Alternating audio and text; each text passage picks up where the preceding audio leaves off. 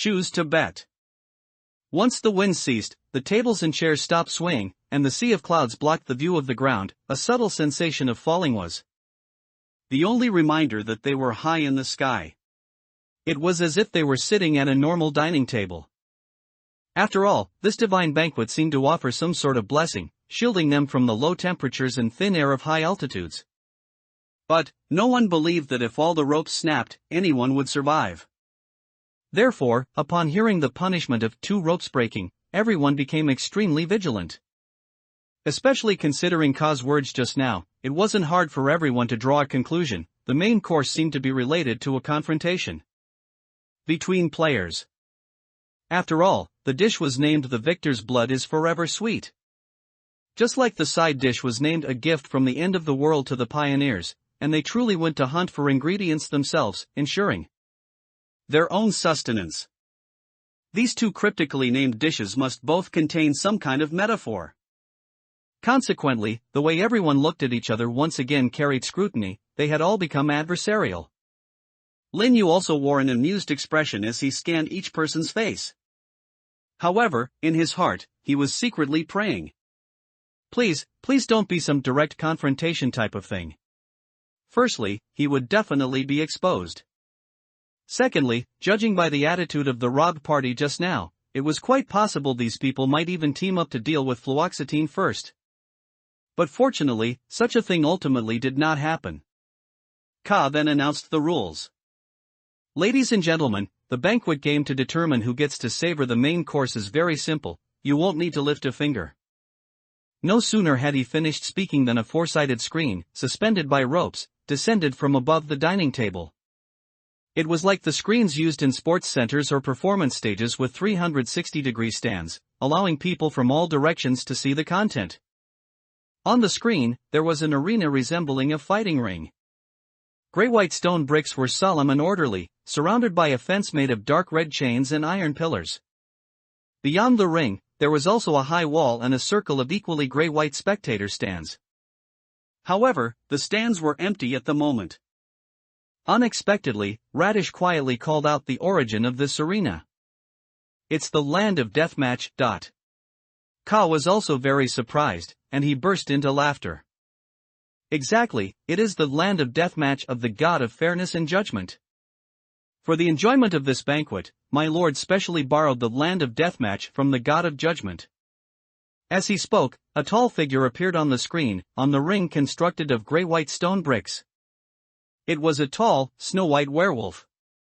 He had sharp, interlocking teeth and claws, and his robust body was entwined with dark chains that extended and dragged to the wall behind the ring.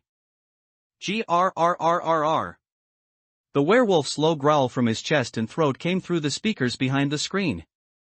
White Wolf, White Dryce, a direct royal bloodline of the 3 werewolf ancestors, Ka introduced unhurriedly. He comes from Night Valley and was imprisoned in the eternal prison for the sacrilegious crime of devouring his kin and stitching souls to gain forbidden power. He stood in one corner of the ring. Then, a second figure appeared. This one also looked like trouble, with dark red, hard skin that gleamed with a metallic luster, powerful muscles, a stature half a head taller than the White Wolf, plus 4 arms and outward curving tusks. He looked exactly like a fierce ghost or demon. His body was also shackled with thick iron chains. Rakshasa, Bidian, from the Blood Kingdom. The entire Rakshasa clan committed acts of blasphemy and were thus imprisoned in the eternal prison. Ka introduced him again. Then, the last figure emerged. A slender, tall black shadow with long limbs stood there, his entire body a pitch-black expanse, with only the vague outline of facial features discernible. He was not shackled with iron chains, instead, he wore a silver collar. This is a life form created by someone. His creator called him a shadow pseudo-human.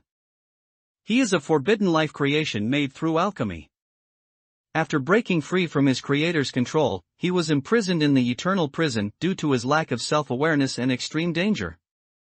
After Ka finished his introduction, he paused. What you all need to do is very simple.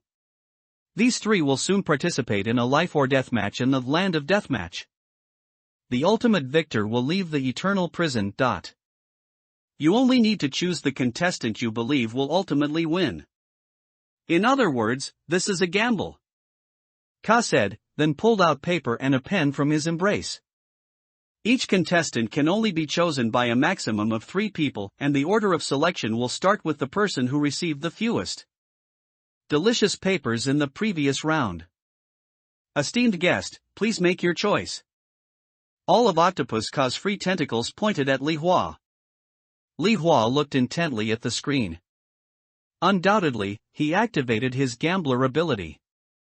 However, Li Hua frowned as he looked at the results on the screen. In the end, he still pondered for a long time before speaking. Then I choose VTN. All right. Octopus Ka wrote swiftly, and then, after he stopped writing furiously, the crooked characters Bidian actually floated up from his paper and hovered in front of Li Hua. Next one. Octopus Ka pointed at Qian Huan. Qian Huan looked sincerely at Li Hua. Buddy, for the sake of our many years of friendship, can you give me a hint? Did you just use your gambler ability? What's the probability of Bidian winning? Everyone leaned in to listen when they heard Qian Huan's question. After all, in this type of gambling game, the gambler ability was, of course, perfectly suited. Being able to see probabilities would greatly increase the chances of winning. Li Hua looked at Qian Huan, pushed up his glasses, and smiled. Heh, I won't tell you. Who has many years of friendship with you, magician? We haven't even known each other for a year, have we? Li Hua's smile at this moment was a chilling, insincere grin. Qian Huan, despite being treated this way by Li Hua, maintained his warm smile. Oh, brother Hua, that's a bit distant. Although we've only known each other for just over half a year, the number of times we've interacted in these 8 months and 25 days is definitely not small. Yes, because I've been chasing after you, you Freedom Alliance guy, Li Hua interrupted Qian Huan, speaking coldly with a slight smile. Even if I don't tell you the exact probability, can't you still choose the same as me? Want to try and see if I would deliberately choose the one with the lowest winning chance just to screw you over? Food falling from the sky. After Li Hua's threat, Qian Huan indeed stopped talking much. He pondered for a moment, then re-examined the 3 candidates on the screen. Subsequently, Qian Huan made his decision. I'll choose that werewolf. White Rice. It was unclear if he genuinely believed the werewolf had a better chance of winning, or if he simply distrusted Li Hua too much. And after Qian Huan made his choice, the ink character for White Rice floated before him. Next to choose was Carrot. Carrot didn't hesitate much, directly selecting the same option as Li Hua. I'll also choose Bidian. Then, it was Mozenigan's turn. He made the same choice as Carrot. 3 people had already chosen Bidian, so Card gave a prompt. Bidian can't be chosen anymore. After Card finished speaking, it was Robin's turn. Robin thought for a moment, then said, I'll choose Shadow Mimic. After she spoke, the 4 characters for Shadow Mimic floated before her. Next, it was Au's turn. Au thought about it and ultimately chose to be in the same camp as Qian Huan. Then I'll choose the werewolf. Well, his fur color reminds me of my pet schnauzer. What a casual reason. Qian Huan couldn't help but say. Mind your own business. Au retorted fiercely. And for the final choice, it was Lin Yu's turn. Lin Yu rested his chin on his hand, thinking for a moment. From the contestants themselves, it was hard to judge who was stronger. So, he could only follow his intuition. Lin Yu pondered for a moment. Would the reverse order of delicious paper quantities have some meaning? Lin Yu felt like he was vaguely grasping something. Perhaps forming a group with Au and Qian Huan was the best choice? No. Perhaps not necessarily. Lin Yu thought, and finally made his decision. I'll choose Shadow Mimic. At a time like this, he could only take a gamble. Anyway, losing would only mean 2 ropes breaking. And after everyone had made their choices, the name of their supported contestant floated before each person. Octopus Card put away his pen and paper and assumed a praying posture. Then, the feast game is about to begin, please enjoy. This game is also my lord's favorite type. After Octopus Card finished speaking, the screen's image began to change. On the arena, 3 simple iron tables appeared in the center. Subsequently, railings descended from the sky, dividing the arena into 3 fan-shaped sections. Each section received exactly 1 table. A thunderous voice came from the sky. Blasphemers who have committed unforgivable sins, this is your chance. Defeat your opponent, or return to the eternal cage. Although the 3 individuals on the arena were clearly not of the same race, and perhaps not even of the same art style, the words from above the arena made them fully understand. Bidian and White Drice, who had originally been somewhat despairing, perked up, and fiery flames appeared in their eyes. Even the shadow mimic, which seemed to have little intelligence, slightly raised its head, as if it had gained fighting spirit. However, at the dining table outside, Li Hua, in front of the screen, slightly frowned. Why are the arenas separated? Those railings completely cut off communication between each contestant. However, the voice that sounded again next answered the confusion of Li Hua and the other players. The duel between the 3 of you is being watched by the audience. Those audience members have placed bets on your different persons. So, during the course of the match, they may give you help in the form of items. As the voice spoke, Octopus Card added a remark. You can throw items into the corresponding area on the field through those floating names. Any item will do. Just touch the item to the name, and it will be transmitted to the field. Except for items consumed by them, the remaining items will be returned to your hands after the duel ends. When they receive the items, they will also understand how to use them. Of course, whether they can use them is another matter. And each person has a maximum of 3 support opportunities. After Octopus Card finished speaking, Lin Yu nodded. So it's an item and support match after all. Hearing this rule, the other 6 players at the table also showed thoughtful expressions. Especially Li Hua. So that's it, no wonder my abilities weren't sealed, relying solely on the individual probability and certainty of the contestants was too small. The gambler mumbled. Everyone realized that this match was not entirely a horse race and a matter of luck. Perhaps the 3 contestants standing on the arena truly had varying strengths. However, what truly needed to be competed was the foundation of their supporters. Who could bring out more items to support their contestant, and at what timing to deploy which items, was enough to sway the battle. The expert players sitting here, except for Lin Yu, each had dozens of dungeons under their belt and were backed by large organizations. Therefore, they had many usable items at their disposal. Everyone had already begun to plan what items they should deploy. Separated by railings, maybe I should first provide some long-range attack items. No, maybe they'll be removed when the fight starts? I must throw in the strongest item immediately. Or maybe throw in recovery items first, to ensure survival. Everyone's brains were working at high speed. Even Mozenagan and AU had already taken out their weapons, seemingly ready to throw them in directly as soon as the match began. And in such a situation, Lin Yu suddenly felt something was wrong. As everyone was thinking about strategy, a feeling of unease welled up in Lin Yu's heart. No. I always feel like we've overlooked something very important. This match was definitely not what everyone thought it was. And at this moment, Octopus Card spoke again. Alright, everyone. The match over there has begun. Above the arena on the screen, many dark, unidentified objects appeared. Subsequently, these unidentified objects fell like dense raindrops into the 3 areas, continuously smashing onto the 3 contestants and the tables within the areas. Pat. The 3 contestants' physical strength was clearly very high, no one was injured or knocked down by this, but they all looked a bit disheveled. Because the objects falling on them inevitably made them somewhat dirty. And seeing clearly the falling objects, Lin Yu finally understood where the sense of incongruity came from. All of them had misunderstood the game format and the content of the duel. "Oh my, food is falling from the sky." AU couldn't help but exclaim. Falling from the sky were all kinds of steaks, bread, skewers, vegetables, noodles. All fragrant delicacies. An octopus card and the voice from the screen, which most likely belonged to a deity, sounded together.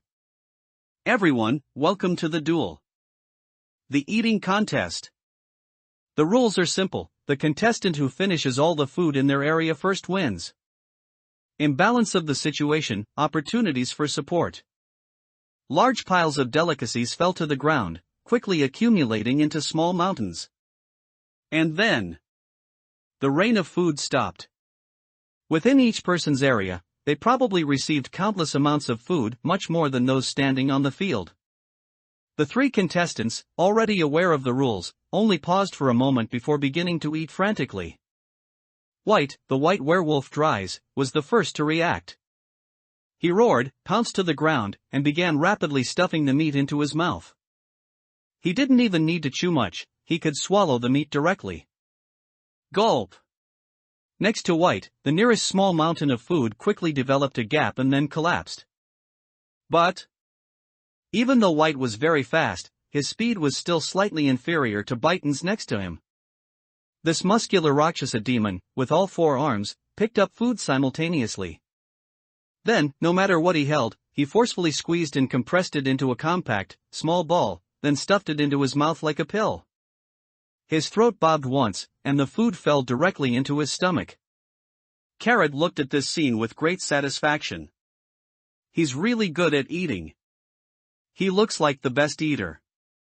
Mosen Nagant also nodded. Indeed, following Li Hua was the right choice.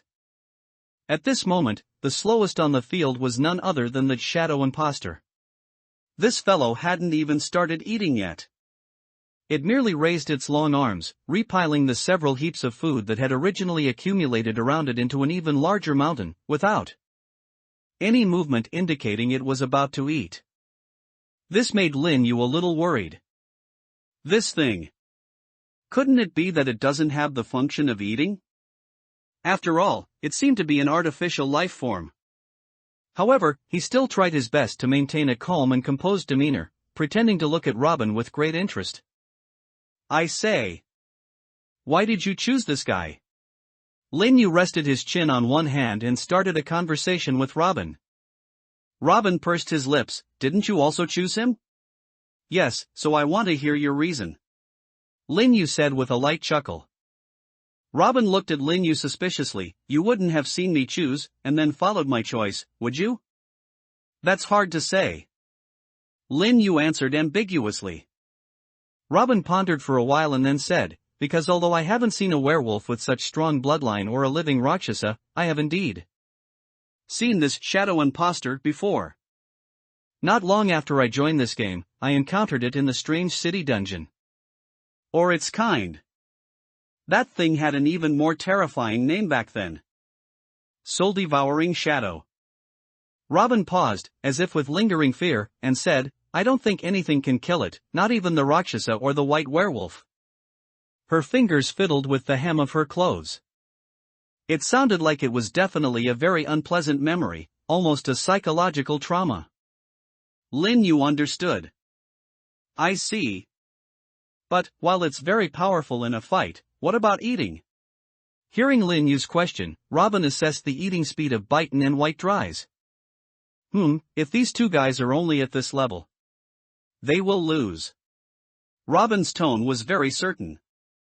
Although this young girl was extremely strong, Lin Yu knew very well that she was not a person with an assertive personality. Therefore, when she spoke with such certainty, she must have been absolutely confident. "So certain, what's the reason?" Lin Yu asked, and Robin nodded. "The reason is because I've seen its way of attacking or rather, killing people." After Robin finished speaking, suddenly, the black, tall, and slender figure stopped its moving action. Instead, the simple, seemingly only slightly indented mouth on its head suddenly split open. Its head grotesquely deformed, the mouth growing larger and larger, extending in an unscientific manner. Then, that mouth, now like a funnel, inverted itself over the piled food. In the next instant, its mouth quickly closed. Everyone only felt the screen flash, and it had already returned to its normal appearance. The food that was originally on the ground had completely disappeared. This shadow imposter, once named Soul Devouring Shadow, consumed 1/3 of the food in its area with just one bite. Although the other two were also eating quickly, while the shadow imposter was methodically piling up food, they also managed to stuff down a pile of delicacies. It looked like they had also eaten at least 1/10 of the total amount. But this progress and speed were undoubtedly too far apart. Not only that, witnessing such a visually impactful scene, the other players who had voted for White Dries and Biten also changed their expressions dramatically. Undoubtedly, this one bite from the shadow imposter gave them a great sense of crisis. In this segment, players were divided into 3 factions, and only one faction was destined to win. And when such a very unbalanced situation arose, everyone would subconsciously want to utilize their power at hand. That was each person's 3 support rights. Especially since the allocation of support rights outside the arena was inherently unbalanced. The group supporting Biten had one more person than the other 2 groups. They had Carrot, Lihua, and Mozen Nagant, 3 people. And the number of support items was 3 per person. So, in other words, Biten's supporters had 3 more support opportunities than everyone else. Almost everyone had realized this from the start. Therefore, at this moment, Lihua also spoke in a deep voice. Mr. Carrot, I think we can use one support right first. Do you have any items on your side that can help the situation? Facing Lihua's inquiry, Carrot thought for a moment, a troubled expression on his face. I actually do have something, but I'm not sure how much help it will be. If it were a direct battle, it would be easy, but this was originally an eating contest. There was no direct confrontation between contestants. Octopus Card also took the opportunity to emphasize again at this time. A friendly reminder, there is a barrier personally set up by the God of Judgment between the railings. So, it will be very difficult to attack across the railings, you know. Octopus Card said with a smile. Lihua looked at Carrot and said, never mind, we have more support chances anyway, we can afford to make mistakes. Mozen Nagant also nodded, let's give it a try. Grandpa Carrot was persuaded and took out a bottle of potion from his embrace. This is a physical enhancement potion. It should be able to give him a boost in strength, speed, and physique. Although I don't have any potion to increase appetite, if these stats go up, appetite and eating speed should also improve, right? Instead of improving yourself, you should slander others. With the approval of his 2 teammates, Radish used this opportunity for support. He inserted the potion into the name of Bidian floating before him. Octopus Card lazily spoke. Support, opportunity consumed once. Subsequently, the potion entered the arena and quickly landed in front of Bidian. Bidian, who was still diligently eating, saw the potion suddenly appear out of thin air and his gaze swept over it. And in that instant, Bidian also immediately understood the potion's effect. Combining the rules explained by the voice from the sky earlier, Bidian quickly realized. This was an item sent by his audience who supported him. Bidian grabbed the potion directly and drank it all in an instant. Afterward, he felt his body filled with power. Oh whoa! Bidian's rough and massive muscles became even more bulging. He roared, pounced on the food at an even faster speed, and then began to devour it. His speed was at least 20% faster than before. Seeing Bidian so fierce after receiving support, White Drays, supported by Qianhuan and Au, instantly became the last place. Therefore, Au immediately showed anxiety. TSK. You're falling behind, little wolf cub. You're a werewolf, but you can't even eat more than others? Au said unhappily, turning her head to look at Qianhuan. Hey, you scoundrel magician from the Freedom Alliance, do you have any items that can help? Qianhuan spread his hands. I'm afraid not, you rude little girl from the Marauders, I generally don't carry potions that enhance physical fitness. Li Hua couldn't help but sneer. This guy really wouldn't carry such potions. As soon as it turns into a melee, he'll surrender himself. Qianhuan ignored Li Hua's taunt, waved his hand, and continued. However, I do have this. Qianhuan pulled out a box of stomach-strengthening and digestion-aiding tablets. Ayu rubbed her forehead somewhat helplessly. Although it's not completely irrelevant, it's useless for the current situation. Rather, why do you even carry this? When would this thing ever come in handy? Qianhuan spread his hands helplessly. I didn't choose this was a random reward from the previous few instances. You also said it's useless, so I can't sell it at all. Ayu spat. Damn it, useless thing. Then, she slapped herself hard. I'm also a useless good-for-nothing, now I can't even think of what item to use for support. Ayu said, puffing out her cheeks. This startled Mosen Nagant, who was next to Ayu. Radish also quickly intervened. It's not that bad, don't be like that. And at this moment. Had ha. A cold laugh interrupted the slightly chaotic atmosphere. Then, a clear, crisp female voice rang out. I say, if you're only at this level, I'll be a little disappointed, you know. Everyone looked in the direction of the voice, towards Fluoxetine, who was propping her chin with both hands. Noticing everyone's gaze, Lin Yu maintained her pace and continued unhurriedly. The opportunity for support is inherently fair because almost the optimal support item is in each of our hands. Think about it, in what order did we choose the contestants we supported? Lin Yu asked, and everyone lowered their heads in unison. They looked at the square, yellow little paper slips, either in their pockets, clenched in their hands, or placed on the table, belonging to each of them. After the side dish segment ended, they received the delicious paper. Li Hua sighed.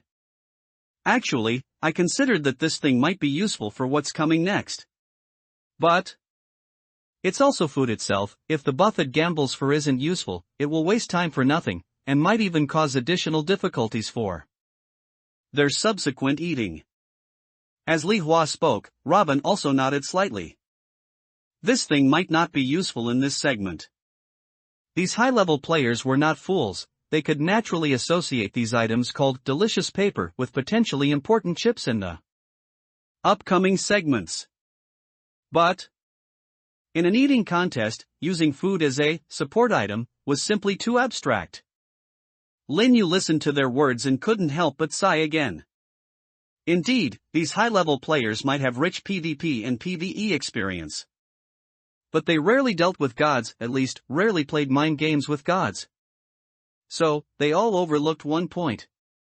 They overlooked the loophole that Octopus Card definitely left intentionally when introducing the support rules.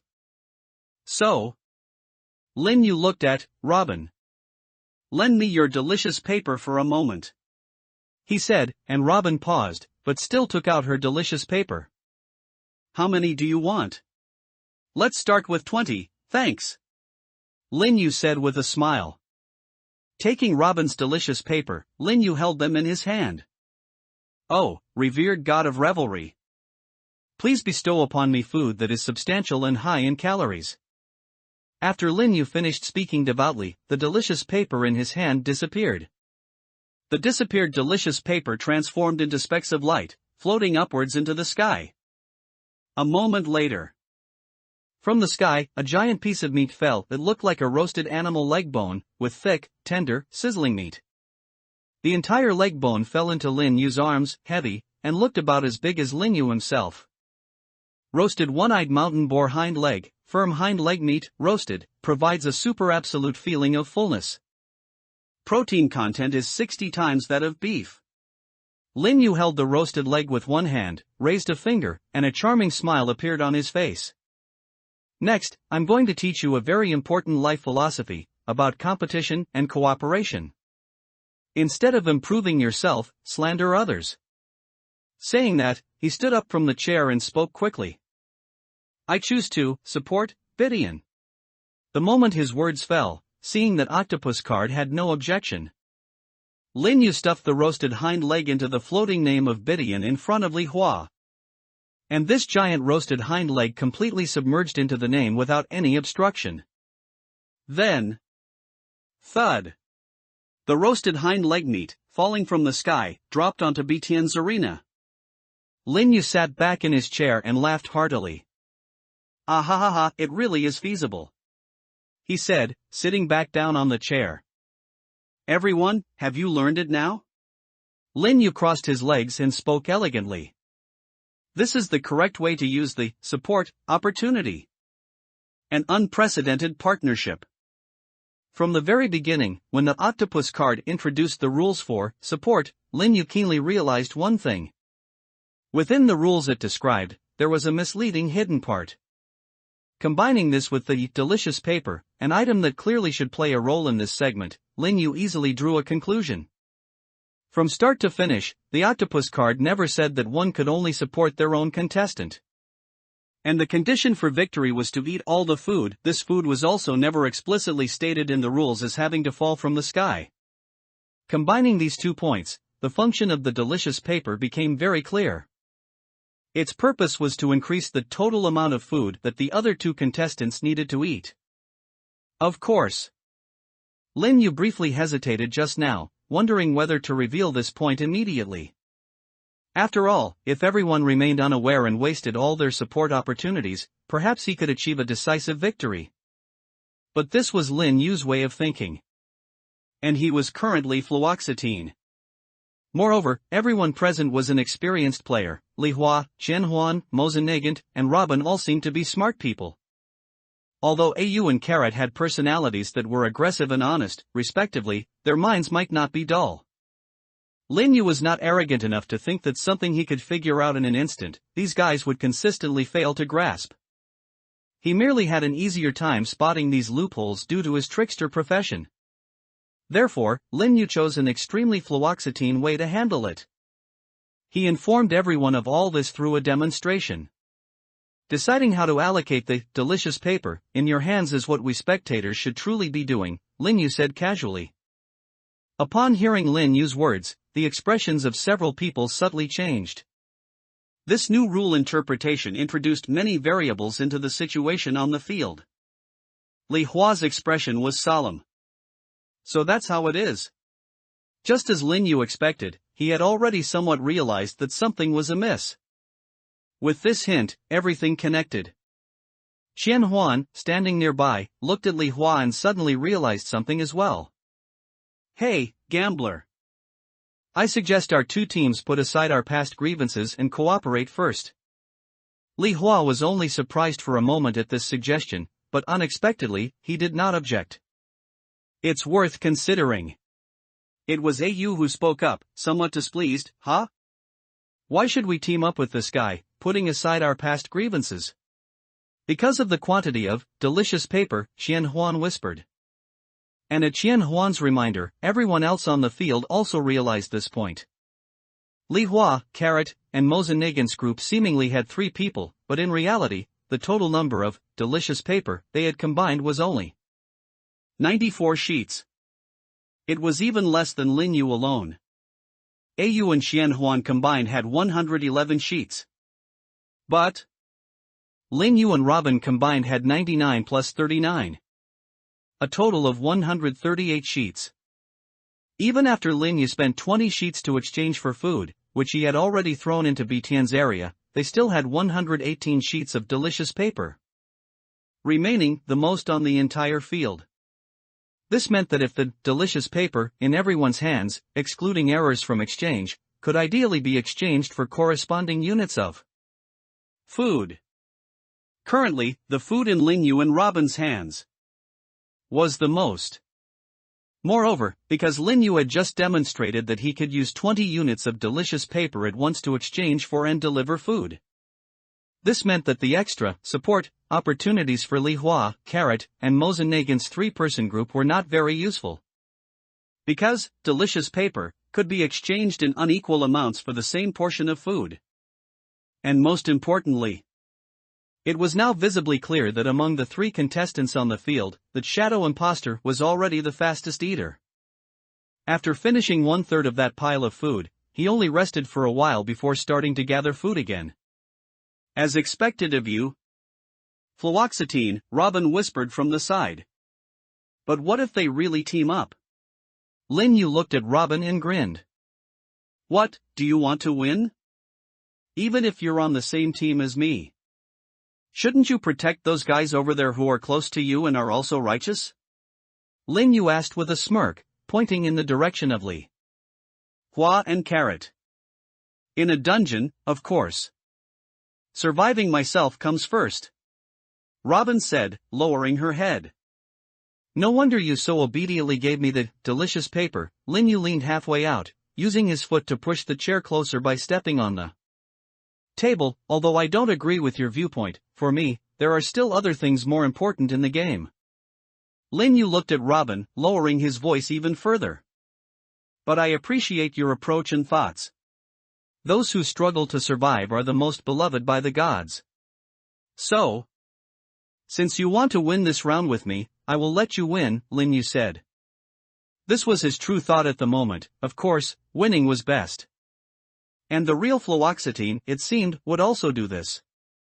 Although Lin Yu had only met that crazy, powerful, mysterious girl once, in this game, as he spent more and more time impersonating Fluoxetine. Based on the reactions of others, based on his repeated contemplation of her expression, actions, and tone of voice during that brief encounter with Fluoxetine. Lin Yu felt that the reactions he made were what Fluoxetine would do. He could already fully immerse himself in the role of Fluoxetine. Even if their two teams, 5 people, unite here, Lin Yu gently reached out and pinched Robin's cheek. I will still let you win. As long as you trust me without reservation. After Lin Yu finished speaking, a conflicted expression briefly appeared on Robin's face, and finally, this unassuming girl sighed and spoke.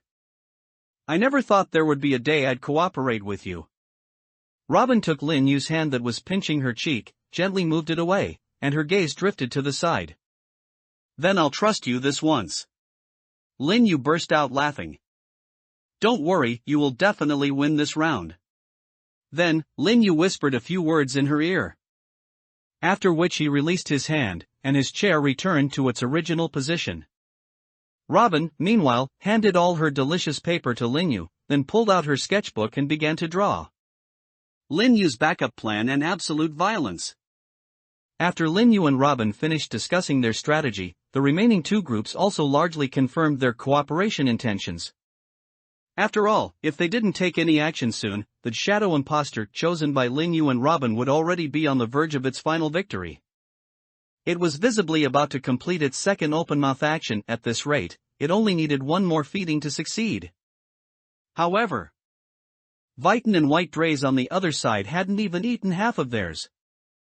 Especially Vitan, despite receiving the support item from Carrot and consuming a potion that greatly increased his physique, which significantly sped up his eating and clearly put him ahead of the white werewolf. But the progress of the two was still largely similar. Because the huge hind leg meat thrown down by Lin Yu was simply too difficult to eat. This food, exchanged with delicious paper, clearly had a qualitative difference from the other foods on the table. Vitan could compress other foods, but faced with this hind leg meat, he couldn't even start. Moreover, every time he took a bite, he would chew strenuously for a while, and after swallowing, he would need a long time to recover. Clearly, for Vitan, the satiety this food provided was completely different from other foods. After seeing Vitan's reaction, Li Hua became even more convinced. He immediately reacted. I choose to exchange 12 sheets of delicious paper. Saying that, Li Hua imitated Lin Yu's action from earlier, placing the delicious paper in his palm and piously praying to the deity who presided over feasts, fine wine, and revelry. The quantity of 12 sheets was not a random choice by Li Hua. Their group had 94 sheets of delicious paper and 8 support opportunities, so the best way to utilize the delicious paper was to divide it equally among each use. Lin Yu heard Li Hua's chosen number and couldn't help but sigh. Did he instantly realize the optimal strategy? As expected, anyone who can make a name for themselves in order and become the Sea City administrator is definitely not an ordinary expert. The reason for equal division is actually very simple. On one hand, it's because delicious paper has a hidden attribute mentioned by the octopus card: the more delicious paper used at once to exchange for food, the more likely it is to spawn food with positive buff effects. In other words, the quantity of delicious paper for each use should preferably be the minimum. The condition that satisfies this is equal division. This is also the only manifestation of Li Hua's group's numerical advantage in support. And after Li Hua completed the delicious paper usage ritual of prayer, a moment later, food descended from the sky, just like before. What fell was a giant pizza crust. It was about the size of 2 middle school student desks put together, and it was thick-crusted. The pizza crust was covered with cheese and plenty of meat, looking like a typical party pizza, the kind that could feed a dozen people in one go. Clatter! Li Hua lifted the pizza crust with one hand and, almost without any hesitation, tossed it in Lin Yu's direction. I choose to use a support opportunity, with the target being Shadow Imposter. Li Hua spoke loudly. Although this gambler looked refined, wearing a tang suit and glasses, his strength was not small at all. The large, thick pizza flew out spinning, like a thin Indian flying bread. Because Li Hua was already sitting next to Lin Yu, almost instantly, the pizza flew to the name in front of Lin Yu.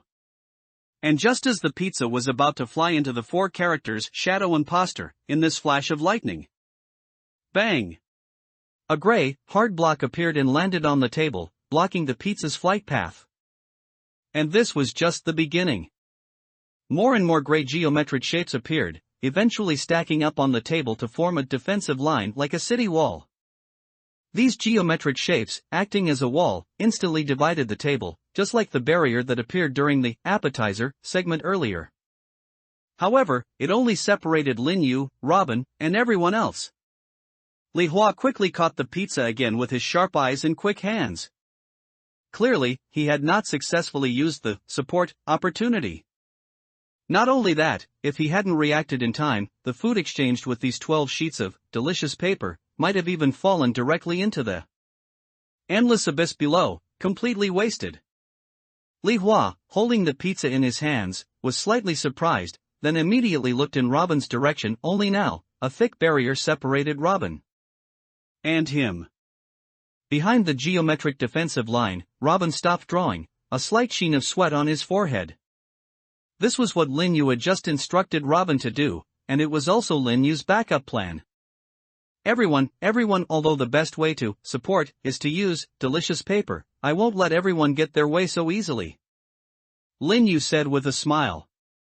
Rather, this is where the true difficulty of this stage lies. Everyone's name is in front of them, so protecting the name in front of you from becoming a channel for others to deliver items is also very important. Lin Yu finished with a light laugh, then added another sentence. Although mutual attacks are not allowed at the banquet, it doesn't mean that our struggles are only on a strategic level. Sitting behind the city wall constructed by Robin, he even looked at Robin with some relief. This was also why he ultimately chose Robin, and not Qianhuan or Ayu. Another important reason was he and Robin were sitting next to each other. Although Lin Yu hadn't fully understood the key at the time, he vaguely realized that seating arrangements might come in handy. And after Lin Yu finished speaking, looking at the solid city wall built from gray geometric shapes on the table, Ayu burst into laughter. Ah ha ha ha. As expected of fluoxetine, it truly lives up to its reputation. And Robin of the Night Watchman. Not very famous, but really powerful to be able to build this high wall in such a short time. Among all the painters I know, you're definitely the strongest. She exhaled, then looked at Li Hua, Carrot, and Mosenagant. Although I don't really like you sanctimonious gentlemen, this time. Let you bask in my glory. After Ayu finished speaking, she pulled out an old flintlock pistol from her and twirled it in her hand. However, strategy or defense, they're just extras. In the face of true violence, these are not worth mentioning. With that, Ayu pulled the trigger. The wooden grain on the flintlock pistol emitted a dazzling light and a deafening roar. Counterattack and reversal of the situation. The sparks blooming from the flintlock muzzle were as dazzling and grand as fireworks, and the sound was even more terrifying than the thunder seen in the clouds just now. The projectile released instantly slammed into the high wall built by Robin, causing a huge explosion. Boom! Part of the geometric shape was instantly shattered, and a gap was blasted open in the city wall, like an ancient city wall collapsed by a trebuchet. Grandpa Carrot was startled. Is this still a gun? Mosennagen's expression also darkened slightly. Although he and IE were temporarily allied at this moment, in a sense, the relationship between the top bounty hunters of the Hunters Guild and the Marauder cadres was actually more tense than the relationship between Marauders and Order members. After all, every Marauder cadre carried an extremely high bounty, and every bounty hunter possessed far more items than ordinary players. Meeting IE in the dungeon, Mosennagen naturally harbored some small thoughts of observing her combat style up close. What if he really figured out some patterns and found some weaknesses? It wouldn't be impossible to earn that hefty bonus. But at this moment, IE's shot mostly dispelled Mosennagen's thoughts. What a difficult lunatic to defeat. No wonder she's been able to operate so brazenly in Yanjing for so long. Just by firing this shot, no matter what limitations it had. Mosennagen couldn't imagine how he would deal with it. Only gambler Li Hua and magician Xian Huan seemed to have anticipated this shot. This power she directly used, holy might of penetration, Xian Huan said calmly. This woman really doesn't care about the consequences. Isn't she afraid that if the power is too great, she might accidentally injure the people behind her and be judged as mutual attack? Li Hua also pushed up his glasses. The probability is very small, but I also don't think she made this decision after careful consideration. Octopus Card also gave a light cough at this time, expressing his opinion. Ahem, although I know you aimed at the wall, but if you use this weapon again, I'll have to give you a slight punishment and cut one of your ropes. It's very dangerous. Octopus Card's meaning was clear. No accountability this time, but don't let it happen again. The punishment of cutting a rope was still very serious after all. 4 to 5 people on the field would lose 2 ropes later. Especially with IE having already lost 1 rope. If all 4 were cut, she would obviously fall straight down. IE put away her gun, but she didn't appreciate it. She glanced at Octopus Card and retorted, "You dead 8-armed freak, is this all the courage you have when working for the gods? You can't even use this? What, are you questioning my aim? I won't hit anyone," IE said with full momentum. Octopus Card ignored IE's rebuttal and returned to the pool, remaining silent. IE also didn't persist, insisting on fighting this game host to the end. She merely put away the flintlock and replaced it with another, lighter-colored wooden one. Forget it, holy might of penetration is quite precious anyway. Saying that, IE pointed to the gap she had blasted open. Hey everyone, I've already made the opening for you. This level of defense shouldn't be something the painter over there can easily use.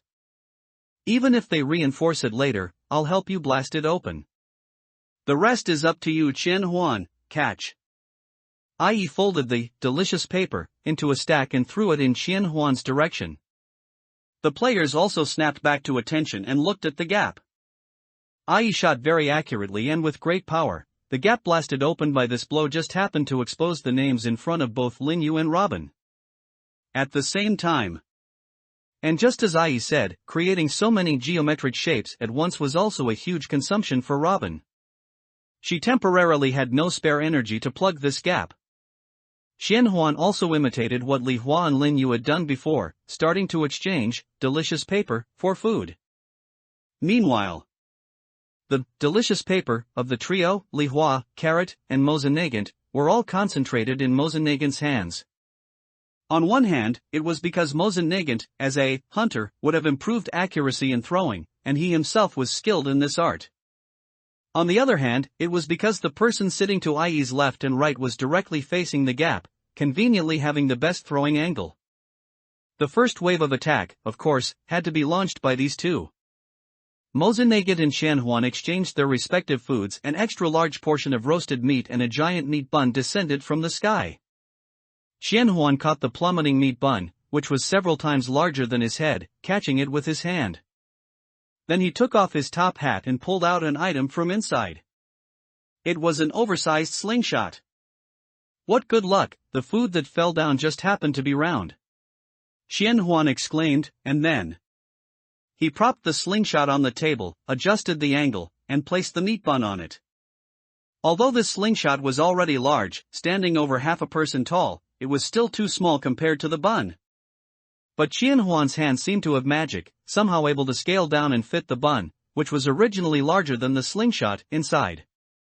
Then, he braced his feet against the table, leaned back, and pulled the slingshot to its full extent. Whoosh! The bun was launched, accurately aiming directly at the words "shadow puppet" in front of Robin.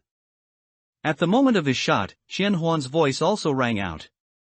I choose to support shadow puppet. The giant bun plunged into the name Shadow Puppet and quickly landed in the area where Shadow Puppet was located on the screen. Then, Manhwaedit's voice also rang out. I also choose to support Shadow Puppet. And after he finished speaking, he tossed the roasted meat in his hand high into the air, while a sharp whistle sounded. A black leopard appeared out of thin air, bit the roasted meat in the air, and then sped towards the breach at full speed. Soon, the leopard rushed inside the wall, vigorously twisted its head, and threw the roasted meat towards the name in front of Linyu. Then, the roasted meat also appeared above the area where Linyu was located.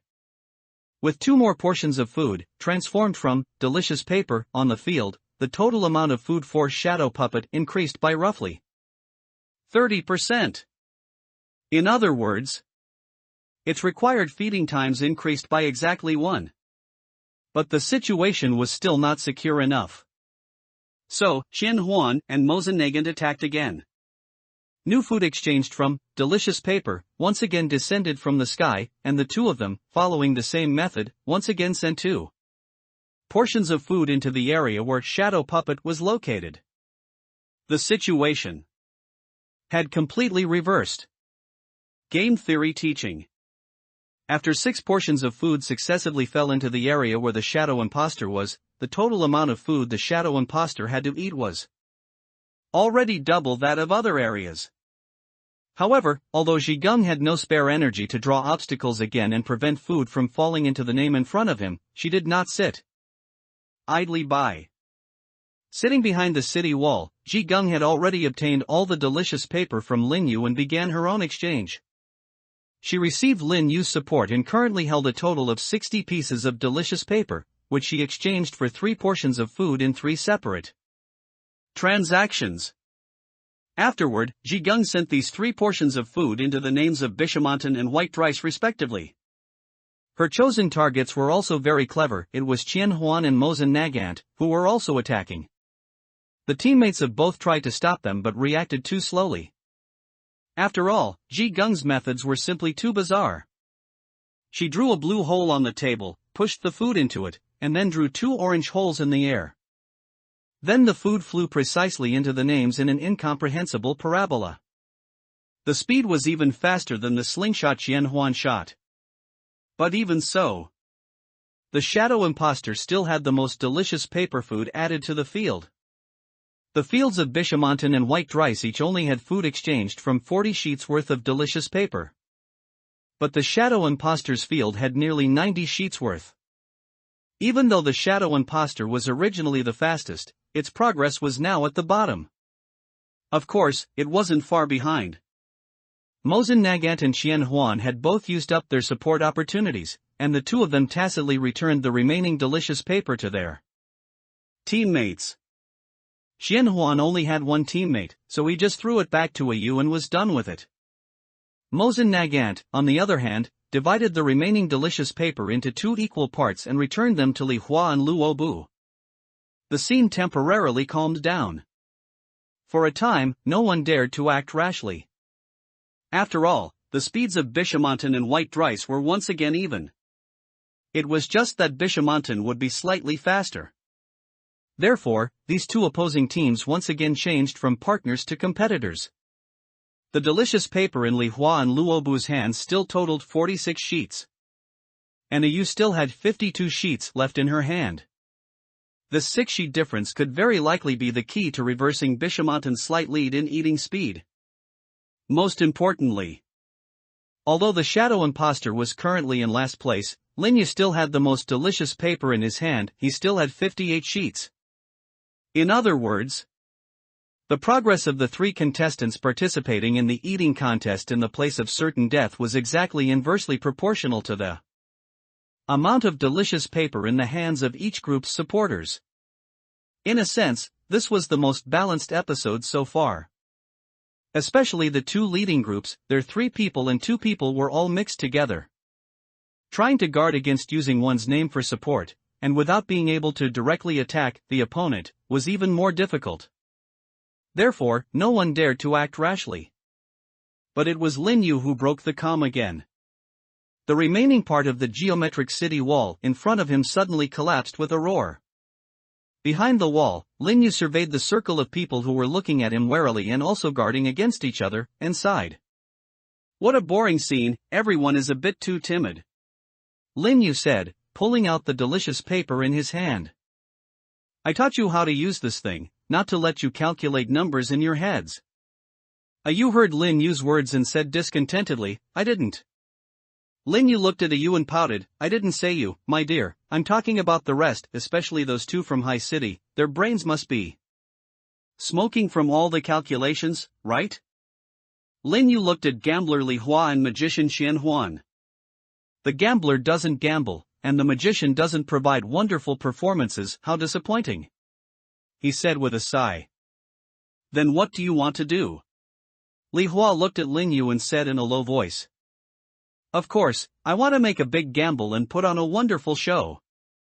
Lin Yu smiled, clutching all the delicious paper in his hand and raising it high. Then he threw it out with force. Whoosh! I choose to exchange all 58 sheets of delicious paper for food. Let me gamble and see what good things it will produce. The pale yellow delicious paper scattered and fell in the air like fluttering butterflies, a sky full of paper pieces dancing in the high altitude of 10,000 meters.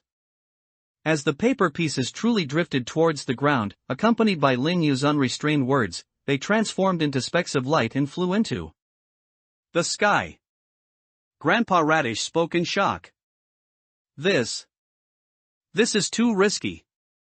Everyone had already noticed the rule about delicious paper, the higher the number of sheets, the more likely one was to get delicious food with positive buff effects.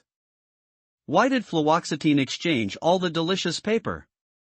This even wasted a support opportunity. Mozen Nagant and Yu also had confused expressions. Only Chen Huan reacted first. This is probably deterrence. Li Hua also stared intently at Lin Yu. State your conditions. In the sky, a fist-sized paper cupcake descended in front of Lin Yu and was held in his hand. Compared to the previous food, it was even a bit small. Looking at the 2 clever people who had reacted, Lin Yu burst out laughing. Please, both of you, just pretend our team doesn't exist, you can just trip each other up. Whoever makes a move against my side, I will put this paper cupcake into their side with all my might. Indeed. The food item exchanged from nearly 60 sheets of delicious paper was very likely to have a buff effect. But once it truly appeared, no one dared to bet that it really did. What if it didn't? Or what if the buff effect wasn't enough to erase the gap caused by the food? A total of nearly 60 portions of food was definitely not something any group could afford right now. Not dividing the 58 sheets of delicious paper evenly into 2 portions seemed like a waste of a support opportunity, but in reality, reducing one's options would instead create greater pressure on Li Hua and Shen Huan. A simple lesson in game theory, my dear friends. Lin Yu said with a smile.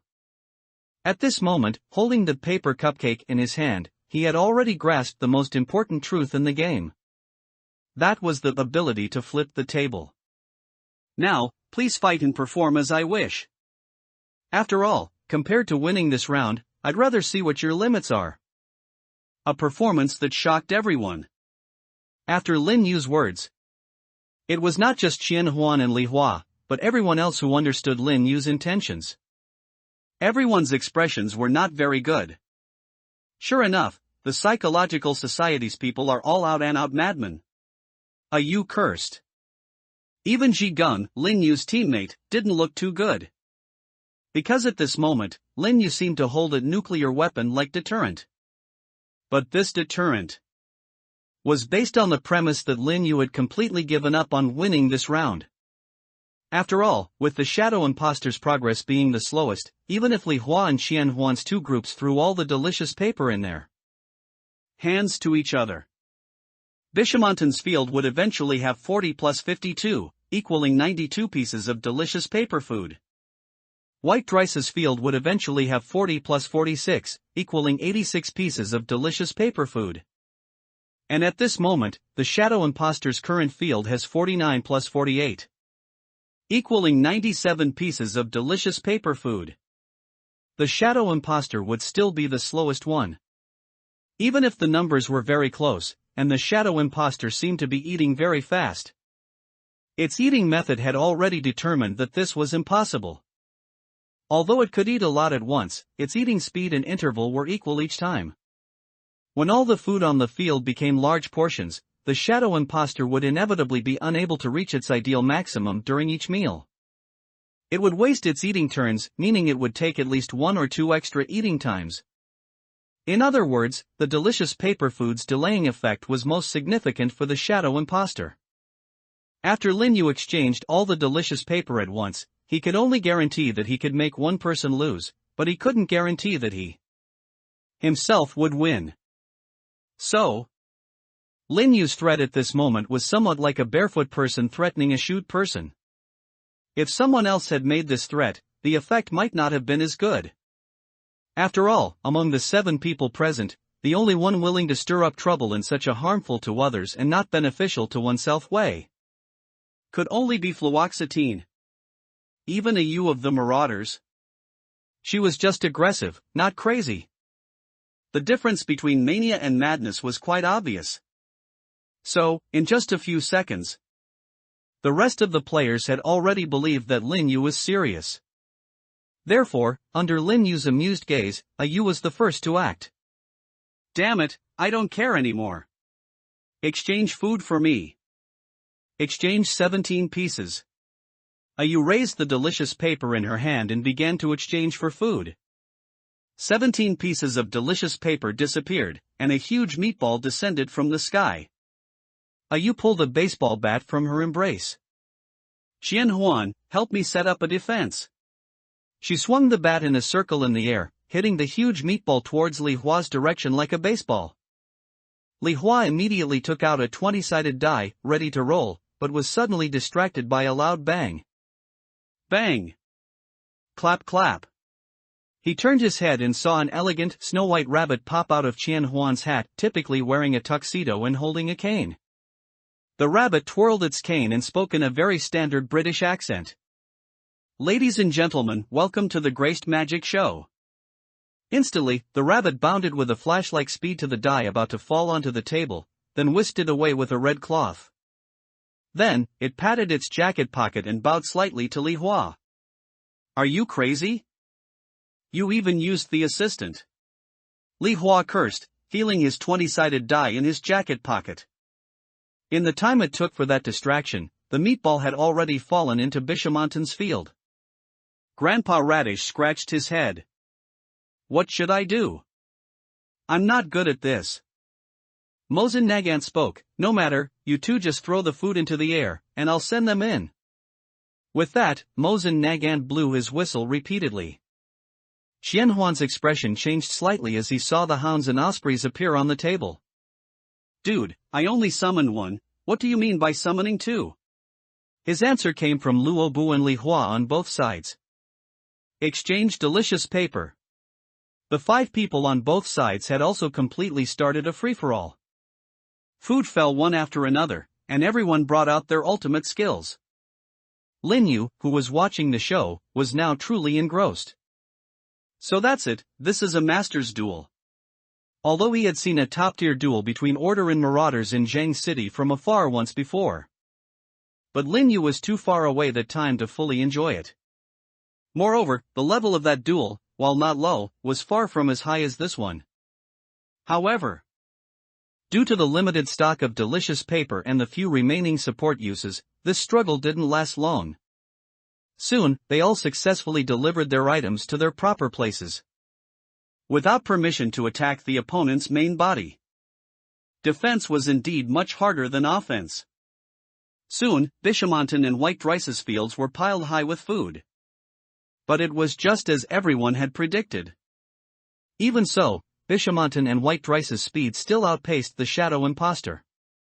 This guy was really bad at dealing with large items of food. Many times, it could only eat one portion at a time. Especially since the Shadow Imposter, despite having some intelligence, did not seem to be capable enough to plan and manage its food. This further exacerbated the monster's already slow eating speed. Bishamontan and White Rice, on the other hand, were eating quickly and neck, with no discernible difference for now. So, who the final winner would be seemed to become a right that Lin Yu's one vote could decide. Bishamontan and White Rice had a 50-50 chance of winning. Of course, there was still a very small probability that the paper cupcake had some extremely powerful, super buff that could allow the Shadow Imposter to make a comeback. However, that probability was extremely small. But the closer it got to this moment, everyone couldn't help but look at Lin Yu, worried that the extremely small probability event would come true. And Lin Yu, bathed in everyone's gazes, returning from a spectator to the focal point of the stage, felt incredibly comfortable. Anticipation has reached its peak, it's time for the climax of the performance. Lin Yu thought to himself, a smile appearing on his face. Oh my, everyone seems to be very concerned about me. But compared to me, you should be more concerned about this cake, right? Lin Yu raised the paper cupcake in his hand and gently flicked it with his fingertip. Then, he made a move that surprised everyone. He broke off a small portion of the paper cupcake and put it into his mouth. It's quite delicious. Then, to everyone's astonished gaze, Lin Yu ate the entire paper cupcake, bite by bite, leaving nothing behind. Looking at everyone's almost bewildered expressions, Lin Yu used his index finger to dab the cake crumbs from his mouth and put them in, a smile curling at the corners of his lips. The performance was a great success. Lin Yu's perfect plan. As Lin Yu ate all the paper cupcakes, everyone was once again shocked by his madness. The first to speak was Ji Geng, Lin Yu's temporary teammate in this round. Fluoxetine, what exactly have you done? Without food exchanged from delicious paper, how can we win this round? Although Ji Geng's voice was not loud, for this somewhat introverted girl, it was already a desperate shout. Lin Yu smiled slightly, ignoring her. It's simple. He pulled out a stack of new yellow paper from his hand. A thick stack, still about 50-odd sheets. I still have some in stock, Lin Yu said, and now it was the other players present who were shocked. Why do you still have delicious paper? Li Hua couldn't help but ask. Of course, it's because the paper cupcake just now didn't cost 59 sheets. Lin Yu said, and everyone present looked solemn. You're still lying. You couldn't help but say angrily. I lied to you, what can you do about it? Lin Yu playfully stuck out his tongue at a Yu. Luobu and Mosen Nagant also looked shocked.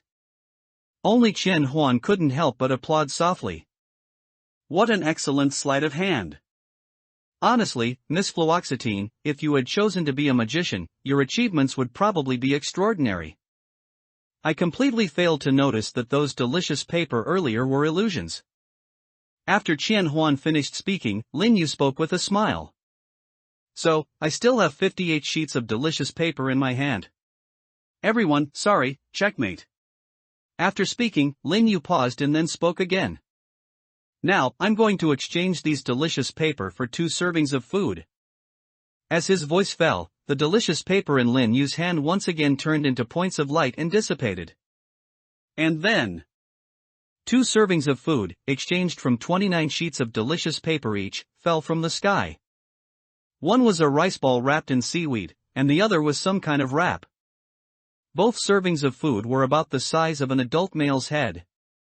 Lin Yu caught them and placed these 2 foods on the table. Li Hua said coldly, "Everyone, we haven't lost yet. The final offense and defense have just begun." Everyone stared intently at the 2 servings of food on the table, their attention completely drawn. And at this moment, Lin Yu suddenly tapped the table. Tap, tap. After 2 crisp sounds, Ji Gung, who was beside him, was stunned for a moment. Now, with Lin Yu's soft whisper, he suddenly reached out towards Ji Gung's side that was not where the food was piled. Then, a notebook and a box were thrown onto the table. The orange void Ji Gung had drawn appeared again. A moment later, before anyone could react, the notebook and the box appeared from the blue void above the dining table, accurately landing on the names in front of Luobu and Qianhuan. "I choose to support Bishamontan and white rice." Lin Yu's smiling voice rang out. The notebook and the black box disappeared. Having seen this trick once before, the remaining few should have been able to react. However, because everyone's attention was drawn to the food in front of Lin Yu, they were all half a beat slow. So much so that by the time they reacted, the item had already fallen into the names. Swish! Above Bishamontan, the black box appeared and fell to the ground with a thud. And in White Rice's field, the notebook also fell to the ground. Everyone looked at Lin Yu in confusion. What does this mean? Even Lin Yu's teammate, Ji Gung, was somewhat puzzled. So, what exactly is going on? From the beginning, Ji Gung's mental state had been a roller coaster of emotions. When she saw Lin Yu exchange all the delicious paper for 1 serving of food, Ji Gung already felt a bad premonition. But at that time, Ji Gung could at least comfort herself. Perhaps fluoxetine has her own ideas? 1 serving of food might still secure the final victory. And then, after Lin Yu ate the paper cupcake, Ji Gung felt dizzy for a moment. What is she doing? Indeed, trusting someone from the Psychological Society. I must be crazy. She's deliberately trying to harm me. But when, for some unknown reason, Lin Yu was able to pull out another stack of 58 brand new delicious paper, Ji Gung's hope was rekindled. Lin Yu exchanged for 2 servings of food, although at this moment, food from 29 delicious paper might not be entirely safe, as long as they were thrown in, the chances of winning were definitely over 70%. But just as Ji Gung thought everything was as Li Hua said, about to enter the final total offense and defense stage, Lin Yu suddenly tapped the table. That was the secret signal they had agreed upon at the beginning. It was part of what Lin Yu had whispered in her ear earlier. Later, you first use your geometric ability to block everyone's line of sight. This can also prevent them from throwing items into the middle of our names. You can do it, right? I can do it. Very good, then let me ask, does your ability, like Magic Brush Ma Liang, to make drawings real, have any limitations? Can you draw 100% items? Can you control the time when they become real? You really can. That's great. Later, after the wall is built, please help me draw a picture that will take effect later. And after the wall was erected, the two also discussed the specific content. Please draw it in this notebook. Yes, draw according to the content inside this lens. After you've drawn it, when I tap the table twice, you'll help me throw 2 items onto Li Hua's and Qianhuan's names. The notebook is Qianhuan's. And the other item is Li Hua's. First, demonstrate your most reliable way of throwing things, then I'll cooperate with you. As the game progressed and Lin Yu's actions continued, Ji Gung almost forgot what Lin Yu had told her. She even thought for a moment that the plan had changed. So, now that the original plan was executed, Ji Gung looked at Lin Yu and couldn't help but ask, why use these 2 items instead of the food exchanged from the delicious paper in front of you? Because it's not safe enough. Lin Yu shook his head, just sending 30 servings of food, although the chances of winning are already very high. might still lose. I promised you that you would win this round 100%. After Lin Yu finished speaking. On White Rice's field, the fallen notebook opened. Then, the painting on it came true, and a silver-white cross appeared from it, manifesting in White Rice's field. Perfect combination of props. Lin Yu never intended to win this round with the food from the delicious paper. Although the saying, instead of improving yourself, slander others, was indeed correct in this round. But from the very beginning, Lin Yu throwing out the concept of delicious paper was constantly inducing these smart people to come to a conclusion. Lin Yu wanted. That is, the best strategy for using the support opportunity in this round is to divide the delicious paper equally and distribute it among all the support opportunities. This isn't entirely a lie, it is indeed a good solution. But it is definitely not the optimal solution. If the item in hand could play a greater role, then giving up the delicious paper would also be a good choice. To make these guys overlook this point, Lin Yu kept interfering with their attention and thoughts, guiding them to focus all their attention on offense and defense. From the very beginning, the building a wall was, on the one hand, to block everyone's view so that they couldn't see what he and Ji Gung were doing and saying. But more importantly, it was to make them subconsciously think about how to break through the wall. Thus, they would no longer think about other solutions. And one of the choices and solutions superior to the delicious paper was an item that could completely or for a long time make a player lose mobility. However, this is also very difficult to achieve. After all, no player knows what weaknesses these three powerful monster players might have. It is already difficult to hard control a monster with a single item. Moreover, in this round, players cannot directly manipulate items and do not understand the monster's weaknesses. But coincidentally, Lin Yu could see the monster's weaknesses. Fear lens. After using the item, one can see the deepest fear in others' hearts. Can be used once per copy/return. And it was precisely through this item that Lin Yu saw the fear in White Rice's heart. Silver crucifixes, powerful and terrifying demon hunters. When he was a child, the entire Drice family of werewolves was slaughtered by that powerful demon hunter. Huge silver crucifixes nailed his family and elders to the ground, letting them bleed dry and unable to resist. The huge silver crucifixes were like natural enemies to werewolves. So, Lin Yu had Ji Gung look at the scene in the fear lens and paint this image of the crucifix. And to ensure that the painting would successfully work, Lin Yu even used the item, the ancient notebook. Ancient notebook, a notebook that cannot be damaged. Information recorded on it can be preserved indefinitely. It seems to have other uses yet to be discovered. This ensured that even if Ji Gung left, the ability of this notebook would definitely work. The ancient notebook and the painter were simply a perfect match. The combination of the two props in Ji Gung the painter ultimately resulted in a silver crucifix standing on White Rice's field, emitting a dazzling silver light. And after the silver crucifix appeared, White Rice immediately felt his whole body go weak.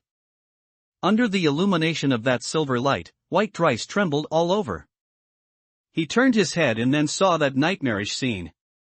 Although it was a scene from when he was very young, seeing it again now still made White Rice almost suffocate. Why? Why did this crucifix appear here? Is that demon hunter also watching? Is he an audience member?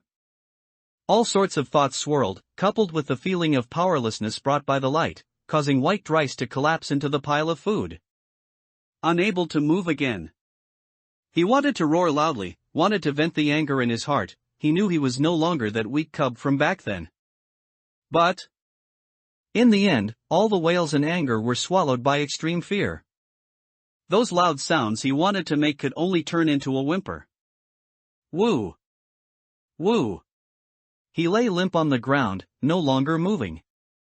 And this scene, falling into the eyes of all players, turned into immense shock. Ji Gung looked at Lin Yu in disbelief. Fluoxetine actually succeeded? How did you know this move would work? How did you get that image? Lin Yu smiled mysteriously. Well, that's my secret, he said with a smile. And as supporters of white rice, Chen Huan and Ayu's faces were extremely pale. Especially Ayu, she had already broken one rope.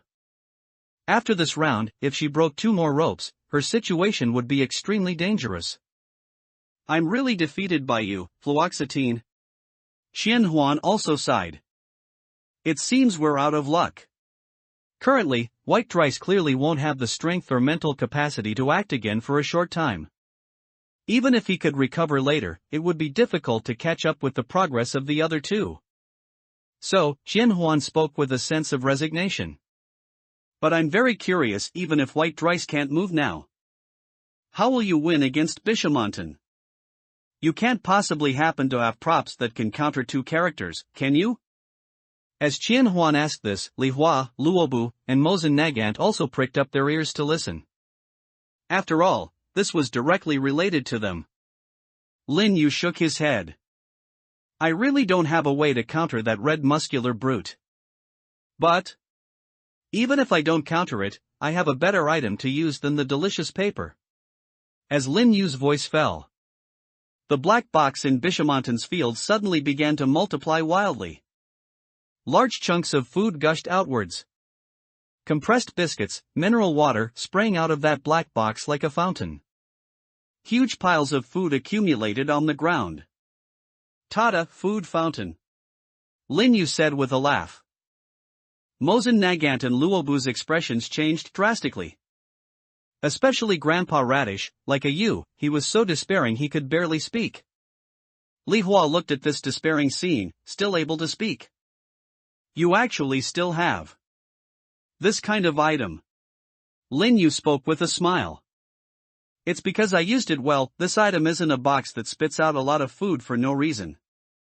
This statement was true. Chat Supplies generates biscuits and clear water to meet the minimum daily needs of an adult, requiring fear as raw material. And at this moment, White Rice's continuous, extreme fear was furiously charging Chat Supplies. Victors and losers. As Lin Yu's 2 props began to take effect on the field, White Rice and Bishamontan clearly lost their chance to win this game. In the end, the shadow imposter ate all the food on the field, mouthful by mouthful. Eventually, its area was empty. And after the shadow imposter finished eating, the voice from the sky sounded again. The final victor has appeared. Congratulations, you may leave this place. Subsequently, black voids appeared beneath White Rice and Bishamontan's feet, and they fell into them. Above the shadow imposter's head, a gentle and bright white light appeared.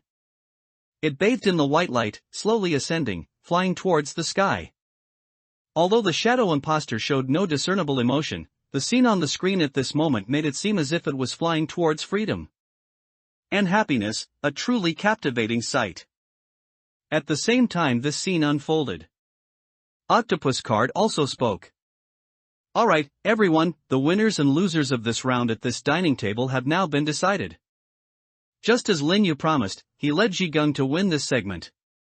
How about that? I told you I would let you win. Lin Yu looked at Zhigung, chuckling softly. Zhigung lowered her head, pursing her lips, and shook her head. Consider me owing you one. However, you didn't tell me the whole plan. The girl spoke with a hint of dissatisfaction. Ah ha ha ha. I couldn't help it, because I was worried your acting was too bad, and you wouldn't be able to fool them. Lin Yu spoke, resting his chin on one hand. And as he expected, Zhigung's acting was indeed terrible, as bad as everyone else Lin Yu had ever seen. Therefore, letting her also be kept in the dark to produce genuine reactions would better confuse the audience. Before Zhigung could argue, Lin Yu looked at Octopus Card. Alright, head chef, where's our main course? When asked, Octopus Card politely replied. Please, 2 victors, be patient. Before preparing the main course, the victor's blood is always sweet, for our 2 esteemed guests. I must first complete the punishment for the remaining 5 guests. Everyone, the banquet game, you must honor your bets. Octopus Card said with a smile, then took a new button from the pool. Then, he pressed it down heavily. Bang! Clatter, clatter, clatter, clatter. A continuous sound of ropes breaking rang out, and all the chairs, except for Ji Gung and Lin Yu's, tilted. The two broken ropes were both the ones closer to the dining table at the front. This was undoubtedly the worst way for them to break. The 5 players whose chairs' ropes had broken due to punishment all swayed, nearly falling off. However, they had all been on guard. These top players, famous in the death game community, wouldn't die so easily. Xian Huan snapped his fingers, and the assistant rabbit he had summoned hopped onto the back of his chair, grabbing Xian Huan's collar with one hand. Then, like a character from a comedic cartoon, it pulled out an exaggeratedly large iron chain from its embrace with its other hand. The rabbit's iron chain passed under Xian Huan's ribs, wrapping him to the back of the chair and locking the padlock at the end of the chain. Ho ho, it's my favorite escape magic. But you probably don't want to escape now, do you? Thank you, Teacher Rabbit, I truly don't. Xian Huan, bound to the chair, replied very politely as the chair swayed. Mosen Nagin's plan, on the other side, was similar to Qian Huan's. The moment his chair lost balance, he urged his osprey to fly underneath and prop up the chair. Then, Mosen Nagant himself pulled out 2 sections of steel cable, creating a cable-stayed structure on the 2 still-connected ropes. Re-straightening the chair. Li Hua's operation was much simpler. He didn't even use any item. He simply braced his hands on the back of the chair, leaped up, and sat on the topmost, slanted part of the chair. Although it looked like the most unstable method, Li Hua sat very steadily. Don't you find it uncomfortable? Lin Yu couldn't help but ask out of curiosity. Li Hua pushed up his glasses, as long as there's a place to sit. While the situation of the 3 players who had just had 2 ropes break was messy, it was still relatively manageable. Luobu and Ayu appeared much more disheveled. With 1 rope already broken, both their chairs now hung by only a single rope. Grandpa Radish acted decisively, pulling out a seed and tossing it into the air.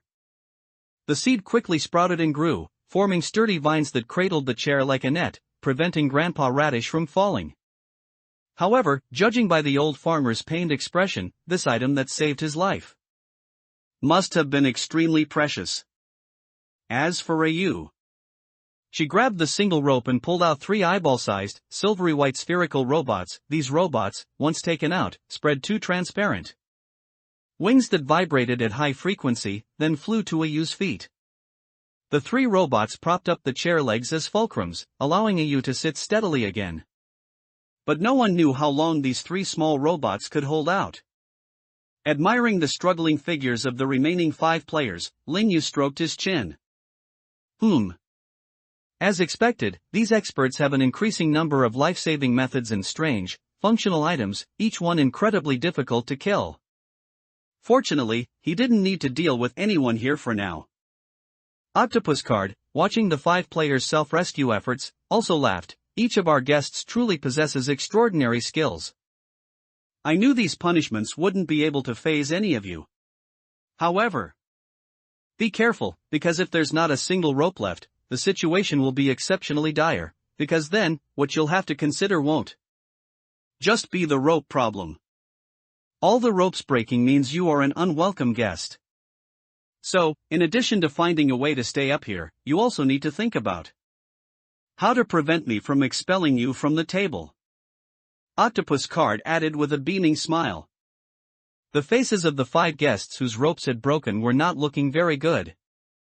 Lin Yu understood upon hearing this. As expected, he had already guessed that if all the ropes broke, besides the falling down aspect, there would likely be other extremely unfavorable conditions. After all, although he couldn't imagine how he would save himself in such a situation, Lin Yu believed those experts would definitely have a method. After Octopus Card finished his supplementary explanation, he looked towards Lin Yu and Ji Gung again. Thank you for waiting, both of you. The ingredients for the main course have arrived, and I will prepare it for you immediately. The white light from the screen projected into Octopus Card's pool, and then the previous winner, one of the 3 contestants, the Shadow Imposter, fell from the white light and landed in front of Octopus Card. The moment the shadow imposter appeared, before it could make any move, it was tightly entangled by Octopus Card's 7 tentacles and pressed onto the iron plate in front of him. Then, the shadow imposter struggled violently. But within Octopus Card's tentacles, it was like a child and a toy. Its resistance was completely useless. Octopus Card hummed a cheerful jazz tune, then pulled out a chef's knife with a free tentacle. Slice! The sharp chef's knife plunged into the shadow imposter's chest, and it gave a violent shudder. Subsequently, there was no more movement or life. Main course in memory. Amidst the light humming of the Octopus Card, the shadow imposter's dark and rigid body gradually softened. It pulled out the sharp kitchen knife that had been plunged into the center of the opponent's chest. Stuck to the tip of the kitchen knife was a perfectly round, black sphere. Though its color was a deep black, its texture was somewhat transparent. It looked like some kind of black crystal. After being pierced by the kitchen knife, tiny cracks spread outwards from the incision, like solidified, frozen lightning. Good stuff, the Octopus Card exclaimed, taking the crystal ball from the tip of the knife. After carefully examining it for a while, the Octopus Card tossed it into the sink. Then, he took out a frying pan and placed it on the stove, holding the pan with 2 tentacles, while another tentacle coiled around the shadow imposter and dragged it to the pan. Next, the Octopus Card effortlessly lifted the shadow imposter and folded it in half. Then, it squeezed and twisted its body like wringing a dishcloth. Black, viscous liquid leaked from the ruptured hole in its chest, dripping steadily into the pan. Watching the Octopus Card's series of actions, all the players fell silent. As expected of a copy directly involving gods, Li Hua murmured. After the Octopus Card's threatening supplementary reminder just now, all the players present, except for Lin Yu, had the same thought. If it really came to the end of the line, they would definitely have to stay at the table no matter what. If this octopus got in the way, then a fight with it wasn't out of the question. After all, from the appetizer segment just now, although the Octopus Card was stronger than them, its upper limit wasn't clear. Perhaps this octopus wasn't that strong? But the scene of it instantly killing the shadow imposter just now gave these experts a somewhat intuitive understanding of the Octopus Card. Although the eating contest didn't directly display the combat power of the 3 contestants, the shadow imposter's behavior during eating allowed these seasoned players to conclude this guy was not to be trifled with. After actually seeing the shadow imposter, they could even feel the terrifying aura emanating from the monster. Especially Ji Gung, she had even seen this kind of monster in a copy before. But in just an instant, this thing was killed by the Octopus Card as soon as it appeared. Even a Yu, who was usually the most aggressive, couldn't help but calm down significantly at this moment. This thing doesn't seem like an NPC that can be fought head-on. A Yu, a veteran Marauders member, made her judgment. Everyone silently watched as the Octopus Card discarded the squeezed shadow imposter and began to stir the viscous black liquid in the frying pan. As the Octopus Card cooked, the aroma of the food gradually emerged. This ingredient, which looked like stale overnight ink or fresh crude oil from a well, surprisingly had an incredibly delicious aroma. Especially at this banquet, they had already tasted many unimaginable delicacies. But at this moment, this aroma still captivated them. Even a careful sniff seemed to make one recall all the delicious foods they had ever eaten. It smells so good, and the layers of this aroma are so rich, Lin Yu exclaimed sincerely. Among those present, he was the only one unaffected by the Octopus Card's previous actions. On one hand, it was because Lin Yu was still very professionally playing fluoxetine. On the other hand, it was because Lin Yu wasn't actually scared. He was too weak. In Lin Yu's opinion, whether the Octopus Card's combat power was 50, 100, or over 100,000, it didn't matter much to him. After all, he couldn't beat it no matter what. Every creature that had appeared at this table, if engaged in a fight with Lin Yu, would put Lin Yu in a life or death situation. Even if everyone thought he was fluoxetine, Lin Yu couldn't clearly determine what methods fluoxetine possessed, and thus couldn't complete a further realizable deception. Therefore, Lin Yu was able to deal with it calmly, continuing his performance with composure. The octopus card was very surprised to hear Lin Yu speak to him voluntarily. Oh. Oh. Of course it'll be rich. These guys, commonly known as soul-devouring terrors, have a special body structure. They have a small amount of liquid similar to blood in their bodies, and every drop contains a large amount of life essence.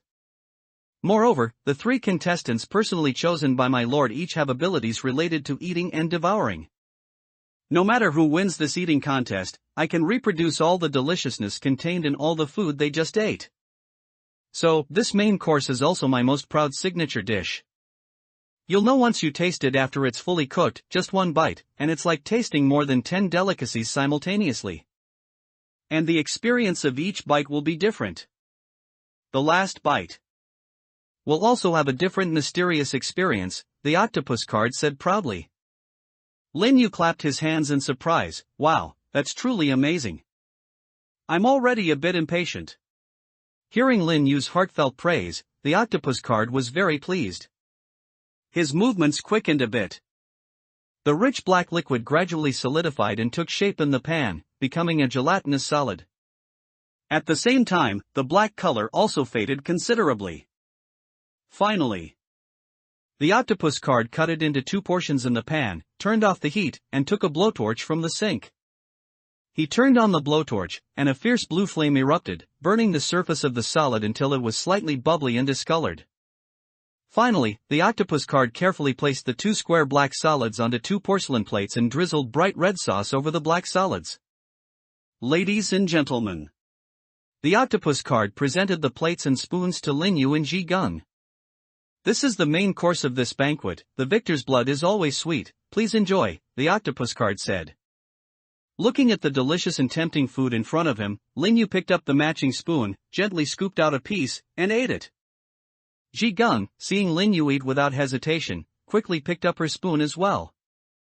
Then, both of them exclaimed simultaneously. It's truly delicious. A taste experience beyond human imagination, a nearly miraculous deliciousness bloomed in their mouths. It was like eating the freshest oysters, the fattest yet not greasy roasted meat, the crispest and most refreshing vegetables, the mellowest and richest stewed chicken. Over 10 kinds of ultimate delicious experiences appeared simultaneously, yet without mixing, directly transmitting the deliciousness experience into one's soul. Bite after bite. Soon, Ji Gung and Lin Yu finished their entire portion of the main course. Lin Yu raised his spoon, it held the last bite's worth. And he still remembered the surprise the octopus card had just mentioned. What could it be? Lin Yu pondered as he ate it. Then, just like that scene that inevitably appears in all food-related works, Lin Yu tasted a familiar, old flavor. A taste from a bygone era that could be encompassed by the word happiness. He sat before a low wooden table, his bottom on a slightly wobbly, old square plastic chair. On the table, steaming dishes filled every inch. In the center was a grass carp garnished with shredded green onions, over which hot oil was poured, sizzling with a delightful sound. A young girl, holding a pot and wearing an apron, looking like a precocious child, smiled and spoke. This fish was over 3 catties, and I bought it for less than 10 yuan. The boss even gave us half a bag of clams.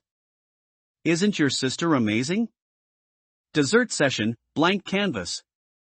Lin Yu recalled the exact moment in his memory that the scene before him represented. It wasn't a special day, just an ordinary one when he was 10 years old, returning home from elementary school. At that time, Lin Zhao hadn't dropped out of school yet, she just occasionally did odd jobs.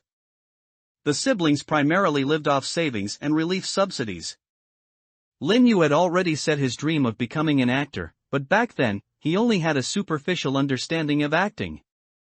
There are always these moments in life, seemingly very ordinary, yet they are etched into memory with exceptional clarity, every detail vivid. And when recalled, they always make one feel especially beautiful. It was like the embodiment of happiness. Lin Yu picked up his chopsticks and put a piece of fish into his mouth. The familiar taste, which he hadn't had in a long time, made Lin Yu momentarily dazed. But he quickly regained his composure. With a gentle shake of his head, Lin Yu's gaze returned to the dining table. Octopus Card looked at Lin Yu in surprise. It only took 3 seconds. Oh, dear guest, you truly are someone who won't be trapped by the past. Lin Yu grinned and said, without modesty, yes, that's certainly true. He looked to his side, where Jigung was already shedding tears, pattering down. He wondered what that girl had seen. After about 6 or 7 minutes, Jigung seemed to come to her senses. Seeing everyone at the table, including Octopus Card, looking at her, she instantly felt a bit flustered. What's wrong? Lin Yu looked at Jigung with interest. What did you see? Jigung wiped the tears from her eyes and mumbled softly, I saw my deceased grandmother. She cooked my favorite green bean and eggplant dish for me.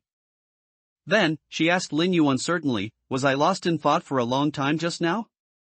6 or 7 minutes, I'd say. Lin Yu answered her. Octopus Card nodded, adding, this time to regain consciousness is quite good, actually. It shows that you, guest, are a sensitive person, and not so immersed in the past that you're unwilling to let go. Jigung understood Octopus Card's implication and looked at Lin Yu. How long did it take you? Lin Yu shrugged. This octopus said 3 seconds. This flustered Jigung, that fast? How? How did you do that? Don't you have any lingering attachment to the past? Lin Yu looked at Jigung and spoke sincerely. Of course, because the person I saw isn't dead. If I want to eat that stuff, I should still be able to get it. So, I have nothing to be nostalgic about. Lin Zhao was still alive and well, full of vigor. He hadn't had Lin Zhao's steamed fish in a long time, simply because Lin Zhao was too busy running her own shop. Lin Yu also couldn't bear to trouble his sister with such time-consuming and effort-intensive dishes. Upon hearing Lin Yu's somewhat cutting words just now, Jigung's expression turned a bit sour. She bit her lip, and after a long while, she muttered. You scoundrel! I'll kill you sooner or later. Although among the players of the death game, killing each other was already a norm. But Lin Yu, hearing Jigung's words, was 100% certain. This was an empty threat with no real meaning. Of course, even if Jigung was serious, it didn't matter. In fact, Lin Yu wished she was serious. After all, Jigung wanted to kill fluoxetine. What did that have to do with Lin Yu? Oh, it actually did. He had a grudge against fluoxetine. If that guy really got killed by Jigung, Lin Yu would probably wake up laughing from his dreams. Not only would his grudge be settled, but he would also be rid of the sense of crisis from being targeted by a master. Even if fluoxetine died, the psychological society probably wouldn't give up harassing him. But at least it would make that organization lose a master and replace them with someone else.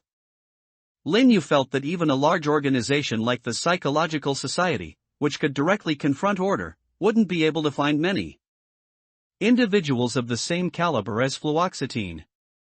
So, upon hearing Jigung's casual threat, Lin Yu, on the contrary, spoke very seriously. Oh, I'm really looking forward to it. Octopus Card's voice sounded at this moment. Alright, everyone. The main course segment is over. Now, everyone, please enjoy the dessert. Octopus Card said, then laughed. Since each guest has different tastes, after almost half of the banquet, I have more or less figured out each guest's preferences and personalities. Therefore, I will customize different desserts for each of you. At the same time, each dessert will also come with an event card of a different function, hidden within the dessert. Find the card, and fully enjoy the dessert. Otherwise, there might be a penalty. Which guest would like to try first? Everyone at the table fell silent. No one dared or wanted to be the first to step forward. The later the event segments, the more the difficulty would surely increase. This round, it had already been explicitly stated beforehand that there would be penalties. Who knew what kind of trick this dessert segment would pull? Although Octopus Card had said that each person's dessert this time would be different and customized. But everyone still planned to go later. After all, even if everyone got something different, At least they could observe others to see what the general tone of this segment was like. Even though the brave one who ate the first crab might have some advantage, this was far outweighed by the risks brought by the unknown. Especially Li Hua and the other 5. Their margin for error was already very low, with only 1 to 2 ropes left each. A slight misstep could lead to eternal damnation. Therefore, even more caution was needed.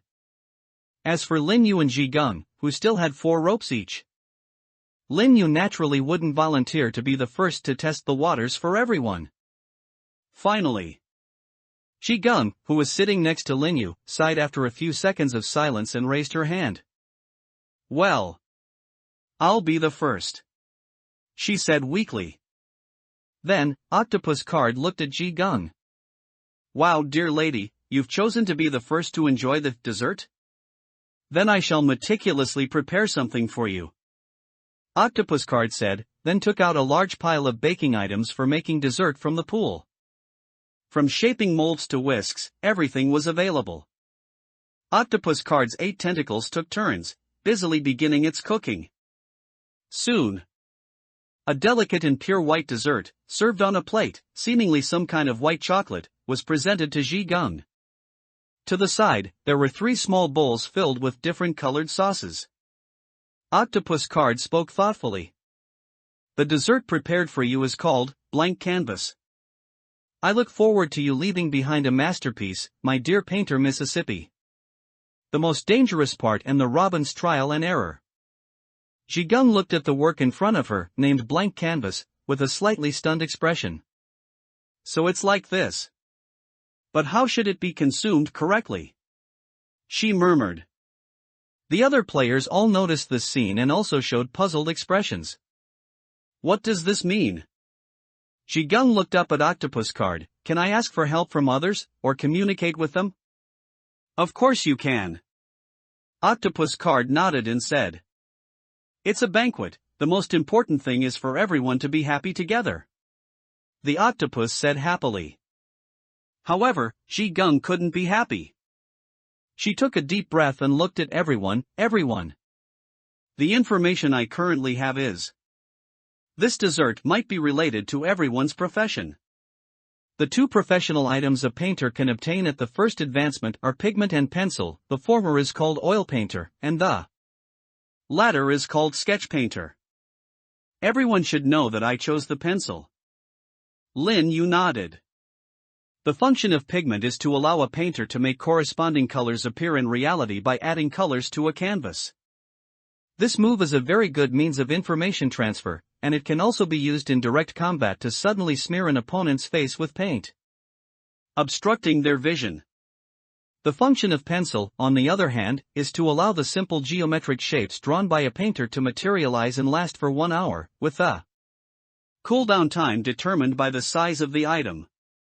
Ji Gung had been using this ability just now, but apparently, this top-level painter had some method Lin Yu didn't know about, allowing her pencil's ability to activate as if it had no cooldown. And upon hearing Ji Gung's words, you couldn't help but ask. "We all know these, night watchmen's, so what?" Ji Gung continued. "You know about the first advancement, but after the second advancement, there are 4 advancement directions. Blank canvas is one of them. And it is the path furthest from me, the one I would never choose from the beginning." As Ji Gung spoke, Li Hua showed a knowing expression. "Oh. Blank canvas is a second advancement item that a painter would choose only after choosing pigment, right?" As Li Hua spoke, Ji Gung confirmed again. "That's right." Everyone else also looked enlightened. "I see." Evidently, Ji Gung's words at least let them all know what kind of dessert they might be facing next. Although they still didn't know the solution, they at least had a general direction. After all, in this copy, everyone was a player who had experienced the second advancement. Except for Lin Yu. Although he also had a look of sudden realization on his face, Lin Yu knew very well in his heart. This is troublesome now. No, rather than troublesome. It's more like everyone is doomed. How would he know what the second advancement item of a killer was? Lin Yu even only knew through Ji Gung's words just now. that there would be 4 items to choose from for the second advancement. As for which advancement direction fluoxetine herself chose at the time, Lin Yu was even more unaware. He had no clue which side that guy chose for the first advancement. Therefore, purely from an information perspective, he might suffer a huge loss in the dessert segment. Lin Yu was even prepared to definitely receive a penalty. And even if he was likely to lose this segment, it was fine, as the accumulated advantage from before was still relatively large. This round, Octopus Card didn't explicitly emphasize how many ropes the penalty would break, so it was likely only 1. But if he didn't recognize the dessert, which was modeled after an item, when he saw it later, and his reaction showed a flaw, his identity might be suspected. All the groundwork laid throughout the entire event, impersonating fluoxetine for so long, would be for naught. Lin Yu didn't want that to happen. Moreover, if the dessert provided by Octopus Card was indeed related to a killer, that would be a relatively good situation. Lin Yu still had the confidence to maneuver and use his acting skills to save the situation. What if that guy provided everyone with the second advancement items of their respective professions as the prototype for the dessert, but for him, instead of a killer's item, he was given a professional item related to a trickster? That would be truly over, beyond explanation. Although Octopus Card had never shown any intention of exposing him, Lin Yu wasn't very sure whether this NPC, with a god behind him, had the ability to see through his true identity and profession. After all, the god of truth, falsehood, and change, that damned crow had completely seen through his identity. And putting aside the mask he used before entering. After entering the copy, he also used 2 unique trickster items, the counterfeit and the tooth of prophecy, at the dining table. Conversely, Lin Yu had never used any items related to a killer. So, Lin Yu didn't dare to be too optimistic and bet that Octopus Card was completely fooled by him. This segment is the most dangerous for me. Think of a way, how to bluff my way through. Lin Yu's brain was working rapidly, thinking about completely different problems from the others on the scene. While Lin Yu was thinking, Ji Gung was also lost in thought, facing the dessert in the shape of the blank canvas item. According to Octopus Card, the task for this segment included 2 requirements: find the card and enjoy it completely. Ji Gung currently had no clue about the latter. So what about the former, find the card? Where would this thing be hidden? The size of the blank canvas isn't small, so is it hidden inside? Very possible. After all, this thing is chocolate, and when it was being made just now, a lot of things were added, dazzling me so I couldn't see clearly.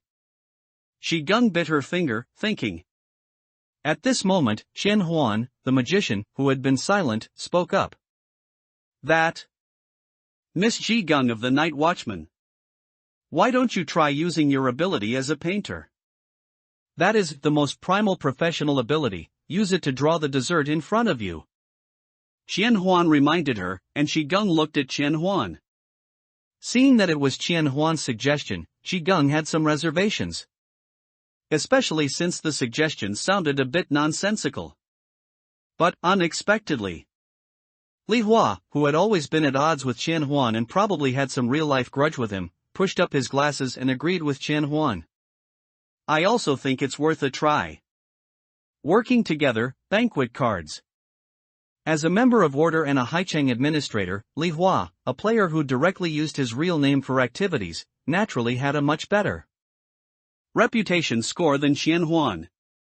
And when both of them proposed the same solution at the same time, the credibility naturally increased significantly. So, although Ji Gung still couldn't quite understand why the two wanted her to use the basic ability of the painter, she still did as told. After using the painter's ability to sketch the dessert in front of her, a line of text appeared on the paper. Name, Card's handmade dessert. Function, a delicious chocolate dessert with 3-colored syrup. Eating it will bring a pleasant mood, and you can also draw on it. Its appearance references a professional item called blank canvas. Additional note, redraw on it what you drew the first time you used your ability. Normally, after the painter's ability was activated, it would reveal the information of the item she drew. However, this drawing depicting the blank canvas unexpectedly had an additional note. And judging from the content, it was clearly a hint left intentionally by Octopus Card specifically for Ji Gung. The purpose was to give Ji Gung a prompt for what to do next after using her basic ability as a painter. Ji Gung looked at Qian Huan in disbelief. How did you know? Qian Huan spread his hands. I guessed. Such an honest answer startled Ji Gung. You guessed? Subsequently, although Ji Gung didn't say anything, the look in her eyes as she gazed at Qian Huan and Li Hua clearly held a hint of gloomy resentment. Li Hua noticed this attitude of daring not to speak her anger, and he quickly tried to smooth things over. Ahem, at times like this, we can only trust our intuition. And when I just agreed with Qian Huan, I also checked the probability. There's a very high chance it will succeed. Li Hua said seriously. Ji Gung's expression immediately improved significantly. So that's how it is. Lin Yu, who had been contemplating his own matters nearby, couldn't help but feel a little amused by the interaction between the group. So the guys from Order also lie. Although Li Hua's might be considered a benevolent lie to soothe Ji Gung's emotions, a lie is still a lie. Lin Yu was 100% certain that this guy was fooling Ji Gung. He definitely hadn't used his ability to check the probability just now. However, Lin Yu also highly agreed with Qian Huan's plan. The dishes served in this dessert segment were related to each person's advanced item, in other words, related to their profession. So, starting from the profession's ability. Although it certainly involved a gamble, it was somewhat relevant. What's more, the result was good. Precisely because the guess was correct, Ji Gung didn't dwell on it too much. She looked back at the blank canvas. Seeing Ji Gung hesitate again, you couldn't help but speak up. Hey, little painter, you didn't forget what you drew the first time you got your ability, did you? Ji Gung shook her head. No, that painting. I'll probably never forget it. Then, Ji Gung dipped her finger into the three colored syrups, skillfully blending them in a certain proportion to form a dark gold color with a somewhat grayish hue. Afterward, Ji Gung used this mixed sauce to draw a golden pair of scissors. This was an item I encountered in my first copy, and almost everyone who participated in that copy with me died. Ji Gung sighed, then pulled out a tissue from her pocket and wiped her fingers clean. They all died by these scissors. And after the drawing was completed, the surface of this chocolate drawing board, depicting the golden scissors, seemed to peel off a thin film. The film, clinging to the scissors, floated down, then shrunk in the air, quickly transforming into a hard-textured card that dropped onto the table. With a clatter. After witnessing this scene, Octopus Card slowly spoke.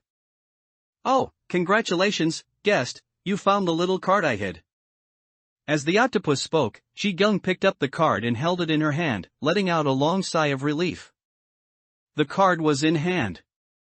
Now, she just needed to finish the chocolate and syrup on the plate to succeed. Ji Gung quickly broke off small pieces of chocolate, dipped them in syrup, and ate them. Although the chocolate didn't look small, under the pressure of survival, Ji Gung quickly finished it. To prevent fully enjoying from not counting, Ji Gung pulled out a bottle of water and even rinsed out the syrup containers, drinking the contents. When Ji Gung finished eating and looked up, Octopus Card spoke again. Esteemed guest, you have finished your dessert. How did you find the taste? It was quite delicious, very sweet, and very rich in chocolate flavor. Ji Gung said cautiously. Octopus Card heard the evaluation and happily took back the plate. Thank you for your approval. This sentence in action, without a doubt, indicated one thing. Ji Gung had passed. She sat on the chair and let out a long sigh. Phew. That's great. Ji Gung said, patting her chest. Not only did Ji Gung breathe a sigh of relief, but the other people present were also happy for Ji Gung's success. This meant that when it was their turn, they could refer to Ji Gung's solution approach. Moreover, it seemed that the difficulty of this stage was not too high. After recovering, Ji Gung thanked Li Hua and Qian Huan again. Thank you both for your help. Later, when it's others' turn. If my painter ability is still needed, I will still help you all. Although the painter's ability had a long cooldown, just as Lin Yu had observed earlier. Jigung seemed to have the ability to refresh item and skill cooldowns, or significantly reduce cooldown times. After Jigung finished speaking, Li Hua said, "We should be thanking you. After all, you were the first to step forward and try, which is already very commendable." Grandpa Radish also laughed. "That's right, when it's my turn later, I'll be counting on your help too." The remaining few, though silent, didn't object much either. Compared to the previous rounds, the atmosphere at the table in this round was relatively harmonious. After all, by this point, everyone seemed to have realized that the tone of the dessert segment seemed to be more inclined towards encouraging cooperation. One by one meant that the remaining people could help the person currently undergoing the test. However, the joyful atmosphere and such optimistic conjectures quickly came to an abrupt halt. Octopus Card's voice once again shifted the atmosphere at the dining table. "In any case, before taking the next guest's order, I'd like to introduce everyone to the function of the banquet card that just appeared. The card just now is called the scissors card, and its function is to cut 2 ropes on the chairs of any 2 people on the field." Second dessert. Octopus Card's words were like a cruel blade, tearing apart everyone's initial pleasant fantasy for the dessert segment. Jigung tentatively asked, "This card, do I have to use it?" Of course, Octopus Card's ruthless voice shattered Jigung's fantasy. "If you haven't used this card after everyone has finished their dessert, it will be randomly used. Octopus Card said with a smile. Jigung's expression turned unsightly upon hearing the answer. Now, apart from her and Lin Yu, everyone else on the field had at most 2 ropes left. In other words, this card could allow Jigung to choose 2 people to directly cut all their ropes. But Jigung also didn't have the courage to choose herself. After all, if she only had 2 ropes left and someone else obtained the same scissor card, then undoubtedly, Jigung would be putting her fate into someone else's hands. So, Jigung held the card in her hand and fell into contemplation. It seemed she was preparing herself mentally. Lin Yu, noticing Jigung's state, immediately spoke up. "You don't have to use this card yet. Anyway, the last time limit for using this card is after the dessert segment ends. Let's decide after seeing everyone else's cards." "The types of cards might not be just this one," Lin Yu whispered. Jigung reacted upon hearing this. "That makes sense." Then, she tightened her grip on the card and said no more. But Jigung wasn't the only one feeling heavy-hearted. Octopus Card's words just now made everyone realize one thing: this round was definitely not based on cooperation. The cards others received could very likely become blades swung at themselves. Perhaps, instead of helping others, interfering when others are about to clear the round is the correct choice. Moreover, having already seen Jigung clear this segment once, perhaps getting a card early is the best strategy. And just as the players present realized this, Ayu had already raised her hand. "I'll be the second one," she said without hesitation. Even though she only had 1 rope at this moment, possibly truly only 1 chance. But, Ayu still raised her hand. "Do you think the information advantage of waiting is not as good as taking more risks to get a card?" Li Hua said, pushing up his glasses. "That's very much this guy's style." Ayu ignored Li Hua's comment. She just looked at Octopus Card on her own. "Hurry up and give me my dessert, chef." As Ayu spoke, Octopus Card scrutinized her. "Oh, it seems our second guest has also appeared. In that case, I shall prepare a dessert that I guarantee will satisfy you." Then, this octopus took out new ingredients and cooking utensils from the pool and began to cook at a dazzling speed.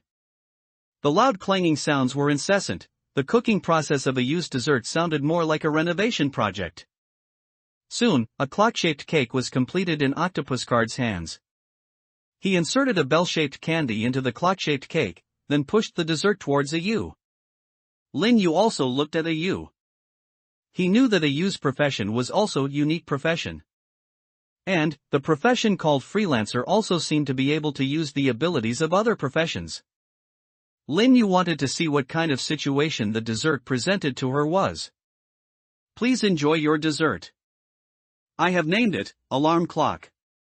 Yu looked at the cake placed before her, her expression very displeased. TCH. She clearly had no clue. Lin Yu, seeing this scene, spoke up, Hey, Yu, is this the tier 2 item you didn't choose?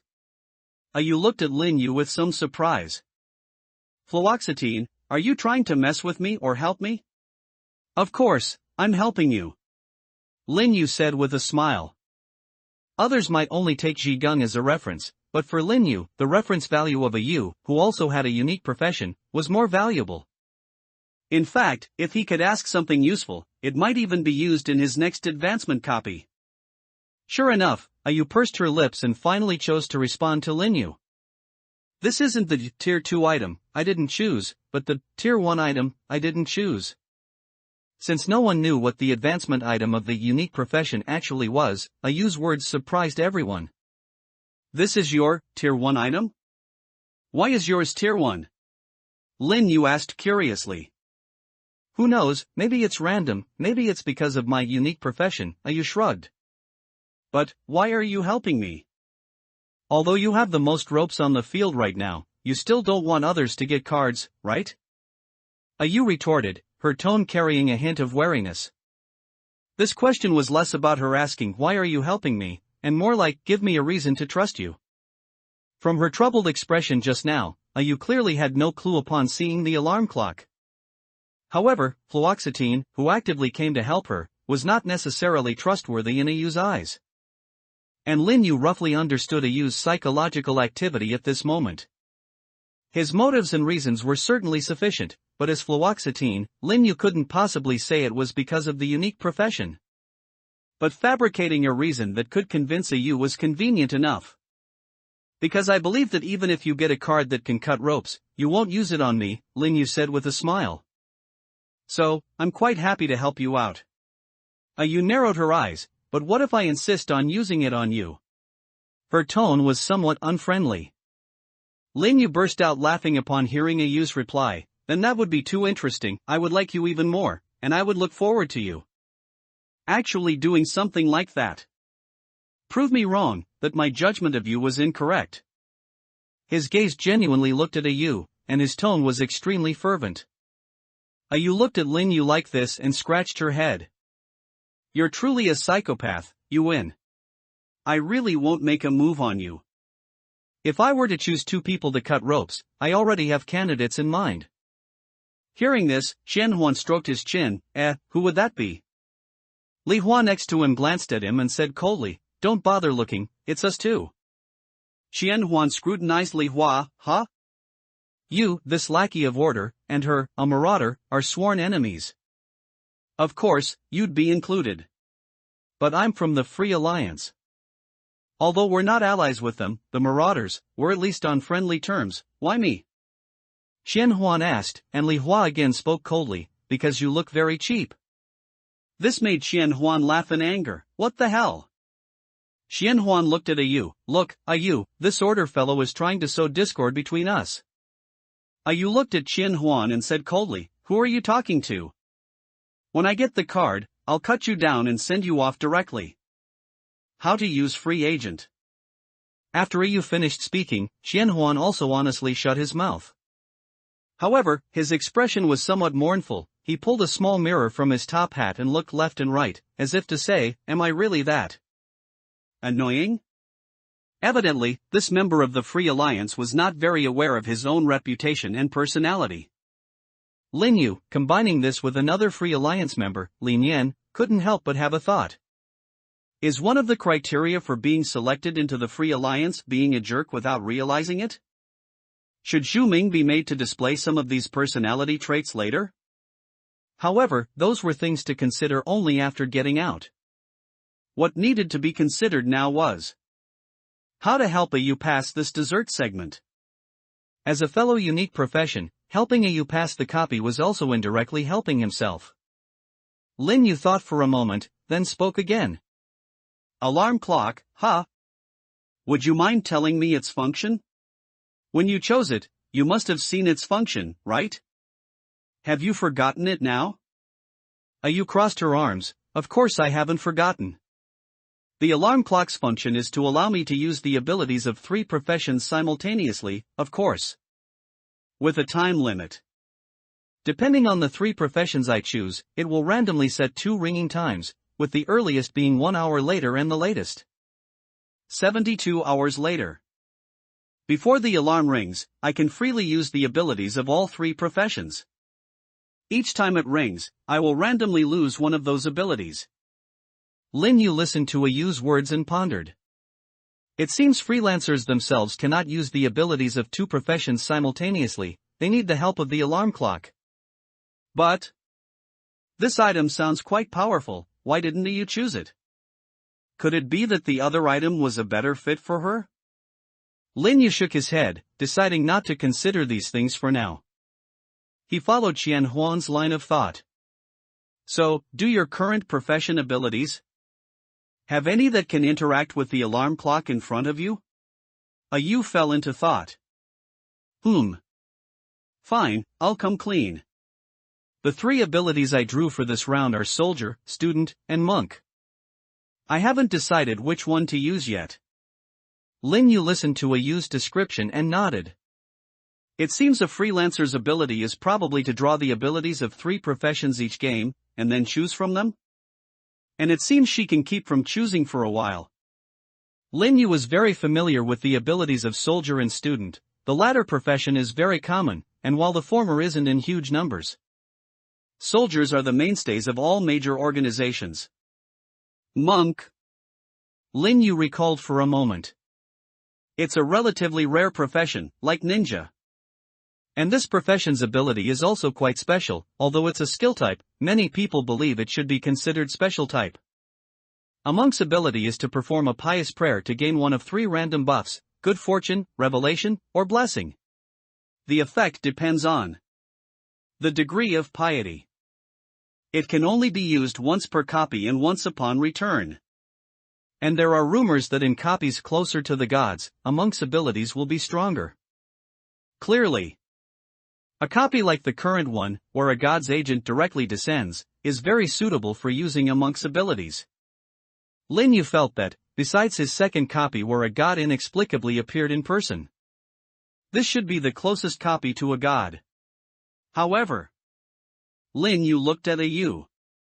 I really want to suggest you choose monk, but can you perform a pious prayer? He asked earnestly. Ayu looked at Lin Yu. This yellow-haired girl with a perpetually haughty expression showed an unwilling look for the first time. To be honest, I've also had monk before. And then I probably only got about 15 seconds of sensory enhancement blessing. A monk's blessing grants them some kind of single physical enhancement. Despite already understanding Ayu's temperament, Lin Yu couldn't help but be surprised when he heard this data. 15 seconds? According to the information Lin Yu had seen on the forum, even if a monk was relatively unlucky and the prayer environment was poor, after receiving a blessing, it should last for about 10 minutes. Hearing Lin Yu's voice, Ayu turned her head to the side and said somewhat unhappily, I'm not some charlatan like you who constantly spouts about gods. This old lady is an atheistic materialist. I really can't believe in this. Hearing Ayu's remarks, Lin Yu hadn't even spoken yet when Qian Huan couldn't help but interject. To have participated in the death game for over a year and still insist on being a materialist, you're quite something. Why don't you ask that octopus over there what the host of this banquet is called? As Qian Huan said this, Ayu looked at him, her expression even more displeased. Ha! Of course I know these gods exist, but these gods are definitely not the same as those gods depicted by religions. I just think they might be. Never mind, on someone else's territory, I'm too lazy to talk about these things. Ayu waved her hand and said. Qian Huan was about to add something else when Li Hua spoke abruptly. That's why you're on her list of people she wants to kill. Li Hua pushed up his glasses. You sometimes speak in a very sarcastic tone. Ah? Do I? Qian Huan scratched his head and retorted. You do. Even Mosen Nagant couldn't help but speak up for fairness this time. Lin Yu also understood. The magician Xianhuan was probably known in this relatively high-level player circle for traits like having a sharp tongue. And Lin Yu also coughed lightly, bringing his conversation with Yu back on track. In any case, you just understood the reason yourself, so choosing monk is most likely not going to work.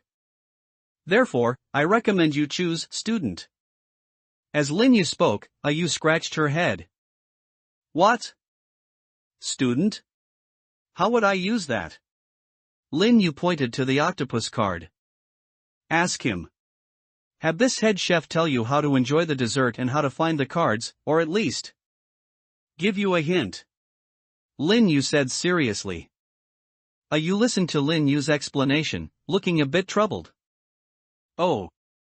That's certainly an idea, but compared to pious prayer, asking for help isn't really much stronger for me, is it?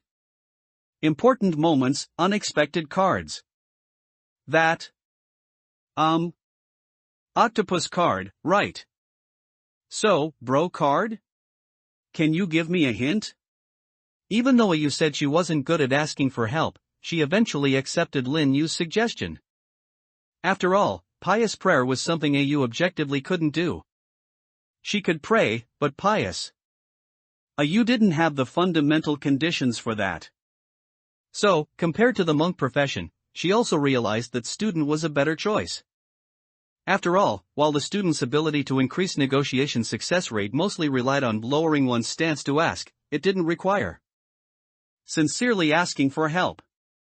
Only the formality was needed. So, Yu was now very awkwardly trying to plead with Octopus Card, attempting to activate her student ability. And from her coy demeanor, this little girl wasn't lying, she really wasn't good at asking for help. However, Lin Yu could also deduce from this point. Agreeing so decisively, her freelancer profession should have other backup plans. At least there should be an opportunity to switch professions. Even if the dessert is already in the later rounds, choosing a profession like student, which might be one-time use in every copy, isn't a very wise move if she hasn't chosen it before. Adding to that, Yu was a player who had advanced at least twice, and most likely 3 times.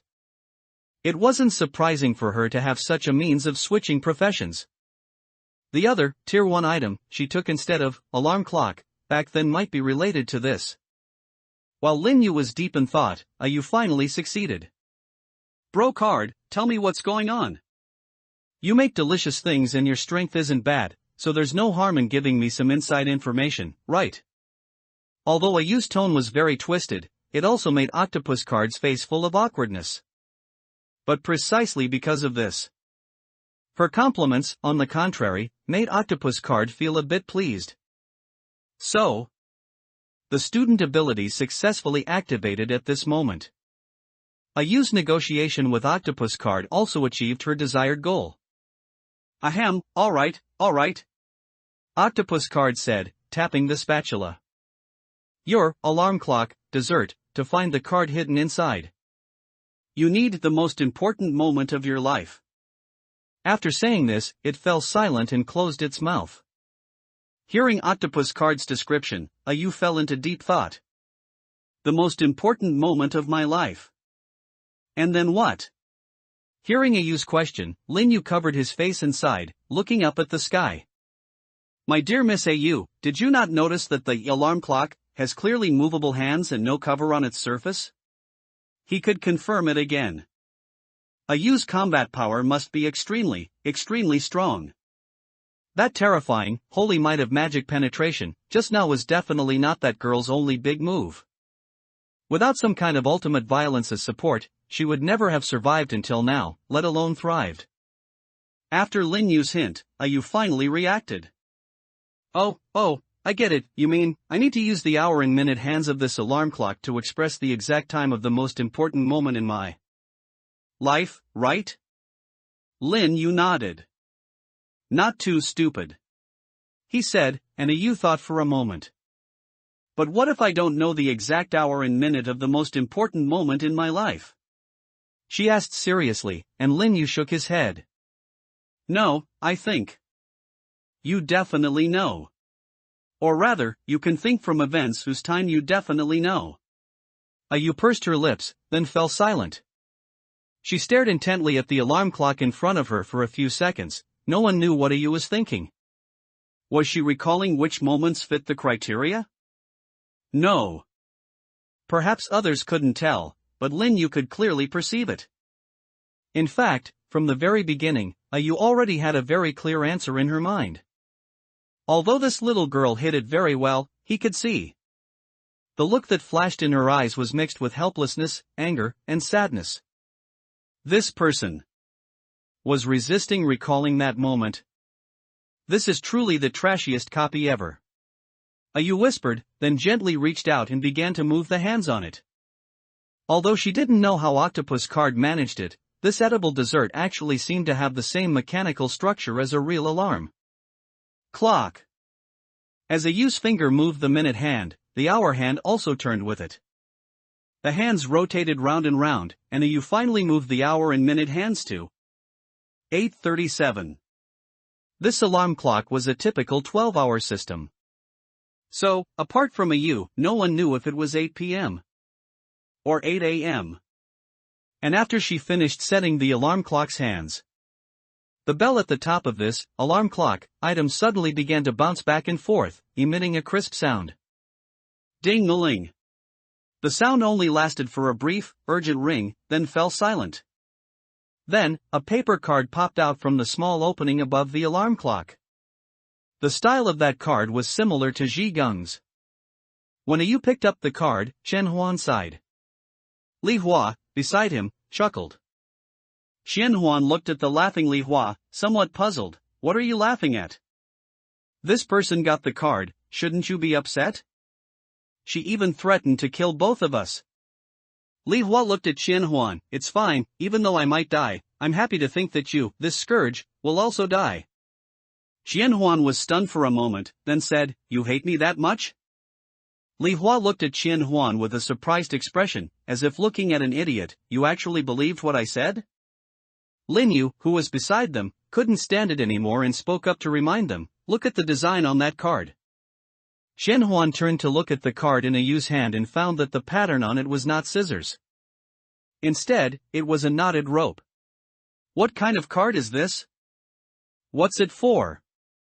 Ayu couldn't help but ask. Octopus Card laughed when it heard Ayu's question. This card is the rope knot card, a very useful card.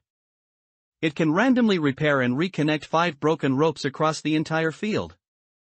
Hearing the effect of this card, Chen Huan was the first to breathe a sigh of relief. That's great, she didn't get the scissors card. Grandpa Radish was also very relieved, saying with a chuckle, 5 is greater than 4, which means there's no need to worry about Miss Ji Gung's card. And with this type of card, maybe no one will have to die in this game. Grandpa Radish became optimistic. Ji Gung also nodded repeatedly. Yes, that would be even better. Only Ayu, the card holder, was not very happy. Well, it's better than nothing. She put away the card, then angrily grabbed the alarm clock dessert in front of her and took a fierce bite, as if venting her frustration. Li Hua's summary. After Ayu greedily devoured the dessert on her plate, the octopus card, just like it had cleared the empty plate from in front of Ji Gung earlier, took away the empty plate from in front of Ayu.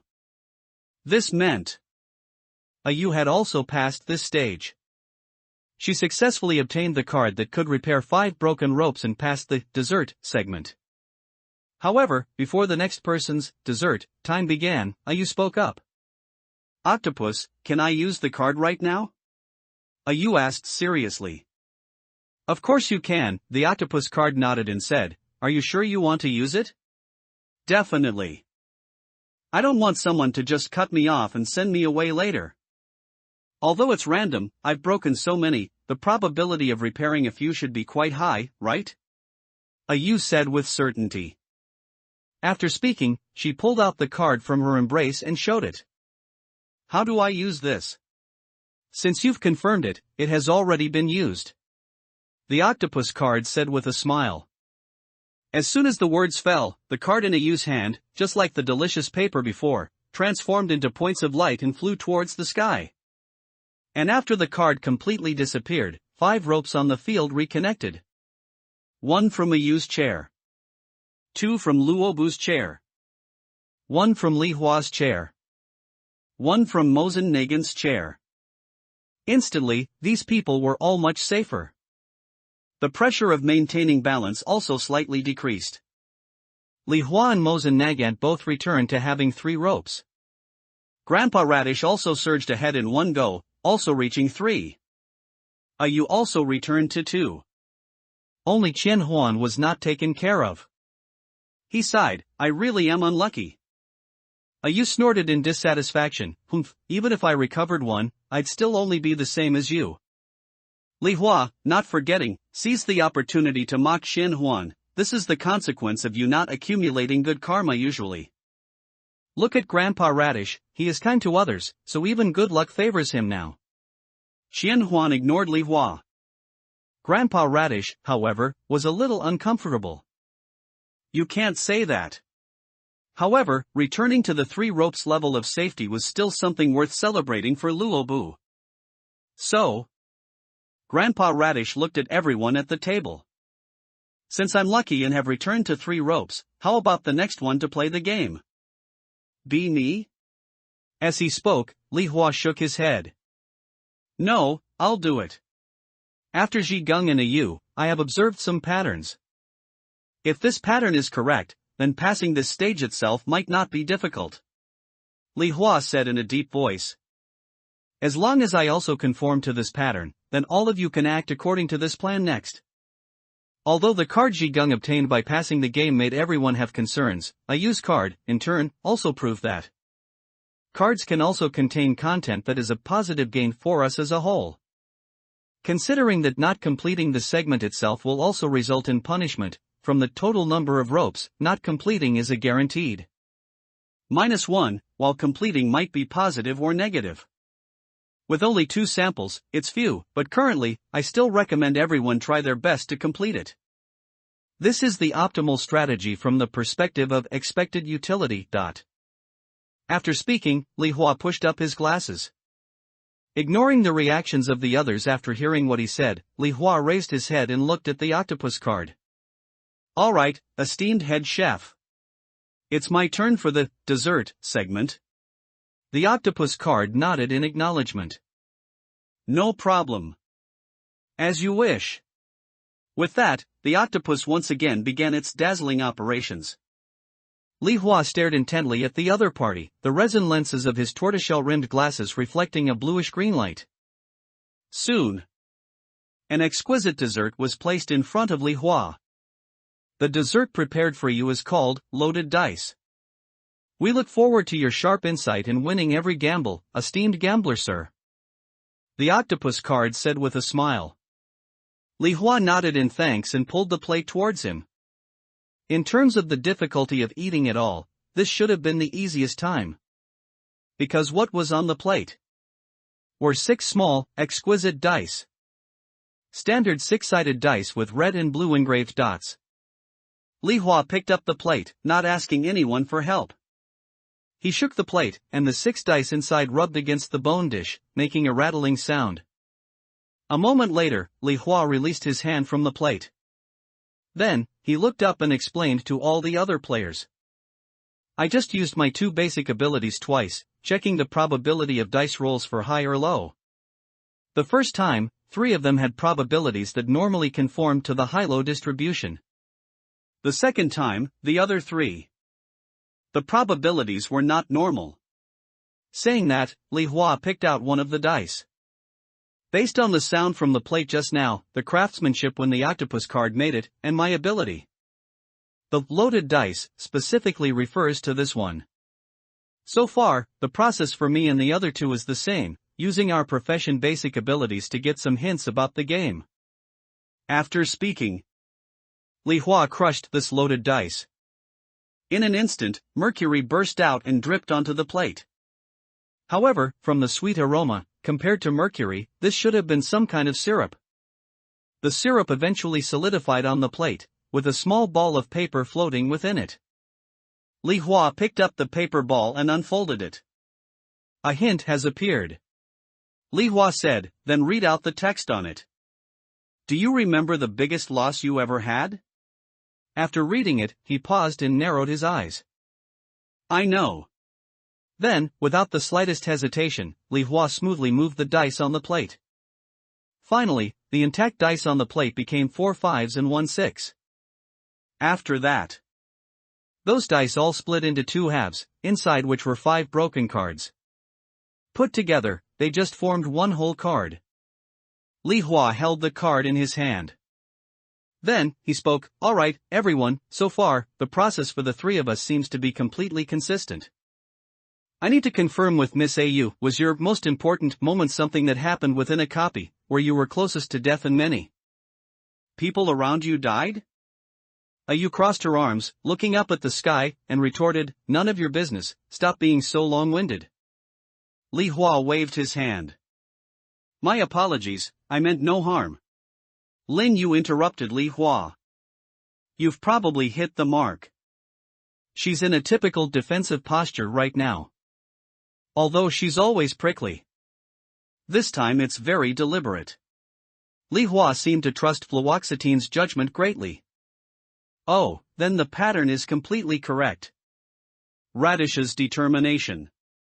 First, the loaded dice was an item I didn't choose in my second stage. This thing indeed draws one item you didn't choose to serve as the desserts. Shape and prototype, and hides a mechanism that can interact with your original abilities, giving you a hint about a card.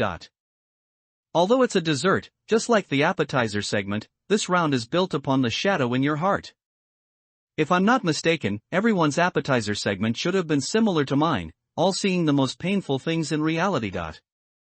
And this round's dessert forces you to recall your most embarrassing experience in a copy. In any case, although a sample of 3 people isn't entirely reliable, we can temporarily analyze the problems you encounter based on this pattern. Li Hua spoke with clarity and precision. After finishing, he resumed eating the dice on his plate. After eating all the dice, Li Hua looked up at Octopus card again, revealing his card. Head chef, I got the scissors card. But the scissors on mine are red. What does this mean? Hearing Li Hua's words, Octopus card spoke with a smile. Your card can also cut 2 ropes belonging to any 2 people. But these 2 people are also random. Li Hua's expression changed slightly upon hearing this. Completely random? That's not good. He muttered. Grandpa Radish beside him also showed a worried look. What should we do? Lin Yu understood why this person, who had 3 ropes and was clearly on good terms with Ji Gung, was worried. Because they were good. If good and evil values could be quantified, whether it was Li Hua of Order or Grandpa Radish of the Player Mutual Aid Society, their kindness index would definitely exceed 90. Order, needless to say, was simply the most reliable and upright organization, primarily focused on punishing evil and promoting good, and organization. True to its name. Li Hua, who could be elected as an administrator of a city, was even more so a model of integrity. Although the Player Mutual Aid Society leaned towards neutrality, it had always been a very friendly organization. The smiling Grandpa Radish had already proven to Lin Yu through his actions that he was truly kind to others. Although players in the death game all entered because of a strong desire to survive, most of them had become somewhat insane and regarded other people's lives as dirt in this survival game. But Grandpa Radish was different from most players. Lin Yu strongly suspected that the reason this old man entered the death game, his reason for not wanting to die, should not be a selfish one. Of course, perhaps all of this was just his disguise. Lin Yu was not averse to judging others with malice. But if so, the other party's acting was too good. Moreover, what was the difference between someone who had been hypocritically kind their entire life and someone who was genuinely kind? So, Lin Yu understood why Li Hua and Luobu had this subconscious reaction. They were truly weighing the total number of ropes, trying to minimize the casualties in this segment. However, the two might still have some disagreements. Luobu might genuinely hope that no one present would die. But At a critical moment, Li Hua might be willing to send a few deserving people down. For example, the 3 core members of the Free Alliance, the Marauders, and the Psychological Society. Thinking of this, Lin Yu suddenly felt a little stiff. He was among them too. Although he had 4 ropes, it wasn't stable at all.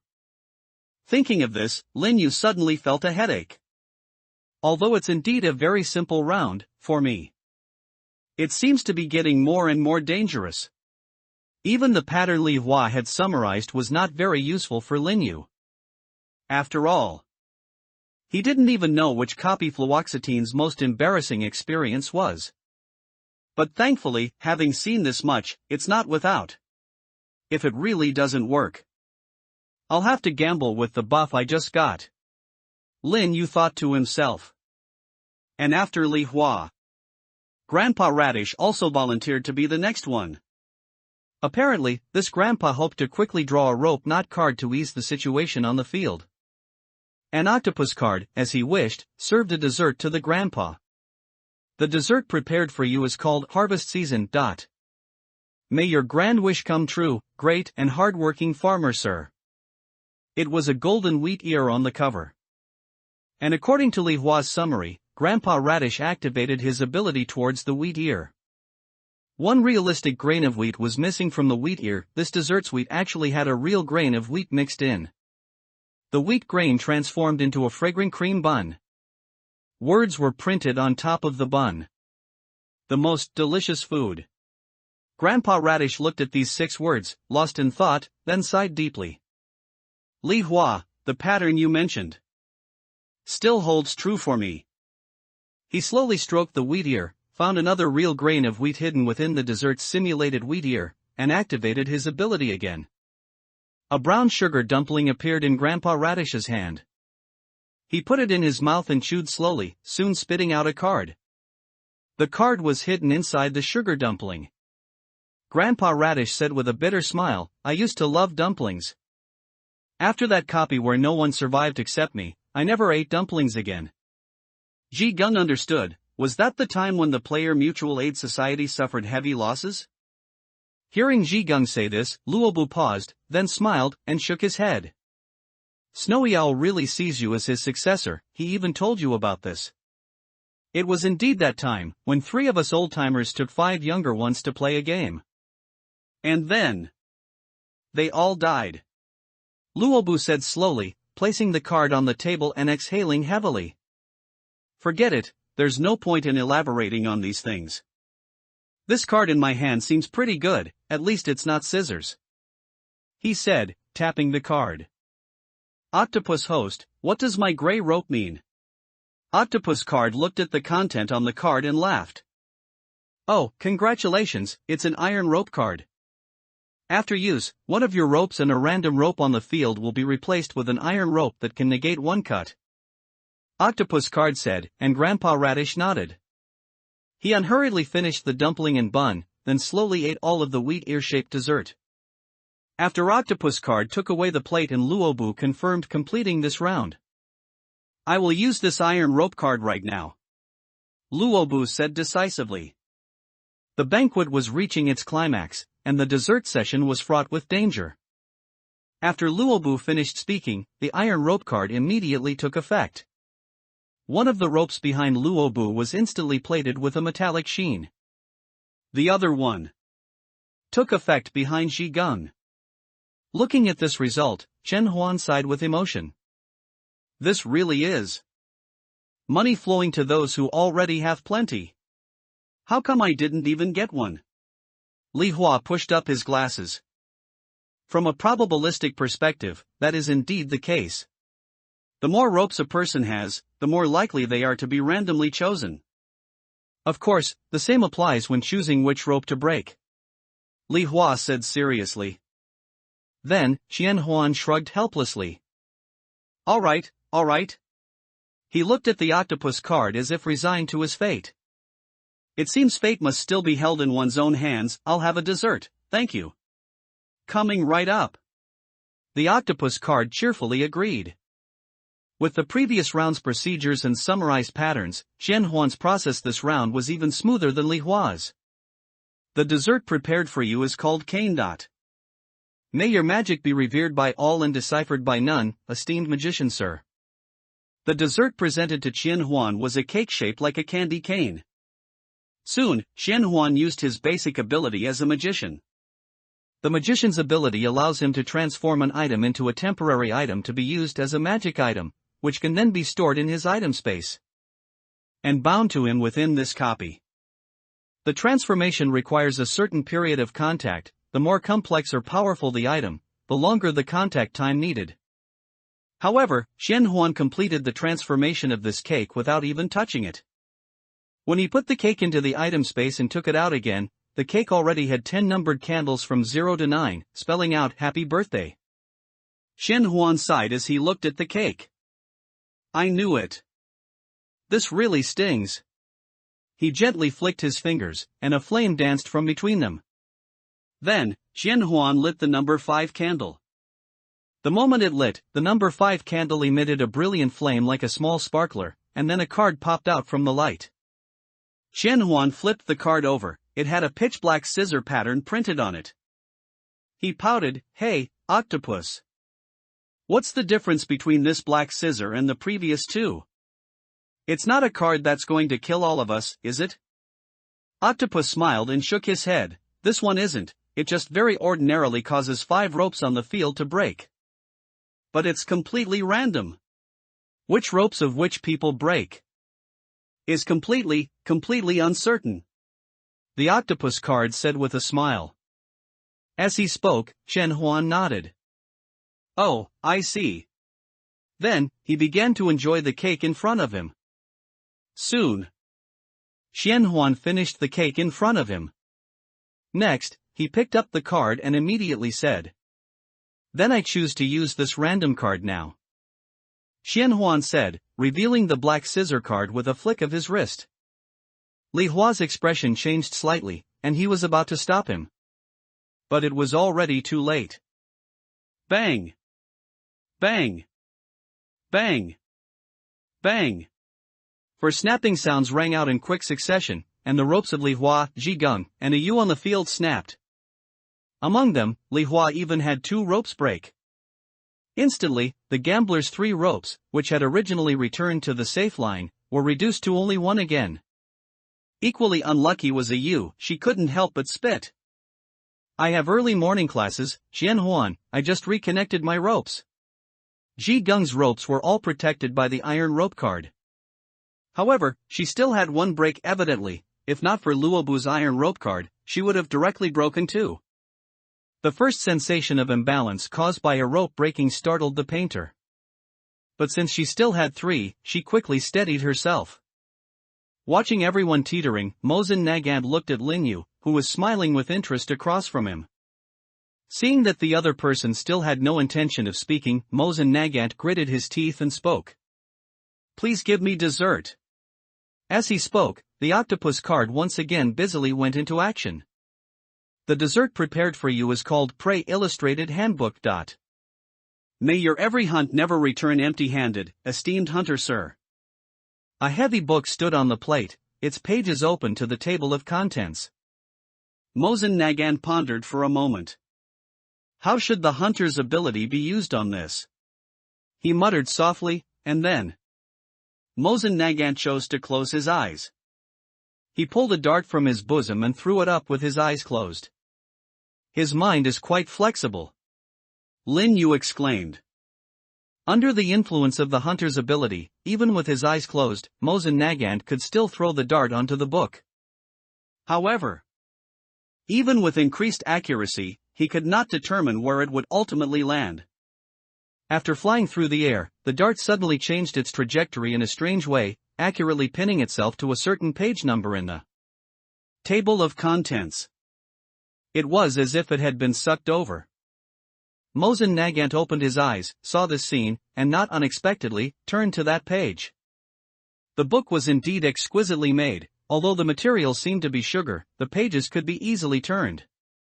4 animals were drawn on that page: elk, python, wild boar, and buffalo. Others were bewildered, but Mosen Nagant's expression sharpened.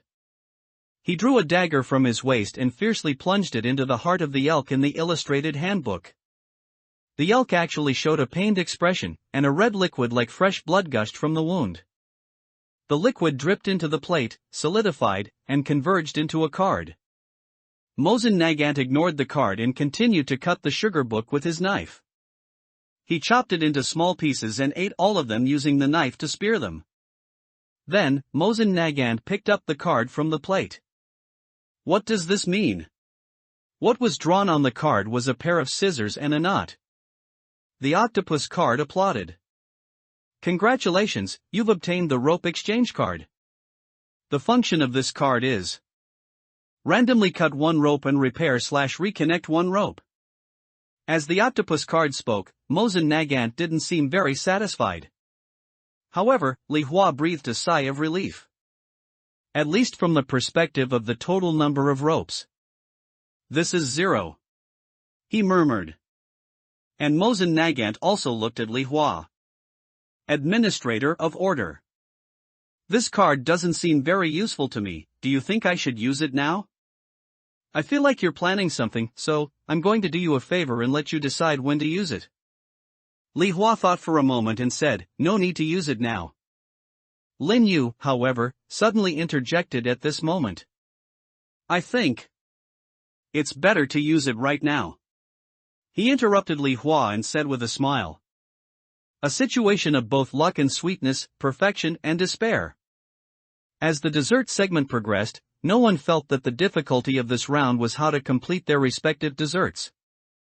Even if Li Hua didn't make the previous summary, everyone could easily figure out how to find the cards through trial and error and analysis, thereby avoiding the punishment they would receive. But this round was still difficult. Its difficulty lay in how to deal with these cards. Whether the octopus card did it on purpose or not, it misled Li Hua and the others with the second card that could reconnect. Admittedly, the cards that broke the ropes later and the cards that could reconnect and protect the ropes were evenly split. But the order of magnitude was completely unequal. Looking at the 6 cards that have appeared so far from the perspective of Li Hua's consideration of the total number of ropes, when added up, the number of broken ropes far exceeded the reconnected ones. Therefore, how to allocate these cards became the difficulty. Li Hua had to consider this carefully and cautiously. Lin Yu, of course, also noticed this. You ought to see what kind of cards I've drawn before deciding, right, using the cards in your and Zhigung's hands as leverage. He propped his chin and looked at Li Hua. But I don't agree. After Lin Yu finished speaking, without waiting for Li Hua's response, he looked directly at the octopus card. Hey, octopus, can my dessert wait until these 3 people's cards are used up before I start preparing it? The octopus card paused, then nodded. Of course, you can. It was already in line with table etiquette for guests to request dessert at any time. After getting the answer, Lin Yu looked at Li Hua again. Hey, gambler, your plan backfired. Li Hua's expression changed slightly, but he eventually spoke calmly. Her unwillingness to cooperate was also within my expectations. Then, let's start with Mosin Nagant. Mosin Nagant nodded and used the rope replacement card in his hand. And after he used it, bang! No ropes broke on the field. Instead, a rope behind Qianhuan was reconnected. Mine broke. Luobu turned his head, looking at the rope behind him with a sigh. He still had 3 ropes behind him, but, the one with a metallic luster, its glow disappeared. Li Hua was just about to speak again to use his own item. Lin Yu suddenly interrupted again. Hey Zhigung, you said you owed me a favor, right? Pay it back to me now. You use your card, but don't make a choice, how about that? I'm not asking you not to use your card on me, but, how about leaving the choice to fate? Lin Yu said with a smile, looking at Zhigung. After all, no one on the field currently has 2 ropes, everyone has more than 2. So, those with only 1 rope won't be chosen. Instead, I, with 4 ropes, am the most dangerous. Zhigung hesitated, then looked at the octopus card. Is what he said true? Indeed, the 2 scissor cards on the field will not take effect on anyone who no longer has 2 ropes. the octopus card said. And if you're unwilling to choose, I'm happy to choose for you. Li Hua's expression changed slightly. He always felt there was a trick. He was about to speak, but it was already too late. Although I don't like you, but one thing at a time, Ji Gung whispered, raising her card. I use my card, and I make no choice. Bang! Behind her, her own rope snapped. Only one rope remained behind Ji Gung. Her body trembled, and she gasped, almost slipping down. However, Ji Gung reacted quickly, immediately pulling out a marker and drawing a few lines in mid-air. These lines instantly replaced the broken ropes, securing and stabilizing Ji Gung's chair. Ji Gung, still shaken, grabbed the back of the chair and slowly climbed back onto it, then looked at Lin Yu. Fluoxetine. I don't owe you anything now, she said seriously. Li Hua gritted his teeth and said, Idiot, you've been played by this psychological society guy, she's lying to you. I just used my last stored ability to see, the probability of her rope breaking is nearly 0%. This guy used some kind of luck-enhancing item to prevent unfavorable situations from happening to her in random events. Li Hua looked at Lin Yu and said coldly, Very good, Fluoxetine, is your goal to kill all of us? I didn't expect you to have an item that enhances luck. Lin Yu laughed. I don't have one, I just have genuinely good luck, he said with a laugh. At the same time, Lin Yu sighed inwardly. The uses of the Tooth of Prophecy he had used before were not wasted. He had used the Tooth of Prophecy once just now. The timing of the use was when he took out the delicious paper for the second time. At that time, Lin Yu actually only had one delicious paper in his hand. The rest were just paper scraps. And he used the Tooth of Prophecy to engrave his words. Of course, it's because the paper cupcake just now didn't cost 58 sheets, into everyone's minds. Afterward, everyone, influenced by the Tooth of Prophecy, naturally believed Lin Yu's subsequent words, mistakenly thinking that he still had 57 sheets of delicious paper in his hand. In reality, only the first delicious paper in Lin Yu's hand was genuine. And the purpose of doing this was to freeload a food item worth 57 sheets of delicious paper. As someone who had actually dealt with gods, Lin Yu might not be as good as these players in other aspects. But his understanding of gods was completely on par with the experienced players present. Therefore, Lin Yu was very clear, items related to gods were definitely not ordinary. Moreover, in a copy that was the main stage of a certain god, the items it provided might also have intricate connections with the copy. Just as he had expected, the paper cupcake, exchanged at the cost of one use of the Tooth of Prophecy, gave Lin Yu the ability to be invincible in this dessert segment. The paper cupcake provided the buff, Lucky Sweetness. The effect was, before your next meal, gain a super large luck bonus. And as the random cards in this round became more and more frequent, Lin Yu naturally activated this, Lucky Sweetness, without hesitation. Come on, Li Hua. Use your card. Lin Yu made a gesture of invitation. Gambler Li Hua exhaled. Everyone, I apologize for letting everyone fall into the hands of this madwoman, Fluoxetine. After he finished speaking, he used the scissor card in his hand. 4 ropes snapped from behind Qian Huan and Mosen Nagant respectively. And after all this ended, the situation on the field became very strange. All 4 ropes of Lin Yu's chair were intact. But the remaining 6 people each had only one precarious rope left. So, I really do have pretty good luck. Looking at everyone's swaying figures and tense expressions, Lin Yu said with a faint smile. His voice was filled with joy. The perfect solution and invitation. Lin Yu's about his good luck was also heartfelt.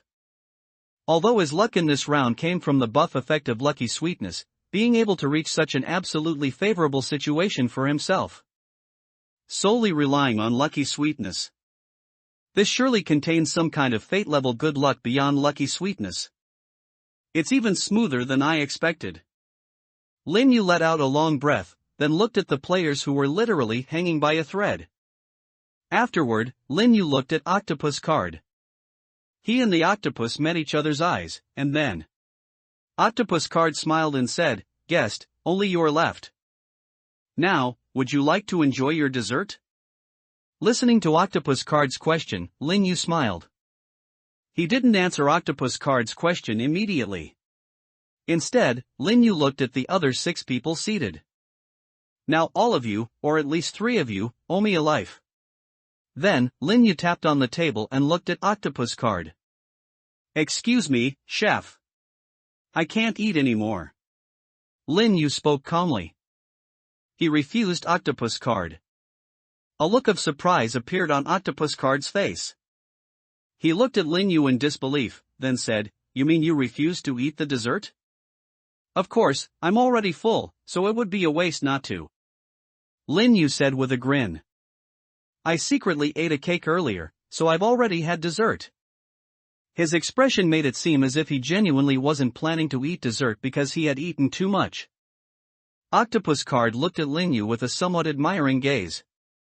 "All right. However, if you confirm you won't eat, you still have to accept the penalty." Lin Yu rested his chin on one hand. "Sure." He didn't even bother to confirm what the penalty was. Seeing Lin Yu's resolve, Octopus Card pulled out a button from the water tank. Bang! As Octopus Card pressed the button, one of the ropes in front of Lin Yu broke. Just as Li Hua had guessed earlier, the penalty for this round was indeed just breaking one rope. And for Lin Yu, who currently had 4 ropes, it was completely harmless. He only slightly felt the chairs rocking intensify. This was precisely why Lin Yu had tried his best to ensure he had 4 ropes. Judging from the state of others after their ropes broke, breaking one and having 3 ropes left generally maintained a relatively stable state. But if 2 broke, the chair would tilt in one direction, making it impossible to sit normally. As for only 1 rope remaining, if no method was used to reinforce it, even if one could barely stay on it, the chair would sway back and forth, or even start spinning. And unfortunately, Lin Yu did not have as many accumulated conventional items as these other players. As long as 2 ropes broke, he had no means to reinforce the chair and would inevitably face greater risks. Most importantly, Lin Yu also needed to roleplay fluoxetine, so the best way was to keep his chair with at least 3 ropes. And with 4 ropes, Lin Yu could completely choose to forfeit directly. This way, no matter if the dessert Octopus Card served was an item related to a killer that Lin Yu had never heard of, or if it was an item directly related to a trickster, none of that would happen at all. This was Lin Yu's strategy. Since this dessert might expose him, then he might as well pay some price and make sure the dessert never appears at all. And after Lin Yu made this decision, not only Octopus Card, but also the other players on the field showed surprised expressions.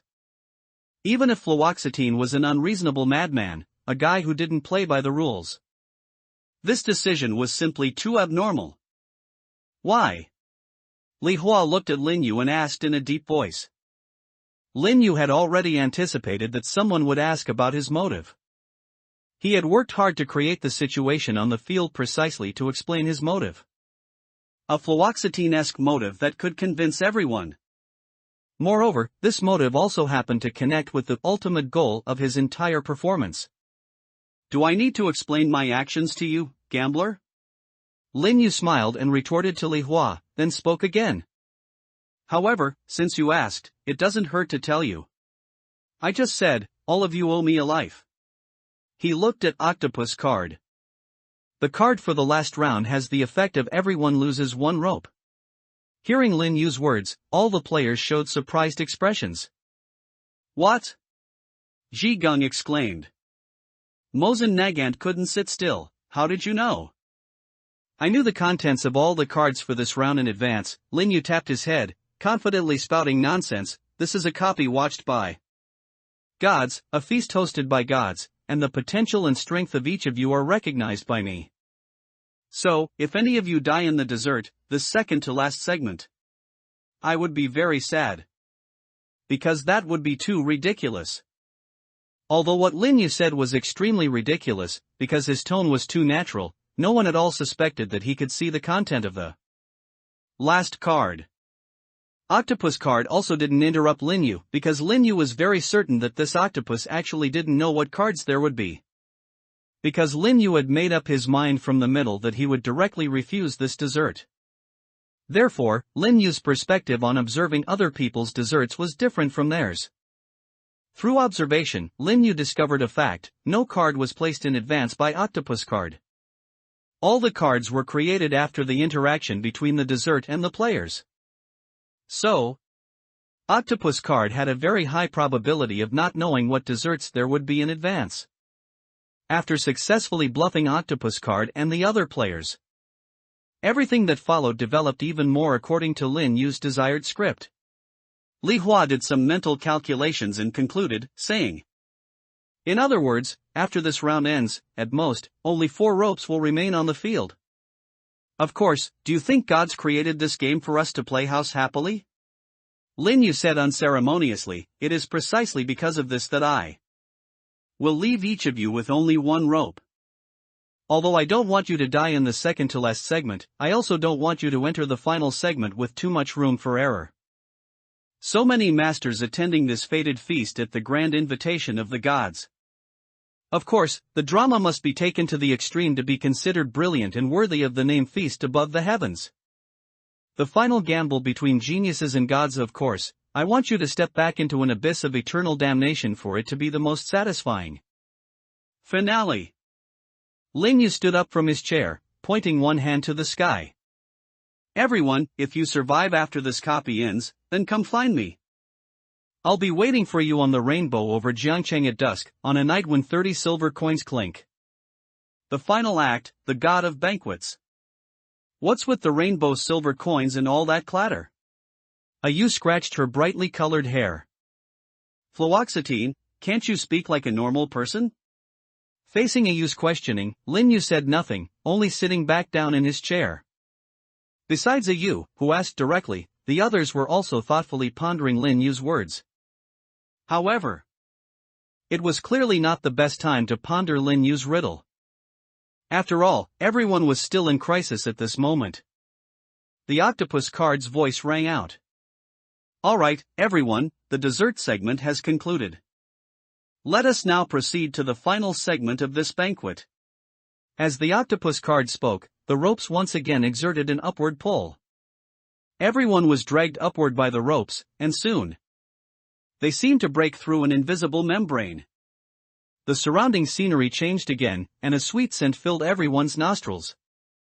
They had suddenly arrived from the clear, calm, and vast expanse of the 10,000-meter-high sky to above a long banquet table laden with exquisite food. This long table was incredibly massive, like a mountain range.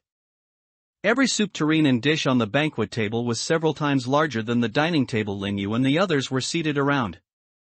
And looking around, this mountain-like banquet table was placed within a resplendent banquet hall.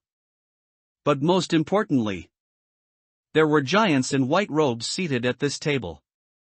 The giant's head resembled a glazed wine pot, and its facial features were simple lines drawn upon it. One of its hands rested across the dining table of Lin Yu and the others, 5 different thin threads were tied to its fingers. These threads hung down, and they were the ropes on the dining table and behind everyone's chairs. The octopus card respectfully addressed the giant. "My lord, these are the guests who have come to attend this banquet." Through the octopus card's words and the surrounding scenery, the identity of this wine-pot-headed giant was naturally self-evident. He was the banquet god and god of revelry, the master of this banquet. A true god. This god looked at the 7 people seated around the table and spoke. "Oh, these are the guests I invited. Very good, card, you have done very well. Everyone seems to have been well entertained." His voice was amiable and cheerful, like the most joyous party host. The players at the dining table, seeing this scene, held their breath, too nervous to speak. Although this banquet had shown differences from a normal copy from the very beginning, the prospect of directly meeting a god was still too unexpected for everyone. Especially since this banquet god and god of revelry, by the looks of it, seemed to be personally hosting the final segment of this game. Sure enough, this giant god spoke. You all have arrived here, and I imagine Card has already entertained you sufficiently. The only thing left for my esteemed guests is the after-dinner drink.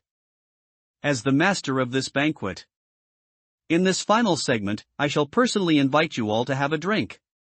As he spoke, all the players were astonished to find a glass inexplicably appeared in their hands. Lin Yu was startled. When did it get there? The glass seemed to have appeared out of nowhere. And everyone's right hand, which had previously been casually resting in front of them or on their laps, was now uniformly holding a cup raised to their chest. Is this what a god is? Compared to powers like moving mountains and filling seas, or summoning wind and rain, it was this moment that brought Lin Yu a greater sense of shock and impact. After all, this god could actually manipulate his body without him even realizing it. The other players also looked similarly startled. The god of revelry's voice rang out again. Of course, I'm sure you all know that my banquets are not merely about enjoying delicious food, they also include many interesting game segments. So, this cup of drink is no exception. Card, please introduce it to the guests. The god of revelry said cheerfully, and the octopus Card immediately responded. As you command, my lord. Esteemed guests, in the final segment of this banquet, after dinner drink, you will taste a special drink personally concocted by my lord. However, each of your drinks is an incomplete semi-finished product, with flaws and defects. You will need to complete this drink yourselves. Based on the drink you complete, my lord will administer rewards and punishments. Punishments will still be cutting ropes, an undetermined number. And the rewards will be new ropes given to you, also an undetermined number.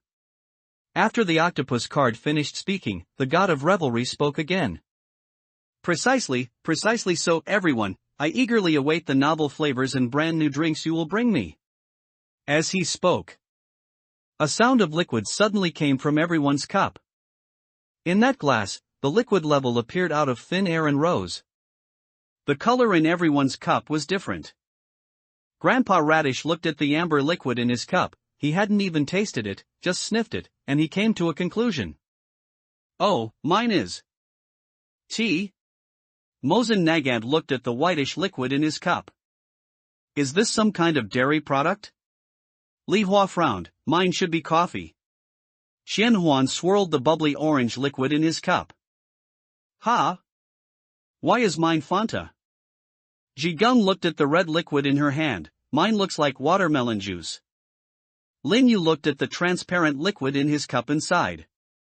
Although it looked like plain water, a strong, pungent odor reminded Lin Yu exactly what this stuff was. Why do I get high-proof liquor? How strong is this? And the capacity of this cup was very large, at least 500 milliliters. Lin Yu hardly ever drank alcohol, so he didn't think his alcohol tolerance would be that good. Rather, it's rare for a normal person to drink 500 milliliters of high-proof liquor without getting drunk.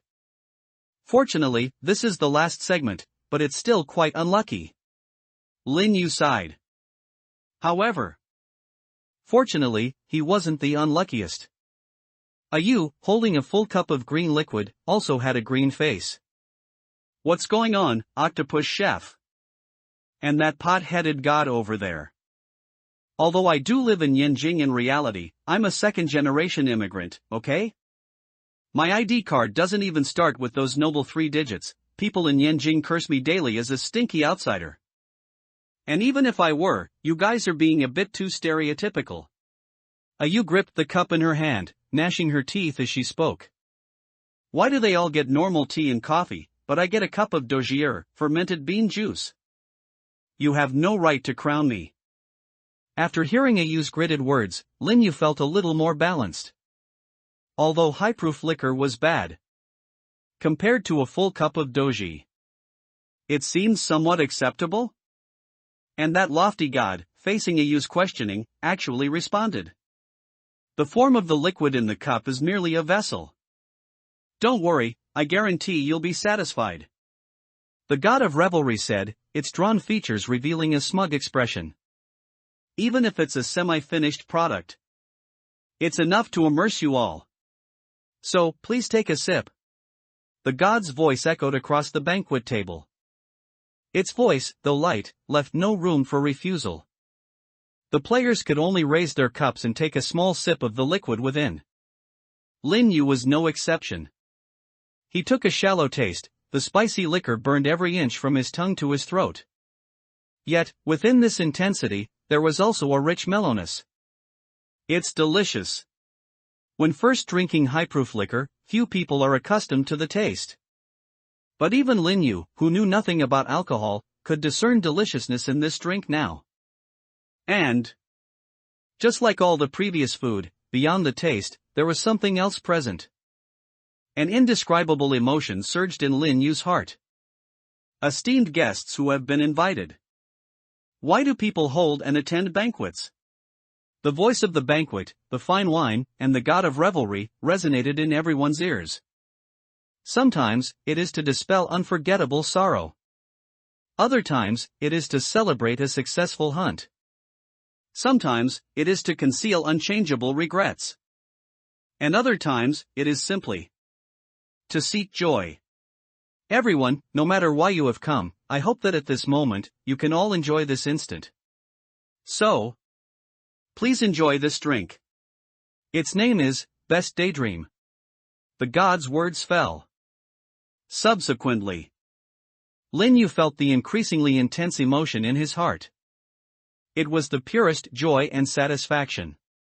And joy and satisfaction extended downwards, turning into desire. Lin Yu saw the concretization of his deepest desires for the first time. In a trance, he seemed to see a blurred glimpse of the future. Like a daydream, it wasn't quite real, yet it felt within reach. On the red carpet, countless spotlights flashed, aimed at him. As if he was the center and focus of the world. He walked calmly along this glittering path and entered the venue. His starring film was playing on the big screen.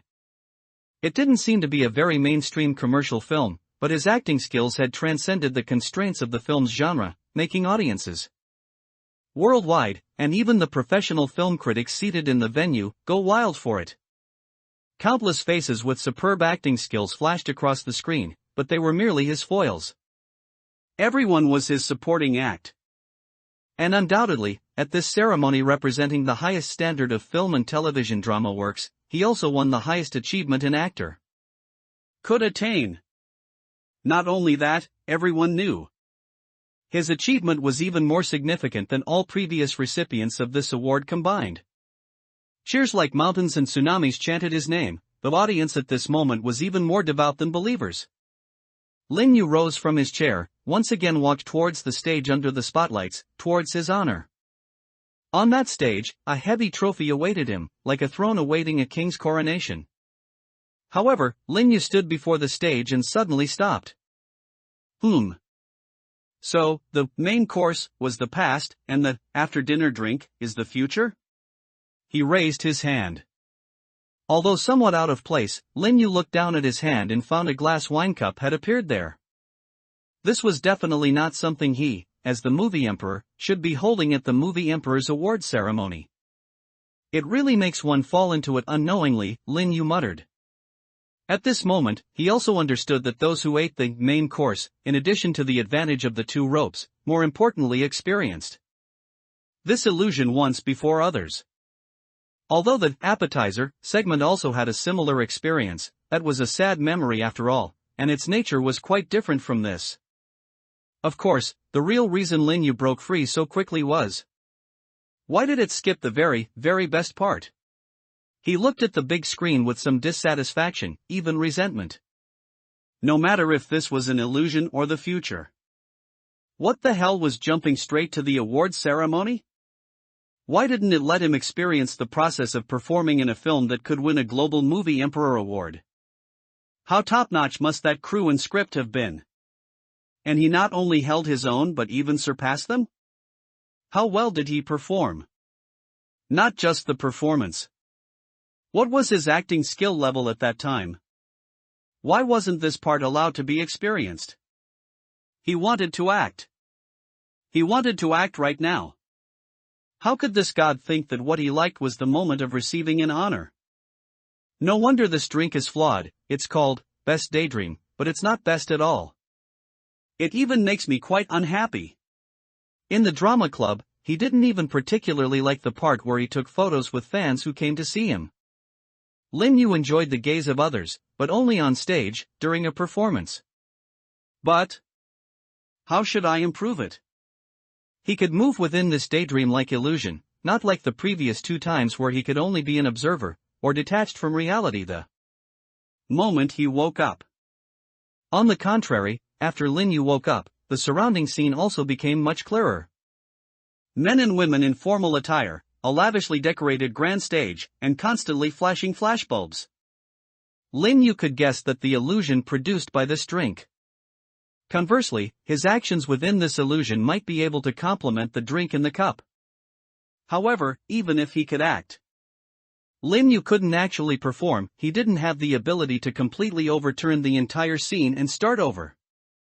But soon, an answer emerged in Lin Yu's mind. He carried the glass of white wine onto the stage, and the host beside him excitedly spoke. Let's welcome our newly crowned movie emperor, Lin Yu, to accept his award and deliver his speech. Lin Yu nodded to the host with a charming smile, took the golden trophy from the presenter, and walked to the microphone. Don't buzz. Lin Yu heavily tapped the microphone, and the speakers emitted a humming sound that silenced the entire venue. Looking at the quieted venue, Lin Yu nodded in satisfaction.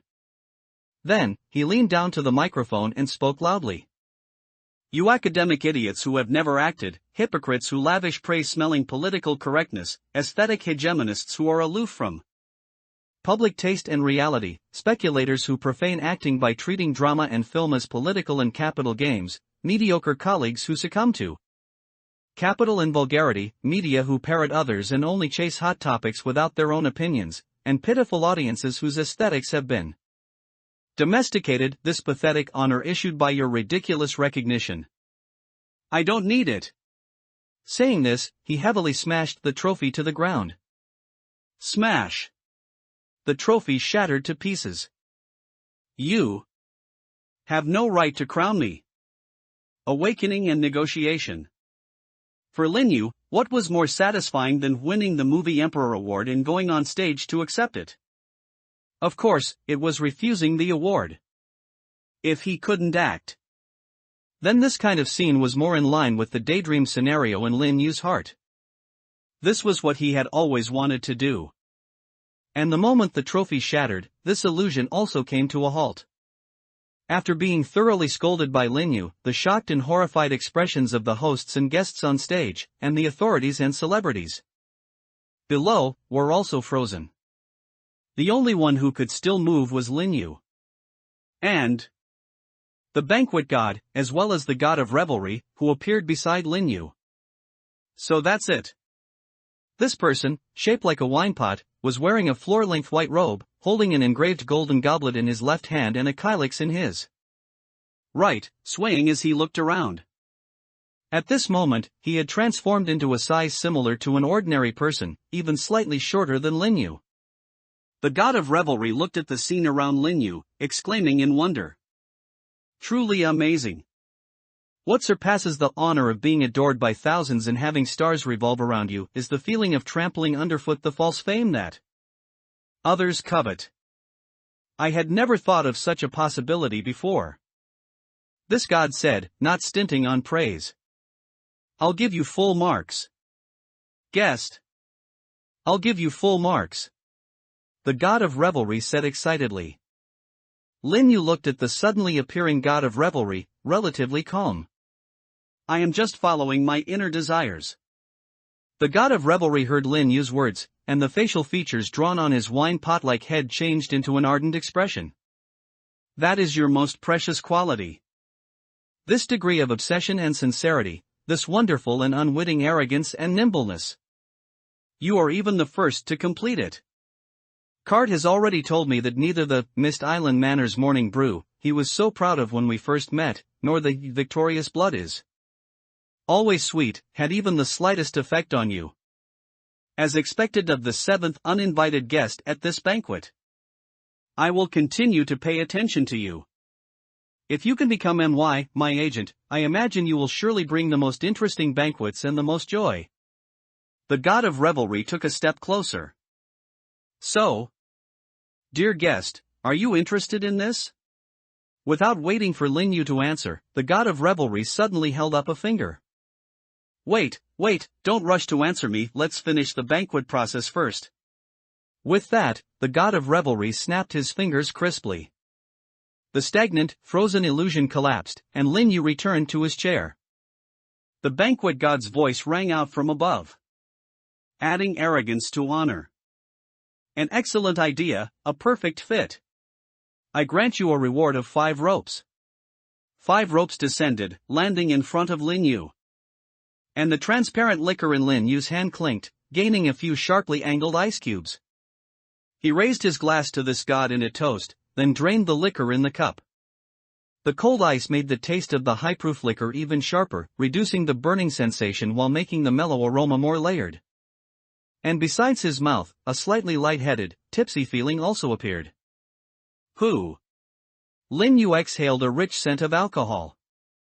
Although he couldn't quite explain why. The experience brought by this drink indeed made him feel that arrogance was the most fitting word to describe it. He took the opportunity to observe the other players. Everyone held their cups, their eyes vacant, as if immersed in a beautiful illusion. Clearly. Just as the banquet god had said. Lin Yu was the first to complete and wake up. And, looking at the progress, he was still far ahead. It seems that while I can't compare to these true veteran players and masters in many aspects, and they are all geniuses far superior to me, I am not entirely useless compared to them. Lin Yu murmured with emotion in his heart. And as Lin Yu was feeling emotional, the god in midair looked at Lin Yu somewhat strangely.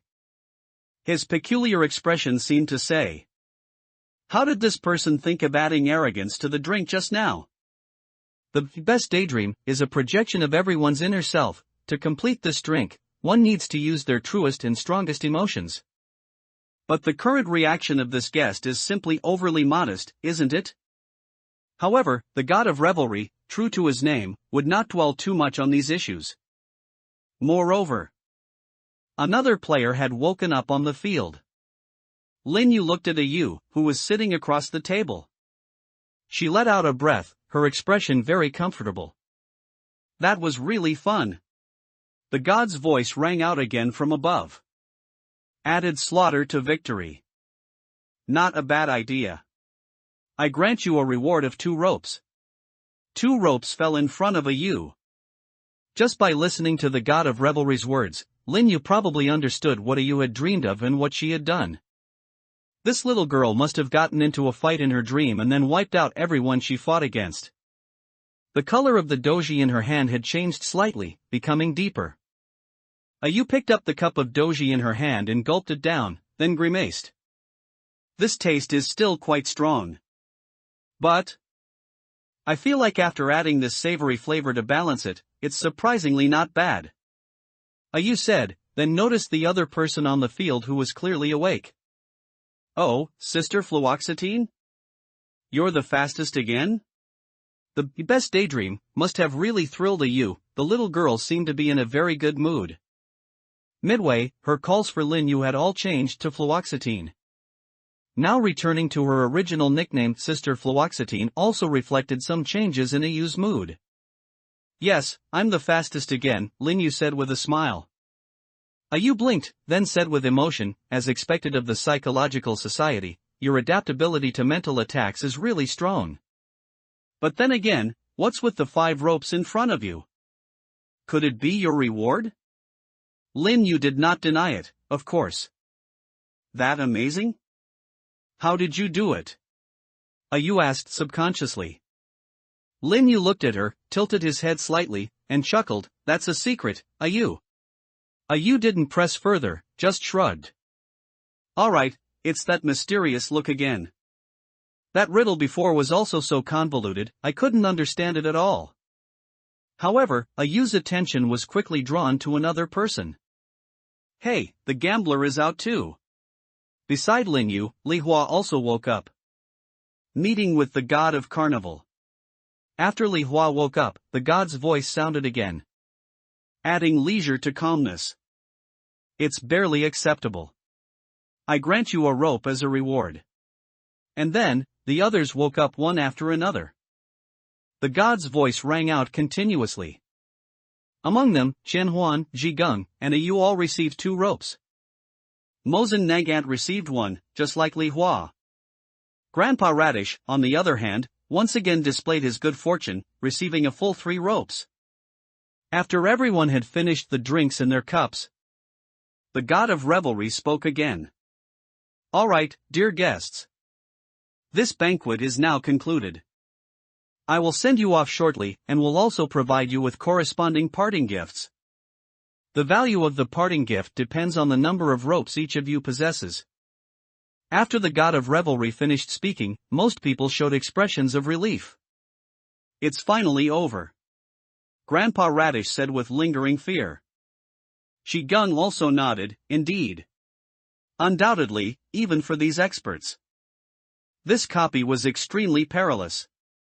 In fact, it had probably been a long time since they had encountered a life or death copy, despite their strength and rich experience. But this time, they truly almost died. In the segment just now, they nearly fell into an abyss of eternal damnation. So, when the god himself declared that this game was over and nearing its end, they even had a sense of unreality. It's over just like that? Such a question inevitably arose in everyone's hearts. However, no matter what, for this embarrassing and perilous copy to end here was not a bad thing. Of course, everyone present also clearly knew. Besides the fact that this copy itself involved a god and was very difficult, there was another reason for their discomfiture. Fluoxetine. Li Hua looked at the girl sitting beside him, propping her chin with one hand, and called out her name. The gambler's expression was very serious. After we leave, I will definitely come to Jiangqing to find you. I hope you don't break your promise. Lin Yu looked at Li Hua's serious demeanor, her face blooming with a smile. Then I'll have to look forward to it greatly. And after Lin Yu and Li Hua finished their conversation, swish! Li Hua's chair and his 2 ropes were suddenly lifted, and his entire figure vanished. Mosen Nagant also disappeared.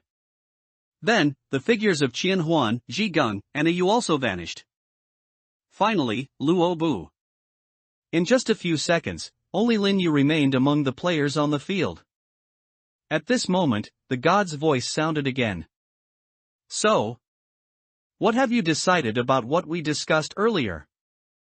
A new chair slowly descended, upon which sat a smaller god of revelry, cutting a steak with a knife and fork. He speared a piece of steak and put it in his mouth, looking at Lin Yu. I specifically saved you for last, now no one will interrupt our conversation. Lin Yu looked at the god of revelry, stroking his chin as he asked. I'm considering it, and I have a few questions I'd like to ask you, if I may? Of course you may, the god of revelry said, spearing half a potato. However, I may not answer questions unrelated to the banquet, as I am not some god of wisdom. You currently have 8 ropes. I allow you to ask me 2 questions. Lin Yu nodded. 2 questions. That should be enough. My questions are also related to the banquet, and even specifically to this banquet. First question, I want to know what that octopus card would have served me if I had chosen to eat the dessert just now. The god of revelry looked at Octopus Card, who was washing dishes in the pool.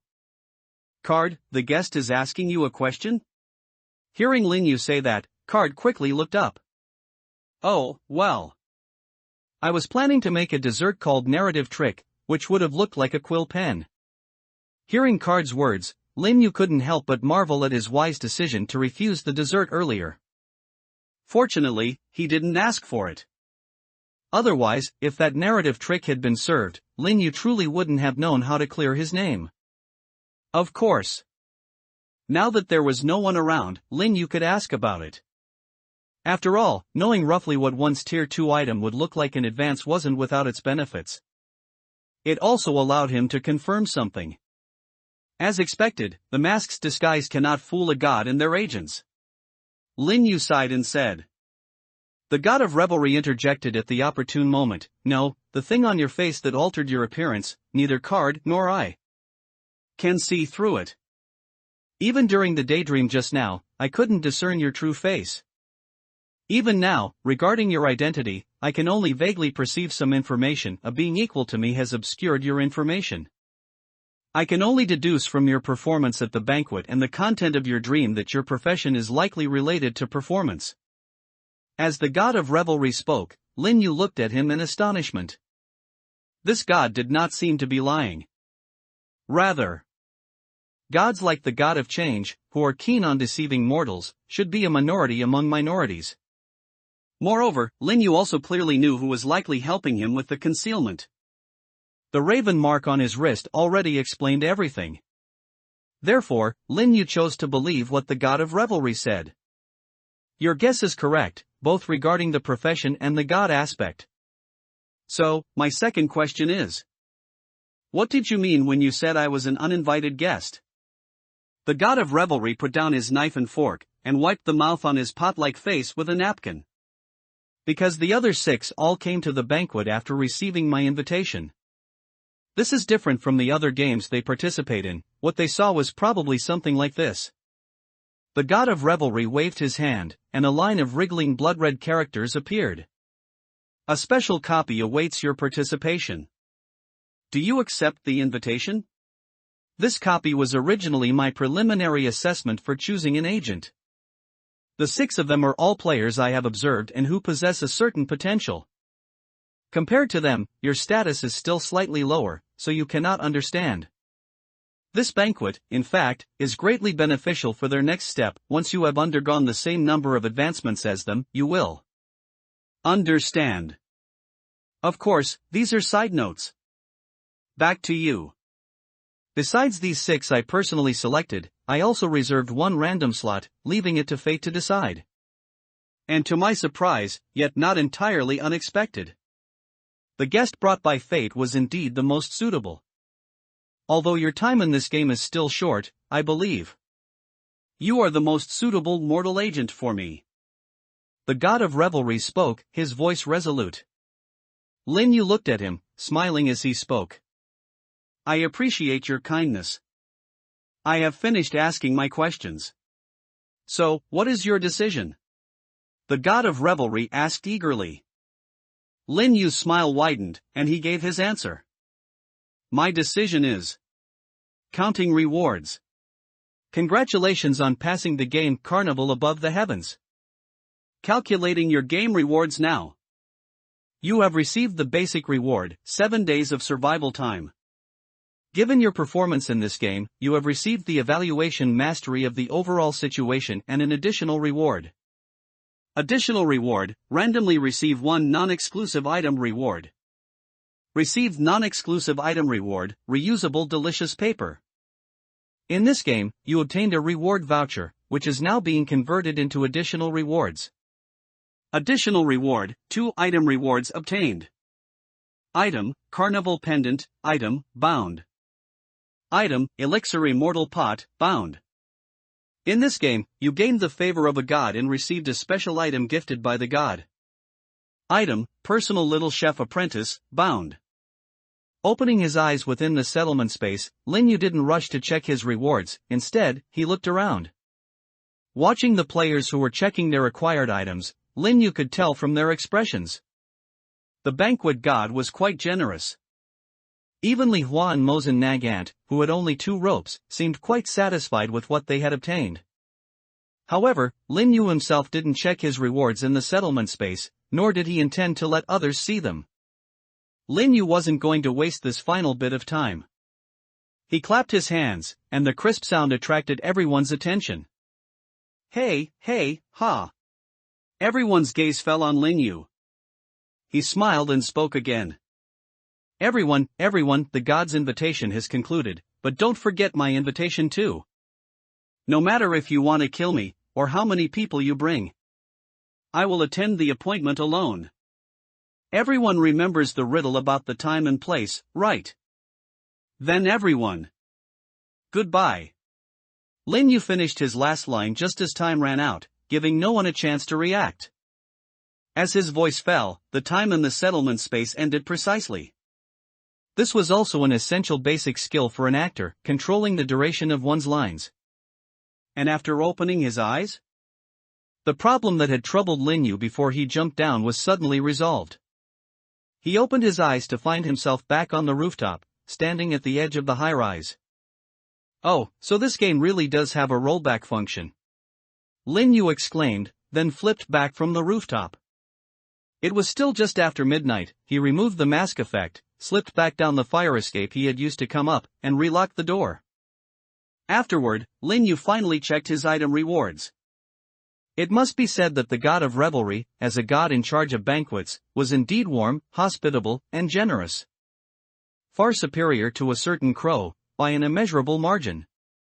Putting aside other things, the fatal quiz, a copy personally hosted and designed by a god, didn't even have an additional reward evaluation.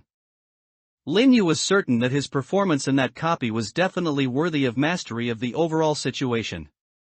Not getting a reward was purely because that crow took a kickback. Although the tooth of prophecy and the tongue of deceit were quite practical.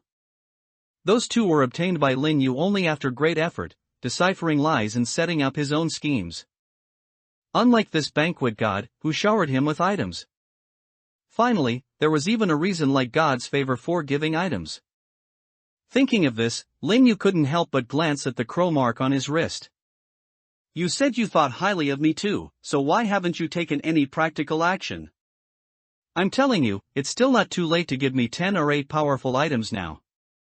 After Lin Yu finished speaking, the mark remained still. He shrugged, not very disappointed, and began to tally his gains from this round. Reusable delicious paper, a delicious paper item that can be used in every copy. It only needs to be held in hand and wished for to be used. After use, you will randomly receive food falling from the sky, with a random value of 1 to 57 delicious paper. The higher the value of the food, the lower the probability of its appearance. Having used delicious paper before, Lin Yu already knew how useful this thing was. Although he already had Charter's supplies, that stuff was really not tasty. Plain biscuits could only be called life-sustaining meals. Food exchanged with delicious paper, even if only one piece, was at least hot and delicious. What's more, the upper limit for this was 57 pieces. Of course, this didn't mean Charter's supplies was useless. Lin Yu could still give it to his teammates. Furthermore, Charter's supplies also had the hidden effect of detecting others' fear. However, reusable delicious paper was just the most ordinary item among the rewards this time. The main event was yet to come. Carnival pendant, item the holder's food intake will greatly increase, and there is a chance to gain random buff effects through eating. If the food originally has a buff effect, consuming it can upgrade its buff effect. Elixir Immortal Pot, the holder can temporarily suspend valid buffs obtained by themselves and convert them into immortal brew stored in the pot. After drinking the immortal brew, the suspended buff effects can be regained. A maximum of 3 types of immortal brew can exist in the pot simultaneously. These 2 items were incredibly useful to Lin Yu. He finally gained means to enhance his direct combat power other than deception. He could gain buffs through eating and store them. Coupled with Tiangong's 2 hammers, the syringe that fate could transform into and use, and the torch of fear and sure-hit revolver. I should still have some combat power now, right? Lin Yu pondered. If he were to face first-tier players like Tiangong or Red Fuji again, perhaps he could easily deal with them without any deceptive tactics or sneak attacks. Of course. Lin Yu, having just returned from Carnival Above the Heavens, didn't dare to be too arrogant. After all, he had already witnessed the combat power of high-tier players. Just to use single holy might of magic penetration was enough to make Lin Yu feel insignificant. So, despite getting a very useful set of item combinations, Lin Yu wasn't arrogant. He honestly checked the last reward, the one obtained due to God's favor. Personal Little Chef Apprentice, that's a strange name, what is it? Lin Yu's mind stirred, and then the last item appeared. Plop! A wet sound rang out. A palm-sized pink baby octopus, wearing a white chef's uniform, landed in Lin Yu's palm. It waved a mini spatula the size of chopsticks, looking very excited. Quack, it's the human world. I've come to the human world. Quack, are you the future agent my lord sent me to serve? Director and Hannah. The little chef apprentice by your side, you ask me what its purpose is? Why don't you ask it yourself? Standing in the hotel stairwell, Lin Yu withdrew his gaze from the item description and looked back at the small octopus in front of him. This is a summoned being type of item, Lin Yu thought to himself, feeling quite surprised. Although he had long known that the banquet god was generous, he didn't expect him to be so generous. Summoned being, a type of item with independent consciousness and life, is relatively rare in the entire death game. Owning one would greatly reduce the difficulty of a copy. After all, once this item is bound, the bound being will not betray the player it is bound to. In other words, this is equivalent to having an absolutely loyal teammate. Especially the little octopus in front of him, not only does it speak human language, but its words are also logically clear and complete, indicating it should possess a considerably high level of intelligence. Moreover, most of these summoned being items with life have multiple abilities and effects. In other words, one such item can be worth several other items. The little octopus in front of him comes from a distinguished background, personally sent by the banquet god, so it must have some tricks up its sleeve. Lin Yu looked at it and couldn't help but think of the octopus card who hosted the last copy. Lin Yu was instantly filled with anticipation for this little octopus. Hello, what is your relationship with Ka? What abilities do you have? Lin Yu asked softly, holding the little octopus in his palm up to his face. The little octopus was very happy to hear Lin Yu's words. Quack. Hello, future director, Ka and I have a master-apprentice relationship, and from a bloodline perspective, he is also my sixth uncle. I'm learning cooking and combat skills from Uncle Ka, so I'm also involved in both areas. Depending on the raw ingredients I can find, I can currently make 3 different basic dishes. Dish, roasted meat, the effect is to slowly restore stamina and energy after consumption. Dish, salad, the effect is to temporarily enhance mental power and shorten the cooldown time of your items and skills. Dish, stew, the effect is to alleviate or heal injuries and abnormal statuses. I can find ingredients myself, but, if the future director provides me with high-quality ingredients, then I might have a chance to make advanced delicious dishes. Each dish takes about 15 minutes to prepare. However, because I am still an apprentice, I need to hibernate for about 8 hours after each cooking session. The pink little octopus said proudly. Lin Yu couldn't help but click his tongue when he heard the pink little octopus's words. So strong. The banquet god really gave him a whole set of highly synergistic items. This pink little octopus alone is equivalent to giving Lin Yu 3 extra opportunities to obtain consumables every day. Coupled with the carnival pendant item and the elixir immortal pot, it can maximize the effects of these foods. And this is just your cooking ability, right? What about your combat abilities? Lin Yu asked eagerly. Being asked by Lin Yu, the small octopus became a little shy. Quack, actually, I'm not very good at combat. Uncle Ka says my frontal combat power is too weak, so he mostly taught me stealth techniques. Compared to a warrior who can defeat enemies, you are more suited to be a top assassin. That's Uncle Ka's evaluation of me. So, I only have 2 combat-related skills. Stealth camouflage. I can change my body to completely match the environmental color, achieving an almost invisible effect. Saying that, the little octopus demonstrated. Her originally pink skin gradually changed color, eventually almost blending with Lin Yu's palm. Even if Lin Yu observed very carefully, he could hardly see any flaws.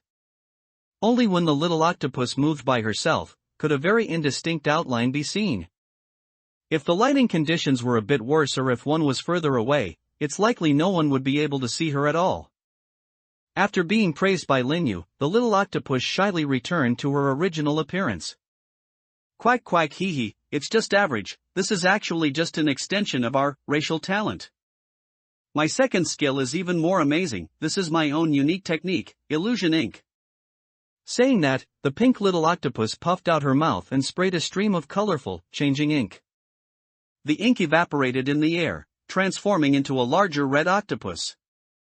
Lin Yu recognized the appearance of the red octopus, it was the octopus card he had seen before. Even more unexpected for Lin Yu was that this illusion octopus card could actually move and speak. It waved a spatula and made a sound. Treat food with 100% devotion. You must ensure that the delicacies you make are 100% satisfactory to the guests. The timbre of the voice was also identical to Ka's, but the content of the lines didn't sound much like something Ka would say, it was somewhat too deliberate. But no matter what. That's really impressive. This skill will definitely be put to great use. Lin Yu gave a thumbs up to the pink little octopus hiding behind the illusion. Quack. Thank you, future director. The pink little octopus said happily, dispelling the ink illusion. Lin Yu stroked the little octopus's head. No need to be formal, from now on you can call me. Usually you can call me director, but sometimes when I change into different appearances, I might need you to change your address as well. The little octopus nodded, seemingly understanding yet not fully. Understood. Future director. No, director. She saluted Lin Yu with a small tentacle and said. Lin Yu nodded. Oh, by the way, you already know how to address me. But I still don't know how to address you? Since Ka has a name, you should have one too. The pink little octopus nodded repeatedly. Yes, my name is Ba. Director, you can call me Ba or Baba. She answered earnestly. But this sincere answer broke Lin Yu's composure. Well, your name is very good, but I suddenly thought. Director is actually my code name, so I should call you by a code name too. I'll call you Hana. Hearing Lin Yu's words, the pink little octopus didn't find anything wrong with it. She just cheered with joy. Wow, code name. I'm Hana. It feels super cool. As expected of director. The creation of celestial wine, an unexpected encounter. After completing negotiations with little octopus Hana, Lin Yu led her out of the stairwell and back into the hotel. Hana obediently perched on Lin Yu's right shoulder, using stealth camouflage to adjust herself so she was almost indistinguishable from Lin Yu's clothes. Hua, the human realm is truly lively, Director Sama. Hana, perched on Lin Yu's shoulder, couldn't help but exclaim. Hana, currently in stealth camouflage, was communicating with Lin Yu through their soul connection. So only Lin Yu could hear her words. Lin Yu looked at the surroundings. He was currently in the executive lounge on the top floor of the Shangjiang building, where the dim yellow light of the Wake's lounge sign glowed, and a large wine cabinet and a long wooden bar had 7 or 8 scattered guests. The sofa booths by the window were not full, with only a sparse 2 tables occupied. This can hardly be called lively. Lin Yu likewise communicated with Hana via soul connection. But there's no banquet, and yet so many people are sitting together drinking, Hana said, excitedly looking left and right, it's incredible. Lin Yu stroked his chin. It seems Hana rarely saw people where she lived over there. Originally, Lin Yu had planned to take the elevator directly back to his hotel room. However, Hana's distraction made him change his mind. He walked to the bar in the lounge, pulled out a chair, and sat down. A virgin lemon-flavored special, and then a serving of Iberian ham sashimi. Lin Yu told the bartender behind the bar.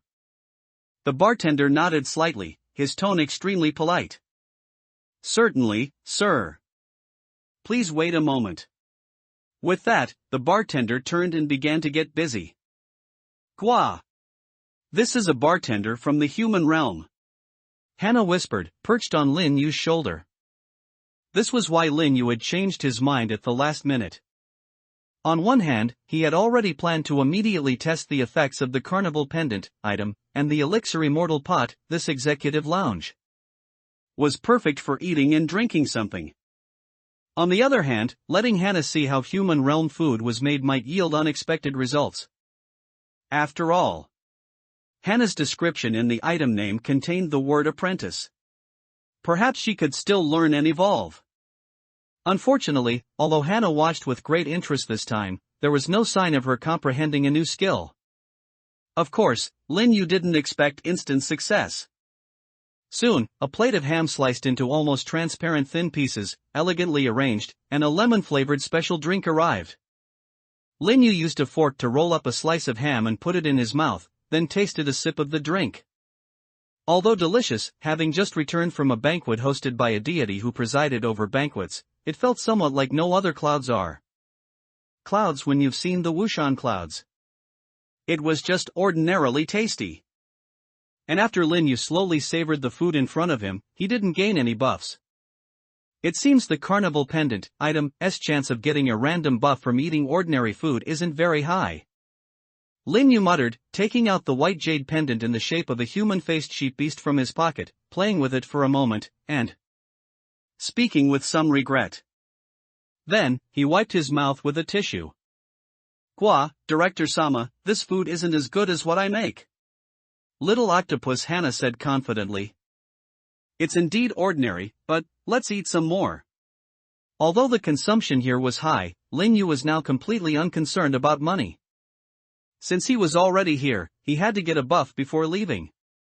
So, Lin Yu ordered another new grapefruit-flavored drink and a portion of honey-roasted cashews.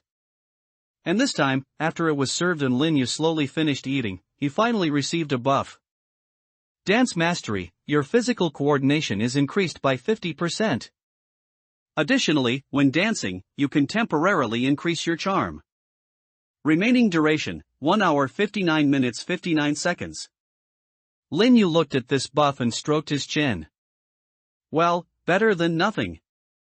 Although Lin Yu didn't need the ability to increase charm when dancing, the improvement in physical coordination was quite useful. So, Lin Yu took out the elixir immortal pot from his pocket.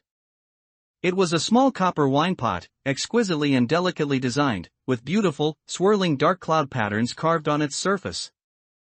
Lin Yu opened the lid and activated the elixir immortal pot's ability. Instantly, the dance mastery countdown, which had nearly 2 hours left on him, paused. Then, this invisible buff, originally applied to him, seemed to be stripped from Lin Yu by some mysterious force. Although others couldn't see it, Lin Yu could see some pale white light flying out of his body, slowly converging into a winding stream in the air. That was the immortal brew formed by the dance mastery buff.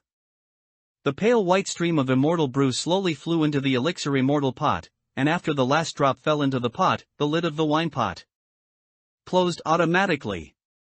When Lin Yu looked at the elixir immortal pot again, in addition to seeing the item description of the wine pot itself, he could also see an additional item description regarding its contents. Immortal Brew of Dance, after consumption, you will gain the Dance Mastery buff for 1 hour 59 minutes and 55 seconds. After putting away the wine pot, Lin Yu prepared to order some new food again, to see if he could get another buff. However, just as Lin Yu tapped the bell on the table to call the bartender over, he noticed that the bartender behind the bar was changing shifts. The previous ordinary young male bartender took off his apron and left the bar, replaced by a young woman of short stature. Ding!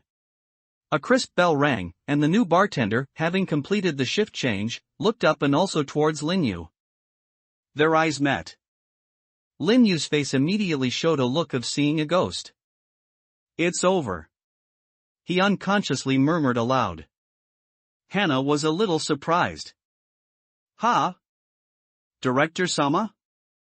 What's wrong, what's wrong?" Lin Yu didn't answer, merely sitting up a little straighter. Meanwhile, the new young female bartender behind the bar quickly walked over, revealing a smile that was far from professional, somewhat gleeful. "Oh, this handsome, charming, and promising young guest, what can I get for you? Would you like me to recommend some of our signature drinks? I guarantee you'll want to come back for more after you try them." Lin Yu looked at the familiar face in front of him, sighed helplessly, and gently rubbed his forehead. "Please spare me, senior sister." Standing behind the bar, dressed in a bartender's uniform with her hair tied in a small ponytail, was Lin Yu's senior sister, the president of the drama club at Jiangcheng Media University, Shun Bingmiao. Are you a player? Late at night, in a luxurious suite at a hotel. Senior sister Shin Bingmiao sat on the sofa in front of the floor-to-ceiling window, swirling a stemmed red wine glass, her legs crossed, and took a delicate sip of the liquid in the glass. Hiss, this iced cola is truly satisfying. Shen Bingmiao sighed with emotion, then looked at Lin Yu, who was sitting on the armrest of the sofa. So, my dear Ace, didn't you almost qualify as a financially struggling student for a scholarship last semester? Why are you now in a place like this, opening such an expensive suite, and ordering so much at the executive lounge? Facing Shen Bingmiao's inquiry, Lin Yu, who was sitting on the sofa, broke out in a cold sweat. Having been a trickster for so long, and with his excellent acting skills, even if his sister Lin Zhao had appeared in this hotel, Lin Yu was confident he could fool her. Only with Shen Bingmiao. Lin Yu felt extremely uncertain. Because Shen Bingmiao was too familiar with Lin Yu's acting and background. Lin Yu would rather deceive a god again than try to pull off an impromptu performance that could fool her in front of the president. And most importantly, Shen Bingmiao's curiosity was too strong. If he made up anything, even if she couldn't get answers from him, she would probably investigate it herself using her own methods. Can I not answer? Lin Yu looked at Shen Bingmiao and asked earnestly. Of course not, this old lady swapped shifts with a colleague to come. Shen Bingmiao rolled her eyes, as the pillar of our drama club, my dearest Junior, suddenly acquiring a huge sum of money from an unknown source, I feel it's necessary to get to the bottom of it to prevent you from going astray. At this point, Shen Bingmiao paused. Of course, looking at your spending habits, I feel like you might already be quite far down the wrong path. Now I can probably only try to make amends and urge you to return to the right path. Shen Bingmiao's expression was very serious. Lin Yu raised both hands. President, please don't make it sound like I'm committing a crime. Shen Bingmiao said, what about unethical things then? This luxury suite, you're not really selling yourself, are you? Those who rely on their looks, when their looks fade, love also fades, my dear Ace. Lin Yu became even more helpless. What are you talking about, senior sister? Why do you always think of me in that way? I just made a small fortune through investments recently and am just enjoying life. At this point in the conversation, Lin Yu quickly threw out a statement that Shen Bingmiao would find difficult to verify. Then, before Shen Bingmiao could deeply ponder his words, Lin Yu quickly shifted the topic to Shen Bingmiao herself. Speaking of which, senior sister, why are you here? It's still school hours today, isn't it? Why are you working in such a high-end place? Shen Bingmiao chugged the cola in her red wine glass. Of course, it's to earn funds for club activities, you scoundrel. Do you know we only have 5,000 yuan in annual funding, big shot? And then when you stage a play, you'll say the items would be better if they were more realistic. Wow, items cost money, okay? If I don't work in a high-end place like this, how can I afford 3 plays for you in one semester? Shen Bingmiao said indignantly, then her tone softened. Of course, don't blame yourself too much, after all, I'm also quite interested in bartending. Looking at Shen Bingmiao, Lin Yu rested his chin on one hand and nodded slightly. So that's it, just kidding. He sighed. President, although you are excellent as a screenwriter, stage manager, film critic, agent, and even a theater owner, your own acting skills are truly only at the level of a functional supporting character in a primetime TV drama. Do you think your clumsy acting combined with a lame excuse can hide your guilt from me? Lin Yu looked at Shen Bingmiao and said calmly. So, what exactly are you here for? Shen Bingmiao was questioned back by Lin Yu, and she pursed her lips. She looked out the window. Then let's both take a step back, Shen Bingmiao said with an exaggerated tone, let's give each other some space. I certainly agree, but please don't act like some overly emotional supporting character flirting with a random extra, okay? Lin Yu said helplessly. I'm incredibly grateful that you can understand me. Shin Bingmiao stood up and placed the glass aside, and, if you really earned money through legitimate channels, I'm very happy for you. Your sister will also be proud of you. Lin Yu paused when he heard Shin Bingmiao mention Lin Zhao, then slowly nodded. I understand, President. Alright, see you at school tomorrow. Shin Bingmiao said, then got up and walked towards the door. Lin Yu watched Shin Bingmiao leave and also breathed a slight sigh of relief. He finally managed to bluff his way through. From a selfish perspective, Lin Yu actually didn't want Shin Bingmiao to get involved in matters related to his death game. After all, with President Shin Bingmiao's curiosity and initiative, she could easily get herself killed.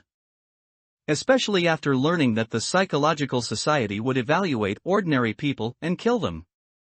Lin Yu wanted to deliberately avoid contact with Shin Bingmiao, so as not to fall within the Psychological Society's radar. After all, Shin Bingmiao was the person Lin Yu had met who simultaneously fit the descriptions of both genius and madman the best. Of course, Lin Yu had not been without suspicion that senior sister Shin Bingmiao might already be a player. But after the first copy ended, Lin Yu had already tested it. He tried to talk to senior sister Shin Bingmiao about the death game or had thoughts of telling Shin Bingmiao about his experience, but he couldn't do it. This was consistent with the characteristics of a non-player. Therefore, Lin Yu was able to determine that his senior sister was not yet a player and had not participated in that despair-inducing death game. And just as Lin Yu was thinking this, little octopus Hannah, who had been silent on his shoulder for a long time, finally communicated with Lin Yu in his soul. Phew, she's finally gone. Director, this woman gives me a terrible feeling. She's like... Hearing Hannah's voice, Lin Yu was about to laugh and comfort the little octopus with words like, senior sister won't eat people. But Shin Bingmiao at the door suddenly stopped.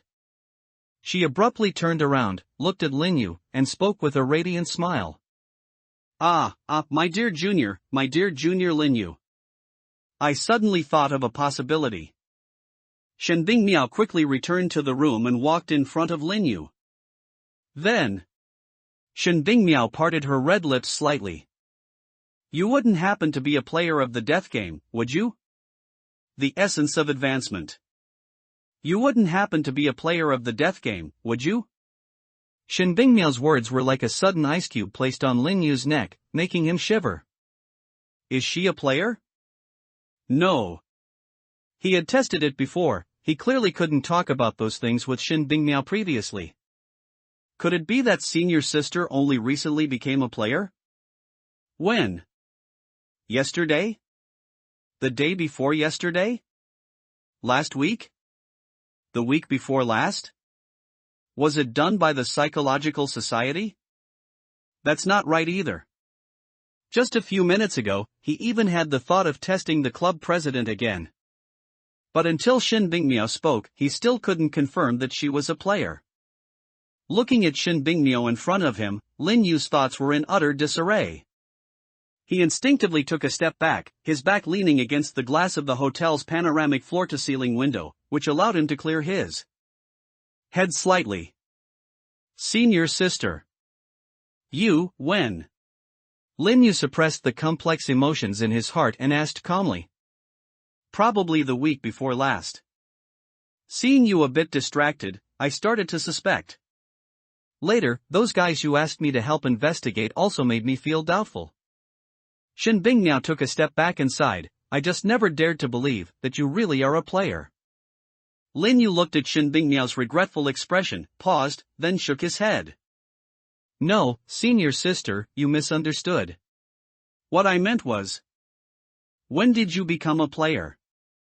Shin Bingmiao chuckled, her tone suddenly becoming extremely gentle. Do you know that asking a girl her age is very impolite? I'm not asking your age. Lin Yu said seriously. Shin Bingmiao pursed her lips, the death game is a game that gives people a new lease on life. Asking when I became a player is like asking my age after my rebirth. Lin Yu was helpless. What kind of twisted logic is that, President? If you don't want to say, then fine. But I'm quite curious why I couldn't succeed when I tried to talk to you about death game related matters before. So before this, I even thought you weren't a player. Lin Yu said with emotion. Oh, you read the guides on the forum that teach you how to identify players, right? Shen Bingmiao said with sudden understanding. Lin Yu nodded. That's right, senior sister. Shen Bingmiao plopped down on the bed, lazily stretching her limbs like a cat. Don't believe everything on the forum. The operators of this thing are consciously filtering its content. Some things in there are applicable to ordinary players, but for high-tier players? It's not so. After all, the forum's stance isn't absolutely neutral, it leans towards order. The method you just mentioned for quickly identifying players is not applicable to high-tier players. Hearing Shen Bingmiao's words, Lin Yu was thoughtful. Do high-tier players have a way to evade such simple tests of whether they are players? In other words, President, you are a high-tier player. In other words, you have at least experienced. Hey, if you keep counting weeks to try and deduce the approximate time I joined the game, I'll throw you off this building right now. Shen Bingmiao said unceremoniously. Although Lin Yu knew his president was joking, seeing that she seemed genuinely concerned about the matter, he decided not to dwell on it. After all, the time one joins the death game is the moment everyone died once. It's normal to have some shadows that one is unwilling to recall. Then let's not talk about the time for now, senior sister. What advancement are you, and which organization have you joined? Hearing Lin Yu ask this, Shen Bingmiao didn't hide it. I'm third tier. As for the organization, you could say it's order. I'm not an official member, I'm an outsourced one. She said lightly. Third tier? Lin Yu was a bit surprised. Although he knew Shen Bingmiao might be strong, he didn't expect her to be third tier. Originally, Lin Yu thought senior sister would only be a more experienced second tier player.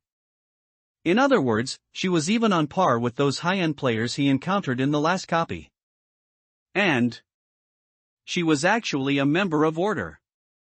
Even though Shen Bingmiao claimed to be outsourced, it was still very impressive. To even be an unofficial member of Order might be more valuable than being an official member. However, Lin Yu also found it reasonable. With Shen Bingmiao's talent and drive, she naturally wouldn't be an ordinary person in the death game either. So, what is the way high-tier players evade the player identification conversation? As Lin Yu spoke, Shen Bingmiao spoke somewhat vaguely. This involves the issue of advancement. Honestly, I somewhat agree with the forum's approach. Letting new players access too much information about advancement and high-tier players isn't necessarily a good thing. At this point, Shen Bingmiao changed the subject. However, since you're a junior I know inside and out, it doesn't hurt to reveal a little to you. The question you just asked relates to the essence of advancement. Lin Yu found Shen Bingmiao's statement a bit strange. Essence? Yes. How many copies have you experienced? Have you advanced? Being asked this by Shen Bingmiao, Lin Yu hesitated. He was debating whether to lie to the president about the number of copies or about whether he had advanced.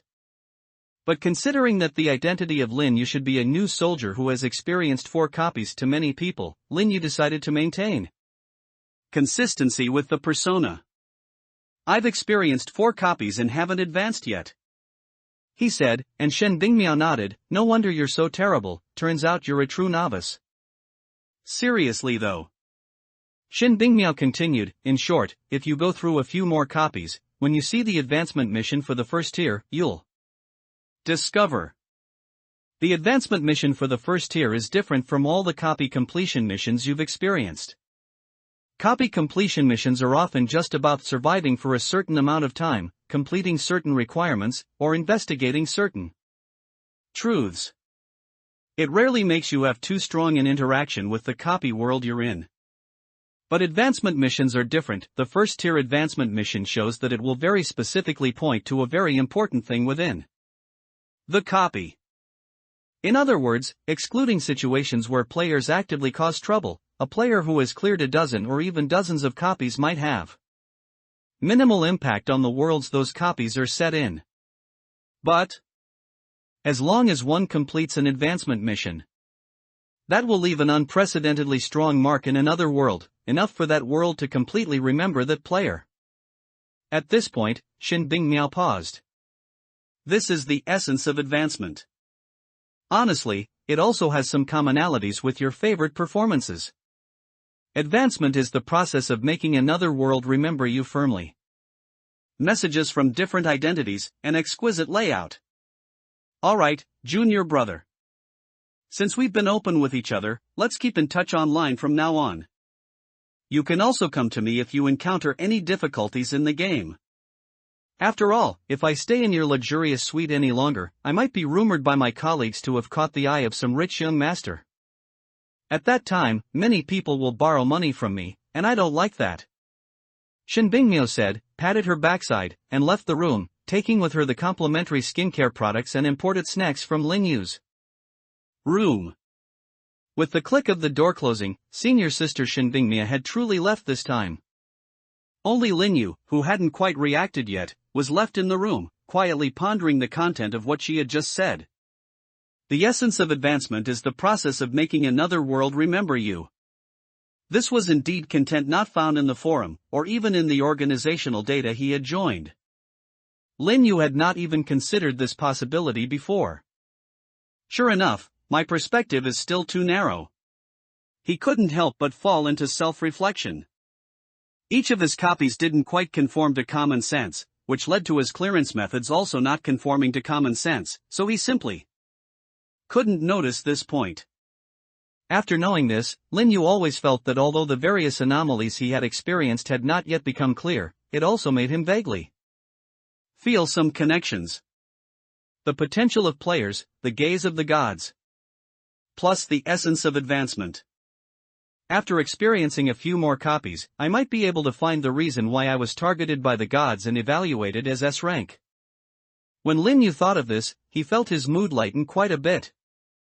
The tension that remained from encountering a group of experts and dancing on the tip of a knife in the last copy had invisibly dissipated a lot.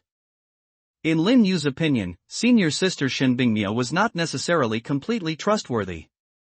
But at least she was better than a complete stranger.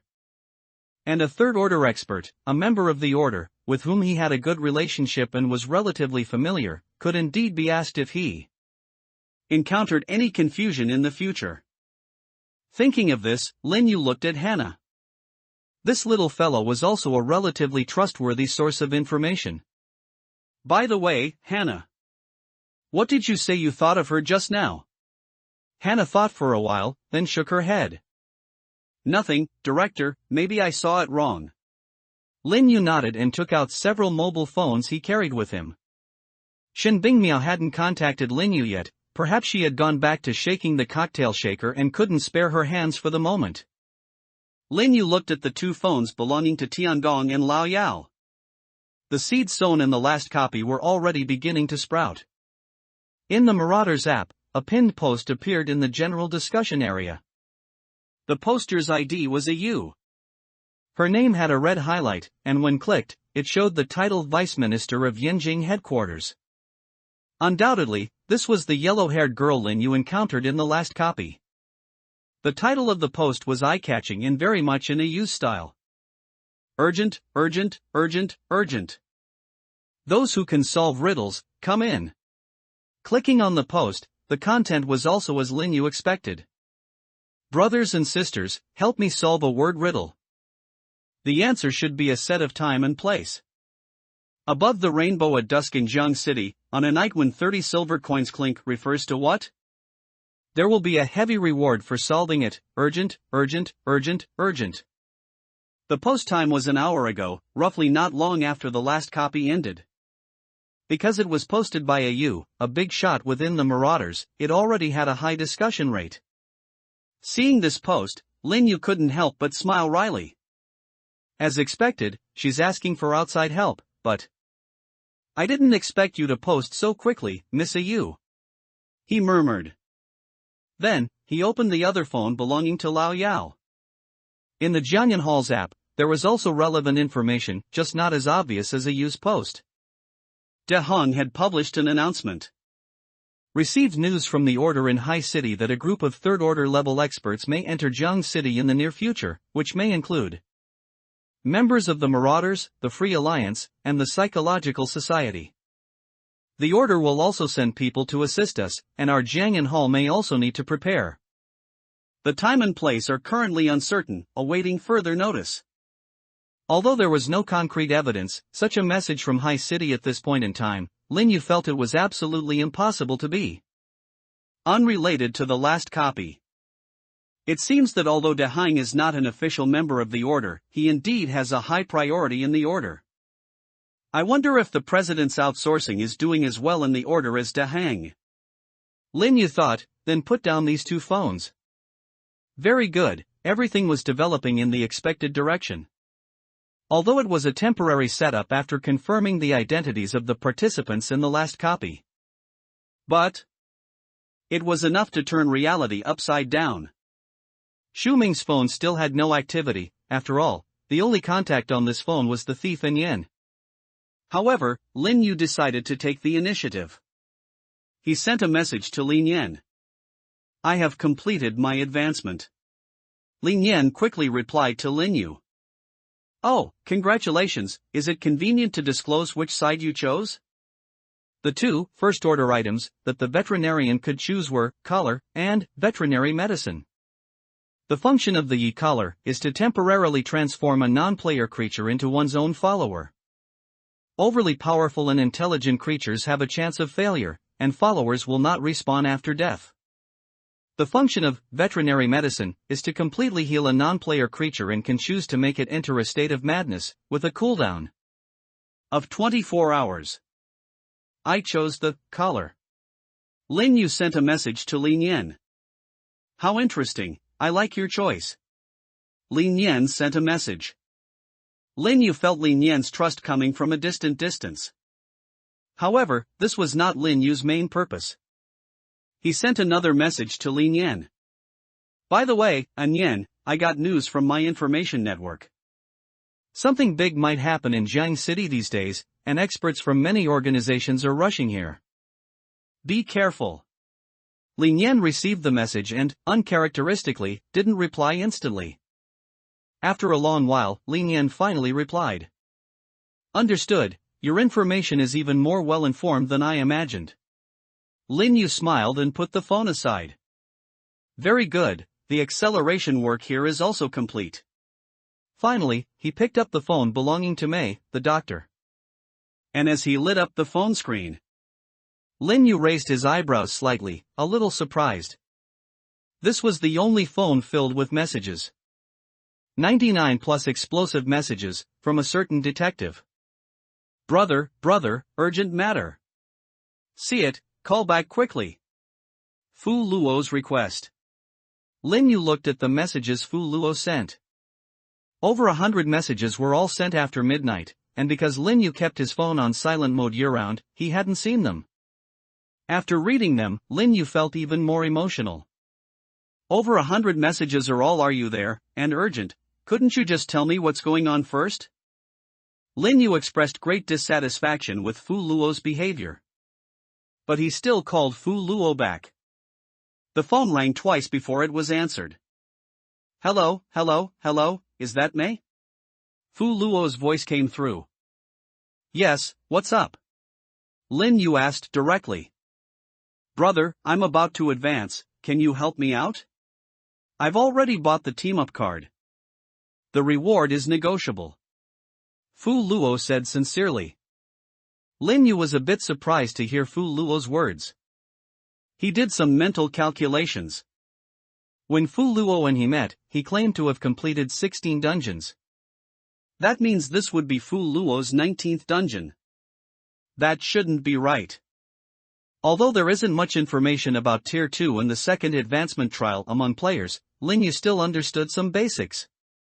The second advancement trial usually occurs in an even-numbered dungeon, because it's at the same interval as the Tier 1 dungeon's appearance. For example, if you completed the Tier 1 advancement in the 7th dungeon, then the Tier 2 advancement would be in the 14th dungeon. Of course, if the first trial wasn't passed. then it's based on the time of final completion.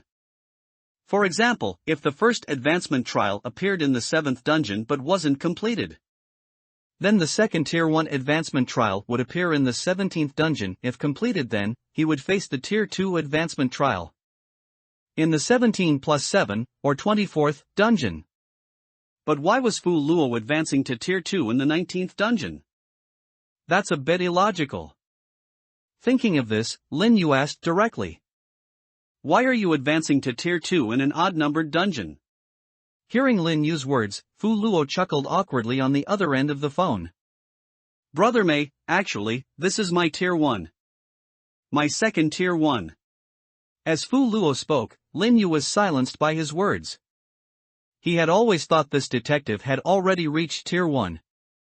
After all, even though he was timid, he had a good reputation, extensive connections, and was constantly active on forums posting various guides.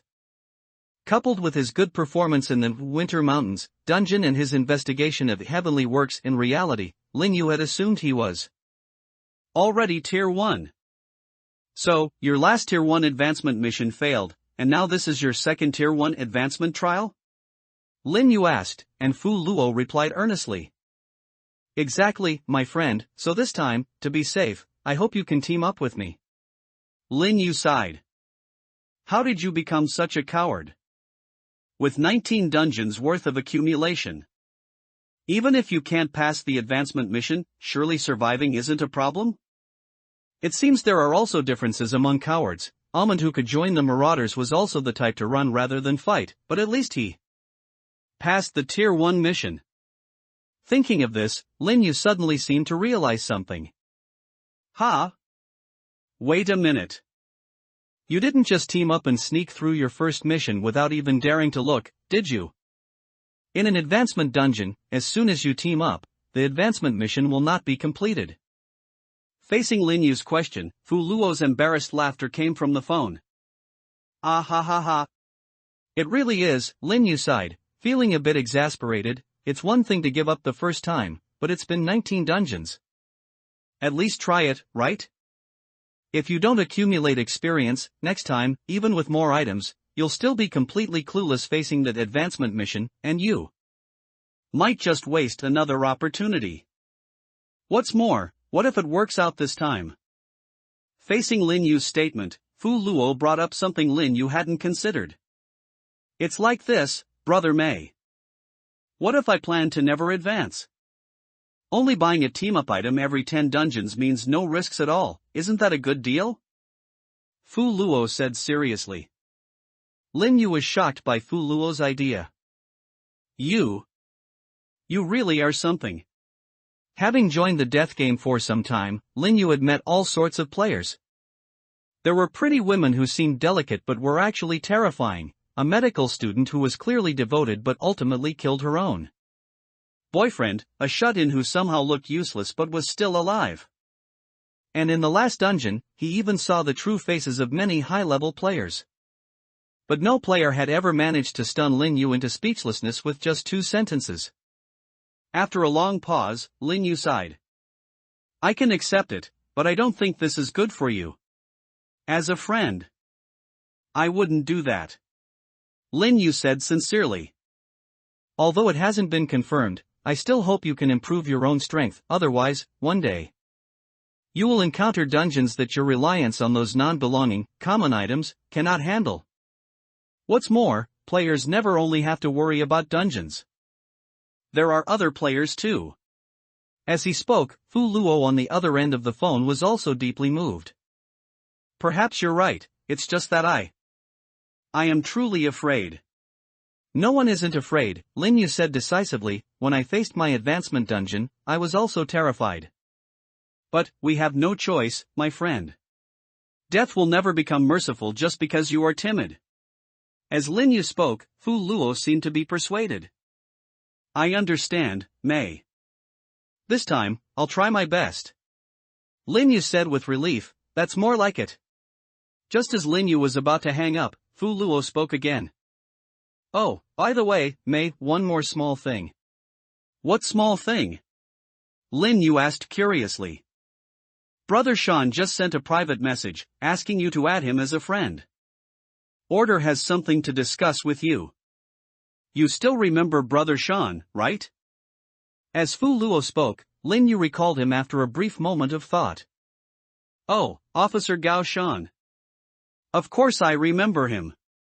Lin Yu took out his wallet and rummaged through it for the business card he had received last time in Jingcheng. What exactly is it about? Examining the business card, Lin Yu asked casually. Fu Luo didn't hide anything and poured out everything he knew. It seems like something's going to happen in Jiangcheng. An order needs to transfer some people. I don't know too many details yet. But Brother Sean said he might ask me to help solve a puzzle later, and if I find out anything then, I'll definitely tell you. Infiltrating the order. I see an acquaintance again. Lin Yu, by scanning a QR code, successfully added Gao Shan as a contact under the identity of Dr. Mei. At the same time, Lin Yu was also filled with emotion. The order's reaction was truly faster than I imagined. Not only did Tycoon receive the news, but even the order in Yu province has already taken action. As expected, as the most recognized organization among players, the order has its merits. After Gao Shan added him as a friend, the message he sent immediately was, as expected, not beyond Lin Yu's expectations. Dashan, is this Dr. Mei, brother? Dashan, I am Gao Shan from the Zhangcheng branch of the order. Forberlo once told me that you are from Jiangcheng. Was the ambush against the Yu province Tiangong group of plunderers in Jiangcheng previously planned by you? May 9th, I participated, but I was not the planner. Dashan, good, these will be combined with your previous credit for finding Tiangong. We will complete the review and internal procedures as soon as possible. Dashan, additionally, Forberlo should have told you that some major events might occur in Jiangcheng soon, so our order headquarters is dispatching experts from various branches to Jiangcheng in gathering reliable and capable players to assist. Dashan, I will arrive in Jiangcheng in at most 5 hours. Are you interested in acting with me? You will also be compensated accordingly afterward. Dashan, I will tell you the specific details when we meet. If you hear it then and feel it's not suitable, you can still leave. The content Gao Shan spoke of was all within Lin Yu's expectations. After the order learned in advance that fluoxetine might appear in a certain city, and with the high probability of plunderers and the Freedom Alliance also getting involved, it would definitely take corresponding actions. Facing Gao Shan's invitation, Lin Yu thought for a moment and then accepted. May 9th, no problem, contact me when you arrive. Although in Lin Yu's initial plan, he intended to operate from the Jiang'an Hall under the identity of Old Yao. But plans change, and being able to directly connect with people from the order under the identity of Mei felt more suitable for Lin Yu than Jiang'an Hall after weighing the options. After all, the identity of Mei was more mysterious and easier to use than Old Yao. His reputation was greater, and his achievements looked better. Moreover, the order's efficiency is truly astonishing. From Gao Shan's tone, he should arrive by tomorrow morning. Being able to directly participate in it and observe the order's operational procedures is something I cannot miss. This operation might even become the opportunity for Mei to officially join the order. Thinking of this, Lin Yu turned off his phone screen. The next day, at 6 in the morning, Lin Yu woke up on time from his hotel bed. After turning on his phone, he once again checked messages from all sides. It was no exaggeration to say, purely by relying on one fake identity after another, Lin Yu felt that his information might not be as well connected as those large organizations, but it was definitely more comprehensive than theirs. After one night, not only the Order, but also the Plunderers, the Night Watchmen, the Freedom Alliance, the Player Mutual Aid Society, all organizations with some influence nationwide had already begun their activities. Even on the forums, numerous discussion posts appeared. Did you know? Something big is going to happen in Jiangcheng. Didn't the Plunderers and Jiang'an Hall clash just last week? This is much bigger than that. This time, a bunch of supervisors and captains from various organizations have shown up. What's going to happen?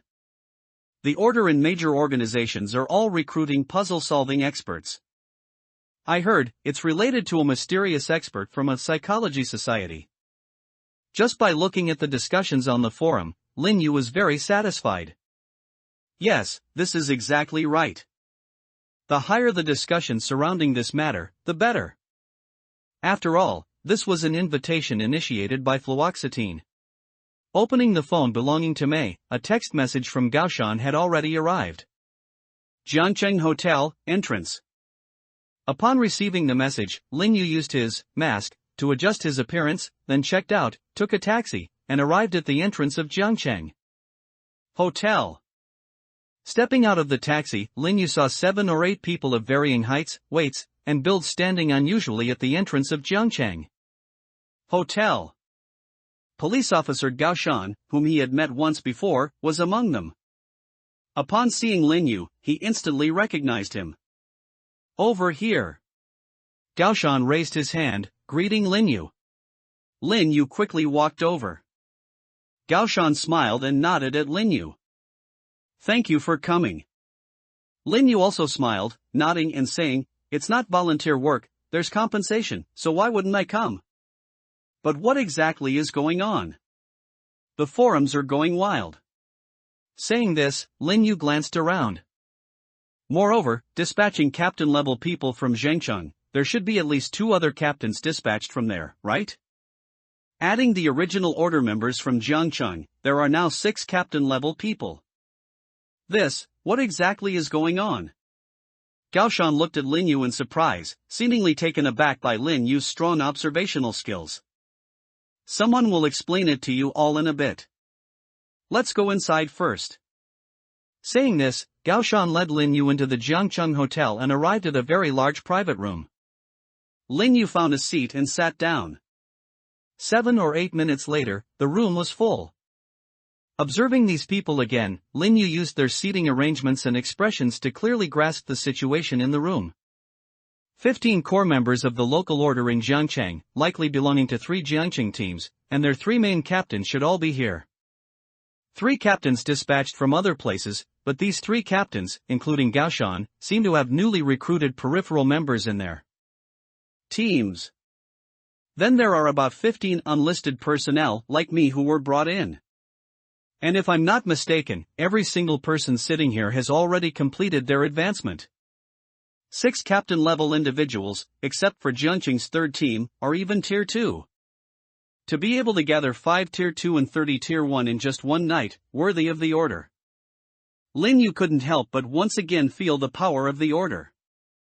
But this also indirectly reflected how destructive this obscure fellow fluoxetine was in the eyes of the order's higher-ups. Although so many people were not solely for defending against fluoxetine, and there were also considerations for other organizations, the majority, however, was definitely because the cause of this matter was fluoxetine. And while Lin Yu was pondering these things, the door to the private room was also pushed open. The administrator is here. The first captain of Jiangcheng called out a reminder.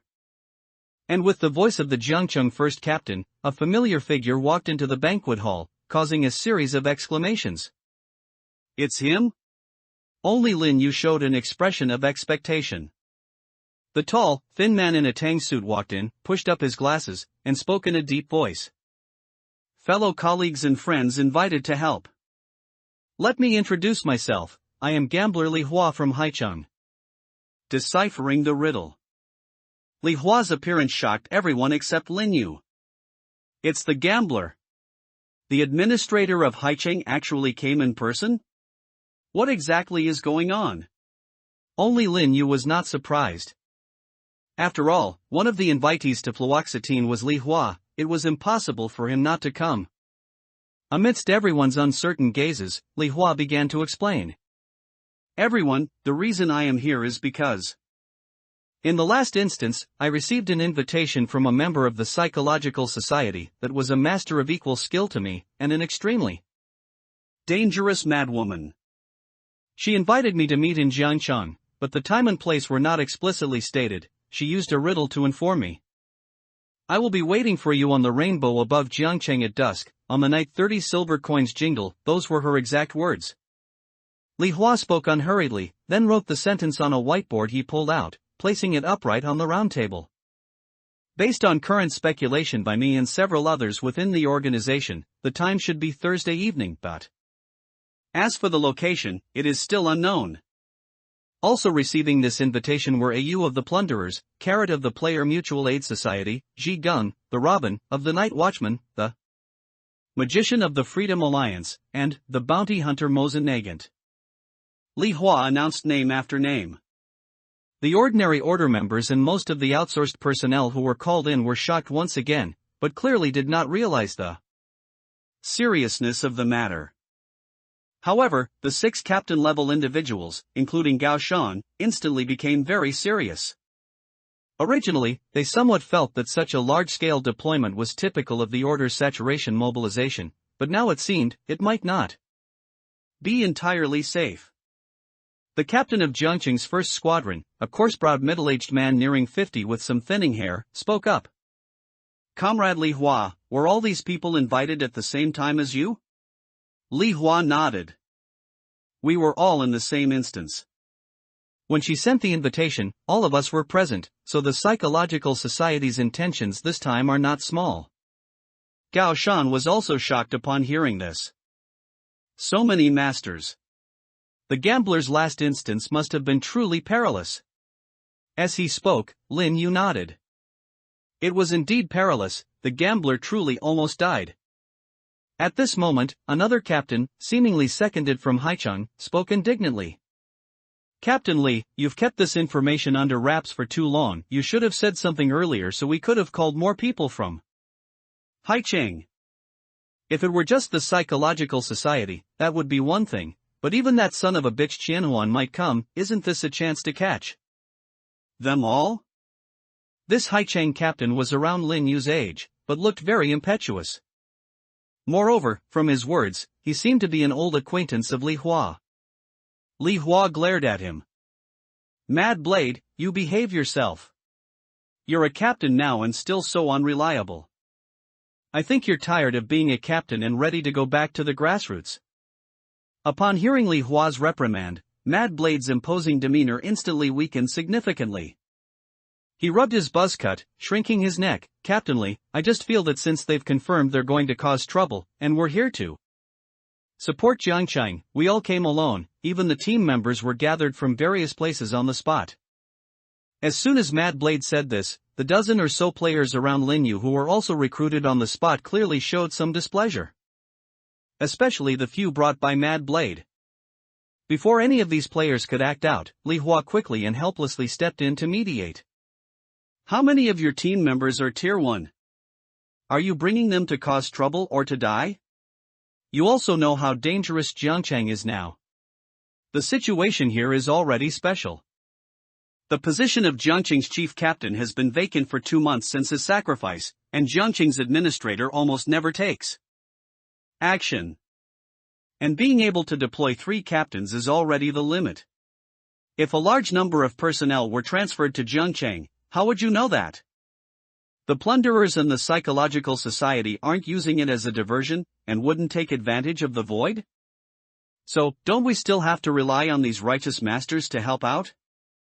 With a few words from Li Hua, Mad Blade instantly became docile.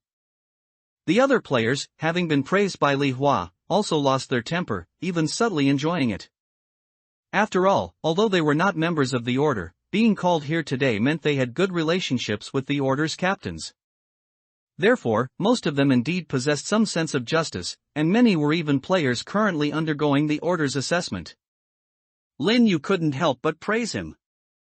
Sure enough, the Li Hua he saw in the instance before was too one-sided. He had only seen the calm to ruthless, righteous, and responsible side of the gambler. Now it seemed, Li Hua also had a firm grasp of human relations. Seizing this opportunity, Lin Yu raised his hand. "Excuse me, Mr. Li Hua, I have a question. How did you confirm that the agreed time is Thursday evening?" Facing Lin Yu's question, Li Hua somewhat relievedly brought the topic back on track. "It's very simple. Because this riddle is not very difficult, she didn't intend to deliberately make things hard for us. 30 silver coins very clearly points to a certain religious illusion. Judas betraying Jesus. Lin Yu immediately replied. Exactly, it's Judas betraying Jesus, Li Hua nodded, and most players, because of the instance cycle being 1 week, are actually very accustomed to using the day of the week to refer to an agreed time. And regarding the dates related to the Savior Jesus, many will tell you which day of the week it is. For example, for Good Friday, looking at the related Easter holidays, it falls on a Friday. Although the exact day Judas betrayed Jesus is unknown, there is a very famous event that fits the moment of 30 silver coins jingling and happens to be in the evening. The Last Supper.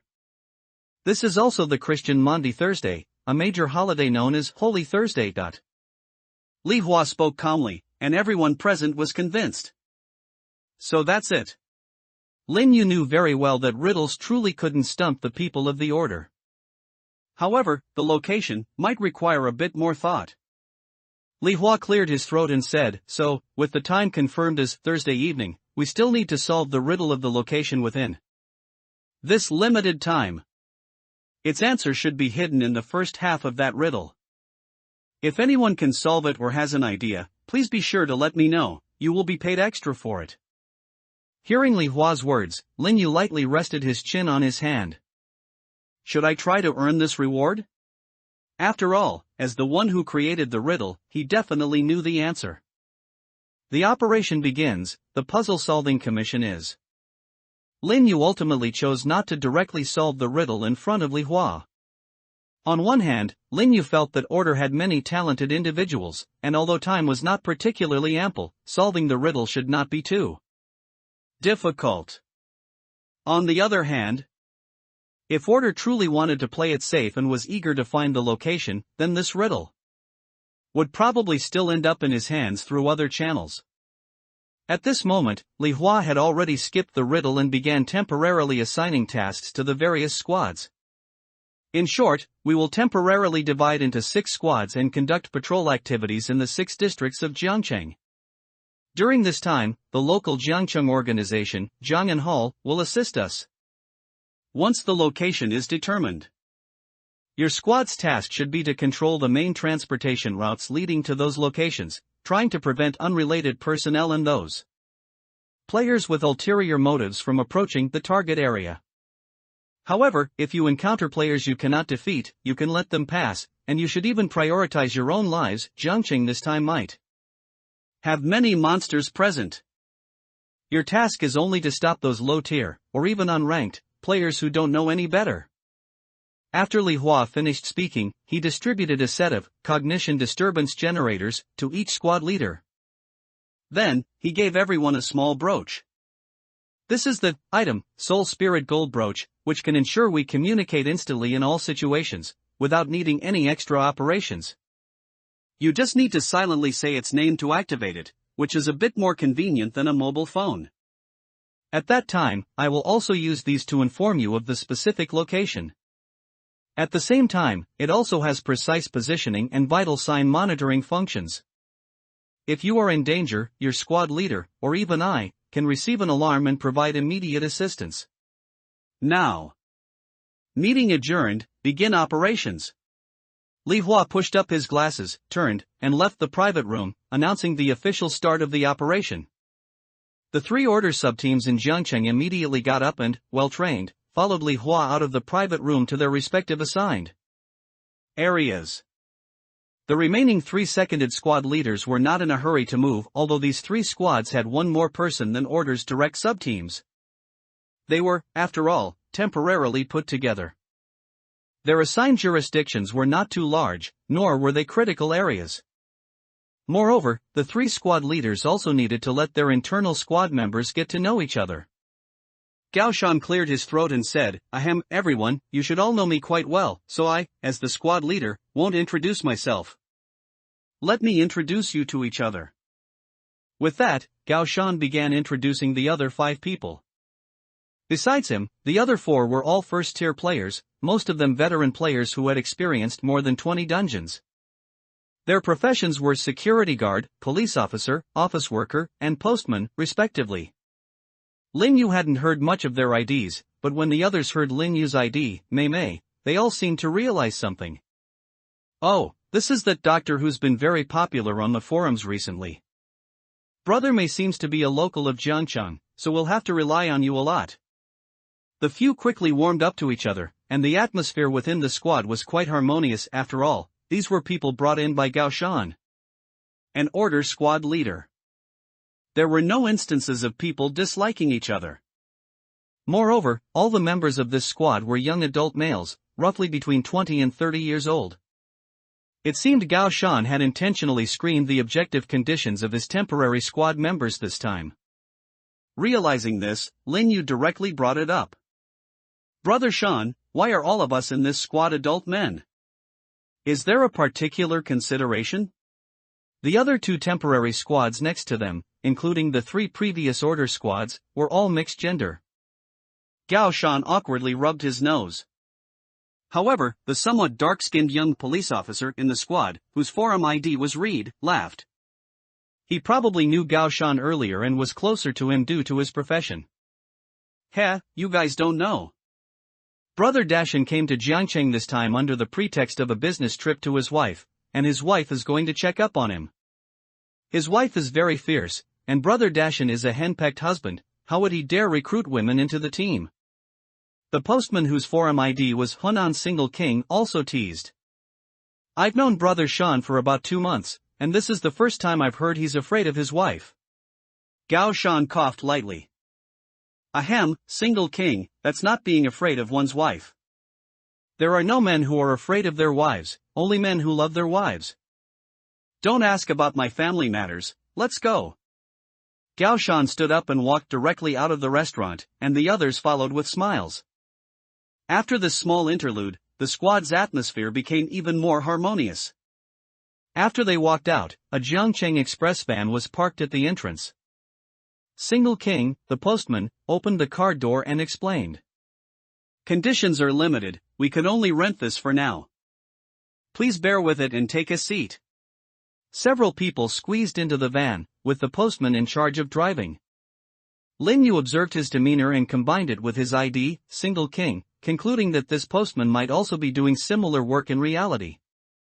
The professions in the death game do not perfectly correspond one-to-one with reality. For example, postman. Many food delivery drivers and couriers would fall into that category. The car started steadily. Lin Yu sat alone in the back row, putting on an unapproachable look as he fiddled with his phone. Of course. No one noticed that the phone Lin Yu was fiddling with was not the same one he had been using earlier. On the phone belonging to his Zhu Ming identity, there was a new message from Ling Yan. Are you interested in solving riddles? Seeing this content, Lin Yu couldn't help but sigh. Is my riddle really that difficult? Why hasn't it been solved here either? As for the plunderer's side, Lin Yu also managed to sneak a peek. AU's post hadn't been taken down, so it probably hadn't been fully solved either. Lin Yu had no channels for the Player Mutual Aid Society and the Night Watchman. However, if these two solved it, they would surely share information with Order. Lin Yu's thoughts raced, and he composed a message to reply to Ling Yan. What's the benefit? If you solve it, the magician will owe you a favor. Whether or not you join the organization in the end, you can make him repay it. Lin Yu raised an eyebrow. Deal, send the riddle.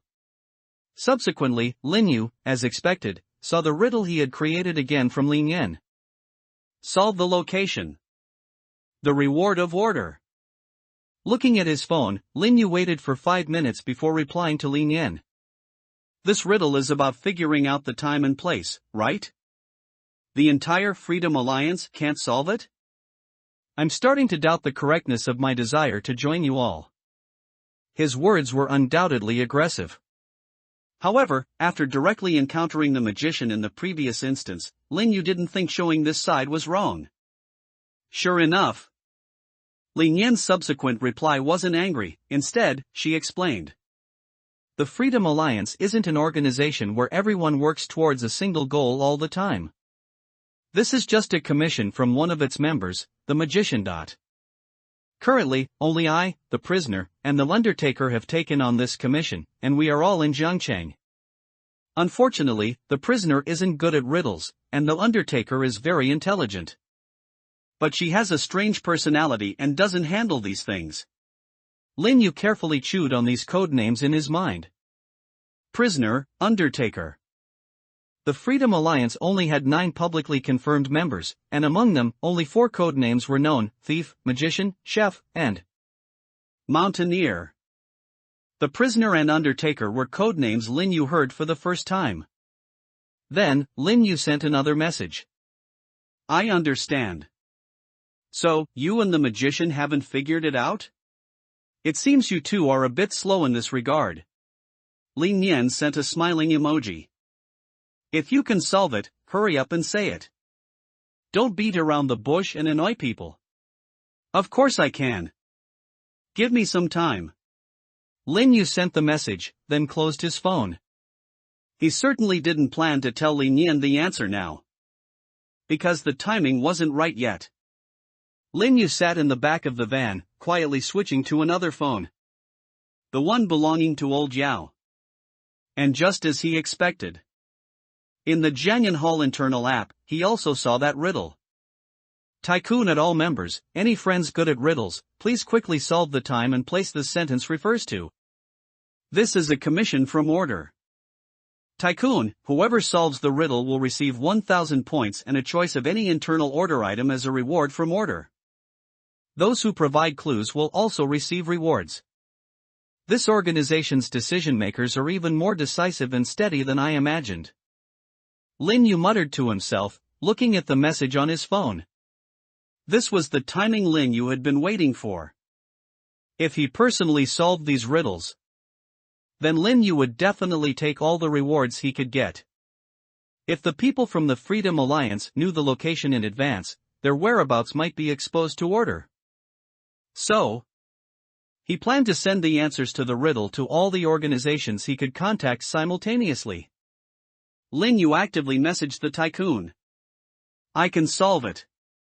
3 seconds passed, and the tycoon's reply arrived as expected. What's the answer? Lin Yu pressed the phone keyboard and casually replied to the tycoon. The tycoon's announcement did not contain information that order had already solved the time. Lin Yu felt that this should be intentional. The purpose was to further confirm the accuracy of the answer. So, Lin Yu also resolved the time problem. It was even more precise. The time is Thursday evening at 7 o'clock. The reason is that 30 pieces of silver jingling points to the Last Supper, which took place on Thursday. This uses an allusion from the Bible. The tycoon replied with great astonishment. You've got some skills, old Yao, you solved this. Seeing the tycoon's concise and quick reply, Lin Yu was even more convinced. Order was indeed intentional, not releasing the time. For someone who could solve the time, the answer regarding the location would naturally be more credible. The tycoon quickly continued to ask. The time has been confirmed, so what about the location? 30 pieces of silver points to Judas betraying Jesus, the Last Supper. Does this mean that rainbow corresponds to another allusion in the Bible, the Rainbow Covenant? The tycoon asked. Lin Yu was not surprised to see the tycoon's guess. It shouldn't be just the tycoon who would think this way.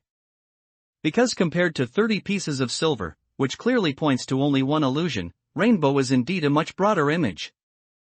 And influenced by the latter half of the sentence, many people would associate it with the Rainbow Covenant mentioned in the Bible.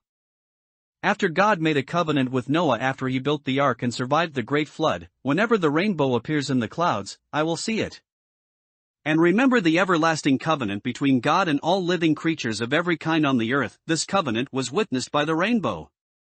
But if the rainbow is understood through this covenant, it's difficult to find a corresponding landmark in reality. So, Lin Yu gave a negative answer. That's not it, boss. The rainbow has nothing to do with the Bible. The tycoon's reply quickly appeared. Oh? So what do you mean? Lin Yu didn't directly state the answer but first began to explain his thought process. Of course, as the one who created the riddle, his thought process was undoubtedly clear. Although the latter half of the sentence uses a well-known allusion from the Bible, the first half of this sentence does not come from the Bible. Instead, it comes from the most famous allusion in another very well-known mythological system. If you only look at the rainbow, you can't narrow down the scope, but there is a modifier before the rainbow. Rainbow at dusk. The latter half of the sentence is already locked in the time, so why emphasize dusk here? The answer is, of course, because this dusk and rainbow are inseparable, a riddle about a location. It points to Ragnarok in Norse mythology. And the rainbow mentioned during Ragnarok is the Bifrost, the rainbow bridge connecting Asgard and Midgard. The tycoon sent a shocked expression. Bifrost. Meaning bridge? But there are so many bridges, big and small, in Zhangchang. Which one could it be? Seeing the tycoon's question, Lin Yuan hurriedly gave the final answer. In Ragnarok, the Bifrost is broken. Although there are many bridges in Zhangcheng, only one is broken. That bridge is not built over water. As a local of Zhangcheng, you should know, right? That place is also very suitable as a location for players to settle grievances. Lin Yu looked out the window.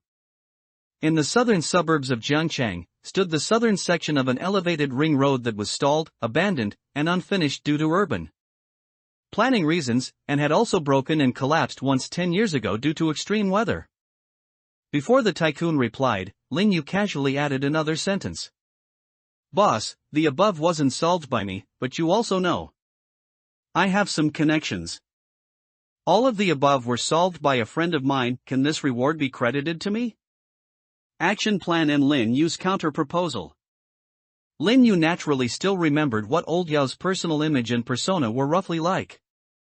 Having such a figure, who looked like he might not have even finished junior high and probably couldn't even pronounce the word, meaning to drop out, talk at length about the Bible and Norse mythology, indeed felt a bit out of character.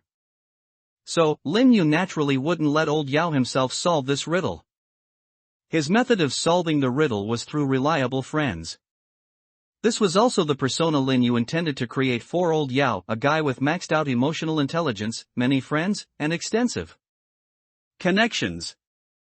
After all, although Jiangyan Hall wasn't a large organization, with the expert tycoon present, its combat power was among the stronger ones across various organizations. After carefully observing the structure of Jiangyan Hall, Lin Yu quickly found the role positioning that the organization lacked in that Old Yao's identity could fit. A guy who could call for outside help and knew many people from all walks of life. This was an idea that could connect various fake identities and also a way to make Old Yao deeply ingrained in people's minds. Mei Mei took the route of a high combat power loner to boost her reputation, while Old Yao's identity needed to create some differentiated competition. And facts proved that Lin Yu's idea was correct.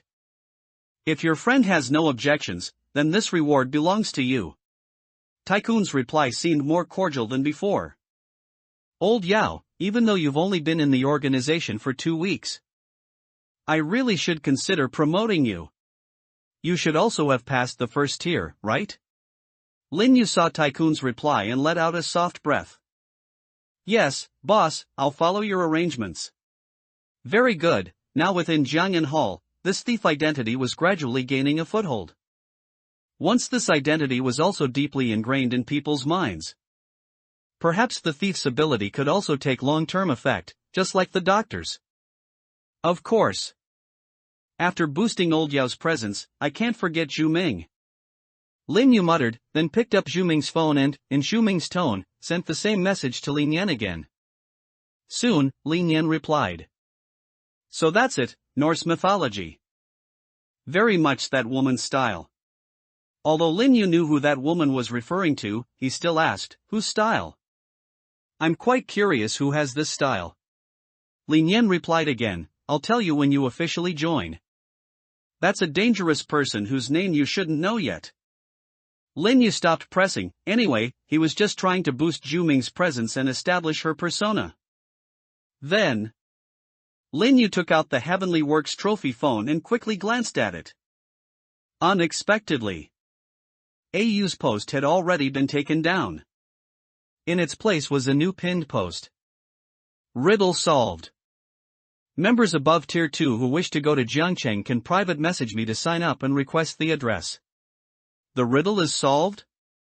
That fast? Lin Yu was secretly surprised. He even suspected whether there was an internal mole in Order or Freedom Alliance. However, the message couldn't have spread that quickly, and moreover, the sending time of this post was still fresh, so it should be that an expert within the plunderers happened to solve the riddle around the same time. Clicking into the post, looking at the replies from the plunderers' members, also confirmed Lin Yu's thoughts. Holy cow, the boss personally made a move. Sister AU still has clout, directly getting the boss to divine. Brothers, let's go, go, go. Anyone above Tier 2 can go? The boss said so, I feel like we have to go. A group of plunderers' cadres responded in unison, none of them surprised or unexpected by the fact that the riddle was solved. In their view, it seemed only natural for the poster to solve the riddle. Lin Yu also scrolled back to look at the poster's ID again. Diviner. Just by the name, one could tell that this was probably another big shot who either used their profession directly as a codename, or whose codename was closely related to their profession. If Lin Yu guessed correctly, the other party might not even need the riddle itself to obtain the time and location. What a truly dangerous ability. Lin Yu sighed. Of course, what made him sigh even more was the name itself. To be uniformly called boss by the plunderers, this person's identity was, of course, very clear. Lin Yu remembered where he last saw this codename. The forum, the second-ranked player, second only to General. Also the leader of the plunderers. Fortunately, the other party did not seem to be coming to Jiangcheng in person. Of course, even if he came, Lin Yu wasn't afraid. When the sky falls, the tall ones bear it. If Diviner really came, it wouldn't be Lin Yu's turn even after 10 rounds. Just as Lin Yu was thinking, the voice of Gaoshan in the co-pilot's seat rang out. Oh, Single King, make a U-turn.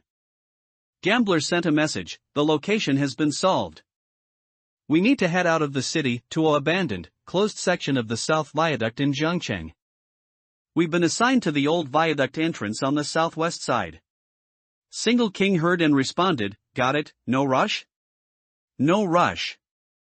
The Haicheng administrator is quite nice, he said that area is desolate, so we can eat first, and just get there before noon. After all, we should be the first to solve it, no need to rush to claim a spot. Gaoshan said, and Lu Wei interjected with some surprise. That's really fast, isn't it? Could it be our Hunan province's detective? That guy, though unreliable, is truly good at solving riddles. Gaoshan shook his head, I sent him the riddle early this morning. He solved the time, but for the location. He said he wasn't familiar with Jiangcheng's terrain, so even with a direction, verifying it would be troublesome, so there's no news yet. Lin Yu was slightly surprised. It seems that although Fu Luo has not officially joined Order, his connection with Order is very close. However, thoughts about Fu Luo were fleeting. Through the time of the information Gaoshan just reported, Lin Yu realized another thing. Lord Tycoon also seems to have a deep relationship with Order, at least a very close personal friendship with Li Hua. In less than a few minutes after he himself uncovered the riddle, Li Hua had already relayed the message back to the front lines, and it wasn't just informing them of the information, but precise action directives based on analysis and planning for each team. This meant that Tycoon definitely had a direct means of contacting Li Hua. There was no need for organization-level interfacing between Jiang'an Hall and Order. In fact, Lin Yu had reason to suspect that these two were currently together, looking at the same screen, with real-time information sharing. If that were the case, it would also mean Jiang'an Hall will likely have an extremely high degree of cooperation with Order in this operation. Jiangcheng, for Order, is truly a complete home ground. Coping in chance encounters. Hey, if you ask me, Old Yao is truly a talent. How about it, little brotherly, our Riverside Hall has found a treasure, haven't we? In the back seat of a speeding luxury car, the tycoon shook the tablet in his hand and said proudly. Li Hua pushed up his glasses. Indeed, not bad, brother he, but I'm more interested in the person who solved the puzzle.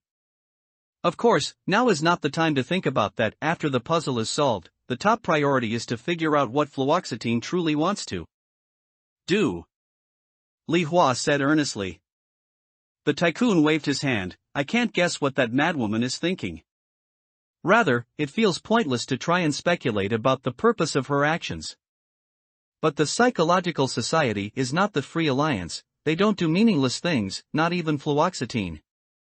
These guys are difficult to understand only because their goals and values differ from ordinary people, but every step they take is never arbitrary.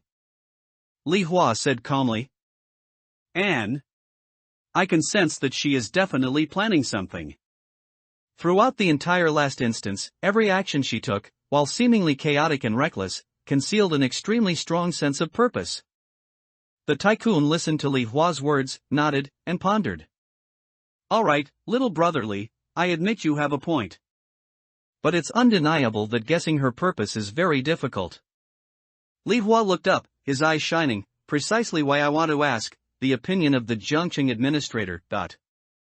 This type of luxury business sedan has a soundproof panel between the front and rear rows.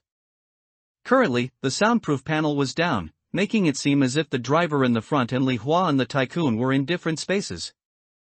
And in the back seat of the car, only the tycoon and Li Hua were seated. But Li Hua still spoke with certainty. So, esteemed hacker sir, what is your opinion? He seemed to be talking to thin air.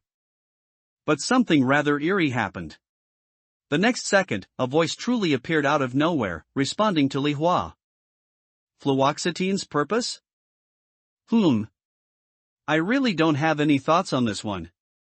A cold, mechanical synthetic voice rang out, echoing within the car. Neither the tycoon nor Li Hua seemed particularly surprised, and they quickly pinpointed the source of the sound. The car's rear audio system. You don't have any leads either? Li Hua said, a little surprised. Although they were both administrators, his attitude when speaking was noticeably more respectful. However, this respect was less about having to humble himself due to a superior-subordinate relationship, and more like the deference a junior shows an elder. It's not that I have absolutely no leads, but they are just baseless conjectures. As I see it, perhaps this invitation has two purposes. One is to draw out a specific person, someone other than the 6 invited participants in your instance. The mechanical voice continued. Someone specific, outside of us? Li Hua mused thoughtfully. Then, as if inspired, he murmured in disbelief, so that's it, so a puzzle is needed, because in order to solve it, we will inevitably tell others about this puzzle. Not only that, but out of consideration for others, we will also gather members of our own organizations. Among them is the person fluoxetine wants to see. The mechanical voice let out a stiff, somewhat uncomfortable synthetic laugh. Ha, yes, just like the ABC murders, the best place to hide a tree is in a forest. Upon hearing this, the tycoon's expression subtly changed. This is bad. The location is Jiangcheng, to draw out a specific person, such a great effort. It feels like the Psychological Society is coming for me. His expression was unprecedentedly solemn. It seems I, ranked 27th, working closely with Order, and a fourth-order expert of a unique profession, have finally been targeted. The tycoon's guess was reasonable. However, Li Hua and the mysterious Jiangcheng administrator clearly disagreed. 100% not you, the mechanical voice said. Li Hua's response was even more direct. Brother you spend almost 24 hours a day in your old restaurant ruins. Is it necessary to go to such lengths to find you? I'm more inclined to believe she's after some mysterious individual. Li Hua said, his words hinting at something. The tycoon also understood the hidden meaning. Damn it, that really is possible, huh? He also looked at the car audio and leaned in a bit. Hacker, you should be careful.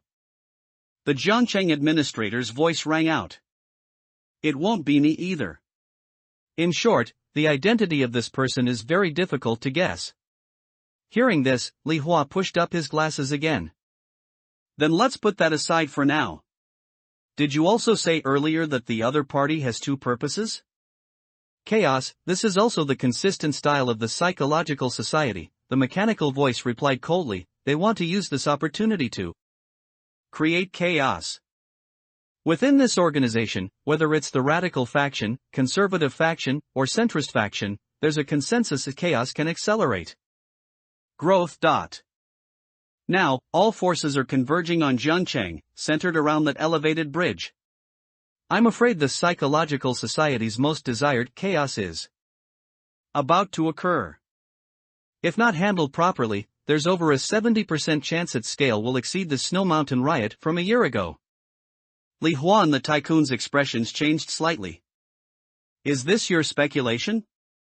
The tycoon, abandoning his usual casual demeanor, sat up straight and asked. It is my conclusion. So, gentlemen. Good luck.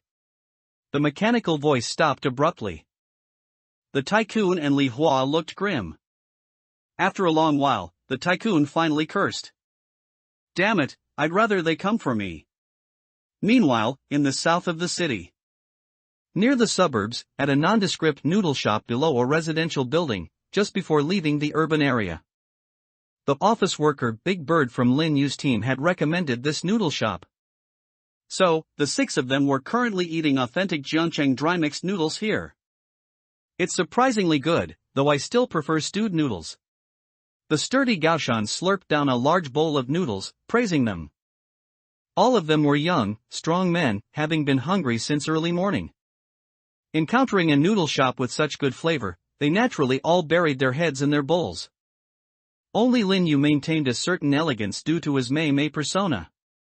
Of course, another reason was, while this noodle shop was delicious, for Lin Yu, an old Jiangcheng native, it wasn't particularly amazing. Especially since his sister ran a restaurant, Lin Yu had practically grown up eating this kind of flavor. However, just as Lin Yu was about to agree with a few words like, "These noodles are indeed good," a voice from behind him made Lin Yu jump in surprise. I'm telling you, my dad told me this shop is very authentic. Don't let its small appearance fool you. Usually, I wouldn't even treat just anyone to eat this here. A somewhat young, fresh, and playful female voice drifted in from the shop entrance. And that female voice, undoubtedly belonged to Lin Yan. Small noodle shop.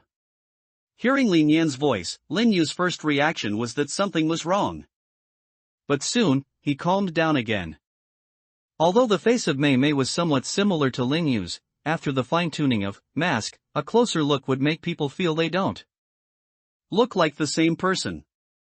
If Lin Yan really saw him, she would most likely only think along the lines of, are they cousins? Coupled with the completely different clothing style and temperament, she might even just think they looked a bit alike at first glance. As long as he didn't expose himself, everything would be fine. What he mainly needed to worry about now was whether Gao Shan, the captain of order, and the other members of his team would recognize these people as being from the Freedom Alliance. He subtly glanced at the reflection on the turned-off phone screen on the table. 4 people had entered through the door. The master thief Lin Yan walked at the very front, the young girl still wearing sunglasses as usual, looking casual.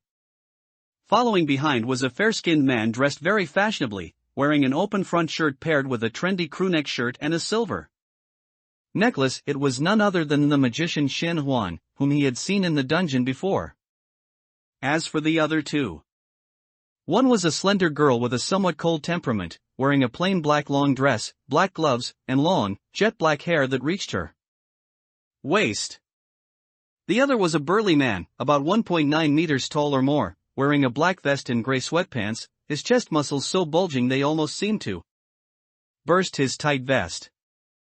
Although Lin Yu didn't know who these 2 were, based on the information obtained from Zhu Ming's identity earlier, Lin Yu could tell.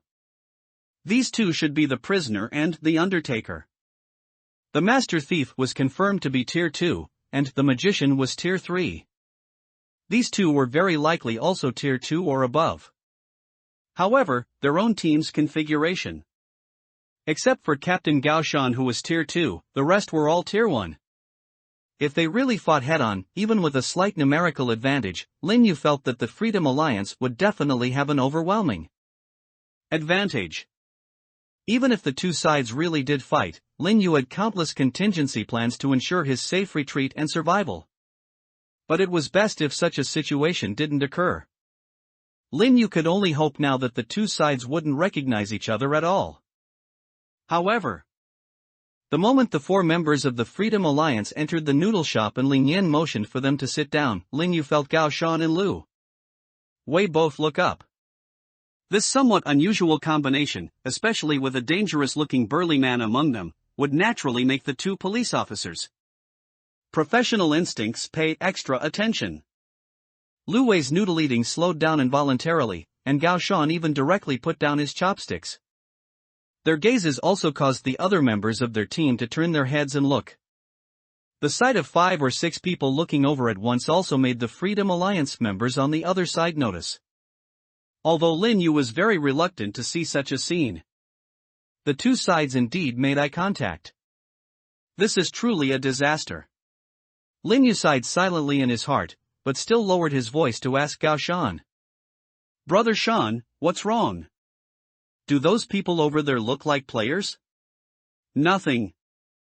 I just feel that the burly man in black over there looks like a martial artist, and he has a fierce aura about him," Gao Shan whispered. "They might not be players, but I just get the feeling they're not to be trifled with." Lu Wei also nodded in agreement, and this combination is a bit strange. Lin Yu heard their words and was just thinking about how to smooth things over when. On the other side, the office worker Daniel swallowed his noodles and mumbled. "Oh, it's nothing, I know that little girl with the sunglasses over there. She's also a regular at this shop. And seems to be the young miss of a wealthy local family. That person over there might be her bodyguard."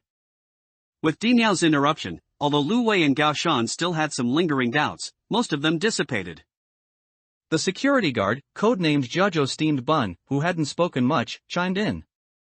"Let's eat first, we still have a mission." Gao Shan heard this and finally made up his mind. "You're right. Let's not create any extra trouble. Even if there really were some wanted fugitives over there, that would be the responsibility of Jiangcheng police."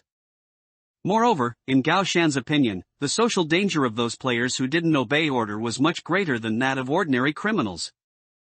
What's more, they might not even be criminals. So, it was better to follow Li Hua's arrangements, go to the designated location, stake out, and keep watch. The group continued to eat their noodles with their heads down. And behind them, the conversation of Lin Yin and her group faintly drifted into Lin Yu's ears. "Why were those people just now staring at us?" the tall, muscular man in the vest asked in a low voice. Lin Yin's voice rang out, "Those people over there feel like plainclothes police officers on duty. Brother Zhou, you standing there is like the heavenly restricted sorcerer Toji Fushiguro from Jujutsu Kaisen, and Xiao Yun is like a combination of Enma AI and Yuko Ichihara. It's really normal for people to take a second look." The man in the vest scratched his head. "What's Toji Fushiguro?" Xian Huan chuckled, "He won't understand such a new work. Anyway, he's just a very exaggerated muscular man, similar to Toguro Younger." The man in the vest said happily, "Oh, Toguro Younger, I know him. Am I really that well built?"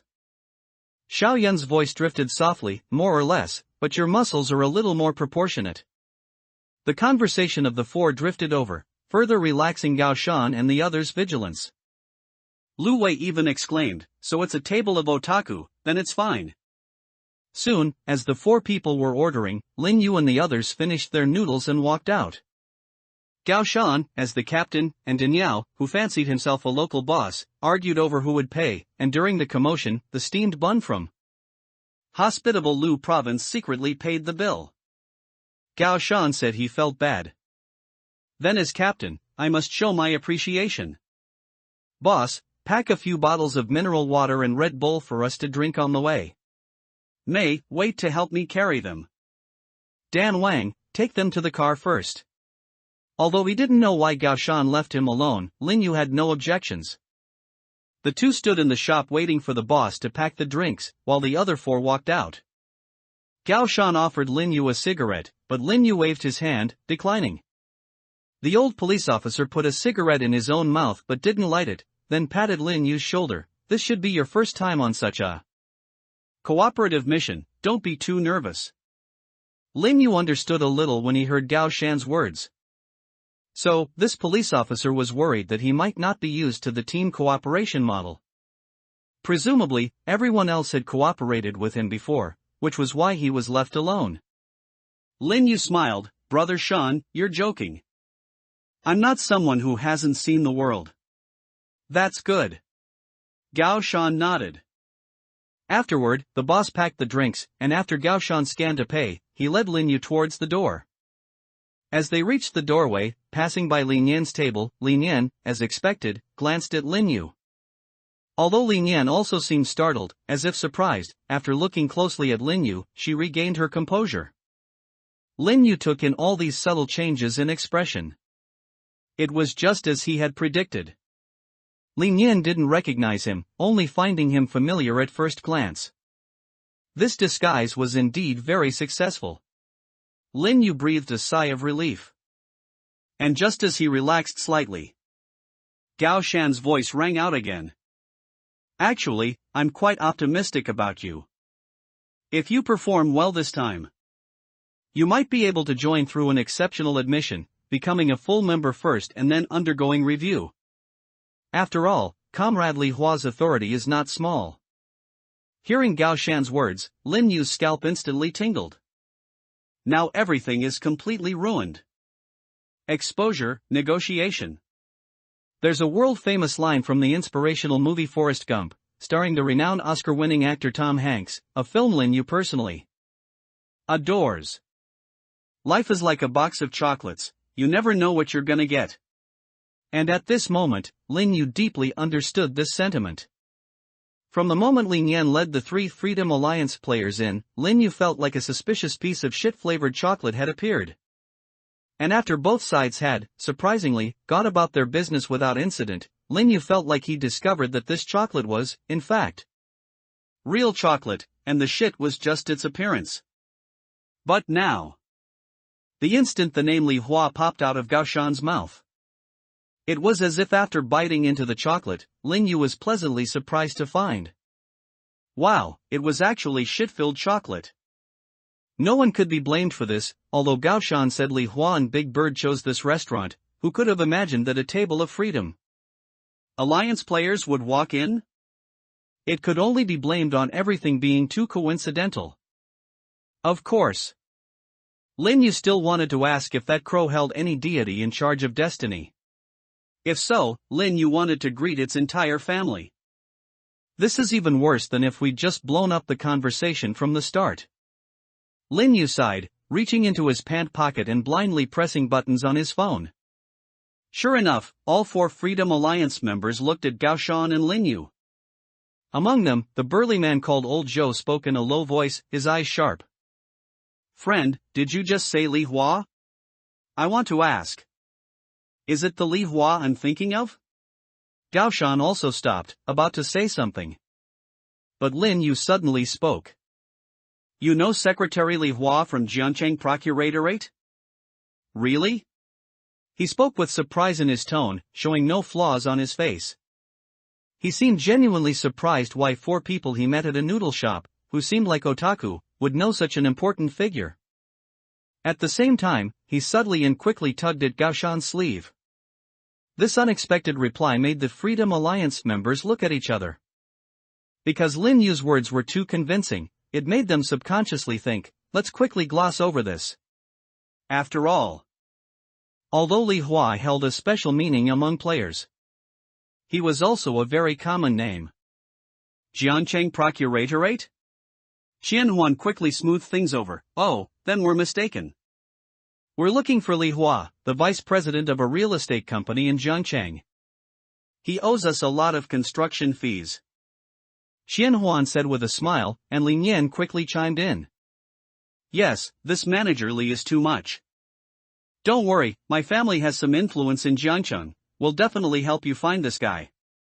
The speed at which these two fabricated lies was completely on par with Lin Yu, but unfortunately, their acting was a bit stiff. However, under Lin Yu's hint, Gao Shan, that old fox, naturally understood Lin Yu's meaning.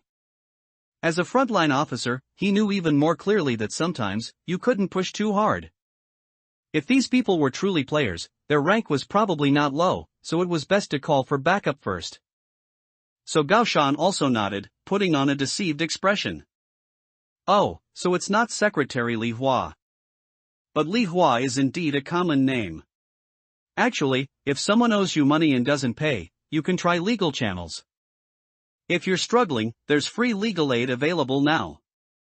Gao Shan said casually, patting Lin Yu. I hope your trip goes smoothly. Let's go, old five. He didn't dare to call Lin Yu Mei anymore. But just as Lin Yu and Gao Shan were about to leave in this somewhat awkward atmosphere, the girl in the black dress tilted her head. Wait a moment. She pulled a folding umbrella from her exquisite small bag and pressed the button to open it.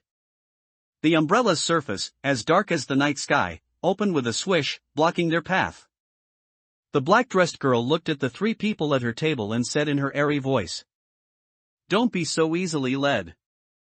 Although it's useless for most advanced players, it doesn't hurt to try a thought-based test on suspicious people. You two don't need to act anymore. You're players, aren't you? Players of the death game. As Xiaoyun's words came out, Gao Shan's face slightly changed. They were exposed. The brawny man also showed a surprised expression. You sly dogs, you almost fooled us. So you're players. He clenched his fists. Gao Shan exhaled, speaking concisely. I'll hold them off, you call for reinforcements. He slowly hunched his body, pulling a police baton from his waist and gripping it. Lin Yu saw Qian Huan also showing signs of preparing for battle. And just at this critical moment, the noodle shop owner's voice rang out. Guests, your 2 small, 1 medium, and 2 large bowls of mixed noodles are ready. The amiable owner appeared, carrying a tray. Gao Shan immediately put the baton behind his back and moved aside. Lin Yan also tapped the table. Hey, old Zhou, Huanzi, and sister Xiaoyun, I really like this noodle shop. So, let's eat our noodles properly first. Then, Lin Yan smiled and looked at the owner. The 2 large portions are for the tall guy, the medium is mine, and the small ones are for the other 2. The owner arranged the noodles according to Lin Yan's instructions. Old Zhou exhaled, sat down, broke apart his chopsticks, and began mixing his noodles. Xiaoyun also pursed her lips. Since I'm Yan, you said so. Well, I'll give you face. She closed her umbrella with a snap. Lin Yu was still frozen in place, and Gao Shan tugged at him. Hurry and go. Hearing the name An Yan just now, Gao Shan had already realized. The people sitting here were from the Freedom Alliance. Although he didn't know why they were letting them go, acting on impulse and being unpredictable had always been the hallmark of this organization. Seizing this opportunity, they naturally had to leave.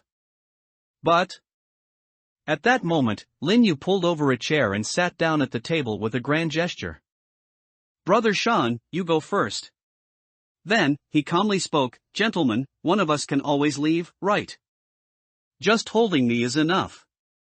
The 4 Freedom Alliance members looked at Lin Yu's actions, all somewhat surprised. Lin Yan still smiled and spoke. Oh, he's quite a talent. Have you joined the order? Do you want to consider joining our Freedom Alliance?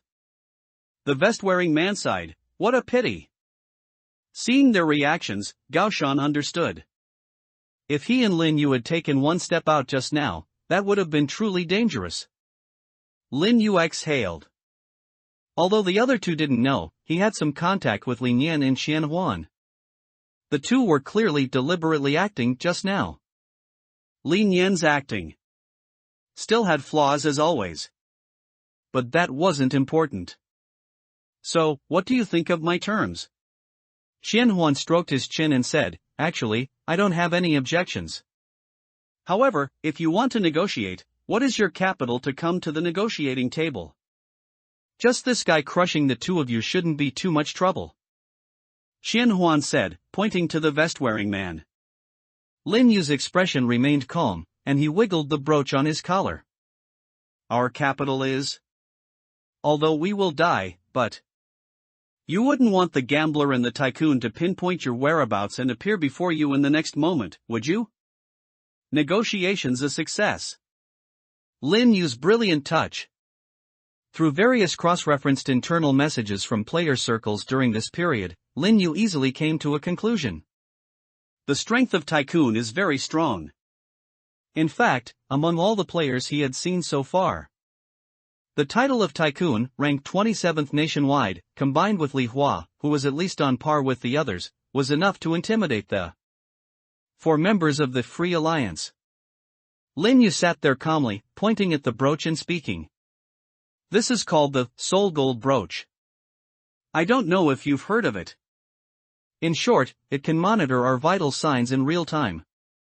Once we die, the last place where its signal disappears will be pinpointed by Gambler and Tycoon Nut. Don't forget, you still have to stay in Jiangqing for a whole day. Is it really acceptable for you to expose your whereabouts now and become the primary target of these 2 people, as well as the order branch in Jiangcheng and the local Jiang'an Hall, with your priority rising above marauder and psychological society during these more than 24 hours? If you let the people over there go, perhaps he will report to order, but on one hand, you have enough time to evacuate, and on the other hand, you haven't actively killed order members in this operation yet. Li Hua and Tycoon might try to track your location, but it's not to the point where they have to deal with you with all their might, is it? Moreover, the plan I just mentioned, letting him go, is the most beneficial for you. You can simply let the captain of order go, and threaten him with my life to make him temporarily not report to order. Lin Yu narrated calmly, his words clear and logical. He very calmly used the Soul Gold Brooch as a foundation and the name of Tycoon as a deterrent. The combined leverage gained him the right to negotiate. With this as a premise, the plan he proposed was indeed the best for the people of the Free Alliance. Sure enough, after hearing Lin Yu's words, the 4 members of the Free Alliance were clearly swayed. You're a brave and resourceful kid, and your plan sounds fine, the muscular man in the vest said. I vote yes. Are we already at the voting stage? Then I'll vote yes too. After all, this kid is absolutely right. He even thought of our way out. Xian Huan said with a smile. The girl in the black dress pursed her lips. That's already 2 votes. But I have no objection, I think bringing him along might be quite interesting. Lin Yan grinned, it should be very, very interesting, unanimous vote. But while the 4 members of the Free Alliance agreed, Captain Gaoshan spoke up, quite resistant. May, please let me stay. You're only here to help, I'm a member of Order. You shouldn't take this risk. He said through gritted teeth, and Lin Yu interrupted him. No, you heard it, Brother Sean. They agreed to the plan, and a large part of it was agreeing to take me. Moreover, if both of us go back, you, as the captain, can find an excuse to muddle through in front of the others. But if you leave, they will definitely notice something amiss. Gaoshan was about to say something else, but Lin Yu's one sentence completely shut him down. As a captain of order, although it's cruel, Brother Sean, you need to be calm enough, even cold-blooded, Lin Yu said, looking up from his chair. Besides, I might not even die. Don't let me down. Gaoshan gritted his teeth, and finally squeezed out a single word. Damn. The somewhat ethereal voice of Xiao Yun, the girl in the black dress, also reminded him. If you don't leave soon, your teammates will be coming. While we haven't changed our minds, it's better to do as your young teammate says. Once we confirm we're in a safe place, we'll return him to you. Perhaps. Gaoshan finally stopped being sentimental. He swallowed his endless self-reproach and resentment, adjusted his demeanor, and turned to walk out of the store. Lin Yu's final 4 words, "Don't let me down," struck his heart like a heavy hammer, making this seasoned police officer, who had seen countless sacrifices and deaths due to his profession long before entering the death game, feel a deep sense of powerlessness. He hated it so much. He hated himself for why he brought up Li Hua, why he left Lin Yu to buy water, why he Wasn't strong enough? Lin Yu might not blame him, but Gaoshan couldn't help but blame himself. You must come back safe, Brother Mei. Gaoshan left without looking back. Watching his receding figure, Lin Yu turned to look at the 4 members of the Free Alliance. Old Zhou had already started slurping his noodles again. But the other 3 were looking at Lin Yu with interest. Qianhuan spoke. Mei, is it? I seem to have heard rumors about you recently, apparently a very formidable newcomer. Meeting you today, you truly live up to your reputation. He praised with a smile. Ling Yan was more direct. Although your plan is indeed the optimal solution from a macroscopic perspective, neither you nor he will die, and we can accept it. But why? Actively putting yourself in our hands, do you also view your life as a chess piece? It was perfectly reasonable for Lin Yan to have such a question. Because the plan Lin Yu just proposed had many advantages, but only one drawback. And that was that he was the one who wasn't getting out of danger. It's hard for a normal person to immediately come up with a plan where they benefit the least. This is like the solution in Go of filling in a space and sacrificing a piece to break a dead end.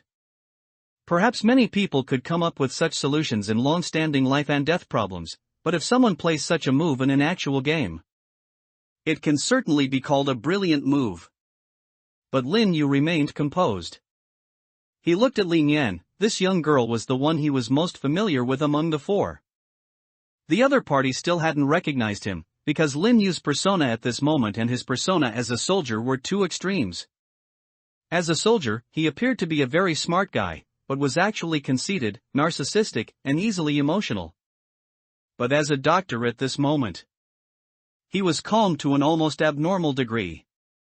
According to this persona, Lin Yu was able to give an answer that would convince Lin Yan and the other 3. Yes, I do indeed view myself as a chess piece. What I am seeking is the overall optimal solution. Besides, I'm not the one who benefits the least, as you might think. As Lin Yu spoke, he only further piqued Lin Yan's curiosity. What other benefits can you gain? Xian Huan, however, reacted, listening to their conversation just now. This kid doesn't seem to have joined order. He's building up his reputation. Hearing Qian Huan's words, Lin Yu smiled and nodded. You're absolutely right, Mr. Magician. However, for me, there's an even greater benefit.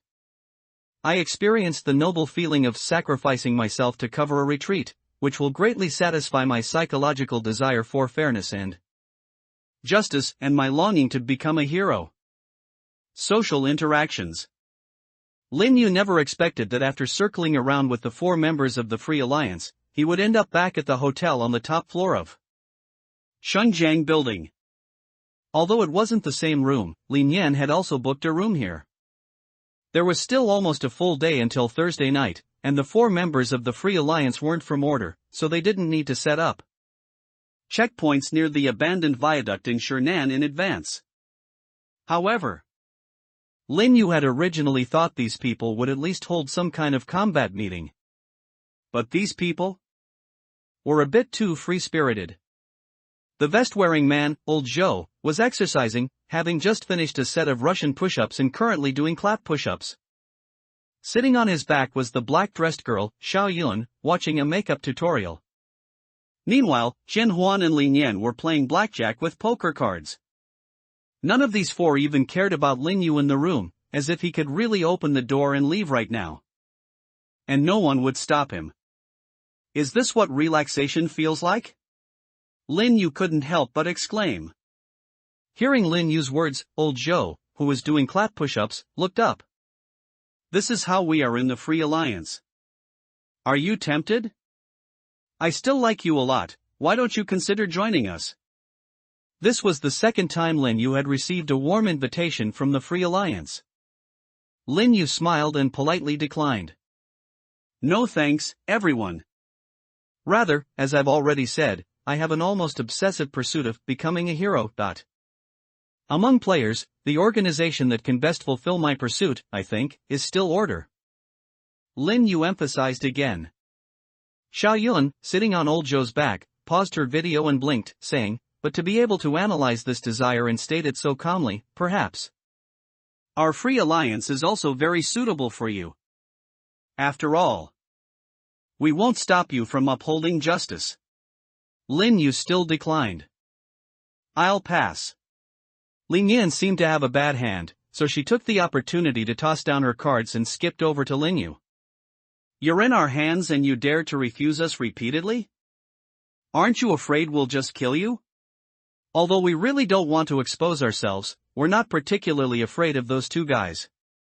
If we were really afraid, no one would have gotten involved in this mess. Ling Yan said with a hint of ruthlessness in her playful tone. Lin Yu looked at Ling Yan, his expression unchanged. I can still distinguish between a threat and a joke. Your words don't scare me. Of course. Most importantly, joining the Free Alliance is a good thing from your perspective, and if I decline the benefits you offer, it certainly won't make you angry. Qian Huan threw the poker cards on the ground and lazily said, I disagree with them.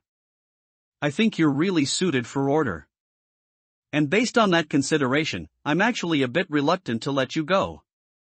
Qian Huan said, his tone casual. But compared to Lin Yan just now, he now seemed like a genuine threat. Hearing Qian Huan's words, the other three members of the Free Alliance also stopped what they were doing and showed expressions of keen interest. Although all three of them somewhat admired Lin Yu, and even had a slight fondness for the Mei character Lin Yu was currently playing. However, there was indeed a very high degree of freedom among the members of the Free Alliance. And for such minor matters, they would not interfere with each other's decisions. Qian Huan walked directly towards Lin Yu. If I say I intend to take the risk of being pursued by Li Hua and the tycoon and kill you here, what do you plan to do?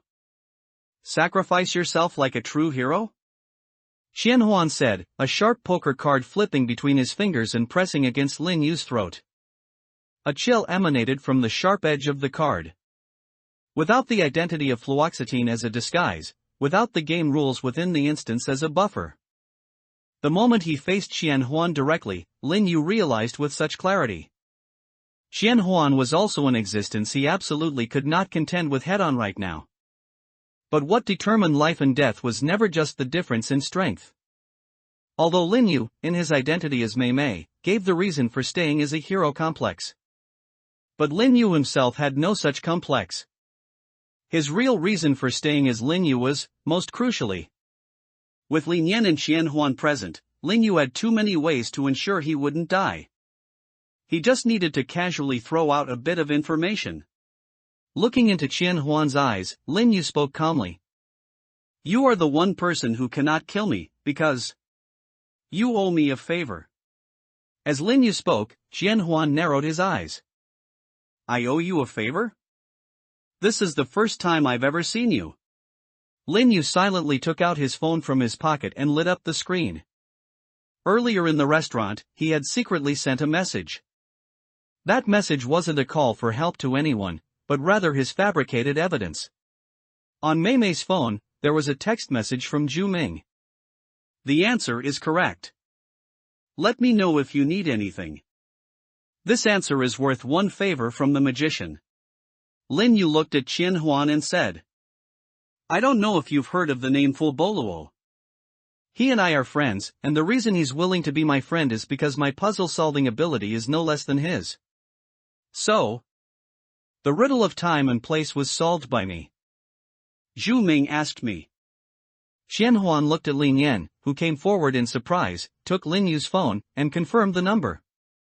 It really is. Hey, what's your relationship with Zhu Ming? Lin Yu took his phone back from Lin Yan's hand. I am not obligated to tell you that. He looked at Qian Huan, a slight smile on his face. If I'm not mistaken, the one who needs to arrive at the abandoned viaduct in Shernan on Thursday night is also you, Mr. Magician. Qian Huan put away the poker card. Correct. How unexpected. I didn't think I'd just grab a hostage from order and end up grabbing the guy I owe a favor to. Qian Huan looked at the other three. Hey, can I make a decision and repay the favor? Can we just let this kid go?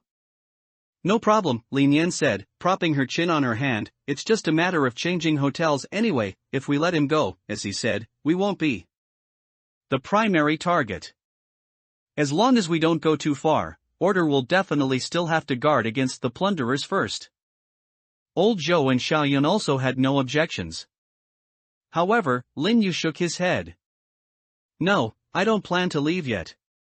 Free time, switch roles. You're not planning to leave?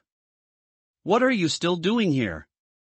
Qianhuan looked at Lin Yu, asking with a touch of curiosity. Shouldn't you return to the order's ranks as soon as possible? Jianchang is going to be very chaotic next. Although a member of the Freedom Alliance, Qianhuan was quite clear about grudges and favors. Just a moment ago, she had murderous intent towards Lin Yu, but now that she knew Lin Yu had helped her. That last sentence was almost a kind warning. Lin Yu also nodded appreciatively, but he did not follow Qianhuan's suggestion. But as a Tier 1 doctor, even if I rejoin the team, it won't have too much of a decisive impact on the overall situation. On the contrary, if I stay by your side, from a global perspective, it's actually the optimal solution. Lin Yu said calmly. Lin Yan reacted. So you plan to use yourself as a human ward to physically monitor us? Using yourself to restrict our movements. That's a good idea. Old Zhou showed a troubled expression. What should we do? We can't really take him everywhere, can we? We can't even kill him. Xiaoyun sighed, pointing to her head. Don't overthink it. Qianhuan took over. We don't have to kill him, and we don't have to take him with us. This is where my wonderful tools come in. Lin Yan stuck out her tongue and licked her lips, reaching into her pants pocket. This. Hey-ya! She pulled out an entire oil painting. It depicted a scene of a certain room. Xiaoyun glanced at it, saying curiously, this is Kuei's work, right? I heard it was auctioned off at the last Hunt's anonymous trade fair. So you bought it for a hefty price. Qianhuan chuckled. Xiaoyun, you still don't understand in yen enough. Lin Yan also burst into laughter. What a joke, of course I stole it. She threw the oil painting on the ground, then winked at Lin Yu. Nice to meet you, Mei. Well then, see you next time if fate allows. Then, Lin Yan snapped her fingers. Sister Xiaoyun, please make sure this guy doesn't come over. Xiaoyun nodded. Then, another pale human hand appeared out of thin air in her hand. The severed end had suture lines, and the skin was pale with a deathly bluish-purple hue. Judging by the size and shape of the knuckles and palm, it seemed to belong to an adult male. Xiaoyun gently waved the short hand. No forward movement here. She whispered, and an invisible barrier stood between Lin Yu and the four of them. Lin Yu tried to take a step forward, as if he had hit an invisible wall. What kind of ability is this? Xiaoyun looked at Lin Yu's discomfited appearance and replied with pursed lips. This is derived from the judge's ability. Well, but I'm not the judge, he is. She shook the severed hand in her grasp. Let me introduce myself. Although they all call me Xiaoyun, that was my old forum ID. My relatively formal code name is Undertaker. Nice to meet you, Dr. Mei. After saying that, on the other side of this invisible barrier, the four members of the Freedom Alliance jumped into the oil painting on the ground. They seemed to jump into an entrance. The painting's surface rippled like water, then settled back to calm. Then, the oil painting also disappeared from its original spot. Lin Yu watched this scene, deep in thought. So this is the subsequent ability of a painter who chose the pigment side as an oil painter. It seems completely opposite to the sketch artist who chose pencil. The subsequent ability of Robin is still to bring things out of the painting, while the advanced ability here seems to be to bring things from the outside into the painting. As for why Lin Yu was so sure this was related to the painter's ability. Because Kuei, mentioned in Xiaoyun and Lin Yan's conversation just now, was a well-known figure on the rankings. The painter ranked 85th, also had a small reputation on the forum. Of course, none of this was important. What was important was Phew, they really left. Lin Yu sat on the sofa in the suite, letting out a long sigh. Although he knew he most likely wouldn't die, the feeling of dancing on a knife's edge still made him nervous. However, the performance was a success. Now, the image of Mei Mei had probably become much more three-dimensional on the Freedom Alliance's side. Even after Gao Shan returned, he would also gain some prestige for him on the Order's side. The fame of this identity was further increasing. Of course, what was more important was, even though it was a spur-of-the-moment decision after being exposed, Lin Yu's current situation was indeed perfect. Originally, being abducted by people from the Freedom Alliance should have been a disadvantageous situation. Now, it had transformed into a complete advantage. In Lin Yu's imagination, he certainly wouldn't get involved in this incident as Lin Yu. But the three identities of Old Yao, Mei, and Zhu Ming, as well as Tian Gong, whom he had possessed, Lin Yu wanted to show his face as much as possible. But unfortunately, whether it was the Order, the Predators, the Jiangyan Hall, or the Freedom Alliance, all showed a relatively high degree of organization in this overly serious incident. So, Lin Yu's initial idea was to prioritize preserving the already somewhat famous identity of Mei Mei to continue gaining presence. For the rest, sending text messages and providing some intelligence would suffice. But now, the Freedom Alliance took him away and then left Lin Yu alone here, which essentially gave Lin Yu a nearly perfect alibi. Most importantly, after Lin Yu realized this point, he deliberately induced the 4 members of the Freedom Alliance to abandon him. Those 4 didn't even realize that Lin Yu also wanted to leave. So, at this moment, Lin Yu regained absolutely free activity time. So, whose identity should I use next? Lin Yu left the room, walked into the stairwell, a blind spot for surveillance, and pulled out several phones to look at them. Soon after, Lin Yu quickly had an answer. Got it, time to pick someone up at the airport. He reached out and wiped his face, and soon his features transformed into those of an uncle. Lin Yu changed into the appearance of Tian Gong. Then, he typed a reply to the announcement message on Tian Gong's phone. You, anyone in Zhangcheng? A few people gather at the airport, I just landed. Those who haven't advanced, don't come. More than 10 people had replied sporadically to you. Although the predators in Zhangcheng didn't seem to have much influence, there were still people after all. Lin Yu also followed suit with a message. Tiangong, arriving soon. Raider Strongholds, selection. Zhangcheng International Airport T2 Terminal, domestic arrivals. As evening approached in Zhangcheng, the weather began to turn somewhat gloomy. Since the airport itself was located in the southern suburbs of the city, Lin Yu didn't take too long to get there by taxi. After getting out of the taxi, Lin Yu easily found the members of the Marauders. About a dozen people were gathered in front of a tour bus, surrounding a young woman with dyed blonde hair. The young woman's attire was very eye-catching, color-blocking, a laser jacket, fragmented metal accessories, exaggerated fishnet stockings, and short boots, forming a typical Y2K millennial fashion style. Coupled with the young woman's already beautiful appearance, many travelers subconsciously thought it was some internet celebrity arriving in Jiangcheng. Lin Yu also recognized her. It was Yu from the previous instance. Her style in reality was even more flamboyant than in the death game. Lin Yu inwardly remarked that Yu's personality might be even more flamboyant than he had imagined, and at the same time, he quickly walked forward, showing the app page open on his Tiangong phone, stating his identity. Everyone, I am a Tiangong from Zhangcheng. Due to certain reasons, I happen to be stranded in Zhangcheng, so I'm also participating in this mission. I am a craftsman of Tier 1. As he introduced himself, Yu raised an eyebrow. Oh, a craftsman, that's fine. Come in first. Lin Yu obediently stood in the line. However, the Marauders members from various parts of Jiangcheng, as well as a few buddies Yu might have brought from the capital, cast somewhat ill-intentioned glances at Lin Yu. The Marauders, as an organization that gathers players who break rules and kill for profit, inherently had a less than harmonious internal atmosphere. It was normal for members to be suspicious and wary of each other. Those who had interacted within the same city branch might be a bit better, but people from different branches truly had a fellow countryman meets fellow countryman feeling.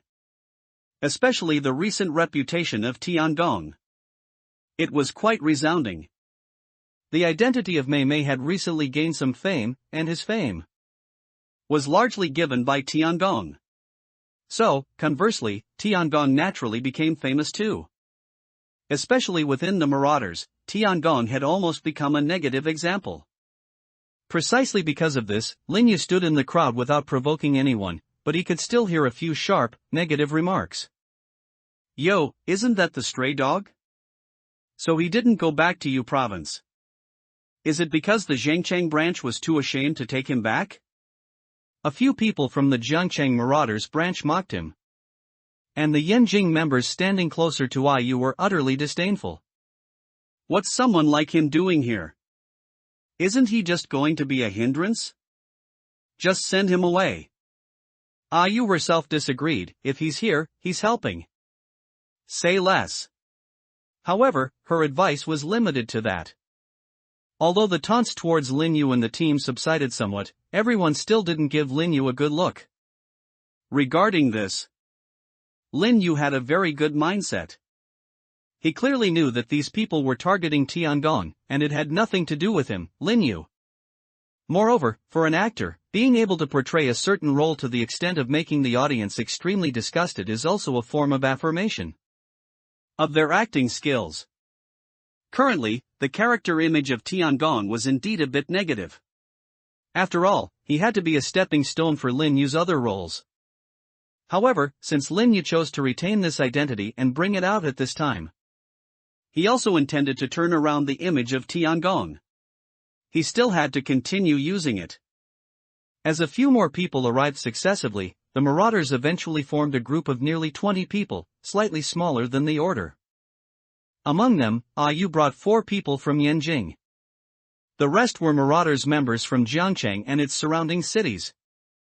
Over 20 people boarded the tour bus parked in the airport parking lot, settling down in groups of 2s and 3s. Then, the driver from Yanjing started the car, and the bus slowly began to move. Recalling what he had seen in Zhangcheng earlier, Lin Yu couldn't help but wonder where the Jiangcheng Marauders branch would house Yu. And he soon got the answer. Because the bus's destination was not too far from the airport. Soon, this bus stopped at an abandoned dock. And on this dock, there was a huge old, rusty cargo ship, suspected to be abandoned.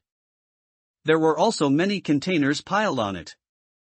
Among them, the highest-ranking member of the Jiangcheng Marauders began to explain to Yu.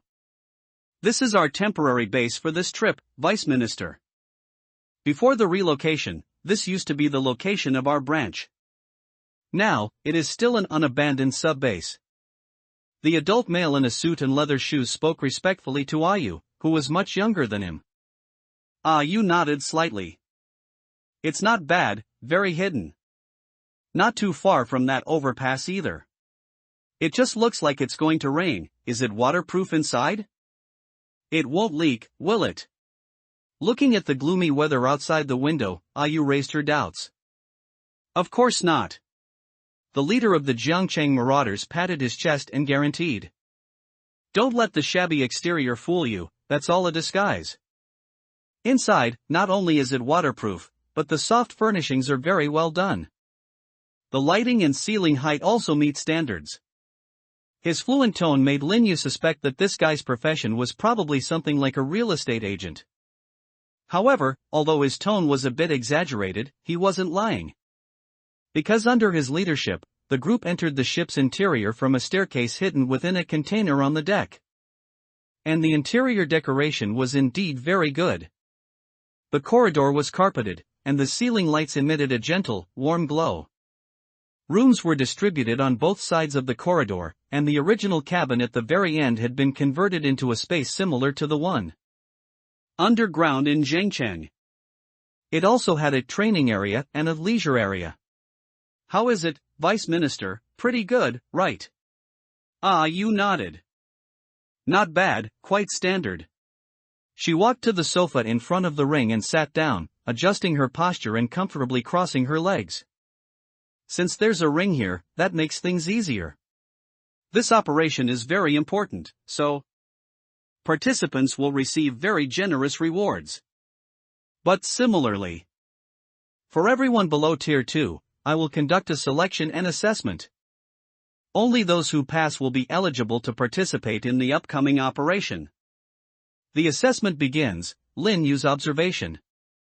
Although the plunderers are large in scale, promotion within this organization is relatively simple. Whoever is strong enough can be the boss. Most player organizations will have this tendency to some extent. But only for the plunderers is the strength of an individual almost the sole criterion for determining their internal status. This is why AU, a young girl who is clearly inexperienced in leading an organization, can hold the position of Vice Minister of the Yanjing headquarters. Because she is a unique class, and a Tier 3 unique class. And after the standard and consensus that strength determines status became widespread, other matters within the plunderers' organization, besides status, were also often judged by fists as the ultimate standard. Whether it was disagreements between members or the distribution of benefits, everything could ultimately be resolved by you two, have a fight. Today was no different. Inside the cabin, AU half reclined on the sofa, announcing the rules for the upcoming selection. Although I'm happy to see you all here, this operation involves a lot. Order has already started moving, and I estimate that various factions will come to get a piece of the pie. In short, the situation is very complicated. I don't want any deadweight in such a crucial operation, so necessary selections still need to be made. Of course, please rest assured, I don't intend for you to duel each other or anything. That's too inefficient. AU snapped her fingers. The one responsible for the assessment will be my capable subordinate, my most trusted right-hand man, Sea Cucumber. Come on, Sea Cucumber, give them a show. A tall, thin young man dressed very fashionably with a perm stood up. Damn, let's go. He did a side flip, let out a strange cry, and directly jumped onto the half-meter-high arena. Then, the young man named Sea Cucumber stood firm on the stage and stretched his joints. He then raised his head and spoke. Everyone, I'm Sea Cucumber, from the Yanjing headquarters, Tier 2, and my class is Thug. Next, I will be responsible for assessing you all. Don't worry, this isn't about fighting me to the death. You just need to come up, endure 3 moves from me, and land 1 attack on me. I'll hold back. After all, if I injure you, you'll need treatment. At the same time, you can use items freely, but I will only use 1 or 2. Sea Cucumber said, looking around at everyone. Who's first? Although Sea Cucumber's aura and his identity as a Tier 2 thug were intimidating, most plunderers' members were not easily scared and often had a lot of guts. Therefore, many people were eager to step forward. Sea Cucumber casually picked one of them. You're the one. A plunderers member from Jiangqing took the stage.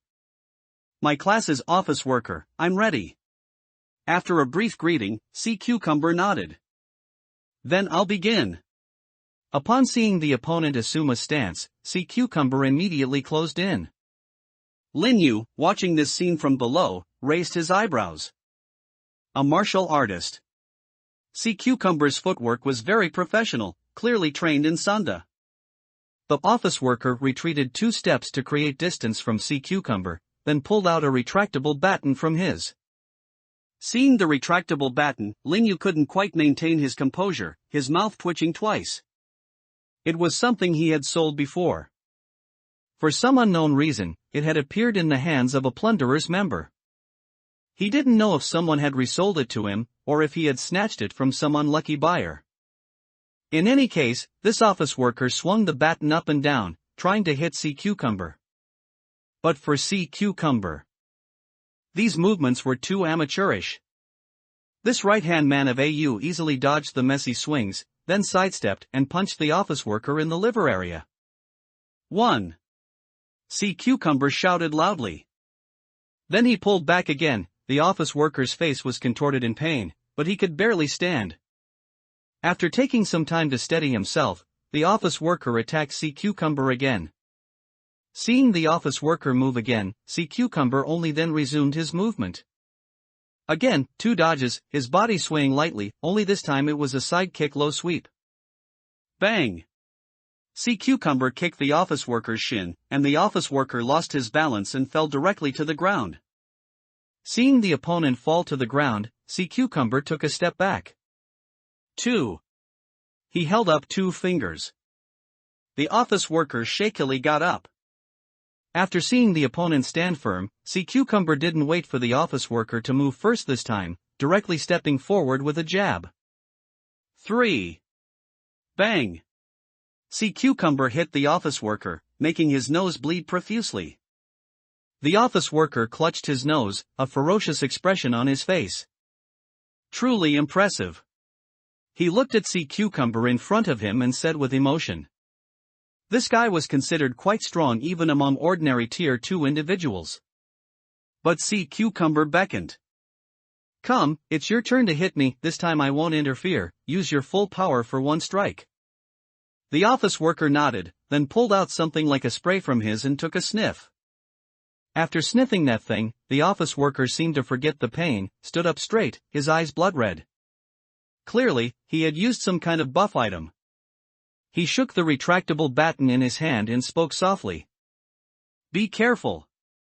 Then, the office worker's body shot towards Sea Cucumber like an arrow from a bow. The retractable baton fell heavily, making a dull thud. In Sea Cucumber's hand, at some point, a shield appeared, looking like a giant, very elastic konjac. The retractable baton hit it, and all the force was absorbed, making the surface of the konjac shield wobble continuously. But even so, Sea Cucumber still took 2 steps back. Sea Cucumber, who had been pushed back, showed an approving look. That thing just now wasn't bad, if you can use it again tomorrow, I'll count you as passing. Of course I can use it. I wouldn't use up a one-time item or an item with a long cooldown just for an assessment. The office worker put away his retractable baton and replied, panting heavily. Then you pass. Sea Cucumber also announced, keeping his word. This made Lin Yu below the stage fall into thought. It seems that even if it's a bit messy, as long as it looks useful, you can pass. The office worker earlier was almost toyed with in the combat segment, but that final attack seemed fierce enough, and he passed just like that. Perhaps, the reason for not prohibiting opponents from using items was precisely this. In other words, the assessment standard isn't as strict as I imagined. Thinking this, Lin Yu temporarily left the front of the arena, then found a seat near the bar.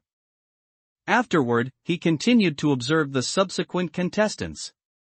After that office worker's performance just now, everyone had a certain understanding of Sea Cucumber's assessment process.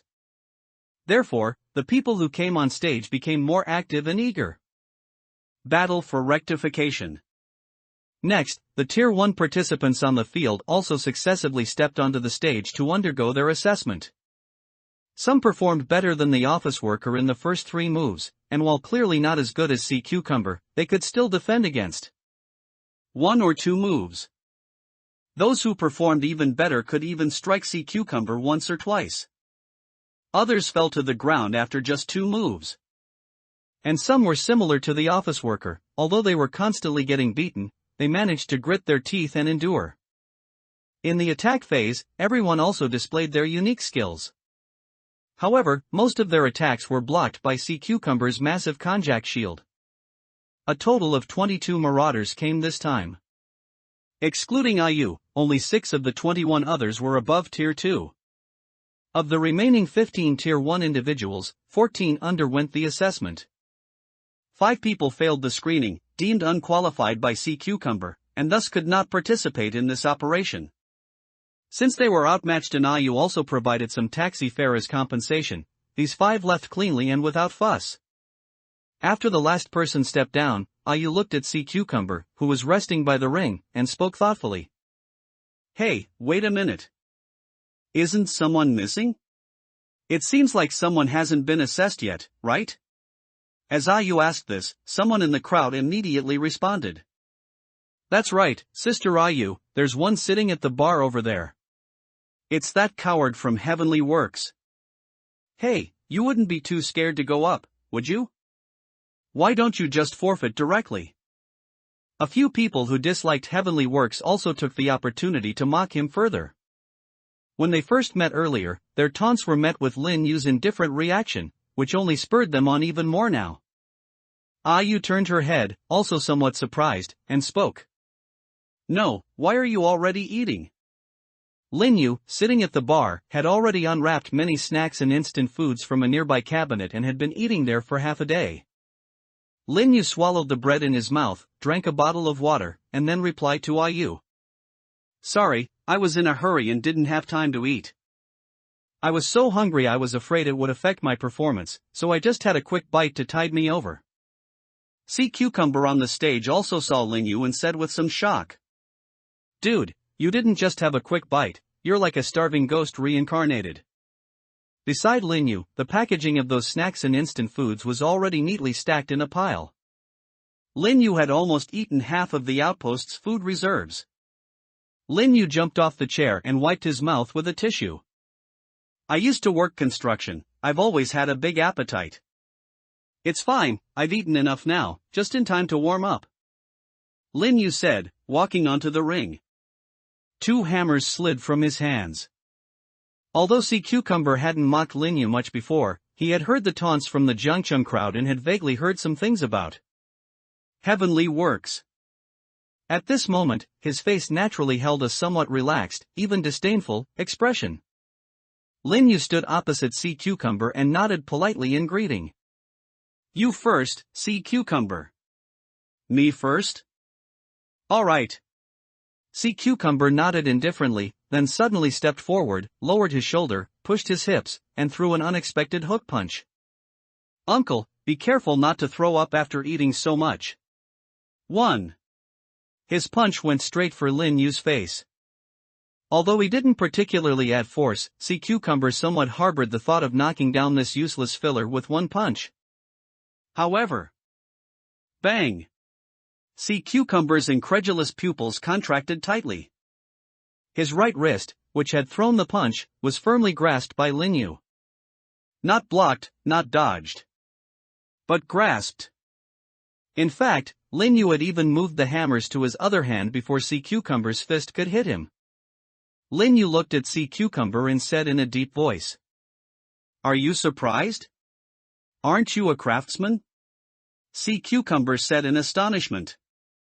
Yes, but I just have some tools that can enhance my physical abilities. Lin Yu released Sea Cucumber's hand. He had been gorging himself earlier to activate the buffs from the Yi Feast pendant. Although the probability of getting buffs from ordinary food with the Yi Feast pendant wasn't high, Lin Yu had been eating continuously. He had eaten so much that he was almost full even with his greatly increased appetite, and he finally managed to get enough buffs for Lin Yu to use. Esports Pro, dynamic vision and reaction speed increased by 150%, increased understanding of esports games, duration 5 minutes, resilience. Enhanced resistance to strikes and willpower, duration 30 minutes, powerful muscles, increased muscle explosiveness and endurance, duration 60 minutes. These 3 buffs, plus dance mastery, from the Immortal Brew, were enough to give Lin Yu the ability to fight Sea Cucumber, who was currently not using any items. Come on. Lin Yu beckoned to Sea Cucumber. Sea Cucumber looked at Lin Yu with uncertainty, but ultimately chose a more stable and suitable attack method for dealing with experts. He tentatively threw a faster jab. Lin Yu stood still, dodging it with just a tilt of his head. The parts below his neck didn't even show any intention of dodging. That was 2. Sea Cucumber said, his tone clearly lacking confidence. Then let's quickly get to 3. Lin Yu beckoned again, then pointed his thumb at his chest. The initiative on the stage had even shifted. Sea Cucumber exhaled and said, if you don't mind, I'll put a little more effort into the next one. This isn't about the assessment, it's just a bit of my personal competitive spirit. Then, this thug took out a pair of fingerless gloves from his and put them on. This should be some kind of item.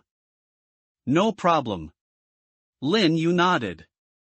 Sea Cucumber's eyes were now completely devoid of contempt. The last punch, I'll aim for your lower abdomen. Changing from his earlier flippant English count, Sea Cucumber said seriously.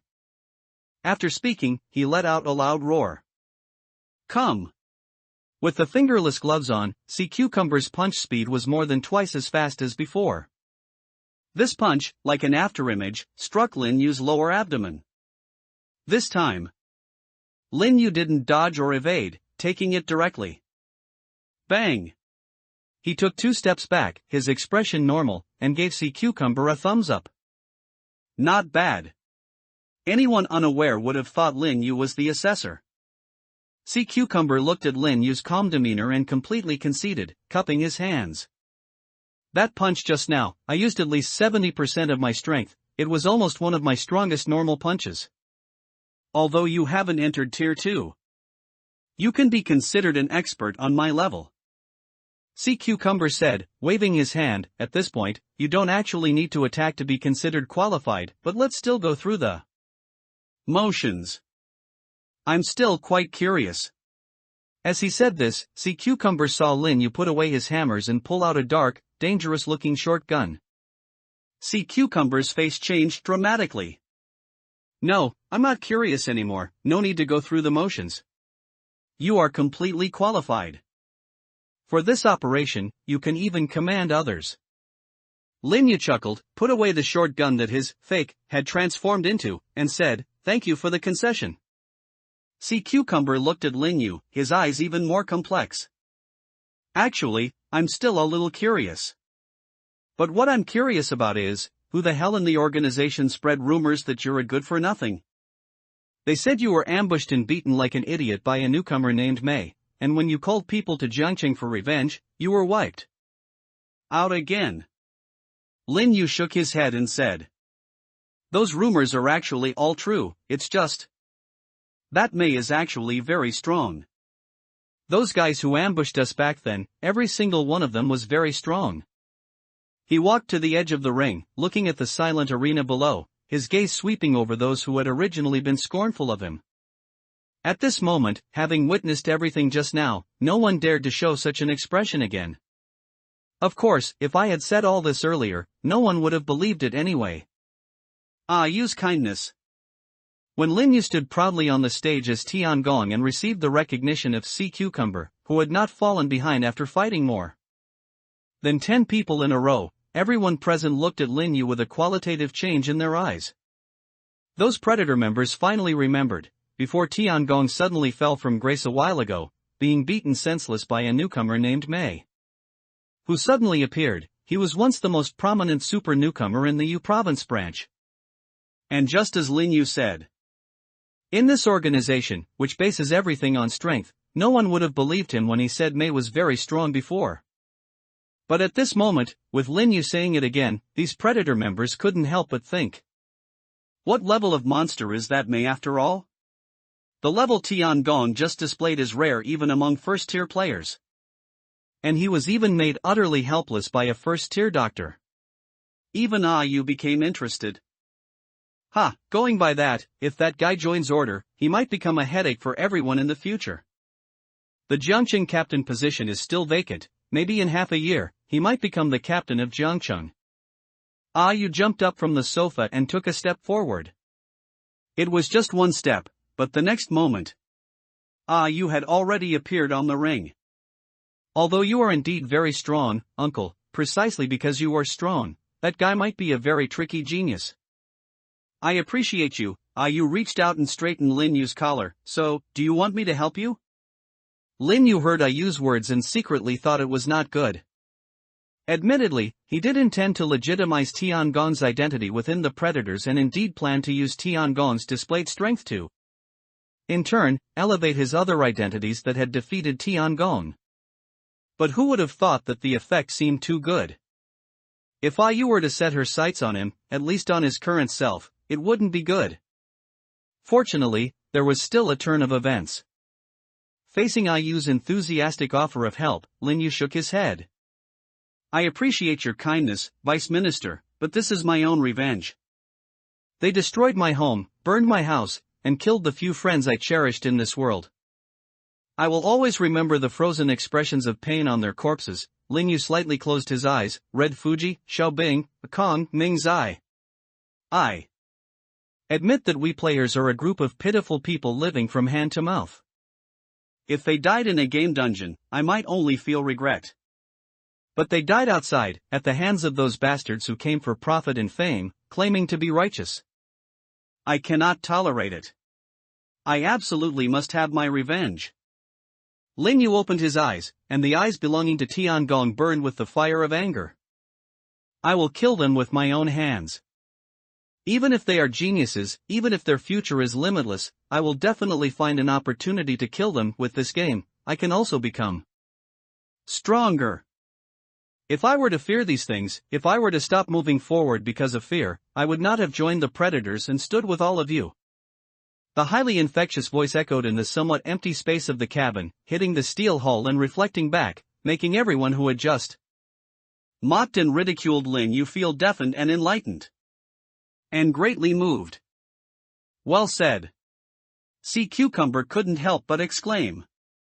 Yes, they, the predators, are such a group of passionate, loyal, and daring people.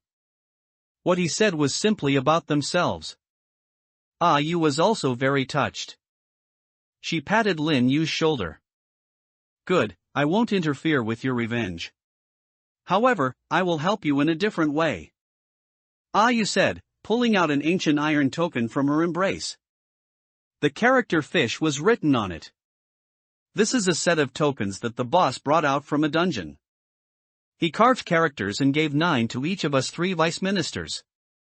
With this token, you are on the same level as the local minister in any branch. Ah Yu said seriously, pushing the token into Lin Yu's hand, and added, right now, I'm just lending it to you, but if you perform exceptionally well in this operation, it will be yours. Lin Yu took the token, feeling its weight in his hand. Meteorite token fish, a token representing identity, heart and texture, can store specific forms of energy by injecting them into it, and can release them when necessary. There are 2 release forms, attack and defense. Note, currently fully charged. Lin Yu looked at Yu, who blinked and said with a grin, you have to keep its additional effect a secret, okay? Understood. Lin Yu showed a grateful expression and nodded, then asked. But, Boss Yu, what exactly are we doing in this operation? I only heard that various organizations are participating, but I have no idea what specifically needs to be done. He couldn't help but ask. This question was also what the other Predator members present wanted to ask, so when Lin Yu said it, everyone looked at Yu. Even the few from the Yinjing branch were a little curious. Lin Yu noticed this and couldn't help but secretly admire Yu's prestige again. So these 4 guys didn't know anything and just followed Yu to Jiangchen. Yu heard Lin Yu's question and stroked her chin. Well, it initially started when fluoxetine from the Psychological Society and I met in the last dungeon. There were 7 people in that dungeon, all core members of major organizations, so she invited us to meet in Jiangcheng. The invited members, besides me, also included those from Order, the Freedom Alliance, and the Night Watchman. Some of you might not know fluoxetine, so to put it simply, although that guy isn't well known, her position in the Psychological Society should be similar to mine in the Predators. Lin Yu showed a surprised expression. Such a person? What is her purpose? Yu shook her head. I don't know, but since fluoxetine invited me, and she genuinely helped all of us in the last dungeon, I came to the appointment. So, your primary task is to ensure that I can arrive at that overpass on time tomorrow night, and to prepare to receive me from the periphery as much as possible. Don't let the spoilsports from Order and the Night Watchman ruin my mood. They will definitely try their best to stop us. Many hunters from the Hunters Guild will probably also receive news and seize the opportunity to get a piece of the pie. Besides that, since we're already here, the Psychological Society has invited so many forces and attracted so many experts, so. Yu's face broke into a brilliant smile. If my meeting goes well, then you all can play freely and make a big scene with this rare opportunity. whether it's Order or the Night Watchman or other organizations affiliated with them, or even those from the Psychological Society and the Freedom Alliance, and those hyenas and vultures who smell blood and rush over. As long as there's a chance, you can kill whoever you want, and everything you seize will be yours. I guess the Psychological Society would also like to see such a chaotic situation. With Sea Cucumber, Lioli, and this Tiangong as commanders, she said, and Lin Yu froze for a moment. He showed a surprised expression and spoke with some gratitude. Thank you for your kindness, but allow me to refuse. Go home. Lin Yu certainly didn't have the time to lead the marauders. His positioning for Tiangong was never someone good at leadership or ambitious. Tiangong was a lone avenger.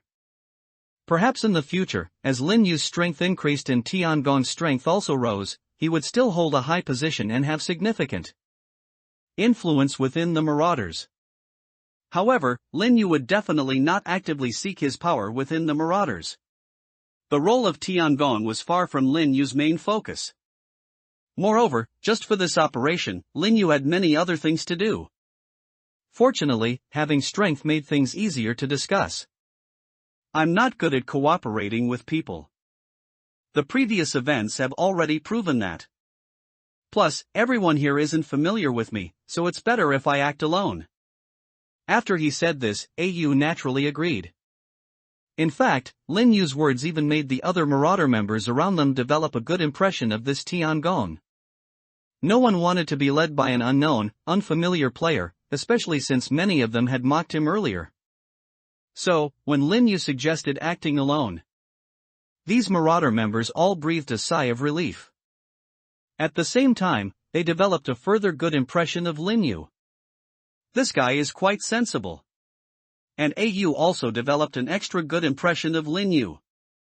Combining Lin Yu's previous performance of feigned grief and filled with hatred, AU seemed to have some strange imaginings in resonance regarding the past of Tiangong that Lin Yu was playing.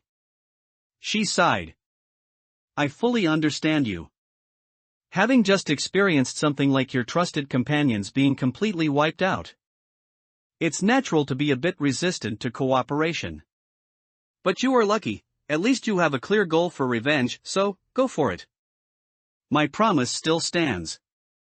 This time, you act alone, and as long as you achieve results, I will still reserve your reward. AU said earnestly, looking very optimistic about Lin Yu. Go for it, I believe in you. With AU's approval and blessing. Under the deep night, Lin Yu left the cargo ship. He slowly strolled, transforming back into his original appearance in the desolate night, which was Lin Yu's appearance. Then, he took out the Meimei phone, edited a short message, and sent it to Gaoshan Marauder Outpost. Lin Yu deliberately made the message very concise, creating the impression that he was typing under extremely inconvenient circumstances. After this message, Lin Yu sent a location. Then, Lin Yu hummed a cheerful tune and left the abandoned port. He didn't plan to spend the night on the marauder ship, even if he hadn't sold the coordinates of these people. Although Tiangong was from Zhengcheng, Lin Yu was a local of Jiangcheng. He had a home in Jiangcheng. Soon, Lin Yu found a shared bicycle by the roadside, rode it back to the main road, and took a taxi home. It was already early morning. Looking at the light in his own window downstairs, Lin Yu's expression was a bit solemn. He then took out 20,000 yuan in cash from his backpack and held it to bolster his courage before daring to go upstairs. Standing at the door, Lin Yu took a deep breath, held the cash in front of him, and slowly opened the door. Sure enough, as soon as the door opened, he heard his sister's angry and displeased voice. You finally decided to come back. These past few days have been too much, even if you're out making money. The voice stopped abruptly. Lin Zhao, behind the door, had clearly seen the 20,000 yuan in cash and swallowed. Even if you're out making money, you still need to take care of your health. What's the point of working so late? Lin Zhao's voice softened quite a bit, but there was still some complaint in it. Lin Yu breathed a sigh of relief, entered the door, and tucked the money into her arms, saying with a chuckle, Sis, this is a rare opportunity. This time, it's not filming an advertisement, but a proper cameo role. You have to see such a good opportunity, right? As he spoke, Lin Zhao, behind the door, put her hands on her hips and pouted. Alright, the child has grown up, and he has a whole set of reasons. Let's eat. Saying that, Lin Zhao pointed to the steaming hot dishes on the table, all of which were Lin Yu's favorites. Lin Yu was a little surprised. Sis, I don't think I told you I was coming back in advance. Lin Zhao snorted softly, just a hunch that you'd be back. The two sat at the dining table. Lin Zhao put away the 20,000 yuan and sat opposite Lin Yu. Perhaps she had waited too long. Lin Zhao was also a bit hungry and poured herself a bowl of porridge. The siblings sat facing each other. Lin Yu looked at his sister, who clearly looked much better than before, and his eyes softened even more. Although acting was his strongest obsession that allowed him to survive and join the death game, Lin Zhao's existence was also the reason Lin Yu could exclaim, "It's good to be alive." So, as Lin Yu ate, he spoke indistinctly. Sis, actually, this 20,000 is just an advance payment. There should be another 70 or 80,000 later. With this, you should be able to renovate the shop and hire 2 people to help. Or you can wait for me to earn more. I've been learning about stock trading and investing recently. Maybe I can get you a bigger, newer shop. As Lin Yu spoke, Lin Zhao's first reaction was to refuse. The shop is doing fine, why change to a new one? Renovations aren't urgent right now. Anyway, I clean it every day. Although the shop is small, it's very clean. Lin Yu pursed his lips. It's not about cleanliness. Your shop is too old, the wiring and pipes are all aged, there's quite a safety risk. Bah, who are you cursing, kid? Lin Zhao laughed and playfully hit Lin Yu. Just save this money. Maybe you'll need it later. Seeing Lin Zhao's insistence, Lin Yu shrugged. All right. However, he had made up his mind. Anyway, he had a lot of money now. Maybe he should hide it from Lin Zhao and secretly get her a new shop. As for the source, there would always be a way to explain it. He couldn't really let Lin Zhao continue to squeeze into that dilapidated old street shop in the old town. Thinking of this, Lin Yu couldn't help but ponder. Earning money from the death game, killing, and looting is very simple, but now several identities are no longer suitable for doing such things. Maybe I should consider creating a new identity specifically to be a bounty hunter. Or, use my original Lin Yu identity? After all, this identity's publicly known profession is soldier, and his personality is relatively decisive. Moreover, if he really does nothing and remains completely inactive, it might instead make those organizations that have been paying attention to this identity suspicious. After all, my potential rating is very high, I should at least show a little something out of the ordinary. Rescue Operation, Tycoon intervenes. Late at night, as Lin Yu lay on the narrow single bed in his room, conceptualizing new characters and scripts, the gloomy clouds that had hung heavy for most of the day finally released a drizzling rain. The raindrops, caught by the evening wind, shattered against the window, reflecting the dim light of the street lamps outside. Meanwhile, at the other end of Jiangcheng, shrouded by this night rain, in a budget hotel in the southern part of the city, Gao Shan of Order stood by the window, facing the equally rain-streaked glass, and with a heavy heart, pressed the answer button on his buzzing phone. Li Hua's voice came through. The information is accurate. Well done, Gao Shan. I've confirmed it, this is indeed the stronghold of the Marauders. Knowing this will give us a significant advantage. Gao Shan exhaled upon hearing this, but he couldn't bring himself to be happy. This isn't my achievement, in fact, it has nothing to do with me. It was the doctor from my team, Wu Yu, who sent back this information. As he spoke, he involuntarily clenched his fist. On the phone, Li Hua indeed picked up on the anomaly. Wu Yu sent back information, what happened? As Wu Yu's captain, why do you seem unaware of his whereabouts? Li Hua's voice became serious. Gao Shan's voice was tinged with shame as he hesitated. That single word was enough for Li Hua to make a judgment. Gao Shan, you don't need to speak. Let me guess. Did Wu Yu encounter some danger? And this danger is why you can't report it to us? Li Hua asked calmly. Gao Shan clutched the phone, not answering. But silence, for Li Hua, was already an answer.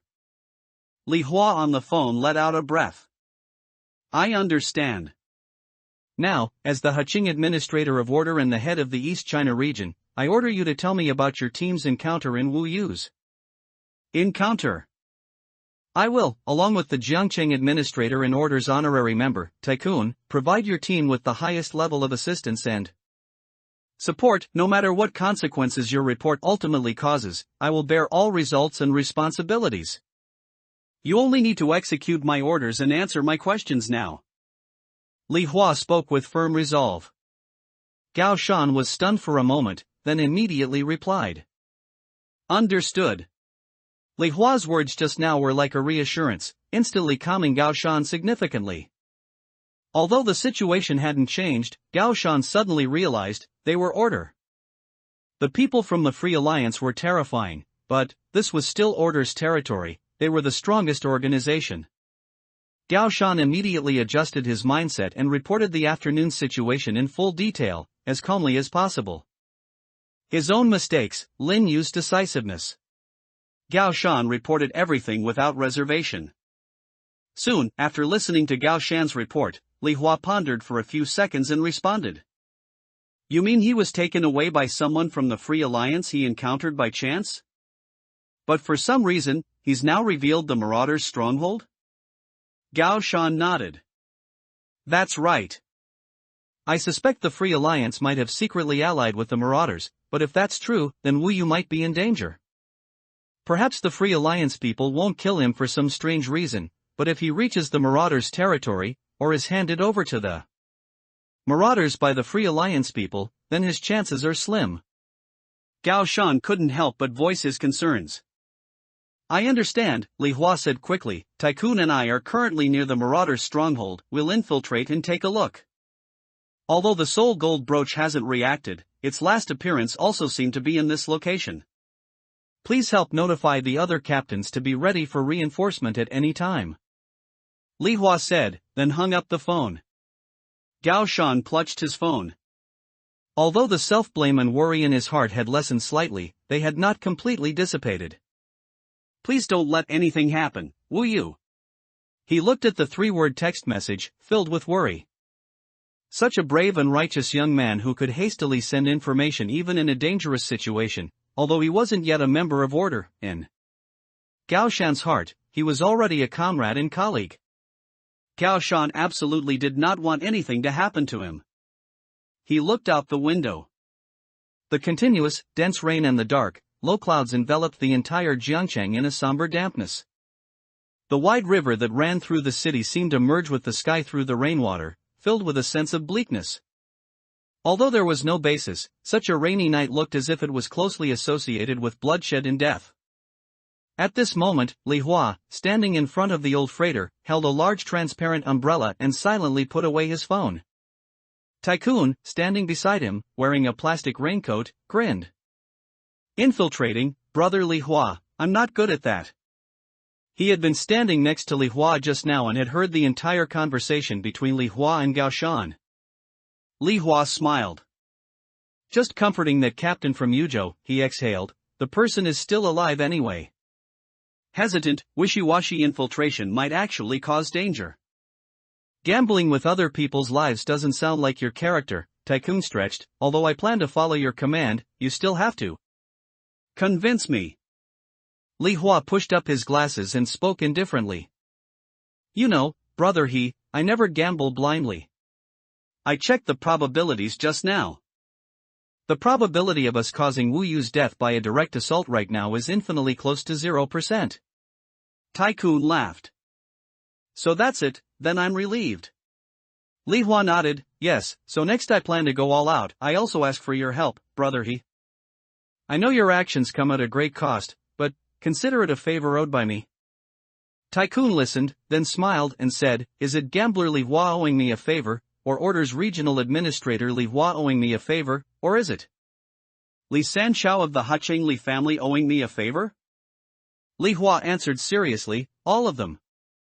Tycoon raised an eyebrow in surprise. Oh, you think that highly of that kid? Then he waved his hand. I'm just kidding, let's not nitpick about favors, you did call me brother he after all. What's more, the Free Alliance and the Marauders dare to openly ally and abduct a member of Order on my territory.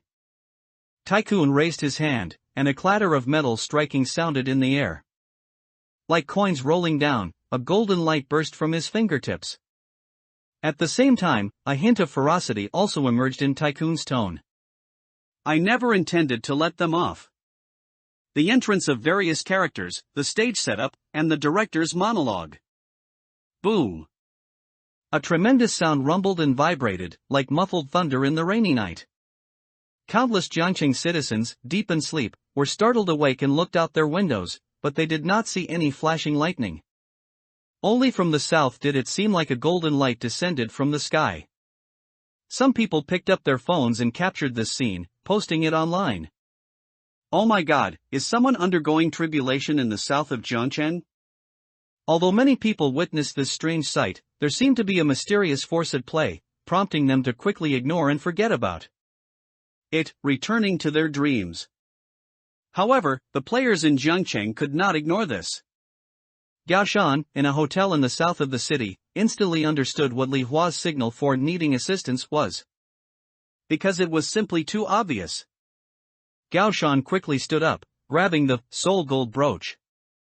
All teams, attention! Comrade Gambler is in battle at No. 235, Anlin Road, former Nangang Wharf, South District of Jiangcheng, and requires reinforcement. All teams are to leave only 2 people to guard their respective outposts, everyone else is to deploy for reinforcement. Gao Shan made a calm judgment. Subsequently, a few brief received messages came through the soul gold brooch. Several teams from Order immediately set off towards the abandoned ship. And it wasn't just Order that moved first. In the Jiangyan Hall app, messages were also flooding in. Brothers, is this golden light the boss's move? It really is, and the people from Order took the boss away. Holy crap, is the boss fighting someone? Go, go, go. Those in the organization who are still awake, hurry and go support. The location should be the south of the city. Those who haven't advanced, don't come to your deaths, preferably tier 2 and above. One by one, the awake members of Jiangyan Hall in Jiangcheng quietly rushed out of their homes, heading towards the south of the city. Inside a barbecue restaurant, Robin, wearing a wrinkled mouse-gray crewneck shirt and athletic shorts, took small sips of cola. Thank you for being willing to come to Jiangcheng with me, Snow Owl. Sitting opposite her, named Snow Owl, was a girl with white streaks dyed into her bangs and a chubby face. The other party was eating crayfish and lamb skewers, casually waving her hand while scrolling through her phone. Oh, you said you'd cover food and lodging, I should be thanking you. Huh? Oh crap, something happened. Snow Owl dropped her chopsticks and showed her phone with the internal group chat of the Night Watchman.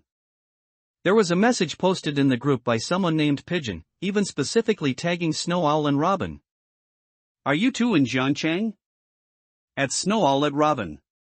Order and the Marauders have started a full-scale war in Jiangcheng. It's at a wharf in the south of the city, hurry and go check it out and help. Robin also looked surprised. Why are they fighting tonight? Wasn't the time set for tomorrow night? Who knows, Snow Owl stood up, pulled out 2 napkins to wipe her mouth. Do Order and the Marauders need a reason to fight? Robin also nodded. You're right. Let's go help anyway. She hurried to the counter, scanned the code to pay for the meal, and then walked into the rain with Snow Owl. Under a bridge in the south of the city, inside an old-fashioned military tent. 4 people from the Freedom Alliance were crowded in the tent playing poker, and magician Xianhuan couldn't help but complain. Although the Star Hotel is gone, this downgrade to sleeping under a bridge is too much. Yen, is the difference between your plan A and B a bit too large? Thiefling Yen, holding poker cards and looking at the swaying camping light above, seemed quite excited. Ha! I think it's quite fun. Prisoner Old Joe also nodded in agreement. Indeed, compared to staying in a hotel, this has a unique charm. It reminds me of my past years. Undertaker Xiao Yun, sitting at the tent entrance, calmly watched the slowly rising water level outside the tent and said faintly, "If the rain continues at this intensity, in about 6 hours, we will be submerged." But fortunately, Old Joe looked at Xiao Yun and asked, "Fortunately, the rain might stop?" "No, the rain will get heavier." A rare smile appeared on Xiao Yun's face. "In about 3 hours, you will be swept away by the swift current in your sleep. By then, in the best-case scenario, I will get 3 water-soaked, bloated bodies. This is a very good opportunity for practice, and your abilities are all very useful." As Xiao Yun spoke, there was a brief silence in the tent, but everyone seemed to be somewhat used to it. Xianhuan stroked his chin and asked, "Then why did you suddenly change your mind and remind us of this?" Xiao Yun looked outside the tent again. "Because we have new excitement to join. I smell blood and fire," she murmured, accompanied by these light words. A golden light exploded in the sky, followed by a rumbling sound like muffled thunder. Old Joe instantly stood up and spoke excitedly. "Damn, whose ability is this? It looks so powerful." Shen Huan and Xiao Yun looked at Lin Yan. Lin Yan bared his teeth and said, "Oh, I actually know. This commotion, I'm afraid it's our local big shot in Jiangcheng, Tycoon. It should be his capitalist professional ability." Hearing Lin Yan's words, the other 3 were somewhat shocked. As expected of a veteran Tier 4 expert, Old Joe said eagerly, "We definitely have to go join in the fun. I just don't know who he's fighting," Qian Huan said, stroking his chin. Xiao Yun said softly, "No matter who he's fighting, we always have to go see. No one wants to miss out, right?"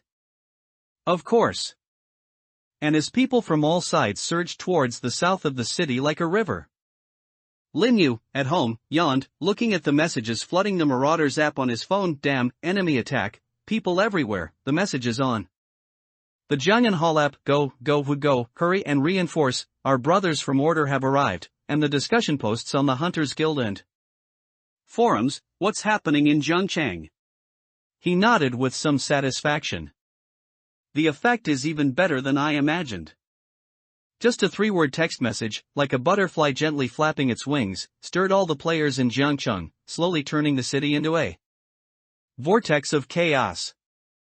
And this was what Lin Yu hoped to see. Until the appointed time arrived, the muddier the waters of Jiangcheng, the better. He knew very clearly that he was only a Tier 1 player, just an ordinary player without background or formidable strength. The situation he had cleverly created in the last instance was far beyond his control. So, since he couldn't control it, then he might as well make it so no one could control it. Only this way could he maximize his benefits. The more chaotic the situation, the more information these organizations and experts would expose. This information was what Lin Yu needed most right now. And what Lin Yu sought by creating chaos was not just this. First, I'll take a nap and rest. Once my sister is fast asleep, I'll sneak out and check the situation. He turned off the phone screen on his bed. Through the faint light filtering in from outside the window, the dark phone screens reflected Lin Yu's face at different angles. From every angle, Lin Yu looked cold and murderous at this moment, just like the rainy night outside. The stage is set. I hope tomorrow's actors don't disappoint me too much. A chaotic battle erupts at the docks. Above the abandoned dock, the once rust-stained freighter was now engulfed in flames, more than half submerged in the river. The continuous drizzle poured onto the dock's shore, and standing there, was a pink piggy bank nearly as large as 2 buses. Upon closer inspection, one would realize that this chubby little pig was not a living creature but a supersized piggy bank. AU and over a dozen Marauders members crawled ashore, drenched from the sea, and were all somewhat astonished at the sight of the little pig. What the hell is that? AU couldn't help but curse. Answering her was a Marauders member from Jiang City. Big sis AU, this is the Tycoon's, Matthew Piggy Bank. Boss of the Jiangyan Hall has made his move. AU spat. The tycoon? No surprise, that guy is a good dog of order. You all spread out and hide, I'll handle this. Members from Jiang City and other city branches silently agreed, but the few from Yanjing seemed a bit anxious. Sister you're going to face the tycoon alone? That old man seems to be a fourth tier. How can you put yourself in danger? They chattered, and AU clapped her hands with a paw. All of you shut your dog mouths. You also know the opponent is fourth tier? The top 30 on the leaderboard, do you think you can interfere? Get your asses to the back honestly and don't cause trouble. If you really want to help, hide well, don't make me get distracted trying to save you. AU spoke fiercely, and the four from Yanjing quieted down. Spread out. Spread out. They called out to the other Marauders members, and soon these guys scattered like mice into the darkness, hiding among the various junk piled on the old dock. Instantly, only AU remained on the dock's edge. She looked up at the pink piggy bank in the distance, staring at the two figures on the pig's back.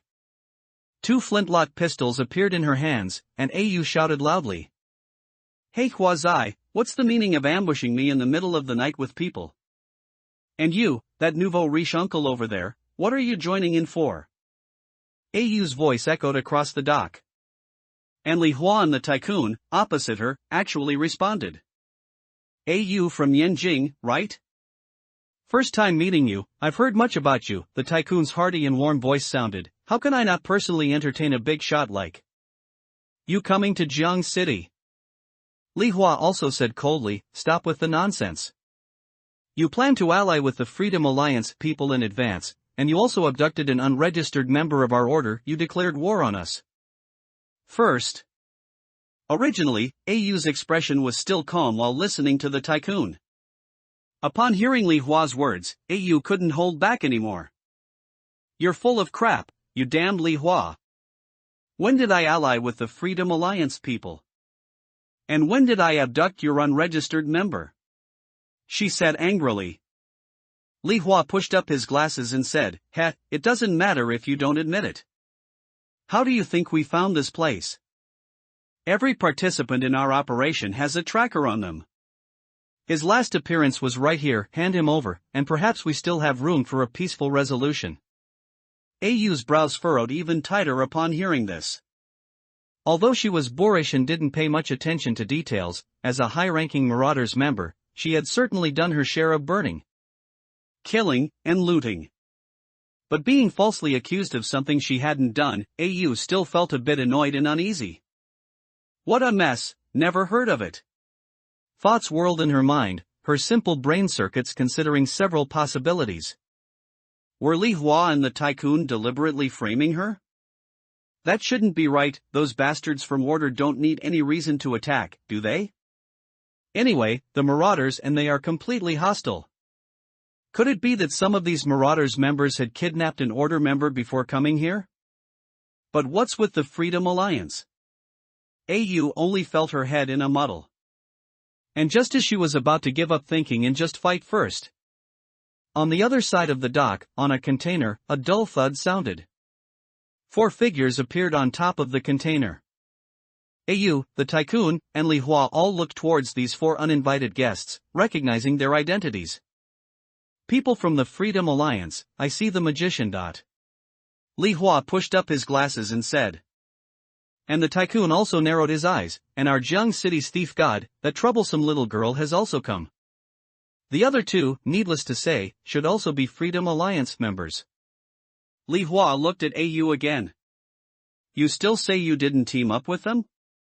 Facing Li Hua's questioning, and seeing the 4 Freedom Alliance members who arrived just in time, AU's not-so-highly-educated brain suddenly felt a flash of insight. She felt she understood. Holy crap, the Freedom Alliance people are framing me. This is what you call being forced into a corner, right? It must be these 4 who kidnapped an Order member and pinned it on her. Thinking this, AU looked at the Freedom Alliance group with resentment. Screw all of you, trying to force me to team up with you? Despicable. Shameless. AU turned the muzzle of one of her guns, aiming at the 4 Freedom Alliance members.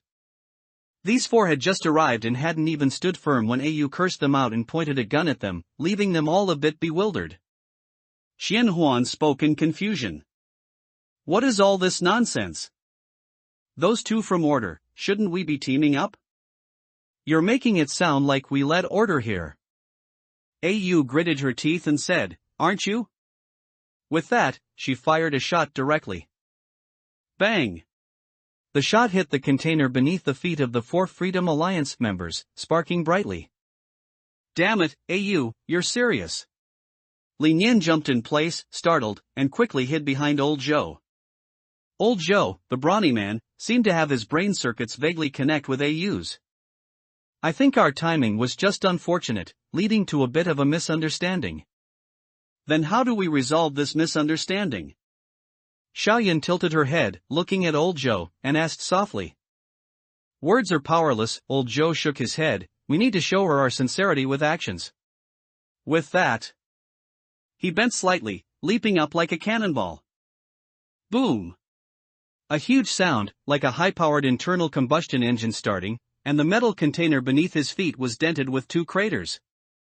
And with such immense force, Old Zhou's figure traced a perfect parabola through the air above the dock, heading straight for the Tycoon and Li Hua. Seeing Old Zhou's sudden attack, the Tycoon's expression changed slightly. He dropped his clear umbrella, raised both hands, and then Old Zhou seemed to hit an invisible barrier. Interesting. Old Zhou changed his posture, and then 2 crutches appeared in his hands. The crutches, crackling with electric arcs, smashed down, exploding with blue-white electric light in the rain, outlining the object that blocked his path. It was a transparent large hand. This is, Hayek's invisible hand, Li Nian shouted a reminder, be careful, Old Zhou. That thing is very hard. Li Hua, on the piggy bank, also moved. He pulled out a deck of poker cards, and just as he was about to provide support. Bang! A gunshot rang out, the poker cards in Li Hua's hand scattered, and the huge impact made Li Hua retreat 3 steps, almost falling off the piggy bank. Just as Old Zhou had predicted, AU ultimately chose to help. She put down her flintlock pistol with an unhappy expression. I'll settle accounts with you Freedom Alliance people later. Comparing the 2 sides. AU indeed disliked the people of Order more. A way to mediate a fight, an unexpected person appearing. The moment AU fired, Xiao Yun and Xianhuan also joined the battle. Except for Li Nian, who looked completely like he was watching a show, all the experts on the field had already been drawn into the battle. The assistant, Rabbit, appeared quietly, and Xianhuan's magic wand waved continuously, creating smoke to block vision, exploding balloons, and sharp throwing knives. While not as impactful as AU's shooting in Old Zhou's close combat, which put immense pressure on Li Hua and the Tycoon, Xianhuan's continuous harassment undoubtedly consumed a lot of their energy. As for the abilities displayed by Xiao Yun, they made the Tycoon and Li Hua's hair stand on end. The woman, holding a large black umbrella and humming a gentle yet chilling melody, danced lightly in the air, stepping on the raindrops. From beneath her skirt and umbrella, various severed limbs and organs dropped with a plop, plop.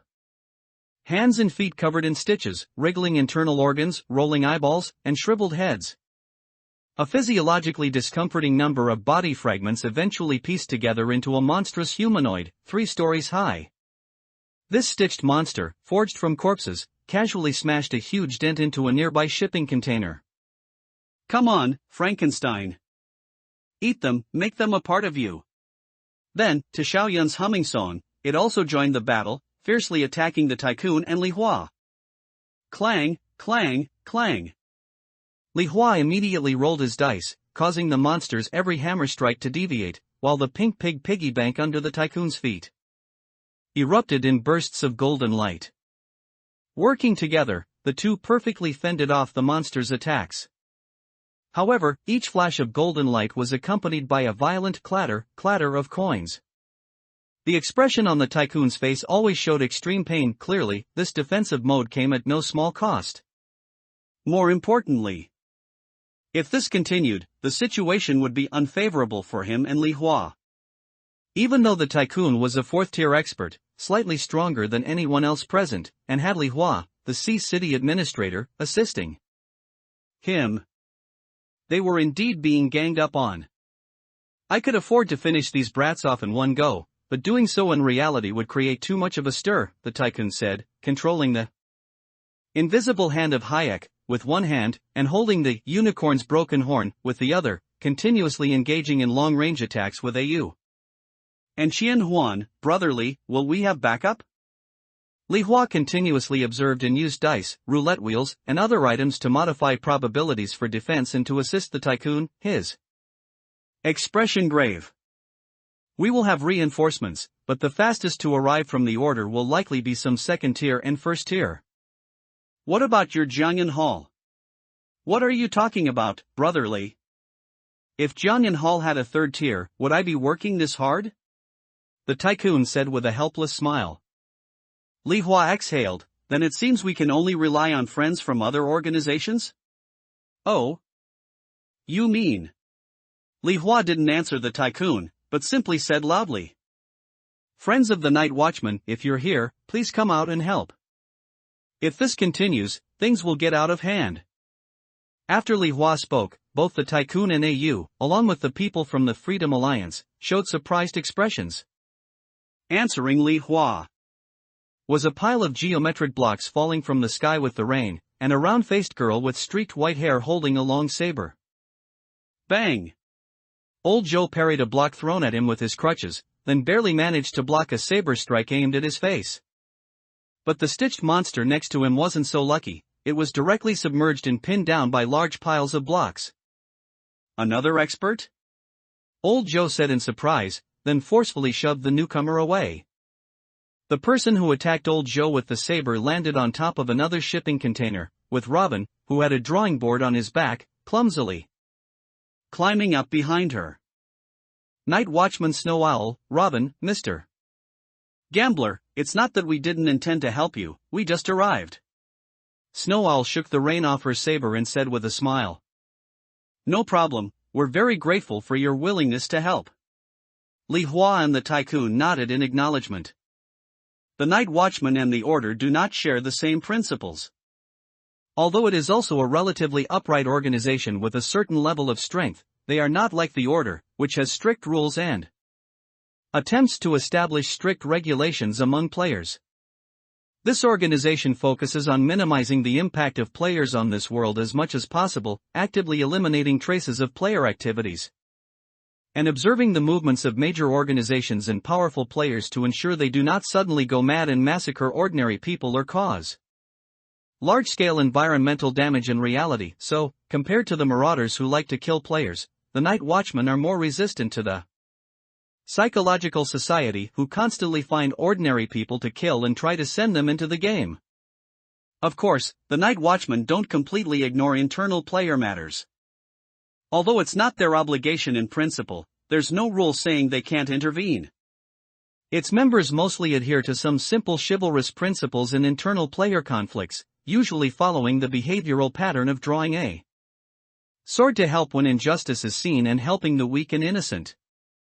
Therefore, although Li Hua and the tycoon could hardly be called the weak side, when the Order went to war with the Marauders and Freedom Alliance, choosing which side to help was not a difficult choice for members of the Night Watchman.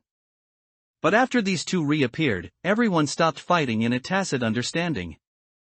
Because the two sides had reached a subtle balance, confronting each other with swords drawn.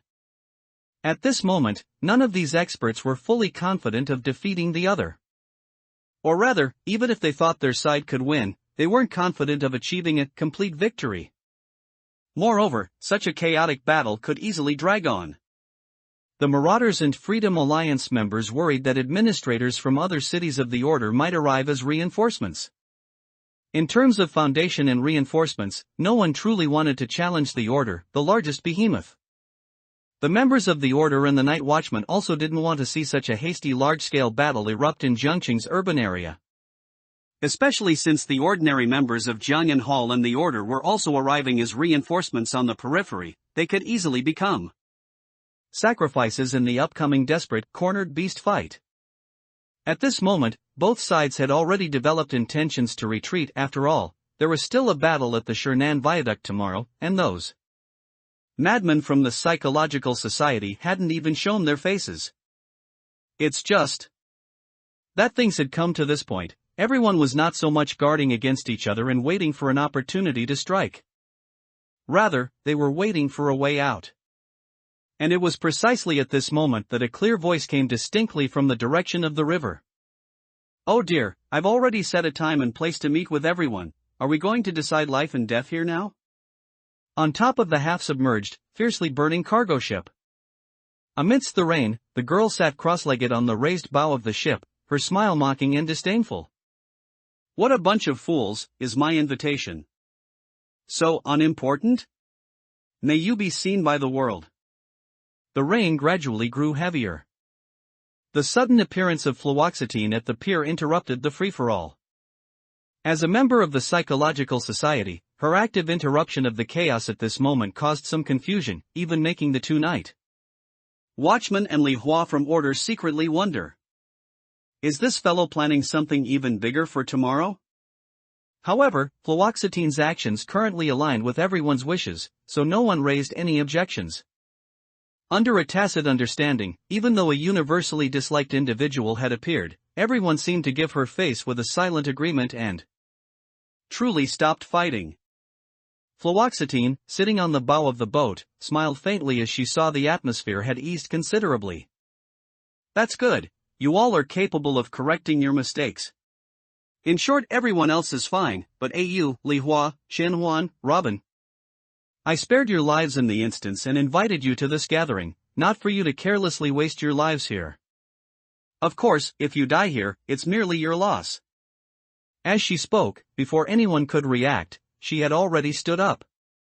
"All right everyone, that's all I have to say. See you tomorrow."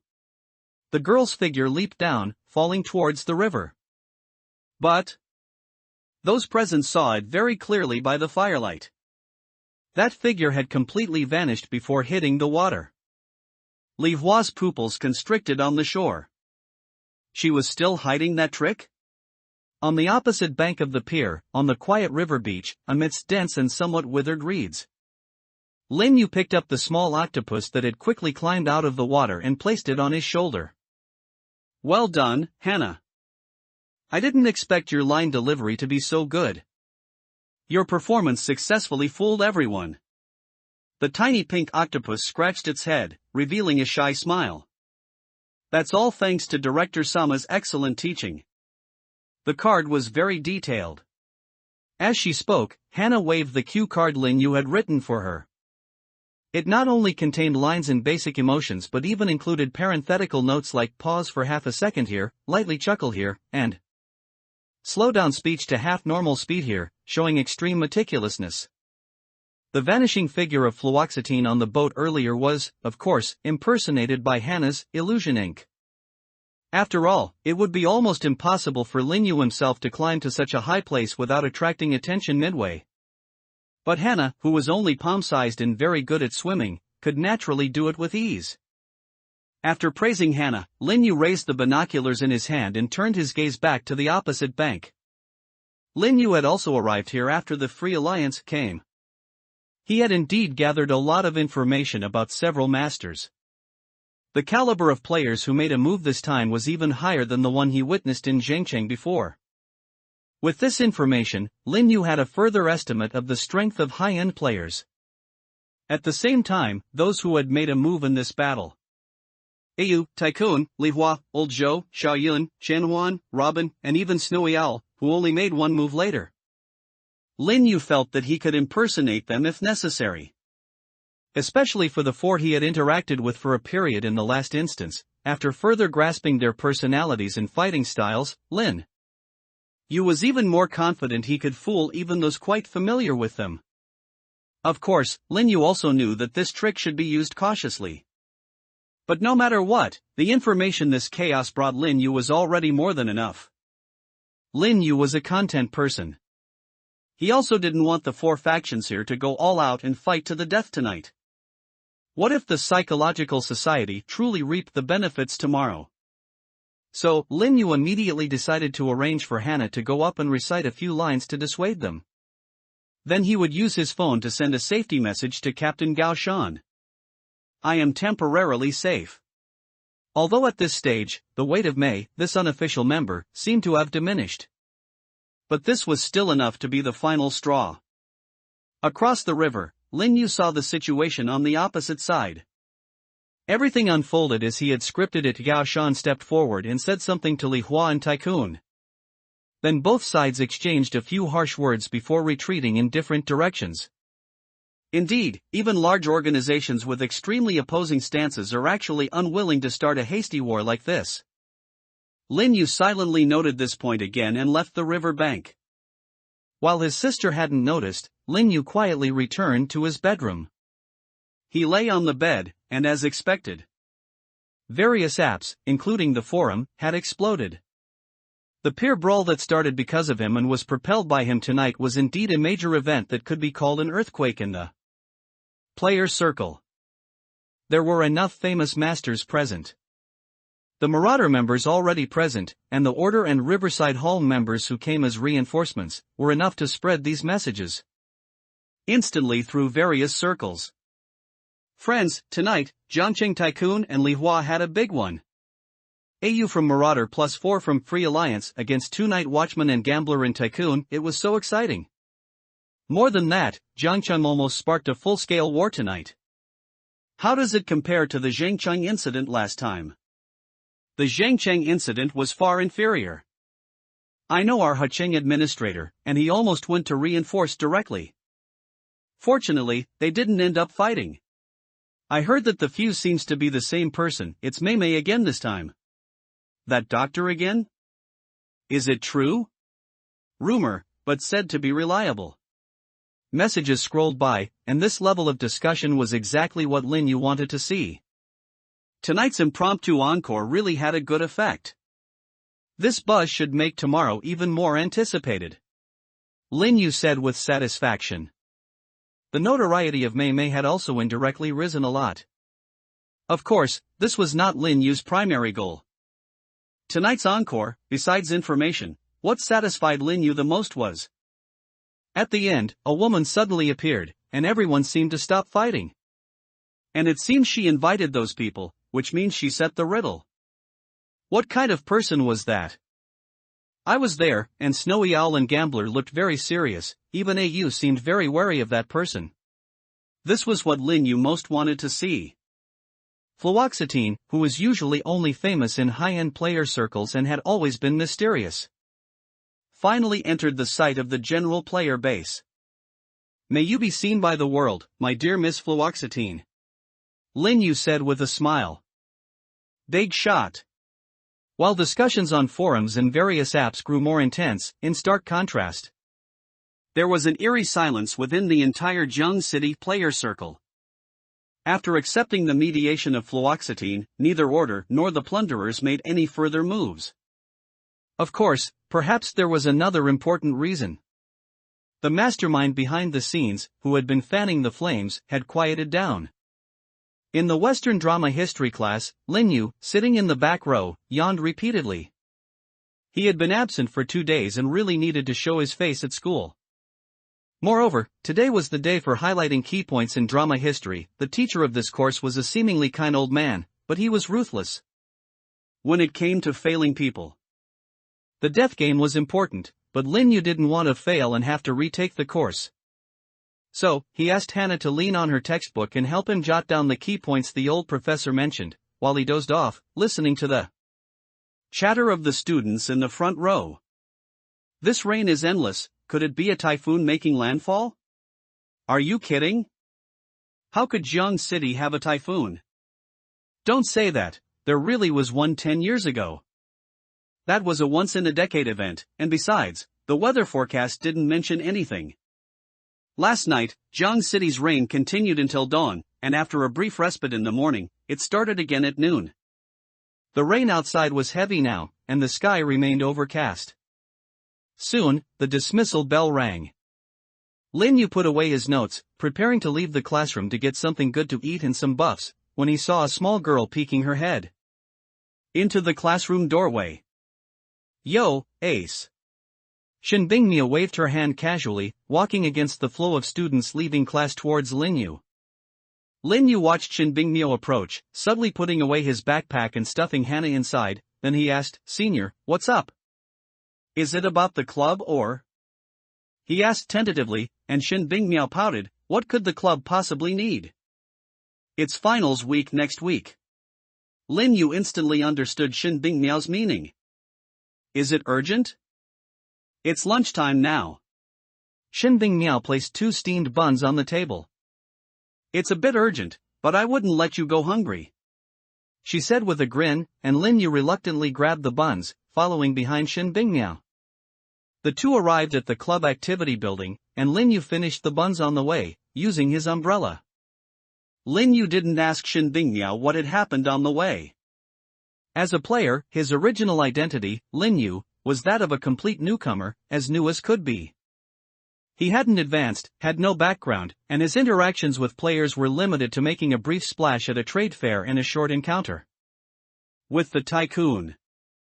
Although he had been marked by people from the Psychological Society, attracting the attention of many organizations, Linyu's subsequent silence and low profile, coupled with several other highly prominent players recently appearing in Jiang City, meant that Linyu himself had faded from everyone's sight. It should have been so. No matter how talented, he was ultimately just an unpolished gem. In the normal perception of players, Linyu should now require 6 or 7 dungeons of experience, after advancing and accumulating items, and joining an organization, before he would gradually grow. And contact was a two-way street.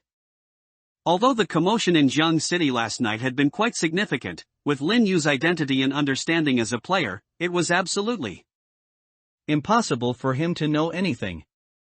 Moreover, even though Linyu could no longer consider Shin Bingmiao a trustworthy person after learning she was a player, he also didn't think Shin Bingmiao would suddenly try to harm him. Maintaining vigilance towards others didn't mean being paranoid and overly suspicious like someone with persecutory delusions. Shin Bingmiao led Linyu to the drama club's activity room, then suddenly put on a mysterious expression. "Hey, AU, my dear junior. I'm about to introduce you to a big shot. Since you've been on the forum, you must have seen the rankings, right? The person you're about to meet is someone famous on the list." Hearing Shin Bingmiao's words, Linyu was a little surprised. A big shot on the list? Linyu immediately thought of the tycoon. That guy was openly ranked 27th, a local power in Jiang City, and had a close relationship with Order. Combined with Shin Bingmiao's previous claim of being an unofficial member of Order, it was reasonable for her to be able to invite the tycoon. Of course, Li Hua was also a possibility. Although the gambler Li Hua's name wasn't on the list, Linyu was quite sure he was just anonymous. After returning from the last dungeon, Linyu had read many posts on the forum, and many people generally speculated that Li Hua's position was probably around 70th on the list. However, no matter which of these two it was, if Shin Bingmiao could invite them, it would be enough to show that her club president was indeed a person of high status, just as he had suspected. Thoughts raced through Linyu's mind, but his expression remained calm, only showing surprise. A big shot on the list? Then you're amazing, senior. Of course. Anyway, that person is representing Order, the largest organization among players, to ask you some questions. Shin Bingmiao stood at the doorway, explaining to Linyu. Representing Order to ask me questions? What kind of questions? Linyu showed just the right amount of nervousness and curiosity, asking. Shin Bingmiao waved her hand, relax, relax. If I'm not mistaken, you weren't a natural death, were you, Ace? Linyu was briefly surprised by Shin Bingmiao's question. But he wasn't unexpected, as according to investigations, the Psychological Society generally wouldn't hide things, and might even actively inform Order and other organizations. So, Linyu just sighed. Yes, senior. Honestly, I was murdered. He touched his chest, still feeling lingering fear. According to investigations, It seems to have been done by an organization called the Psychological Society. The guy who did it was actually in the drama club that day. Shin Bingmiao's expression became unusually serious upon hearing Lin Yu's words. She pursed her lips and sighed, although I already generally knew, hearing you say it yourself. I'm very sorry, AU. I was clearly at school that night too, if I had paid attention. Lin Yu interrupted her, it's not your fault, senior. Ultimately, everything is to blame on the guy who killed me. His voice was slightly cold, then returned to calm. So, what do the people from Order plan to ask me? It's probably related to the person who killed you. Well, it should just be a routine inquiry. Order has encountered some difficulties these past 2 days, they're grasping at straws. Shin Bingmiao said, opening the door to the activity room. Then, Lin Yu saw that sitting behind the door was not the tycoon or the gambler as he had expected. Instead, it was a young woman with a heroic appearance, short hair, and wearing a white Tai Chi uniform. She was sitting in the clubroom, slowly drinking tea. Upon hearing the door open, the young woman put down her teacup, stood up, and nodded slightly at Shin Bingmiao. Thank you for bringing him, Miao. Shin Bingmiao waved her hand, it's nothing, given our relationship. Then, she looked at Lin Yu. Their eyes met, and Lin Yu saw that her eyes were clear and bright. Looking at them for a long time was like facing the scorching midday sun. Just by standing there, Lin Yu could feel that much of the dampness brought by the continuous rain in the room had receded. She smiled and nodded to Lin Yu in greeting. What should I call you? Just call me Shaolin. Lin Yu replied, then subconsciously asked a question in return. And what should I call you? And the other party's answer was completely unexpected by Lin Yu. You can call me AMO, or my forum ID. Grandmaster. Reject. In Lin Yu's not too long life, he, like many ordinary people, had encountered many unexpected situations. But because Lin Yu's psychological fortitude was quite good, he rarely experienced mental overload due to unexpected events. However, the 2 words uttered by the young woman in front of him caused Lin Yu to briefly freeze for a second. What the hell? Grandmaster? A top 3 expert on the rankings, the number 2 figure of Order? What was she doing in Zhangcheng? And why did this person know senior sister Shin Bingmiao? Lin Yu realized that he had somewhat underestimated Shin Bingmiao's strength and connections. He had already guessed as high as possible, wondering if senior sister could call upon experts like Li Hua or Tycoon. But he didn't expect it to be a grandmaster. It was like a younger brother getting beaten up at school and crying home to ask his professional gamer cousin for help, and the cousin says, you. Wait, I'll go call someone who can fight. You'd think the cousin might, at most, call some professional MMA fighters. Then, when you arrive at the agreed-upon location for the fight, you find that Mike Tyson is the one who showed up. This was truly a huge surprise. Putting everything else aside, if this person was here for fluoxetine, that woman seemed to be dead for sure. Grandmaster, it's truly an honor to meet you. After greeting her, Lin Yu turned to look at Shin Bingmiao, expressing his question with his eyes. Senior sister, who exactly are you, and how do you know such an important person? Shin Bingmiao had a smug look. How about it, aren't I amazing? She said with a grin. You're really a third order? Lin Yu asked suspiciously. He now suspected that Shin Bingmiao had understated her level. Shin Bingmiao chuckled, look how scared you are. I think you've got the causality reversed, my dear junior brother. I don't know this grandmaster because I'm strong or have a high position in Order. On the contrary, I have an extraordinary position in Order because I know the grandmaster. Shin Bingmiao walked over to the grandmaster with a grin and nudged her with her elbow. Isn't that right, Amo? The other party nodded with a smile. That's about right. I've known Amiao since she was a child. Lin Yu was also enlightened upon hearing them say this. So that's how it is. Alright, let's get to the point. In short, tell us all your grievances and injustices, and this esteemed official will uphold justice for you. Shin Bingmiao patted the Grandmaster Amo with a smile. The Grandmaster no longer prevaricated and looked at Lin Yu. Time is precious, so I'll ask directly.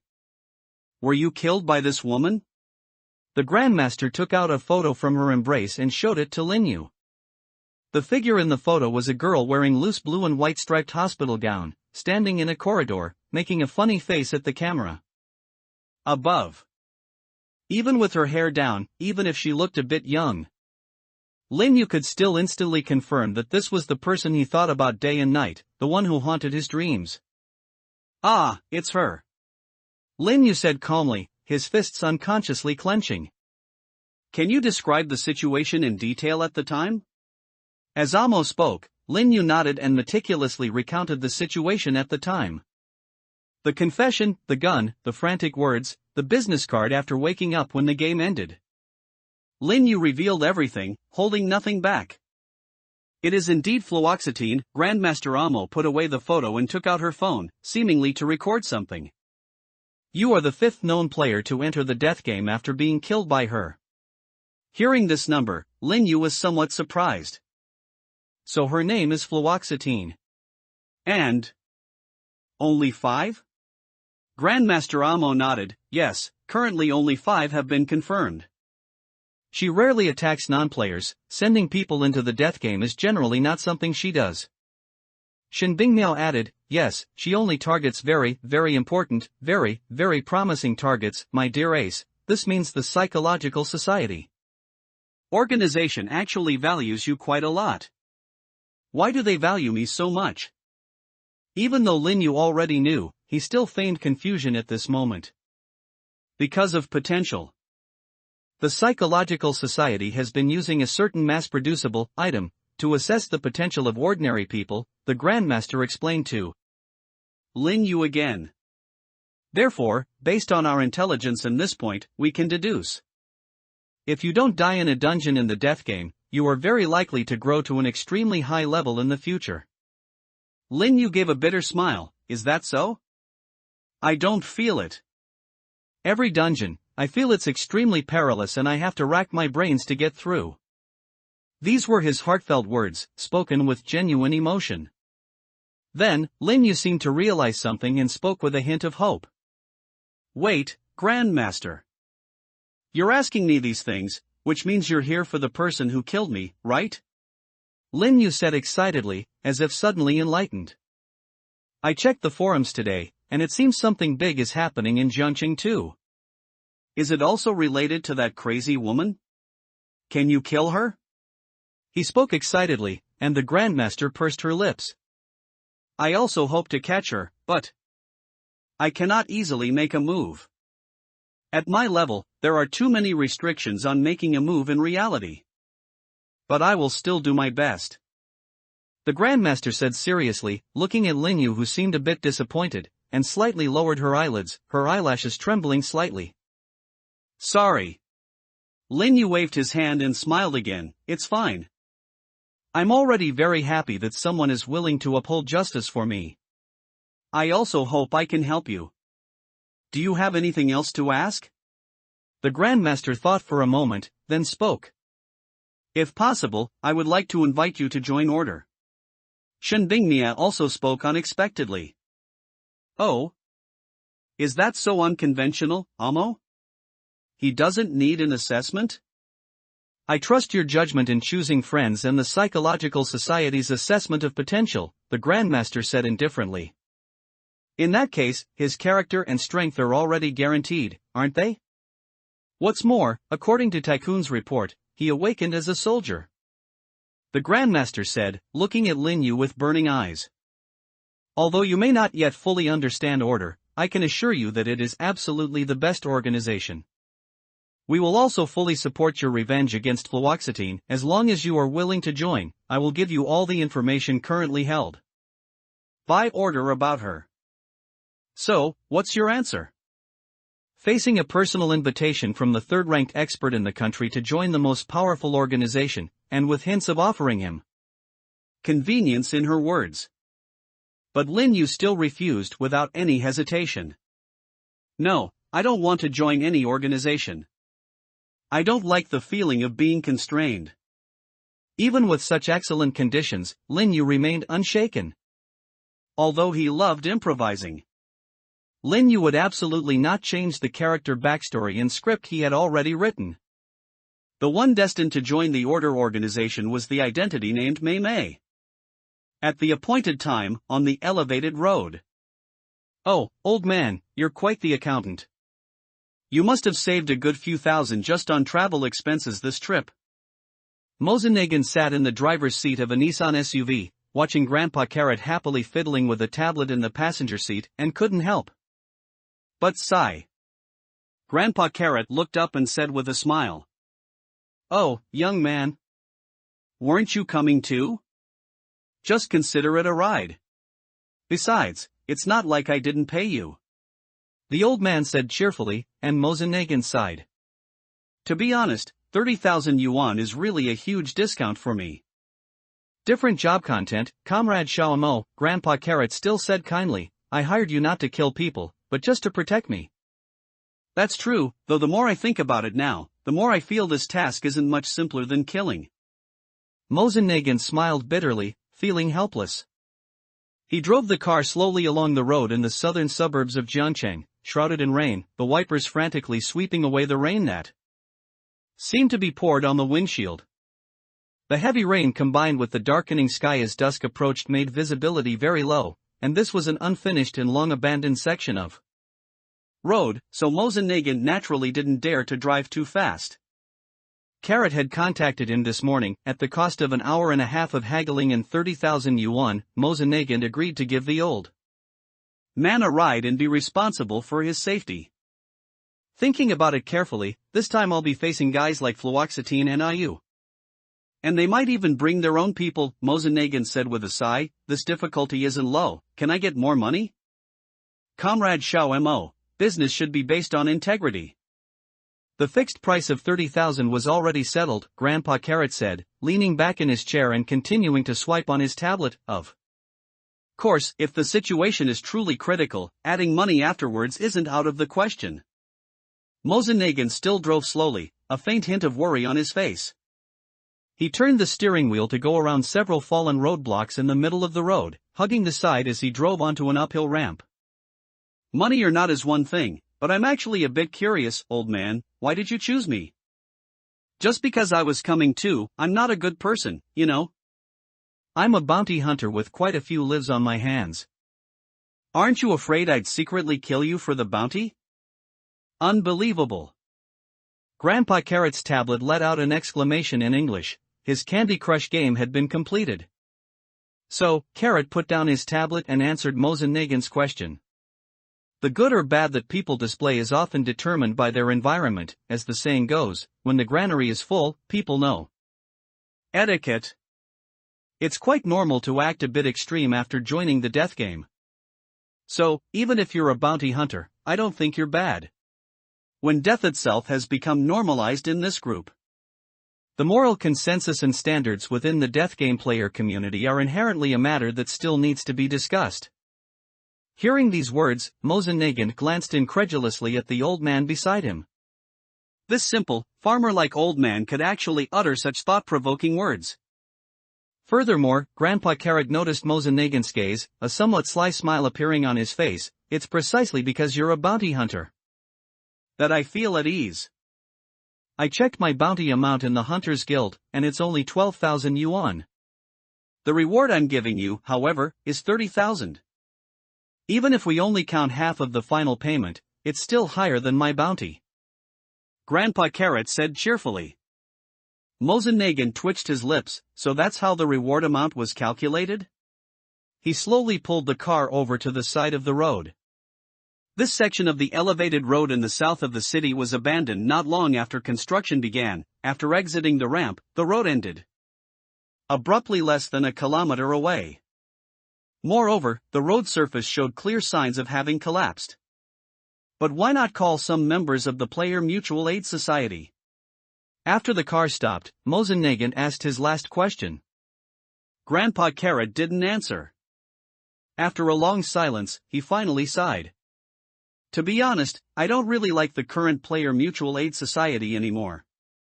Sensing a hidden meaning in Grandpa Carrot's words, Mosenagin stopped asking questions. Alright, we're here anyway. Let's get out. Looks like we're the first group to arrive. Mosenagin opened the car door, put up his folding umbrella, and stepped out. However, the umbrella's effect wasn't very obvious. The swift wind on the overpass blew the umbrella erratically, also carrying rainwater directly onto Mosenagin. The ground was covered with small puddles, and rainwater flowed into these puddles and then down from the overpass, the current soaking Mosenagin's sneakers like a mountain stream. Damn it! He couldn't help but curse. The city he departed from clearly wasn't raining. On the other side, Grandpa Carrot stepped out wearing an old-fashioned bamboo hat and a pair of slippers. Unexpectedly, the bamboo hat seemed to have an invisible barrier, repelling all the rain. Grandpa Carrot silently walked next to Mosenagin, also shielding him from some of the rain. Mosenagin nodded in acknowledgement. Thanks. The two of them, with a tacit understanding, began to look around the overpass. Although they didn't know why Fluoxetine had called them here, both of them had life-saving trump cards and escape tools. But since they arrived early, surveying the terrain was necessary. Mosenagin even set up several bear traps and tripwires as traps in the corners. Grandpa Carrot also scattered some seeds of unknown purpose into various corners. While the two were busy. Soon, Xianhuan also arrived. A white dove, clutching a hat, flew up from the broken section of the overpass. Then the pigeon disappeared, and at the same time, Xianhuan emerged from the hat. Phew, made it. Perhaps out of fear of Fluoxetine, or knowing that order had definitely planted informants and personnel nearby. The other three members of the Freedom Alliance did not appear. Xianhuan smiled, adjusted his top hat, and greeted the two on the overpass. Good evening, nice to see you again.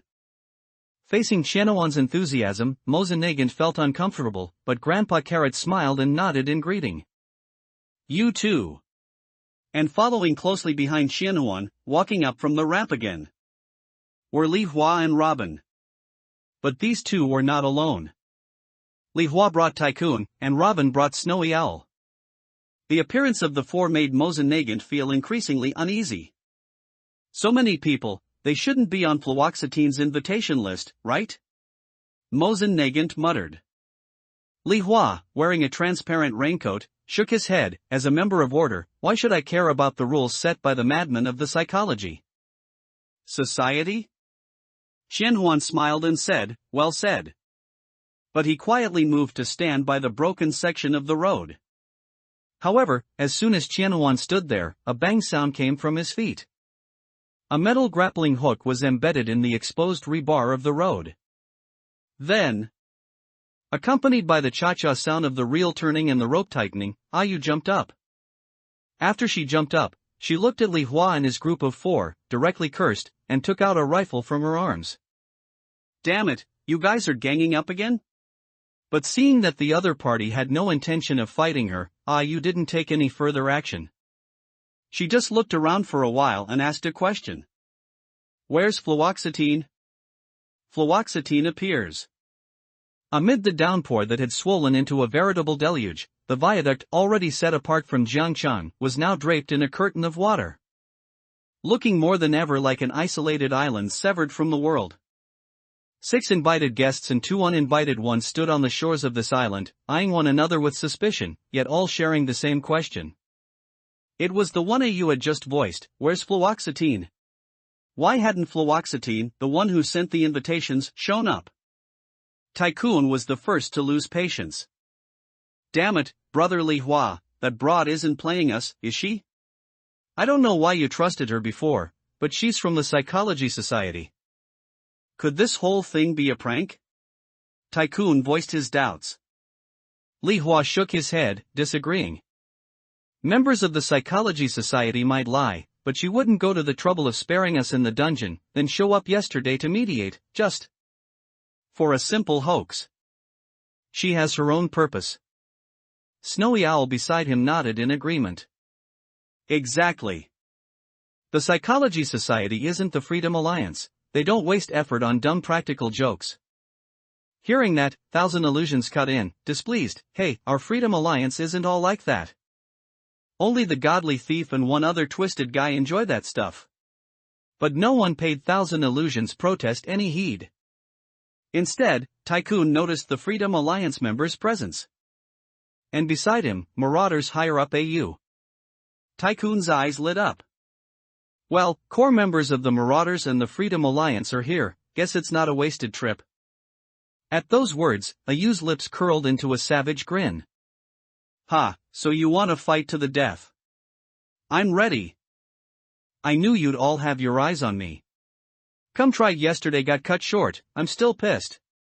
She barked coldly, raising her gun a fraction higher. Mosenagin instantly pulled out a crossbolt and ducked behind his car. Old Man Radish waved his hands hastily. Whoa, fighting's no good, everyone stay calm.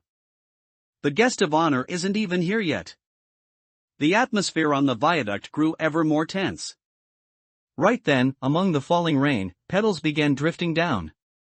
Powder white, rosy pink, cyan blue, every hue and shape of petal, soaked by rain, fluttered earthward on the wind.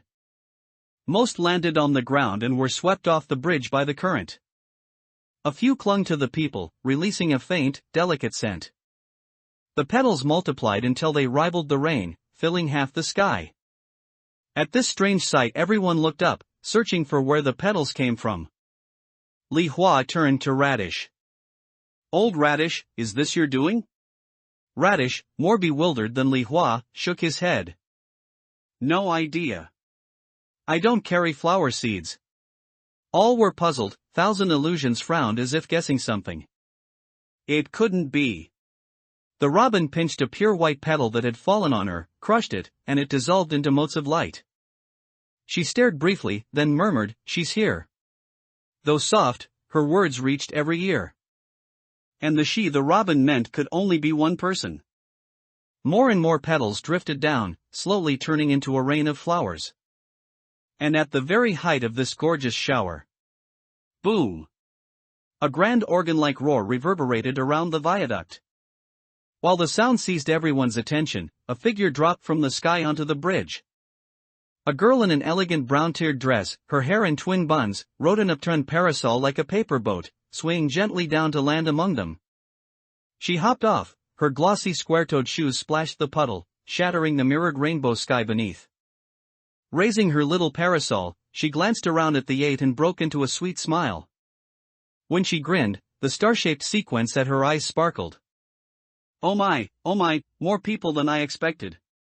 Her voice rang clear and honey-sweet. Everyone present knew who had arrived. Fluoxetine.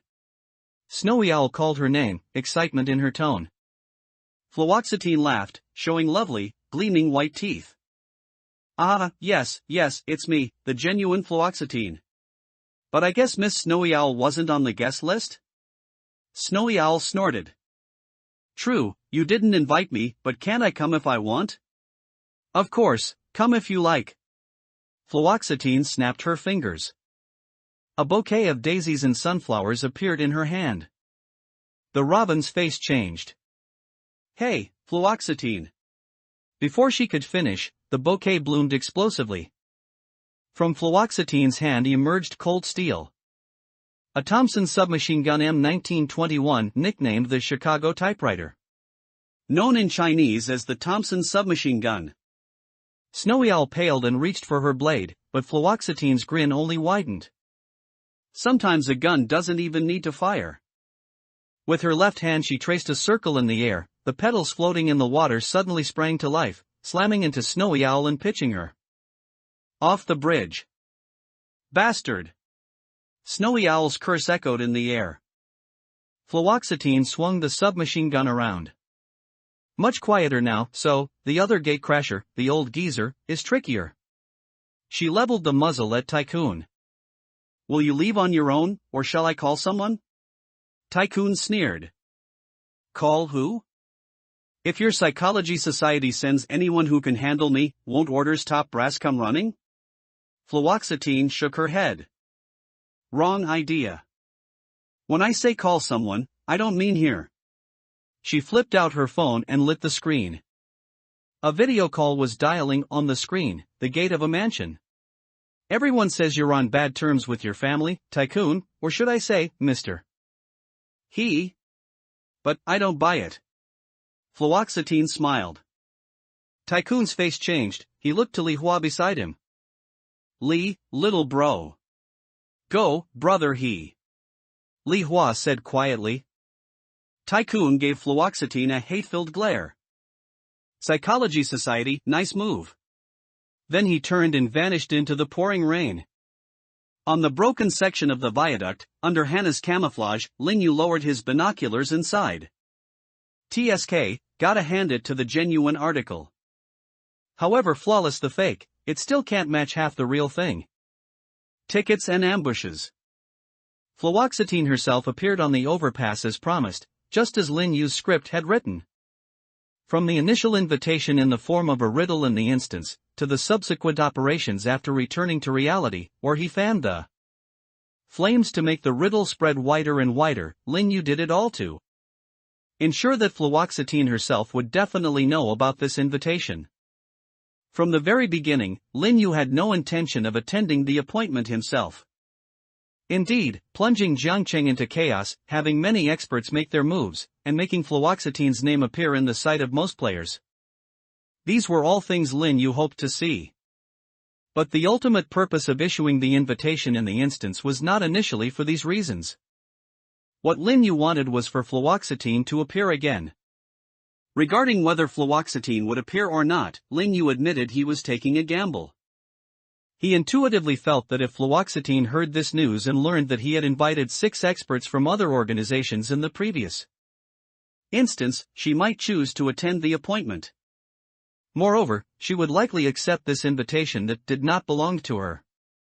But this was ultimately just an intuition, without any basis. Although a mistake would not cause any loss to Lin Yu, a failed plan was always regrettable. Fortunately, you didn't disappoint me, Fluoxetine. You are even crazier and more interesting than I imagined. Lin Yu murmured, raising his binoculars again, peering beyond the curtain of rain. Since Fluoxetine came, it meant she accepted the challenge Lin Yu had given. After all, Fluoxetine at this moment had to provide a reason that Lin Yu himself hadn't even thought of, a reason compelling enough for these people to travel such a long distance. Lin Yu really wanted to know. What kind of reason would Fluoxetine give that would leave no one present with doubts? Lin Yu soon learned the answer. After Tycoon and Snowy Owl were asked to leave the overpass, Fluoxetine pulled out 3 golden-coated paper tickets from her embrace. Everyone should have just met me in an instance invited by a god, right? Everyone survived in the end, and I really appreciate your performance. So, I have another invitation for a divine invitation here. Fluoxetine's words made the faces of the remaining 6 people on the overpass slightly change. Why do you have multiple invitation letters in your hand? Li Hua asked in a deep voice, his gaze sharp. Aha, perhaps I'm being specially watched by a certain god. Fluoxetine's face was filled with a happy smile. It's such a wonderful feeling. I hope you can experience it too. Xianhuan also narrowed her eyes. Then congratulations, Miss Fluoxetine. But, may I ask, where is this invitation for? Fluoxetine fanned out the tickets in her hand, revealing them. The golden paper depicted a scene of an amusement park in Intalio. It's a ticket for a garden party leading to the Heavenly Amusement Park. The event date is TBD, depending on how quickly the tickets are distributed. In any case, 2 of you 6 will receive this ticket. As Fluoxetine spoke, she flicked her wrist, and 2 tickets turned into golden specks of light and dissipated.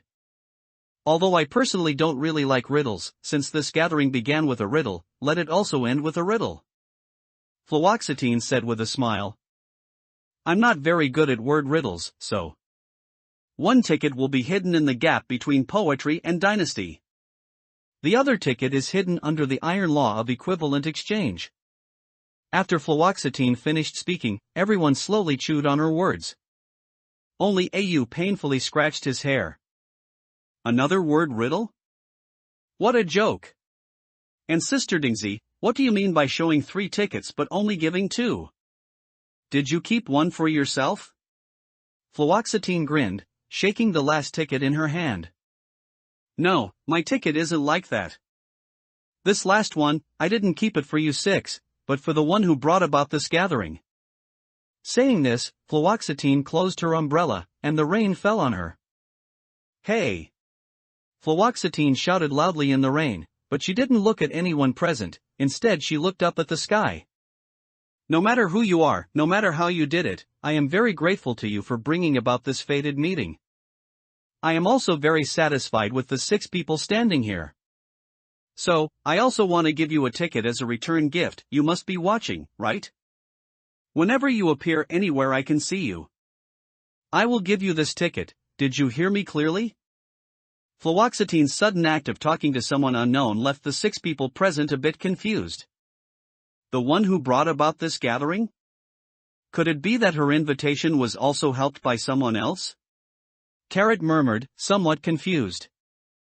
Mosin Nagant stroked his chin and spoke, perhaps the invitation letter for her to enter the previous instance was also given by someone else?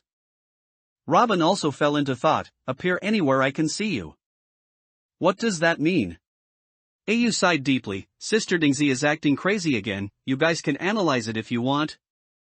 I need to go back and research where that poetry and dynasty, equivalent exchange stuff is. Anyway, Sister Dingsy and Xian Huan, I'll give you 2 a piece of advice, Au said, pulling out his phone and glancing at it, based on my understanding of order, if you don't leave soon. Order will send people to arrest us. After all, after you, Sister Dingsy, appeared and actively forced Tycoon and Snowy Owl away, that administrator over there should be able to confirm. There's no ambush. Xian Huan also stroked her chin, oh, don't tell me. That bastard really would do something like this. I gotta run, gambler. Upon hearing this, Li Hua pushed up his glasses. Ha, that's a bit of a slander. He said calmly, and the sound of a D20 rolling was heard. Above Li Hua's head, a rotating dice phantom appeared. The moment she appeared alone, I had already confirmed there was no ambush. Excuse me, everyone, although Tycoon isn't here, please try your best to keep these 3 people and those they brought. Li Hua said, tapping the soul gold brooch. Here they come. The curtain of rain in the sky seemed to be torn open, and then a canvas appeared out of thin air. From within the canvas, 5 figures appeared. Xian Huan spat. TSK. 5 administrators, they really went all out, aren't they afraid of problems in their own jurisdictions? Au's face showed an expression of annoyance and excitement. TCH, fortunately, I had an extra plan ready. Hold on tight, Xian Huan, Fluoxetine. After speaking, Au clapped his hands. Clap. After the crisp sound, a huge roar erupted. Boom! The overpass vibrated violently, and continuous explosions of fire lit up below. Lin Yu, who was severely injured in the chaotic battle after falling off the elevated highway. A series of powerful explosions erupted beneath the overpass, and after the entire overpass bridge shook and trembled violently a few times, it then began to collapse and fall with a roar. Only then did everyone suddenly understand why Lin Yu was so late and had climbed up from below just now. She actually didn't arrive too late, she just went to the supporting parts of the overpass below to set up explosives. Everyone's bodies were a bit unsteady, and Grandpa Carrot even fell to the ground with a thud. Mosinagant helped him up, blew his whistle to summon a few animals to stand in front of them, and the falcon and hound used their bodies to block the flying debris.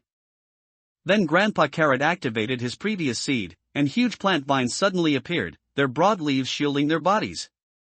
And taking advantage of the chaos caused by the explosion, Lin Yu didn't hesitate, directly leaped forward, and fired 2 shots consecutively from her flintlock pistol, blasting towards the direction of the order administrators.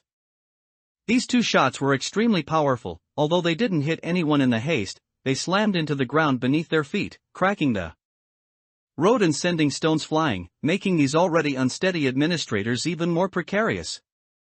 Of course, Lin Yu's more important goal was to fly backward using the recoil. Didn't expect that, did you? This is my escape route. Lin Yu cheered in the air. She truly hadn't planned to fight to the death with the Six Order administrators. However, neither Lin Yu nor Qianhuan, who had already silently burrowed into the hat and was being carried away by a pigeon, managed to escape. They seemed to have hit some kind of invisible wall, bouncing back heavily. The game is in progress, players are not allowed to cross the boundary.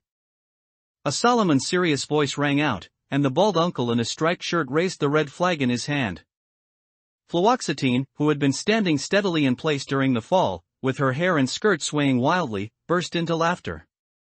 Gentlemen, the Tianjin city administrator opposite is a very famous referee. To think of leaving like this is simply too naive. The next moment, Fluoxetine stepped forward, the air around her filled with floral fragrance, and petals fluttered between her fingers. A cold light flashed from the axe in her left hand, while an M1911 appeared in her right. And she herself instantly appeared in the midst of the 5 order members, behind the referee uncle who was holding up the flag. Codenamed Tianjin Tiger, profession referee, rank 3rd tier. Potential B+. You two are quite good. However, killing you wouldn't be a pity. Fluoxetine's casual words rang out, and a bloody light gleamed in her eyes. Watch out! Li Hua roared, throwing out 2 chips, and the dice above his head spun, rolling an 11. Success! With a clattering sound, a pair of brass knuckles appeared on his hands, and he instantly pounced on Fluoxetine. However, Fluoxetine seemed to have been prepared. The muzzle of the M1911 continuously spat flames, making a huge sound. Only then did Li Hua realize that the gun was prepared for him. Bang, bang, bang. 3 shots fired consecutively. In the nick of time, the dice above Li Hua's head spun again, instantly rolling out the numbers 6, 20, and 17. Failure. Great success. Success. The first shot hit Li Hua's shoulder, blood blooming, and he grunted, enduring it forcefully. The second shot completely missed, and the bullet even ricocheted off a nearby metal guardrail, its trajectory strangely changing direction before hitting Qianhuan's calf. The third shot grazed past Li Hua's ear. Li Hua, you bastard. You're not human. Qianhuan's curses came through. He had just climbed out of the hat. Although these 3 shots didn't finish off Li Hua, they were enough to slow down his movements. And this brief moment was enough. The remaining 4 administrators, due to the fall, did not react as quickly as Li Hua. Fluoxetine's axe had already cleaved into the back of the referee who was trying to turn around. Put! The hand axe cut into flesh, instantly tearing open a gruesome wound. But before Fluoxetine could cleave through with the axe, a stick figure bull that looked like it ran out of a Picasso painting, or rather, a strange object composed entirely of lines that resembled a bull, rushed over and knocked Fluoxetine flying. Fluoxetine threw out 2 marshmallow-like white clouds consecutively in the air as a buffer, finally stopping steadily on the clouds, then looked at the pale-faced Robin. Oh, little Robin, my dear darling. I almost forgot about you. But it doesn't matter, anyway the referee is all ready.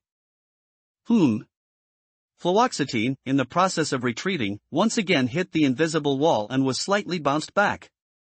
She looked in surprise at the referee named Tianjin Tiger lying on the ground. The man's face was pale, his forehead covered in sweat, and his back was covered in blood. But he had one hand plunged into the cement road to stabilize his body during the fall, while the other hand firmly clutched the red triangular flag.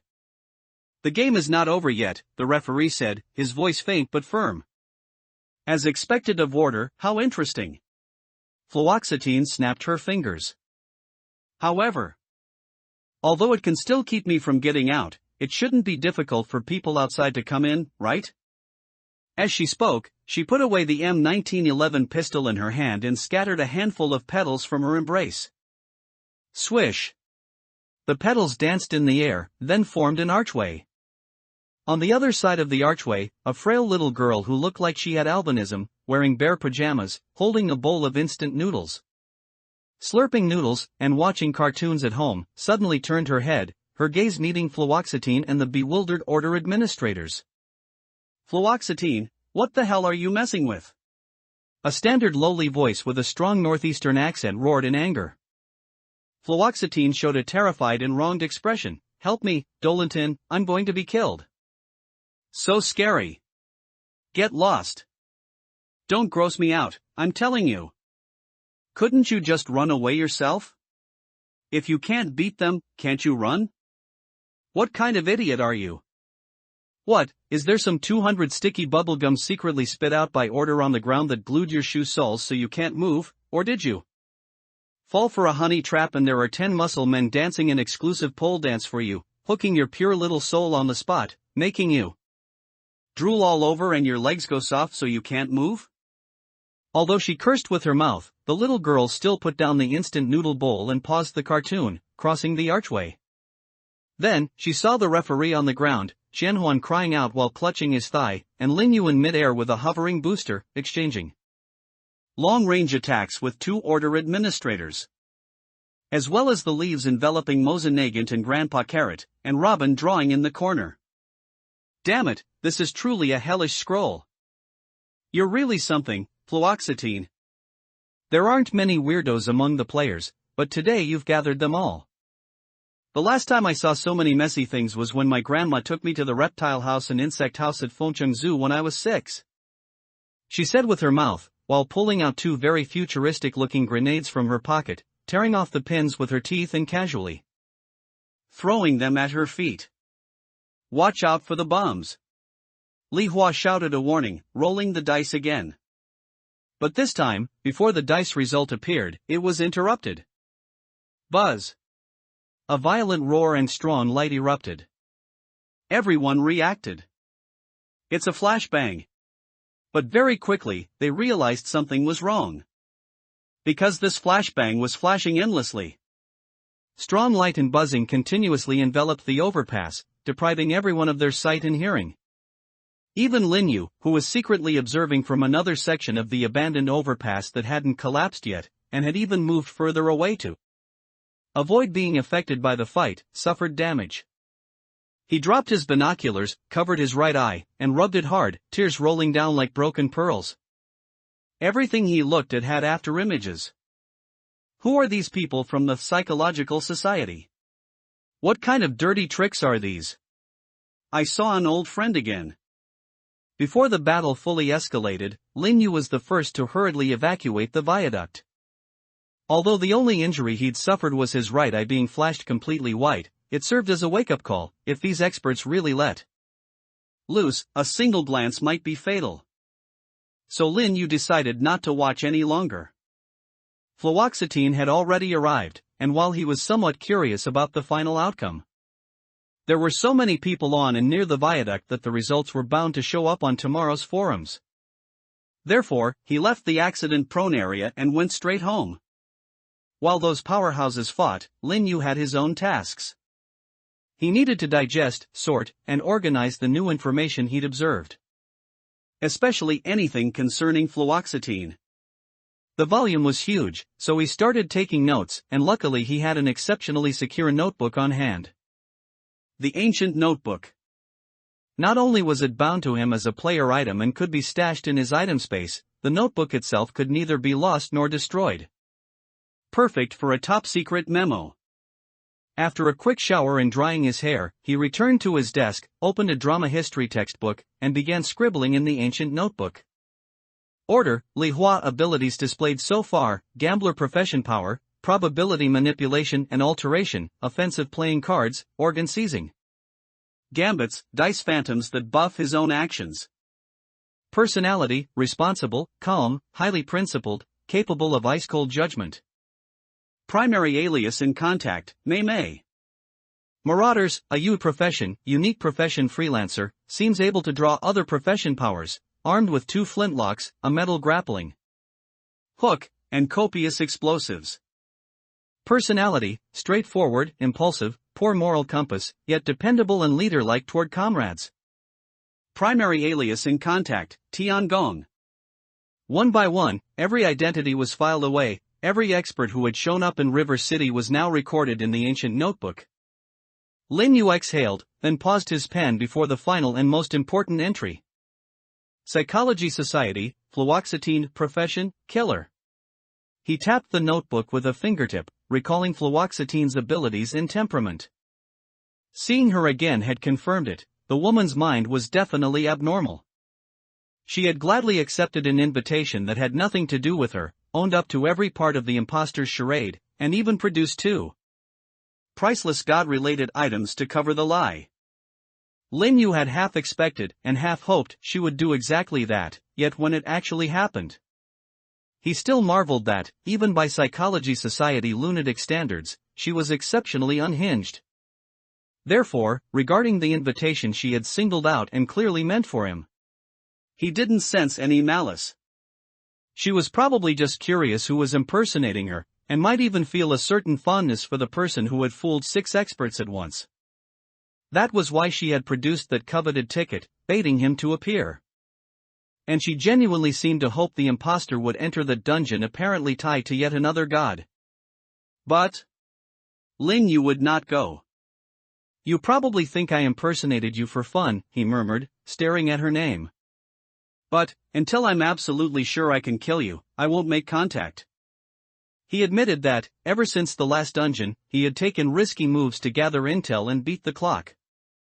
The danger of those maneuvers rivaled or even exceeded directly confronting fluoxetine. Yet daring stunts once or twice was enough. If he relied on them every time, death would catch up sooner or later. He understood that all too well. "I have to keep getting stronger. The intel I have now will last a while, no need for further reckless gambits. Besides, this time I scored some bonus intel." He opened a drawer and pulled out a craft paper file. Grandmaster AMO had handed it to him, top-secret order dossiers on fluoxetine. Whether because the Grandmaster was simply kind, or because his senior's reputation was formidable, or both, she had given him the information even after he declined her invitation. "You were killed by her and Arameo's friend, so, after thinking it over, I'm giving these to you. I'm not encouraging revenge, on the contrary, I hope you'll abandon the idea after reading them." Lin Yu had already gone through the contents. Order's investigation of fluoxetine was indeed exhaustive. Beyond the basics he had pieced together, Psychology Society S-Class Executor, Profession Killer, Rank 3rd Rank, there were fragmentary records of her past and her battle results. Origin unknown, possibly hospitalized in a psychiatric facility. Extremely dangerous, marked antisocial, likely had murders on her record before joining the death game. In the death game for over a year, confirmed kills of 19 players, all advanced. Among them 7 second rank, 4 third rank, including 4 full order members. Additionally confirmed 6 non-player kills, all Psychology Society rated B+ or higher, 5 of them later became players. The list includes Lin Yu skimmed the 5 other non-players fluoxetine had killed. 4, like him, had become players. They were Order's Sioux City Captain Ain, Night Watchman Cadre Hummingbird, Marauders Deep City Minister Chestnut, and Psychology Society Council member Young. All 4 had been rising stars in their factions, fully deserving their B+ potential ratings and fluoxetine's personal attention. Yet what gripped Lin Yu wasn't those 4 established seniors, but the one who died the same day he had failed to become a player, and represented fluoxetine's only miss. No, he knew she hadn't missed. He knew the last person on the list had also become a player. The reason Order's files didn't match reality was that she had never cleared her first dungeon. Name, Xia Yu. Age, 21. Occupation, student, veterinarian. Education, grad student, veterinary medicine, Huazhong Agricultural University. Workplace, Aishin Beibei Pet Hospital, Northbridge District, Zhengcheng, weekend part-time. Home address, Building 3, Fuqiao Garden, Northbridge District, Zhengcheng. Looking at the gentle smile in the ID photo, Lin Yu sighed. Well, fancy that, long time no see, Xia Yu. They had met only once, and barely 3 weeks had passed. Yet it felt like an eternity since their last goodbye. Concealment and investigation. Phew, I'm back alive, that was really something. 5 administrators of order, and all from major cities, it was truly thrilling and dangerous. Inside a clean and tidy clinic, Fluoxetine sat on the edge of the examination bed. Although she said thrilling and dangerous, there were no visible injuries on her entire body. In fact, only her leather shoes had a few mud splatters. Beside her, Pethidine, whose head was being bandaged and right hand was already in a cast, winced in pain. Fluoxetine, next time something like this happens, if I even look at you, I'll take your surname.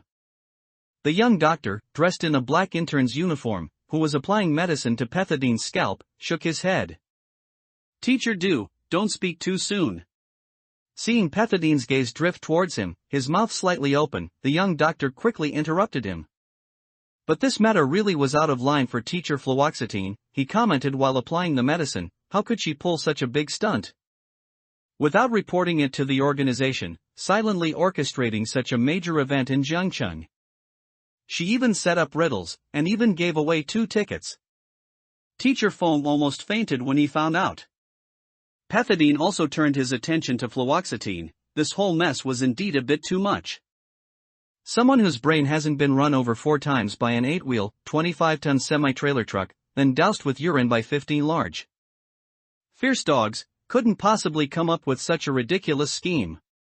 And I saw on the forums that you even gave them riddles in the instance. When did you participate in such an intense instance, I ask? Fluoxetine, sitting on the edge of the bed, stuck out her tongue. Oh, it was just a whim. Telling you guys and those folks in the organization would make it boring, she said with a grin, showing no intention of defending herself. Even keeping it from me, your partner, that's a bit too much, isn't it? The young doctor protested again. Chlorpromazine, just give it a rest. It's hard to say about keeping it from others, but keeping it from you is definitely appropriate. It's been almost a year and you're still tier 1. I don't even know how you scoundrel, got an A rating back then. You put on a whole ninja act, very intimidating. Last time Fluoxetine was busy and asked you to assess that soldier fellow, and as soon as you heard he was a soldier, you threw a smoke bomb and ran off. Do you have any backbone or not? Pethidine said, exasperated. That was just over 50 meters from the tycoon's lair. Was I afraid of a kid who just became a player? I was afraid he'd fight me and attract the tycoon. The doctor, or rather the ninja, named Chlorpromazine, protested. After discreetly scolding his colleague, Pethidine turned back to Fluoxetine. Fluoxetine, what exactly are you plotting?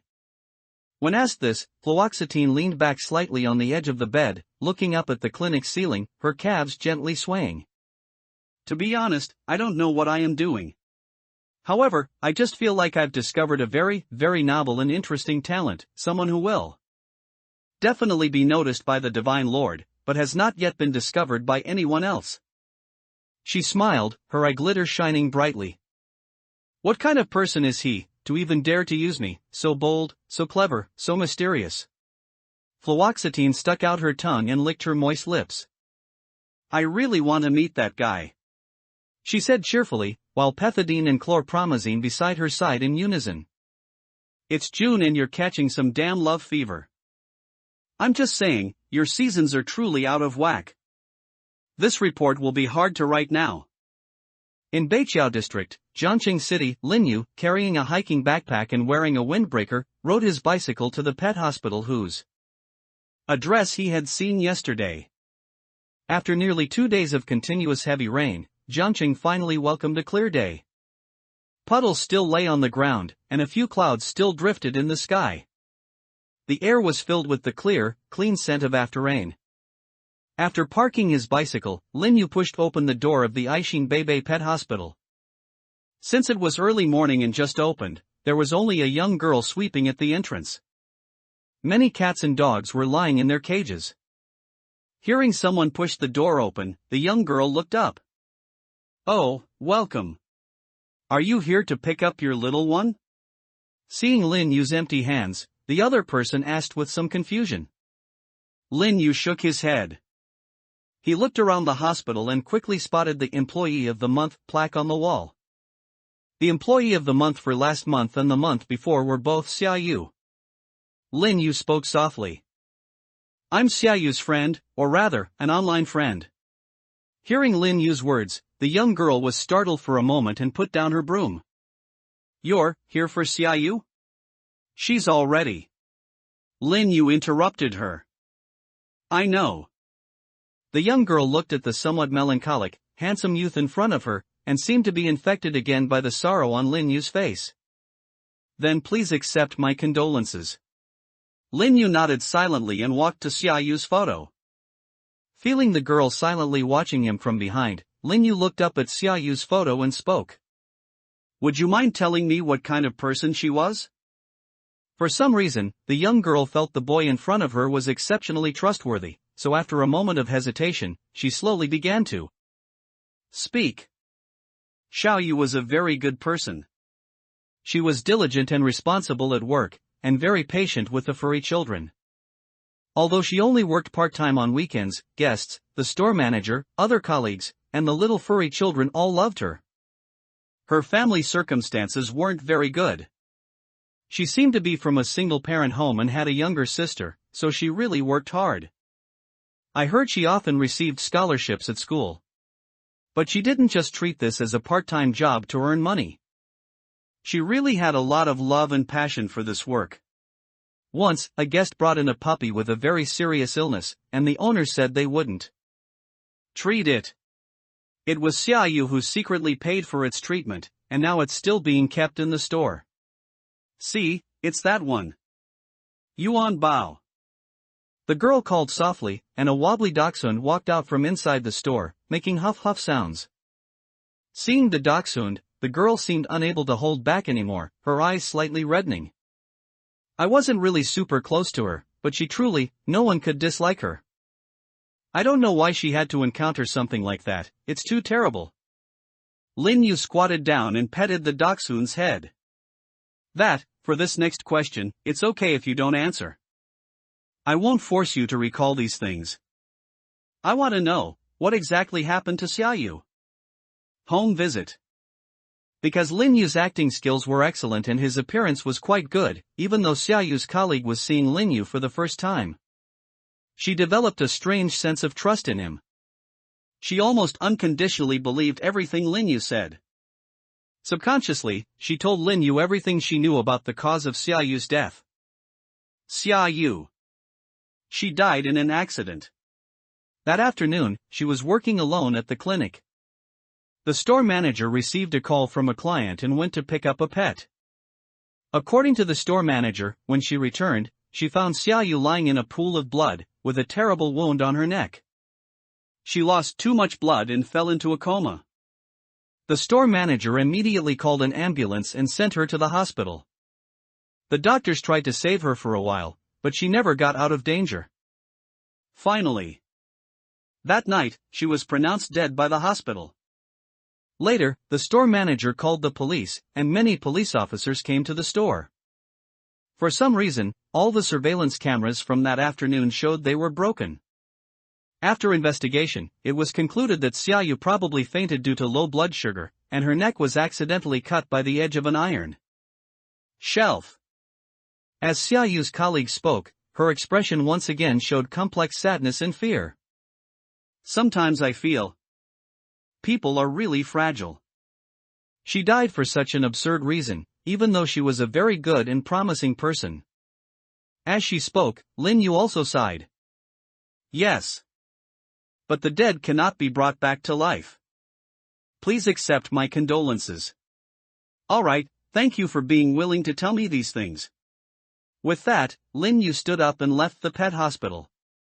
His mood was indeed a bit heavy, and it wasn't entirely due to his acting.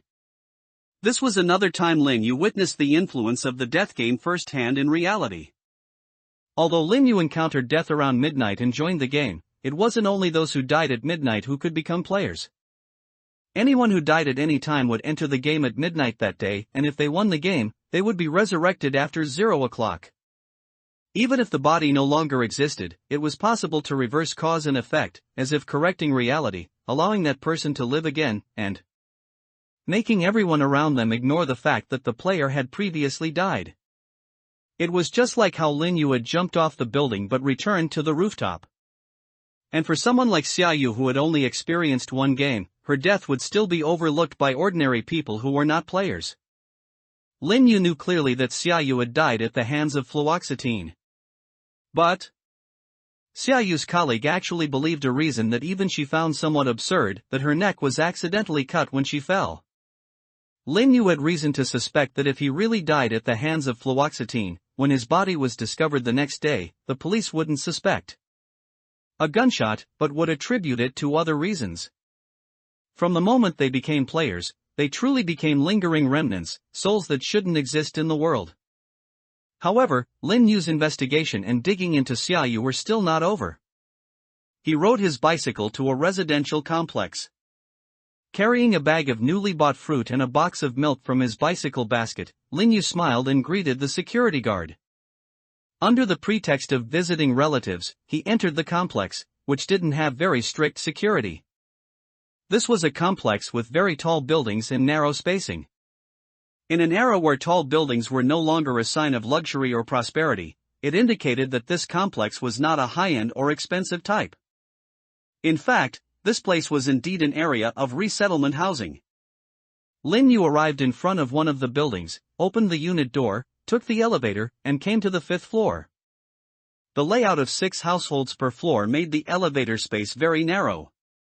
Lin Yu, carrying the fruit and milk, walked to room 506 at the end of the hall and gently knocked on the door. Knock knock. Who is it? Coming. A clear response came from inside the house, and then the door of the resettlement house opened. A somewhat haggard middle-aged woman in a floral blue shirt looked at the tall, handsome young man in front of her with some surprise and a hint of confusion in her eyes. You are. Lin Yu looked at the woman in front of him, who bore a 5 or 6 point resemblance to Xia Yu but was simply older, and a gentle smile appeared on his face. Hello, Auntie, I'm Xia Yu's friend. When the woman heard Xia Yu's name, a hint of shock flashed in her eyes. Xiao Yu's friend? Then come in quickly. What should I call you?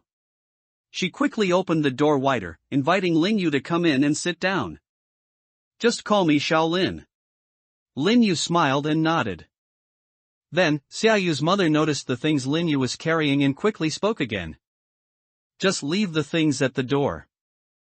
Auntie doesn't need these. Lin Yu walked in, smiling and shaking his head. No, Auntie. Xia Yu told me she had a younger sister at home. These are for the child. The fruits are dragon fruit and blueberries, good for the brain. The milk is also imported. Children are growing, so drinking more milk is appropriate. It's my small token of appreciation. Auntie, please don't refuse. I feel very guilty for only coming to visit now. Lin Yu's few words completely shut down Xia Yu's mother's reasons for refusing again. The thin middle-aged woman could only say somewhat awkwardly, I'm sorry, you've spent too much. She bent down and took out a pair of slippers from the shoe cabinet for Lin Yu. They were women's slippers. Xia Yu's mother looked up, a bit embarrassed. This.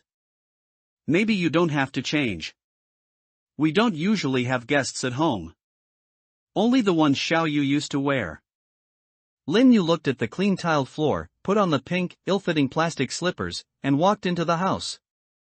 It's okay, Auntie, slippers don't need to fit perfectly. He walked into the house and placed the fruit and milk on the shelf by the kitchen door. Then, Xia Yu's mother pointed to the sofa in the living room. You sit first, I'll go pour you a cup of water.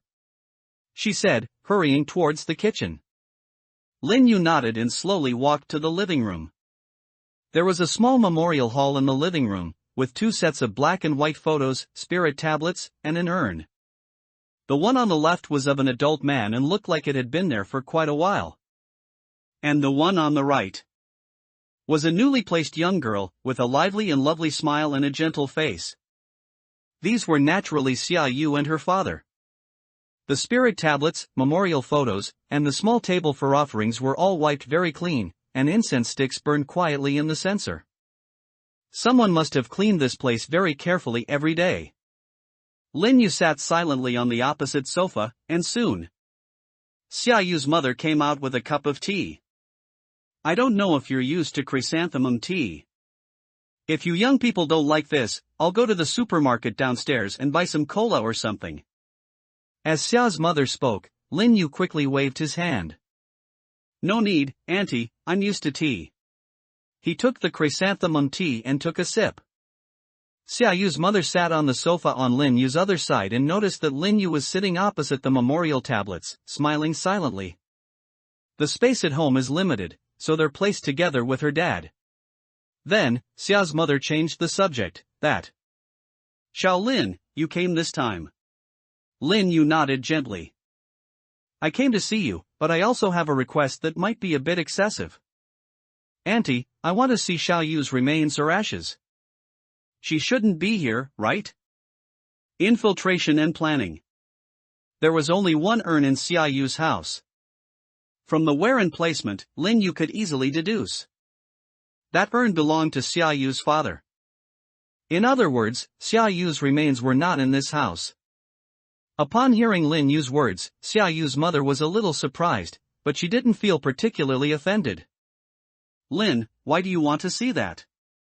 Lin Yu pursed his lips. I have some unfinished words I want to say to her. So I want to know where her remains are placed. I always feel that she might not hear what I say to a tablet and a photo. Lin Yu's tone was a bit low. Although this reason didn't sound very reliable, combined with his somewhat sorrowful tone, it surprisingly prevented Xia Yu's mother from being suspicious. She looked at Lin Yu and spoke hesitantly. Were you and Xia Yu very close? We didn't spend much time together, but she was almost one of the people I was closest to, Lin Yu said in a low voice. I often have a sense of unreality. I don't know if you feel it too, auntie. Someone who was perfectly fine suddenly disappeared, making me feel like I've suddenly arrived in a world I've never been to before. As Lin Yu spoke, he looked down at his hands, opening and closing them. So, auntie, I want to talk to her, and I also want to confirm for myself that all of this really happened. Then, Lin Yu looked up, showing a somewhat apologetic smile. I'm sorry, auntie, I probably shouldn't be saying these things in front of you. Xia Yu's mother was stunned for a moment, then shook her head. No, it's fine. Xia Yu hasn't been cremated yet, because her death was an accident, and coincidentally, the surveillance cameras were broken. Although the comrades from the Public Security Bureau said that the preliminary investigation and examination results indeed point to an accident, further results are still pending and will take about 20 more days. We ourselves are not in a hurry to cremate her. We thought that if Xia Yu's death really wasn't an accident, we couldn't let her suffer an injustice. So we decided not to cremate her for now. As Xia Yu's mother spoke, although her tone was calm, her facial expression was still a bit unnatural. When mentioning words like remains and cremation, she still seemed to feel the same heartache as when she first received the news. Both her husband and child died unexpectedly. If it weren't for another daughter, this mother might have collapsed long ago. Lin Yu nodded. I understand, auntie. I'm sorry for making you say these painful things. It's alright, Xia Yu's mother shook her head. You're also hurting inside, auntie knows, child. You're also hurting inside. It's already noon, do you want to stay for a meal? I've almost finished cooking. As Xia Yu's mother spoke, Lin Yu was about to politely decline. Just then, the sound of a door opening came from the entrance. A young girl in a middle school uniform pushed the door open and walked in, speaking loudly. Mom, I'm home. After the middle school girl entered the door, she noticed Lin Yu sitting in the living room, feeling a bit surprised and alert. Mom, who is he? Lin Yu stood up, and Xia Yu's mother introduced, Xia Yang, this is your sister's friend, Big Brother Lin. After Xia Yu's mother finished the introduction, Lin Yu nodded slightly. Hello, Xia Yang, your sister mentioned you. The girl named Xia Yang's expression was clearly a bit uncomfortable. After giving a lukewarm response, she quickly walked back to her room. Xiaoyu's mother was a bit embarrassed. This child is shy with strangers. Lin Yu shook his head. It's alright, I did intrude. Seeing that you and Xia Yang are both doing well, I'm a little relieved. If I stay here, Xia Yang might not even want to come out to eat, so I'll be leaving now. Before Xiaoyu's mother could try to persuade him to stay again, Lin Yu added, I also have something to do this afternoon. I'll come to see you again when I have a chance. Xiaoyu's mother could only nod. Alright, Lin. Then, take care on your way. Lin Yu left Xiaoyu's house and got back on his bicycle. The midday sun was bright, and a gentle breeze blew. Lin Yu rode his bicycle along the roads of Jiangqing's Beiqiao district, his gloomy mood slightly alleviated. After leaving Xiaoyu's house, Lin Yu clearly realized something. You really are a good person. He sighed sincerely. Just from the reactions of his colleagues at work and his family members, Lin Yu could tell. Xiaoyu was a very good person. Her death must have been a huge blow to those around her, especially her family. However, Lin Yu didn't feel any guilt or self-reproach because of this. After all, Xiaoyu had also thought about killing him at the time. Furthermore, Lin Yu felt that, even if he took a step back, the one who should be most responsible for Xiaoyu's death should be fluoxetine. It was fluoxetine who personally sent Xiaoyu into the death game, and it was fluoxetine who personally killed Xiaoyu in reality. Even if Lin Yu killed her twice in the death game, Lin Yu himself was also sent in by fluoxetine. I will avenge you, Xiaoyu, after all, we both have the same enemy. So, you wouldn't mind me borrowing your identity, would you? I think your friends and family would also be happy to see this. Lin Yu stopped his bicycle in front of a restaurant. However, Lin Yu did not enter the restaurant but turned into the alley next to it. Then, Lin Yu patted the napping little octopus on his shoulder. Hannah, wake up. Hannah, who was a bit wilted from the sun, perked up. Croak, Director, your command.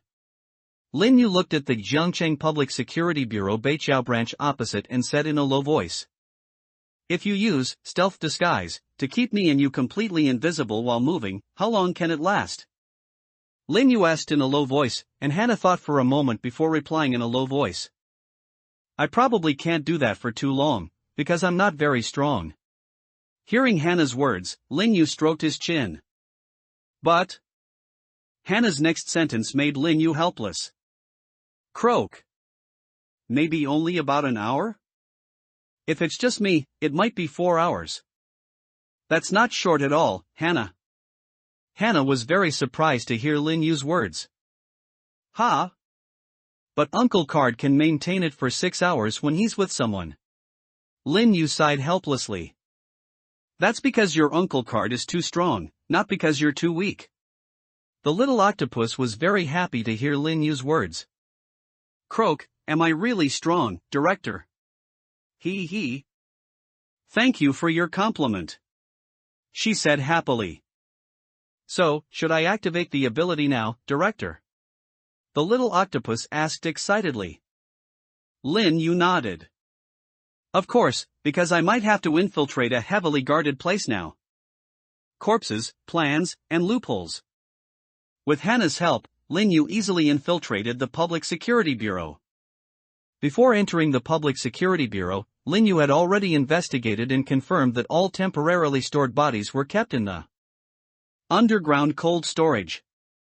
The location of the underground cold storage was not difficult to find. A quick glance at the map next to the fire escape in the lobby was enough. Although there were surveillance cameras everywhere in the corridor, these cameras naturally couldn't capture Hannah's disguise. Soon, Lin Yu and Hannah stood before the cold storage door. And facing the tightly locked cold storage door, Lin Yu had a solution. He looked around, seeing no one, then instructed Hannah. You have enough strength to open the door, right? Squawk, of course. Hannah said, instantly understanding Lin Yu's intention. Director Sama, do you want me to get inside and open the door? Lin Yu nodded. Yes, it would be best if you could open the door. After all, the props he had couldn't open a large door silently. If Hannah couldn't do it, Lin Yu would have to resort to using the precious tongue of deceit. Whether it was the teeth of prophecy or the tongue of deceit, only two uses remained. The previous two uses had given Lin Yu a more intuitive understanding of the power of these two props. Unless the potential gain was very high or it was an extremely critical moment, Lin Yu did not intend to use them. If Hannah could do it, then naturally, Hannah should try first. Squawk, Director Sama, stand close to the door. Hannah said, standing on top of Lin Yu's head, then spat out illusory ink. After all, stealth disguise could only be activated when Hannah was present. Since she was leaving, she naturally had to change the way she helped Lin Yu disguise himself. Then, some cool ink dripped onto Lin Yu's head, transforming into the same appearance as the door. Squawk, sir, if the illusory ink transforms into the environment, I can't control it. So don't move at all. One move and you'll be exposed. I'll go try to open the door now. Hannah said, jumping from Lin Yu's shoulder to the wall, slowly climbing to the ceiling. Then, this tiny octopus leveraged her advantage as a mollusk, squeezing through the air conditioning vent on the ceiling like water. Hannah's cheerful voice echoed in Lin Yu's mind. Squawk. I'm moving, Director Sama. It'll probably take about 10 minutes. Good luck. Lin Yu responded in his mind. Hannah was very smart, her estimated time should be accurate. Lin Yu stood motionless at the door, like a statue. Although remaining completely still for more than 10 minutes was not an easy task, Lin Yu just pretended he was acting as a tree. And this was also a rare moment of rest. Soon, 10 minutes passed in a flash. Squawk, I'm inside, Director Sama. Hannah said again, and then Lin Yu also heard a faint sound from the door he was leaning against. Click. It was probably Hannah landing on the door. After another moment, the lock made a clunk sound as it unlocked. The door slowly opened a small crack. Lin Yu quickly slipped inside, then gently closed the cold storage door behind him. A chilling cold spread, making Lin Yu sigh with relief. Phew, I'm in. Hannah jumped back onto his shoulder, and the ink dissipated into the air. There were no surveillance cameras in the cold storage where the bodies were kept, and no one usually came there, so once inside, Lin Yu had plenty of time. Due to the relatively good public security situation at present, most of the cold storage units were not in use. Following the labels on the few cold storage unit doors that were in use, Lin Yu quickly found the one containing Xia Yu's body. Then, Lin Yu opened the cold storage door, pulled open the body bag, and saw the pale blue body with a faint layer of frost on its skin. There was a deep wound on the body's neck. Lin Yu could imagine that this was probably from being unexpectedly struck by fluoxetine with an axe. And even with the grotesque wound, even with discolored skin, when Lin Yu looked at that beautiful and gentle face, he still felt as if the girl was merely sleeping. That face was truly so approachable. Lin Yu gently touched her cheek, letting out a sigh. Hannah looked at the body before her, lost in thought. Director Sama, how are you going to take this out?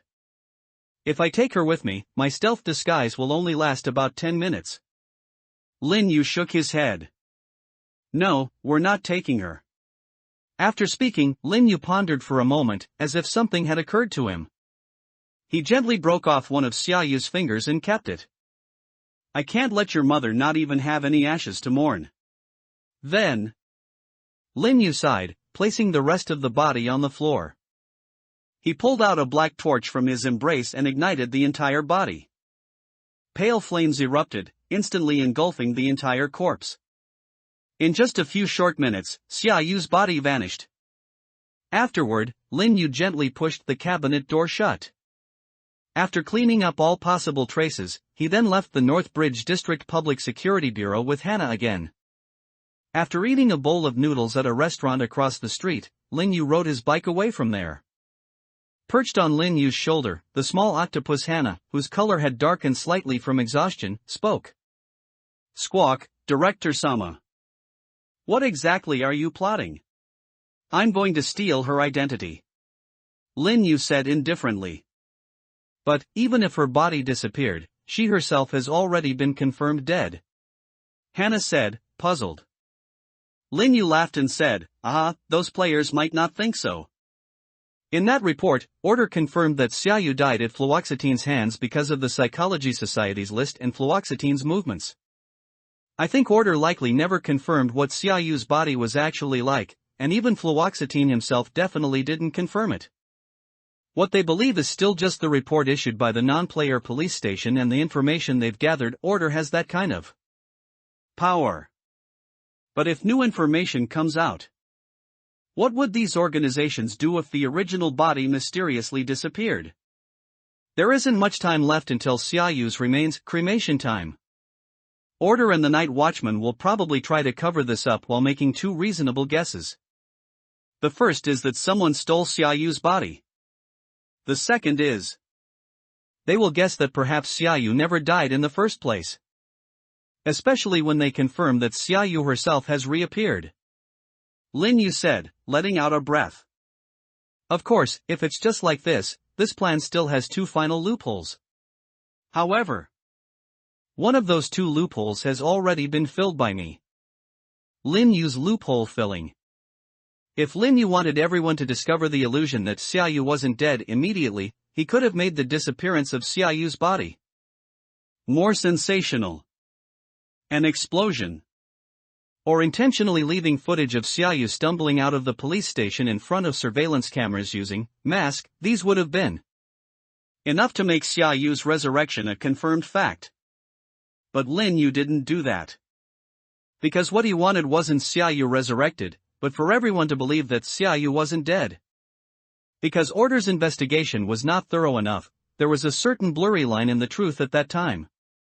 With ordinary people investigating players, and having to contend with the death game's interference with ordinary people's thinking, it was entirely possible for players to use some kind of prop disguised as their own corpse to feign death.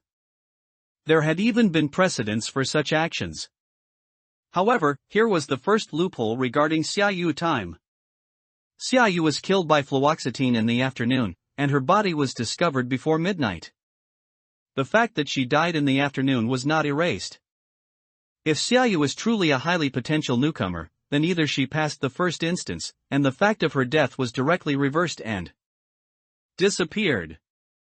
Or she did not pass the first novice instance, and the fact of her death still existed. According to Fluoxetine and the Psychology Society's judgment, Xiaoyu was not a player in the afternoon. Players do possess many mysterious and wonderful methods, capable of using some magical item to deceive the police, making them mistake a fake corpse for a real one. And players also have sufficient motivation to do so, especially when killed by another player. Concealing the fact that they are still alive can save their life. But how could someone who isn't a player do this, and what reason would they have to do so? Fortunately, Lin Yu had already filled this loophole in advance. He parked his bicycle at the entrance of a shopping mall, walked into a fire escape and a surveillance blind spot where no one was paying attention, changed into a set of pre-prepared clothes, and quickly activated mask and counterfeit. Afterward, Lin Yu wandered around the mall for a while, then took out another brand new mobile phone and took a taxi to the commercial street in the center of Jiang City. Today, besides visiting Xiaoyu and destroying her body, he also had an appointment to keep. He got out of the ride-hailing car and walked into an elegant coffee shop, going straight to the bar and sitting down. Beside him, an excessively young girl was already seated, wearing a baseball cap and sunglasses, sipping a fruity coffee drink topped with foamed cream. Yo, Onion, you made quite a stir the last 2 days. Li Nian, with her legs crossed, pulled down her sunglasses, glanced at Zhu Ming who was wearing a floral shirt and jeans, and spoke. It seems your information is indeed very well informed, but let's not talk about that for now. You previously said that you killed a player with a bounty of over 500,000 from the Hunters Guild. We have verified it, and it is indeed correct. The Red Fuji of the Marauders has been confirmed dead, and the time and place match what you said. The photo evidence you submitted is also sufficient to confirm it. Although there are rumors that it was done by a very popular newcomer doctor. But your ability to make him willingly give you the credit is also proof of your skill and strength. Anyway, congratulations, you have completed one of the 3 conditions. Now you only need to complete one more condition, and you'll be all set. As Lin Yan spoke, Lin Yu nodded. Okay, I understand. So which one do you choose, to enter the game and play with us once, or to join other organizations? Lin Yan flipped her hand and pulled out a black card. If you choose the former. This is a team-up card. We have already discussed the candidates, and I and the Mountaineer will conduct this instance assessment. Lin Yan spoke, seemingly very certain that Lin Yu would choose the former. After all, when this Miss Xu Ming first came to them, she had already made it very clear. She had offended the Marauders and the Psychology Society, and she didn't like order. Although she still didn't know how this guy offended the Psychology Society, anyway, in that incident on the ferry a while ago, she indeed had a great feud with the Marauders. Even Red Fuji, who completed the first mission, was a core member of the Marauders. Although after a few days of contact with that guy named Mei Mei, she seemed to have some connection with that rising star who was about to join order. But considering Zhu Ming's actions and demeanor, Lin Yan was very confident that she would not join, nor could she join, order. So, this guy couldn't possibly join the Psychology Society, could she? But unexpectedly, Lin Yu gently picked up the team-up card, played with it in his hand for a circle, then put it back into Lin Yan's top pocket. I choose the second. It's not too late for us to truly become partners and cooperate in an instance together later. Lin Yu said gently, looking at the stunned Lin Yan. Sorry, I'm a very suspicious person. Lin Yan came back to her senses and shook her head. It's okay, this choice is very interesting, but, would you mind revealing which organization you plan to join? The Psychology Society. Lin Yu said without hesitation. Huh? Those lunatics? Don't you have a grudge against them? Lin Yan asked subconsciously. Lin Yu smiled and said, yes, but I recently found out. It seems there was just a bit of a misunderstanding. He looked at Lin Yan and said softly, do you think the people from the Psychology Society would make mistakes in their assessments? Lin Yan was stunned for a moment, then nodded. Maybe, for example, these BS supposedly only gave Grandmaster a C, and me an A. How could I only be an A?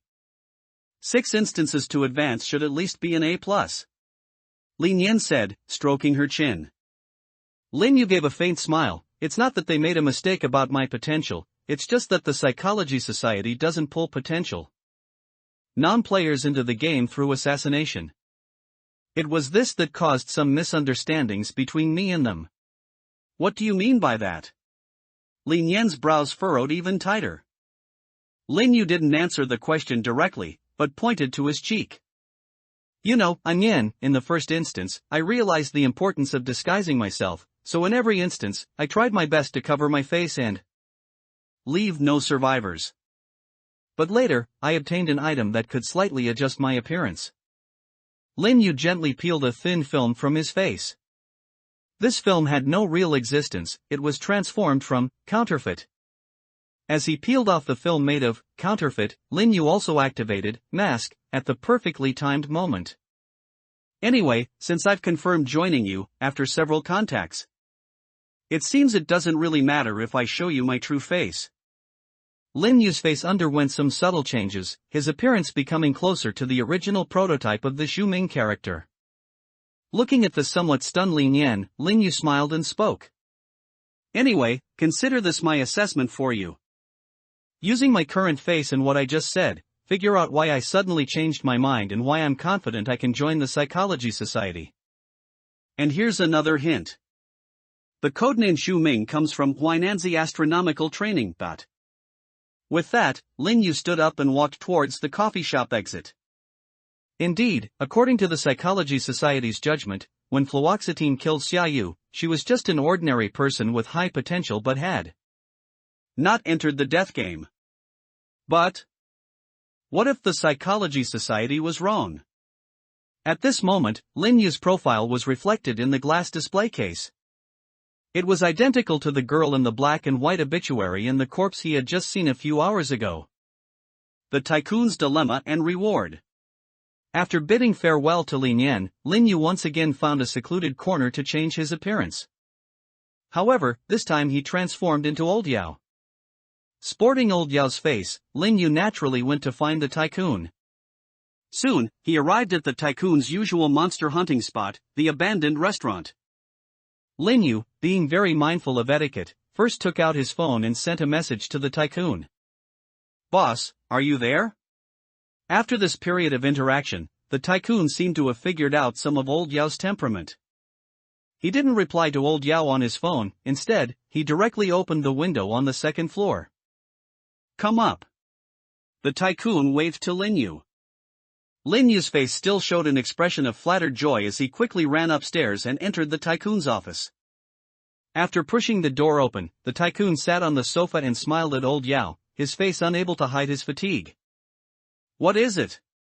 Lin Yu rubbed his hands, showing an embarrassed expression. "Jiangcheng has been quite busy these past few days, with all sorts of monsters and demons trying to stir up trouble in our Jiangcheng. Although you, boss, as the stabilizing force of Jiangcheng, are not afraid of those petty individuals, you must be working tirelessly day and night. I just wanted to come and see you." Lin Yu paused, then added another sentence. "Your family should be safe, right?" The Tycoon looked at Old Yao, first with some surprise, his eyebrows twitching twice, then he laughed and cursed. "Damn it, Old Yao, I know you're well informed. But you're a bit too well informed." Lin Yu's face broke into a sly grin. In our low-class profession, as insignificant individuals, we knew the importance of information when we used to make a living. Now that we're in this game, one wrong step can lead to eternal damnation. My own abilities are limited, so naturally, I need to make many friends and build good connections. Of course, clinging to a powerful figure is the most important thing. It's precisely because I have you as my backing now that those people are much easier to deal with."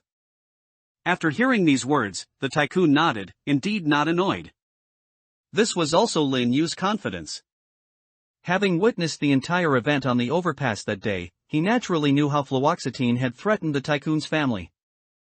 Although this matter seemed to be known only to fluoxetine himself, the Tycoon was usually high-profile and upright, a big brother figure within Jiangcheng. It wasn't difficult to find out about his family background. And the Tycoon's hasty return home from the overpass that day also didn't escape the many peripheral members of order and the plunderers who were waiting by the bridge. This matter was indeed not a secret. Moreover, Lin Yu also understood the Tycoon through multi-dimensional and multi-identity interactions. Lin Yu's understanding of the Tycoon far surpassed the Tycoon's understanding of Old Yao. So he was very clear that using Old Yao's relatively harmless identity, with this tentative and obviously purposefully utilitarian tone, wanting to get closer and revealing a fact that might be somewhat embarrassing for the Tycoon, would not cause the Tycoon to feel aversion or vigilance. On the contrary, he might even feel that Old Yao was honest in some sense.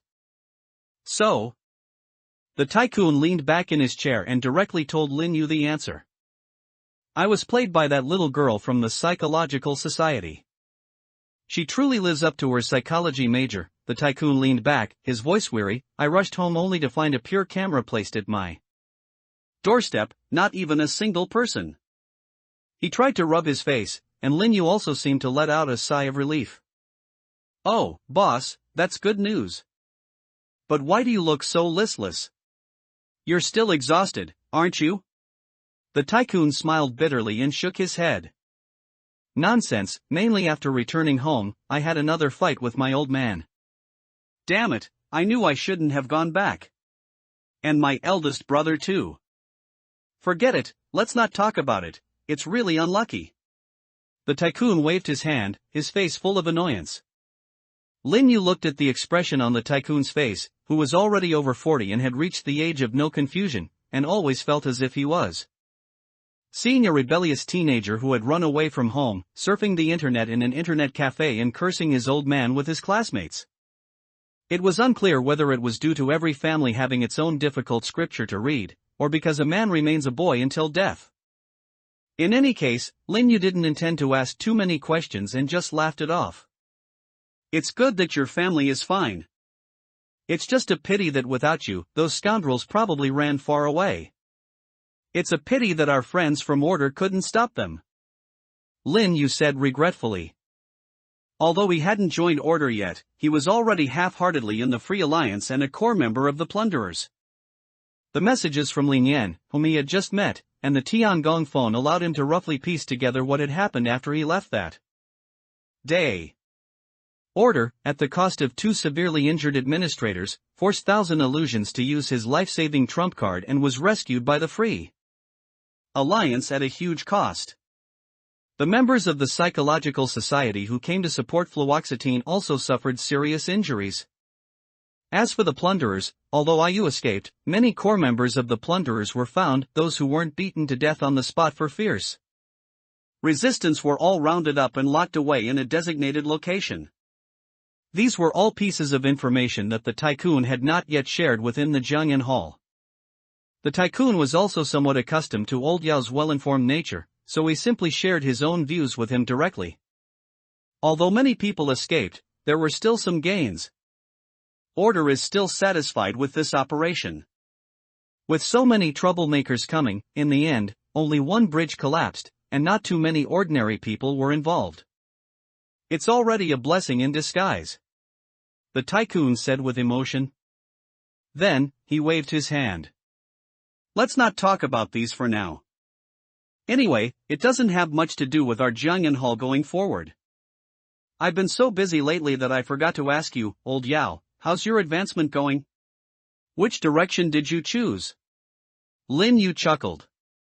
Thanks to you and Senior Shadowless Hand, I passed smoothly. Now I'm also a First Order. The item I chose is Mystical Pouch. As Lin Yu spoke, a lot of belief surged from the Tycoon. Not bad. You've reached First Order, his voice revealed approval, but why did you choose Mystical Pouch? Do you have enough frontal attack methods? Lin Yu certainly had enough. He chose Mystical Pouch, precisely because he no longer lacked attack methods. But Lin Yu couldn't show it, so he scratched his head and said, I have absolutely no frontal combat methods, so I plan to avoid combat whenever possible. As the saying goes, play to your strengths and avoid your weaknesses. As Lin Yu spoke, the Tycoon also nodded. That's also a method. Anyway, a smooth advancement is a good thing. At worst, I'll help you find a suitable item. Later, your contribution to this puzzle solving was great. Besides the rewards from Order, I also need to reward you handsomely. But let's wait until you've digested all the benefits of advancement before we talk. Lin Yu was somewhat surprised by this. The Tycoon's words made him forget to express his anticipation and gratitude for the promised item reward. Digesting all the benefits of advancement, what does that mean? Could it be that the professional item wasn't all the benefits? The Tycoon laughed. You clearly don't know. Come on, let me, a Fourth Order, give you a rundown. And save you some detours. Besides allowing you to gain more abilities, the more important function of advancement is to deepen your connection with the many worlds of the death game. Permissions and Hannah's doubts. Hearing the Tycoon's words, Lin Yu was slightly shocked. Similar words had been mentioned by his senior, Shin Bingmiao, before. Advancement is the process of making another world remember you firmly. But obviously, his senior probably thought he was still far from advancement at the time, so she didn't elaborate. And from the Tycoon's words, Lin Yu could easily deduce that advancement had other benefits, and this benefit was closely related to making another world remember you. The Tycoon looked at Lin Yu and said with a smile. I'm sure you've noticed that many of the dungeon worlds in Death Game are actually interconnected. While not all dungeons are a single entity, some dungeons do have mutual connections. I can't go into specifics, just like you as a player can't mention Death Game to ordinary people. As a high-level player, there's some information I can't disclose to low-level players. Lin Yu nodded. There's even such a saying. The Tycoon grinned and started to laugh. that's why there's so little information about advancement, in short, as you are gradually remembered by another world, besides receiving special item rewards from the advancement trial itself, granting you new abilities. More importantly, you will gain more permissions, while being a player certainly entails many inconveniences, even setting aside professions. You possess nearly supernatural abilities beyond ordinary people. These are what permissions bring you, for example, the item space that all players have. The tycoon said with a chuckle, conjuring a cigar out of thin air. Obviously, this was an item cigar. Entering the death game, the most basic permission you gain is item space, and becoming a tier 1 player, you can also gain new permissions. Lin Yu scratched his head. He had already completed a dungeon after advancement, so why hadn't he heard of this permission? The tycoon seemed to see Lin Yu's confusion and chuckled. You'll only gain this permission when you re-enter a dungeon and encounter the right opportunity. In short, a piece of advice: try to build good relationships with friendly NPCs as much as possible, and work hard to gain an identity that can be used repeatedly in another world. At that time, you'll probably understand why we refer to each other by codenames, and why the forum enjoys such high prestige among players. As the tycoon spoke, Lin Yu, though a bit confused, had a vague realization. But at this moment, he was old Yao, so he can only scratch his head. Alright, I got it, boss. I'll work hard. As Lin Yu spoke, the tycoon nodded. I look forward to your good news, old Yao, and by the way, tell your doctor friend that Order is very optimistic about him and is now very eager to know how he's doing. This is a bit of inside information I got through my connections. As the tycoon spoke, Lin Yu's face lit up with joy. Holy moly, May is going to strike it rich. Then, Lin Yu sighed again, but he's not in very good shape right now. You know, it's a miracle he even survived. He's also quite stubborn and persistent. Before joining Order, he wasn't comfortable bothering people. So for now, he's hiding to recover and waiting for the next dungeon. As Lin Yu spoke, the tycoon couldn't help but exclaim with emotion. What a great personality, no wonder Order took a liking to him. I feel like your friend will have a boundless future once he joins. Lin Yu nodded, his face full of yearning. Yes, then I'll have another powerful backer. Then, Lin Yu changed the subject and said again. But he still can't compare to you, at least that guy didn't tell me about permissions either. As Lin Yu spoke, the tycoon chuckled twice. Ha, he probably thought it wasn't necessary. Alright. Old Yao, once this storm completely subsides, I'll definitely get you a position at Jiangyan Hall. The tycoon said with emotion, we at Jiangyan Hall don't lack core strength, but compared to truly large organizations, our high-end strength is still too lacking. It would be great if you, old Yao, could directly jump to tier 3. Aha, just kidding. Lin Yu also laughed along. Oh, I wish I could. Thanks for the good words, boss, then I'll head back first. I need to prepare for the next dungeon. Lin Yu smiled and bid farewell to the tycoon, leaving the abandoned restaurant. Now old Yao's identity is gradually getting on track. And I also had an unexpected gain, getting a very important piece of information. Sure enough, advancement isn't that simple. And what exactly the forum is, also makes me a bit curious. It was already afternoon, almost dinner time. A whole day of high-intensity infiltration and acting, continuously switching between 3 identities and rushing to 3 different places, made Lin Yu feel exhausted once again. The last time he was this tired was when he set up the trap to kill those plunderers. Let's go home and rest. Lin Yu exhaled.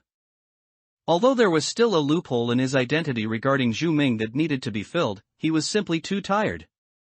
What's more, there are still final exams next week, so I need to study this weekend. Lin Yu rubbed his temples and said painfully. Even though things in the death game were very important, final exams couldn't be neglected. Lin Yu not only wanted to live, but he also wanted to live a stable and happy life. Therefore, matters of real life couldn't be delayed either. After riding his bicycle home, his sister Lin Zhao was not home. Sometimes on weekends, her small restaurant had good business, and Lin Zhao would work. Late to earn more. Although Lin Yu had slowly started to convey the message to his sister, I can earn a lot of money now, it wasn't easy to completely change Lin Zhao's habits overnight. After quickly stir-frying some scallion oil pork mince and egg sauce as toppings, and making some hand-pulled noodles for a quick meal, Lin Yu returned to his study to begin studying. And after eating and returning to the room, Hannah spoke softly. Quack quack, director, although your cooking skills are also good. Why do you never let me help cook? Lin Yu looked at Hannah, whose two tentacles were tapping in front of her like fingers, and belatedly slapped his forehead. Oh, I forgot you could cook too. It's mainly because my sister usually cooks, so I don't need you. Hannah scratched her head. Quack? Is that director's elder sister? But she looks even younger than you. As Hannah spoke, Lin Yu let out a wry smile. It's a pity I can't introduce you to my sister, otherwise, if you said that to her face, she would definitely be overjoyed. Another vulnerability. After Lin Yu reviewed for an entire weekend at home, he felt that his final exams should be stable. He was usually a diligent student, and coupled with his passion for acting, he completed his daily group assignments and attendance very well. Although he had skipped more classes than usual in the past month due to the death game, his usual grades were definitely high. Furthermore, Lin Yu was now very well off and no longer needed to study hard for scholarships to supplement his household expenses. His goal for exams had become simply passing. Therefore, Lin Yu was quite confident that he could pass. After completing a weekend of studying, Lin Yu also decided to start dealing with the death game again. He got on his bicycle, preparing to fill the last loophole regarding the identities of Xia Yu and Zhu Ming.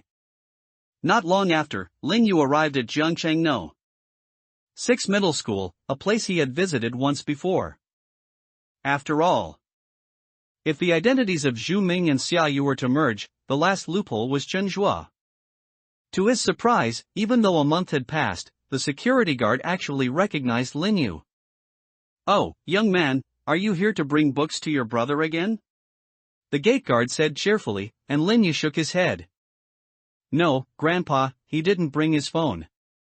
His family has guests tonight and booked a restaurant, so his parents asked me to come tell him to go straight to the restaurant after school. Lin Yu also said with a smile, casually fabricating a lie that the gate guard wouldn't suspect even if he thought about it 10 times. So the guard naturally let Lin Yu in. With the experience from last time, Lin Yu first confirmed that Chen Zhua's class was not having physical education on the playground this time before heading to the teaching building. Arriving at the entrance of Class 5, Grade 2, Lin Yu peeked through the back window glass and saw that an English class was in session. Chen Zhua was sound asleep, propped up in the last row. Lin Yu checked the time. There were less than 10 minutes until class ended, so he simply stood by the back door of the classroom and waited. Soon after, the bell rang for class dismissal. After the teacher left, Lin Yu directly grabbed a student at the door. Excuse me, classmate, could you please call Chen Zhua? Tell him his family needs to see him. The student who was grabbed naturally didn't refuse, turned around, and ran into the classroom to wake Chen Zhua. Zhugu, wake up. Your family is here at school looking for you. Lin Yu watched Chen Zhua wake up, his eyes still heavy with sleep, and pondered. Judging by the attitude of the messenger boy just now, Chen Zhua probably hadn't been bullied by his classmates since last time. And, it seemed he was doing quite well in class? That made sense, after all, since last time, he had experienced 3 more instances. His strength must have improved again. Even if he wouldn't use those items against ordinary people, the powerful spirit forged through life and death struggles alone was far beyond what ordinary students could compare to.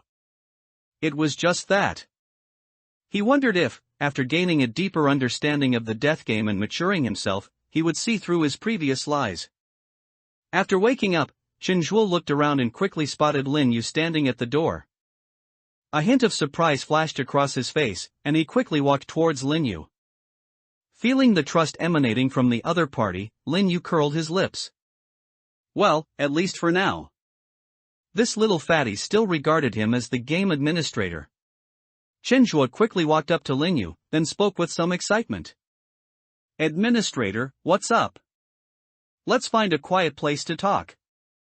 Saying this, Chinzhuo led Lin Yu quickly towards the storage room at the corner of the hallway. There were already a few unruly students smoking there, and upon seeing Chinzhuo bringing someone over, they quickly composed themselves. Shuagu. Chinzhuo nodded, clear out a spot, my cousin and I have something to talk about. With that, he took out a pack of cigarettes from his pocket and tossed it over. A few punks who didn't look like good students grinned and spoke. Alright, Zhuge, you and our big brother have a good chat. Saying this, the punks left this relatively quiet space to Chinzhuo and Lin Yu. Seeing the scene just now, Lin Yu couldn't help but sigh with even more emotion. This kid Chinzhuo was not only doing well, he was doing even better than he had imagined. You learned to smoke? Lin Yu asked Chinzhuo. Chinzhuo shook his head, feigning profundity, I just learned how to manage people. Having power alone will only make others fear you. Having power and being willing to give others benefits is what earns respect. Chinzhuo said with conviction.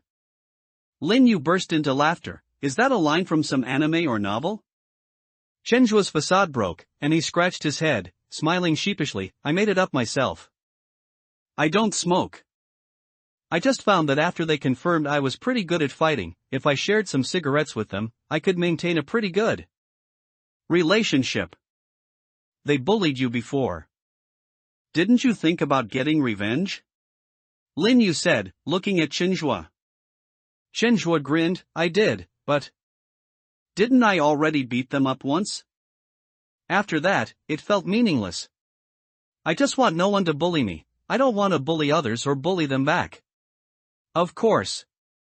Maybe I'm just too kind and weak. Chinzhuo said self-deprecatingly, then looked at Lin Yu. By the way, administrator, you came to find me. Could it be that you saw the post I made online? Post? Lin Yu felt a bit confused. But he didn't show it, only nodded profoundly and non-committally. That's partly why. But more importantly, because you have a lot of potential, I've been keeping an eye on you. As Lin Yu spoke, Chinzhuo became very excited. Really? I didn't even know I had a lot of potential. But I survived that dangerous instance, so maybe you're right, administrator. Then, Chinzhuo seemed to realize something and said tentatively, huh? Administrator, are you perhaps displeased with my attempt to hire experts online to team up with me? Chinzhuo spoke cautiously, and only then did Lin Yu react. The post this otaku mentioned was very likely his paid carry post on the forum. Many newcomers would offer forum points, excellent, items, or even cash as payment to seek help from experts, to be carried through instances and taught the usual things to note for that type of instance. And upon realizing this, Lin Yu suddenly felt that this seemed like a godsend. Because of Chinzhuo's existence, there would always be a loophole in the identities of Zhu Ming and Xiaoyu. It might even expose the fact that he and Xiaoyu had once been in the same instance. Therefore, Lin Yu had originally prepared for the worst-case scenario, eliminating Chinzhuo, or using Tongue of Deceit once to see if it could change his perception, although he would lose a little fatty who firmly believed he was the administrator and might lose a lot of convenience. But for Lin Yu, that was a sacrifice he had to make. However, if Chinzhuo was looking for experts to carry him through instances, Lin Yu's mind became active. It seems there's still a turn of events. Resurrected Summer Moon, team up. Fairly speaking, Lin Yu still hoped to find a way to make Chinzhuo realize that Xiaoyu was not dead without having to kill him. On one hand, before Lin Yu used Rewind, Chinzhuo's actions of rather dying than protecting himself still made Lin Yu remember him a little fondly. Although it was useless, this little fatty was indeed loyal. On the other hand, it was mainly because if the administrator identity could continue to be real, Lin Yu thought it would always be a good thing. Furthermore, honest and easily deceived players like Chinzhuo, who had already established a natural trust relationship with him, were rare. Lin Yu still remembered that the first pot of gold he earned using the death game was accomplished with Chinzhuo's help. Without Chinzhuo, those fake items would not have become real. Such a useful tool, he didn't die in the instance, and asking Lin Yu to kill him personally felt a bit unbearable. It was precisely because Chinjua trusted him so much that Lin Yu felt there might be some room for maneuver. So, Lin Yu cleared his throat, and a plan gradually formed in his mind. Ahem, I have no objection to you looking for someone, after all, it's within the reasonable game rules. Of course, this doesn't mean I'll personally lead you. Lin Yu waved his hand, looking at the sparkling Chinjua in front of him. If you're willing, I happen to know a player who has already completed advancement in past 8 instances, and she's recently short on money and taking on odd jobs. Lin Yu paused, then said to Chinjua, and she's an old acquaintance of yours? Chinjua asked curiously, eh? An old acquaintance of mine. Then, Lin Yu nodded. Yes, an old acquaintance of yours. Chenjua's face lit up with joy. That's great, who is she? Lin Yu patted Chenjua's shoulder. Then when you finish school at noon, I'll call her over. I'll wait for you at the school gate. Afterward, Lin Yu left very dashingly, leaving Chenjua filled with anticipation. And later, Lin Yu also wandered around near the entrance of Jiangcheng No. 6 middle school and sat for a while in a fast food burger joint. He also ordered a set meal from this burger joint, which clearly targeted students, 3 burgers for 10 yuan, to fill his stomach. Although the burgers were pitifully small, given their price, Lin Yu didn't mind them and slowly chewed and finished them. Moreover, after Lin Yu swallowed the last bite of the burger, he even gained some unexpected rewards. Stingy rich man, for the next 24 hours, any consumable item you use has a 50% chance of not being consumed. Any item or ability with a cooldown you use has a 50% chance of not entering cooldown not. Remaining duration, 24 hours. A buff actually appeared. Seeing such a good thing, Lin Yu immediately took out the elixir gourd and activated its ability, turning this item into an immortal brew. Although one stored buff would be wasted, in Lin Yu's opinion, the usefulness of this buff effect was absolutely no less than sweet luck. If it saved one use of Tooth of Prophecy or Tongue of Deception, that would be a huge gain. Or greatly shortening the cooldown of Mask and Fake would also be a good return. Looking at this buff, Lin Yu was in a great mood, and his goodwill towards Chinjua increased a few more points. They say fools have their blessings, this little fatty might really be a lucky star. His face just looks cheerful. I feel like I'm catching some good fortune just by being around him. Lin Yu felt even more strongly that Chinjua was indeed better off alive. After storing the buff in the form of Immortal Brew, Lin Yu also began to give Hannah new lines. Just say these few simple lines later, then you can exit. Lin Yu communicated with Hannah via soul connection. Through this period of immersion, this little octopus had become even more proficient in using illusion ink. Originally, when she used this skill, she couldn't even mimic her own 6th uncle properly, she could only pull out a deceptive phantom that was merely superficial. Now, with Lin Yu's acting lessons and quick tips for lines, Hannah's illusions were enough to be mistaken for reality. Upon hearing Lin Yu's instructions, Hannah's face was serious. Croak croak. Understood, Director, I guarantee to complete the mission. Then, Hannah began to softly mumble, reciting and practicing her lines. Time quickly flew by. Chenjua, who had been distracted all morning, rushed out of school and then saw Lin Yu smiling and waving at him under the shade of a tree. Administrator Big Brother, I'm here. Where's the expert you mentioned? Chenjua looked left and right excitedly. He had been thinking all morning but couldn't figure out which of his acquaintances was an expert who had already completed advancement. It couldn't be one of his group chat friends, could it? After all, Chenjua had no friends in real life, only some good friends in his anime group chats. Even with his improved status at school now, Chenjua still felt he couldn't relate to those bad fresh shallots, although some of them also watched anime and played mobile games. Chenjua despised them. These people only treated the beautiful anime world as a social commodity, only knew how to chase popular IPs and overused memes, and didn't understand the true beauty of anime. But if there was an expert among his group chat friends, Chenjua couldn't help but fantasize about clinging to a powerful leg and taking off, and then the two of them would rampage through dangerous instances together, building a deep friendship. Oh, there were a few people in the group who had Never used voice chat, maybe it was even a very cute girl. Just as Chen Zhuo was lost in thought, Lin Yu spoke again, interrupting his fantasy. Alright, she's here. Lin Yu said softly, and Chen Zhuo turned his head to look, then indeed saw a delicate girl who could be called beautiful, even moving. However, she was clearly not his group chat friend. Although they had only met once, Chen Zhuo couldn't help but cry out. Ah! How is it you, didn't you fail the first instance? Although he didn't know her name, since it was the first instance, Chen Zhuo remembered almost everyone's appearance clearly. And regarding Xiaoyu, he had an additional memory point. I know you. Administrator said you were the one who killed the lone wolf. Chen Zhuo looked at Lin Yu beside him. What's going on, Administrator? Didn't you say I was the only one who cleared it? Lin Yu smiled apologetically. Sorry, that was also a white lie, because at that time, this lady was behind you, covered in blood. She almost died with someone else. I was worried you would collapse in the settlement space, so I didn't remind you to look back. The delicate girl, who was in the image of veterinarian Xiaoyu, smiled and spoke. That's right, little fatty, I was right behind you then. It's good to see you again. A gradually perfected lie, Chen Zhuo's confidence.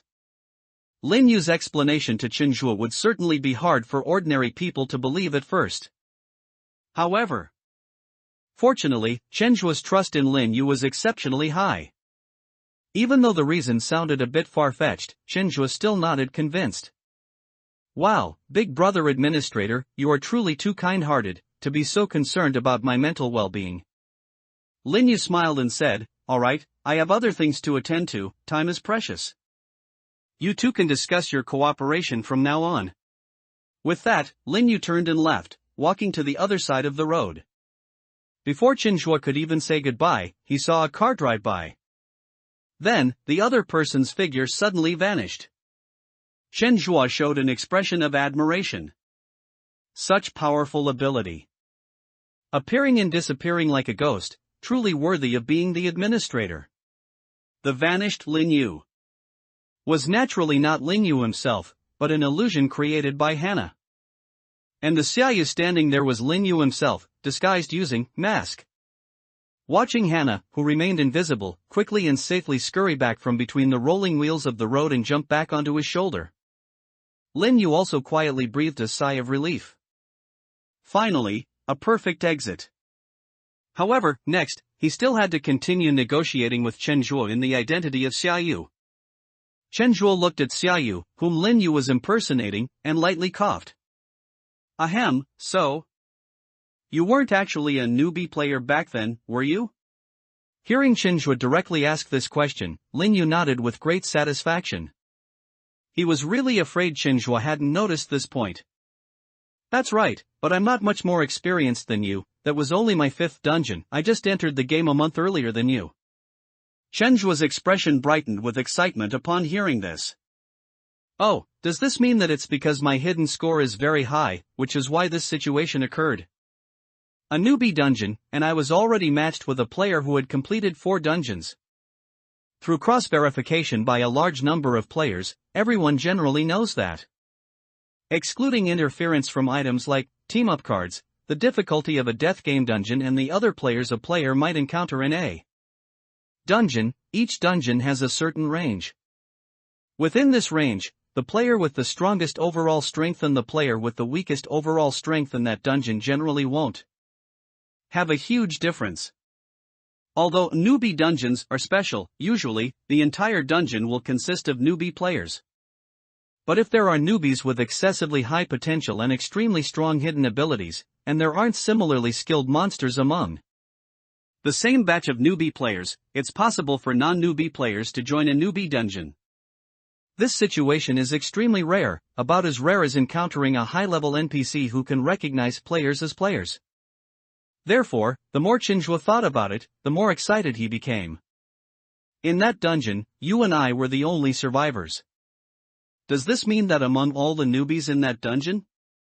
I'm sorry, but you're probably overthinking it, Lin Yu gently interrupted Chen Zhuo in an extremely gentle tone, the ones with the most potential. in that dungeon, to the point of pulling me in to balance things, were probably that soldier and loner. Speaking of this, Lin Yu showed a very gentle smile and spoke in a joking tone. You really should thank me. If I hadn't dealt with those two, if you had faced them. Well, it's hard to say who would have won or lost. Xia Yu said so. Chenjue didn't argue at all and immediately said respectfully, Thank you, sister, for saving my dog's life. I hope you can continue to carry me from now on. How should I address you? Xu Ming, Lin Yu skillfully reported his alias, this is my code name. What's yours? Chenjue said, Ahem, my forum ID is AI-chan's #1 fan. You can call me Xiaozhua. Although he had anticipated that Chenjue's forum ID would be quite abstract, Lin Yu hadn't expected it to be truly that abstract. Therefore, Lin Yu could only portray Xia Yu's persona as someone who didn't understand much about ACG culture, showing appropriate confusion. Your forum ID and Xiaozhua have no relation at all, do they? Yes, Xiaozhua is my nickname in real life, Chenjue answered honestly. After all, if I went by my ID, calling out 5 characters is troublesome. And a bit embarrassing. Calling me Yi Shang or Xiao Tue would also be a bit strange. Then why don't I just call you Xiao AI or AI-chan? Lin Yu blinked, asking curiously and confused. Chenjue's face changed drastically. Oh no, that won't do, that's too sacrilegious. You absolutely cannot call me that. Just call me Xiaozhua. Seeing Chenjue's reaction so agitated, Lin Yu also pursed his lips slightly. Alright.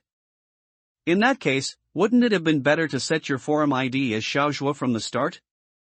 That won't do either, Chenjue's voice remained firm, his eyes revealing an incredibly resolute will, this is faith. Lin Yu's face showed an expression of I don't understand but I respect it. I roughly understand. Let's stop talking about names for now. Let's talk about teaming up. Since that was your newbie dungeon, the next one you'll be participating in is your 5th dungeon, right? Lin Yu asked, and Chenjue nodded. Yes.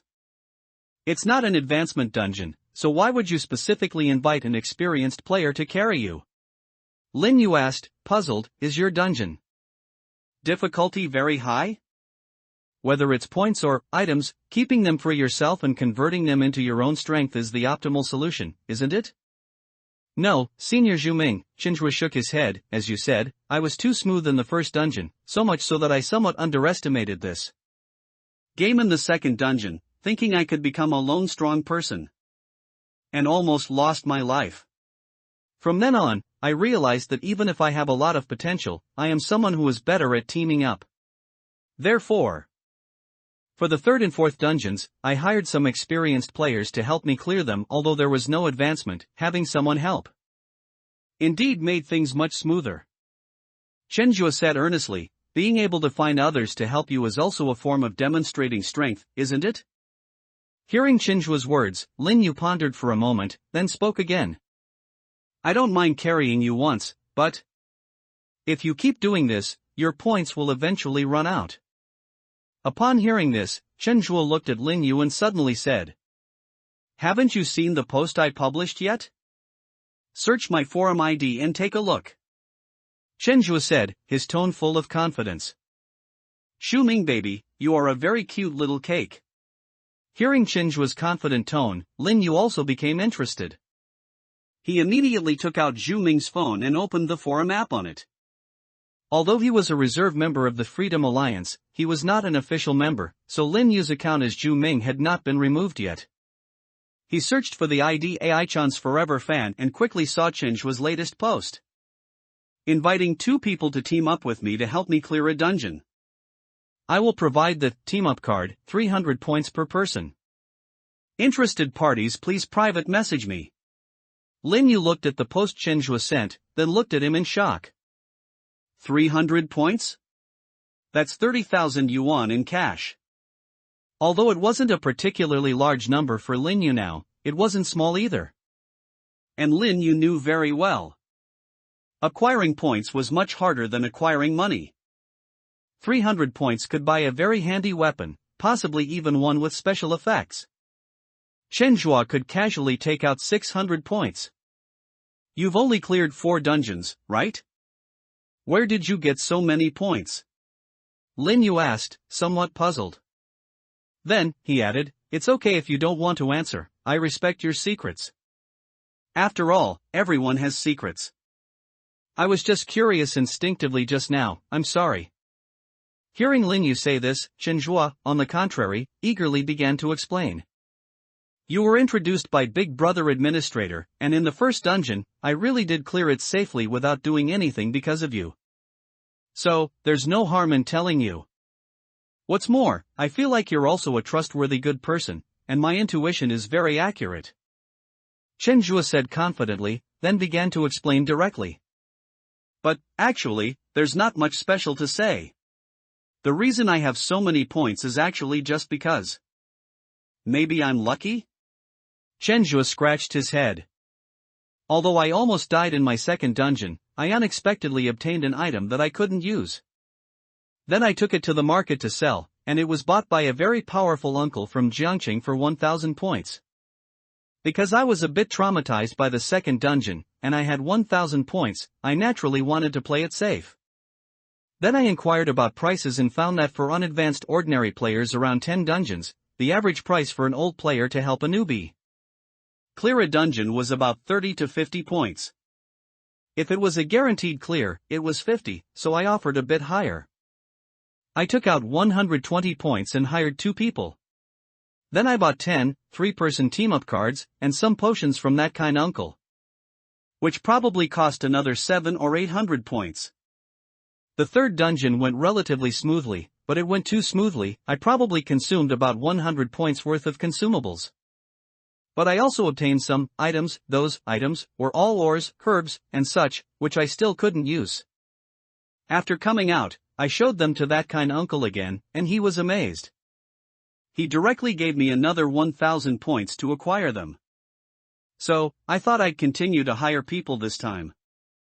Last week, I took out 150 points and hired 2 veterans who, although not advanced, had gone through about 15 dungeons.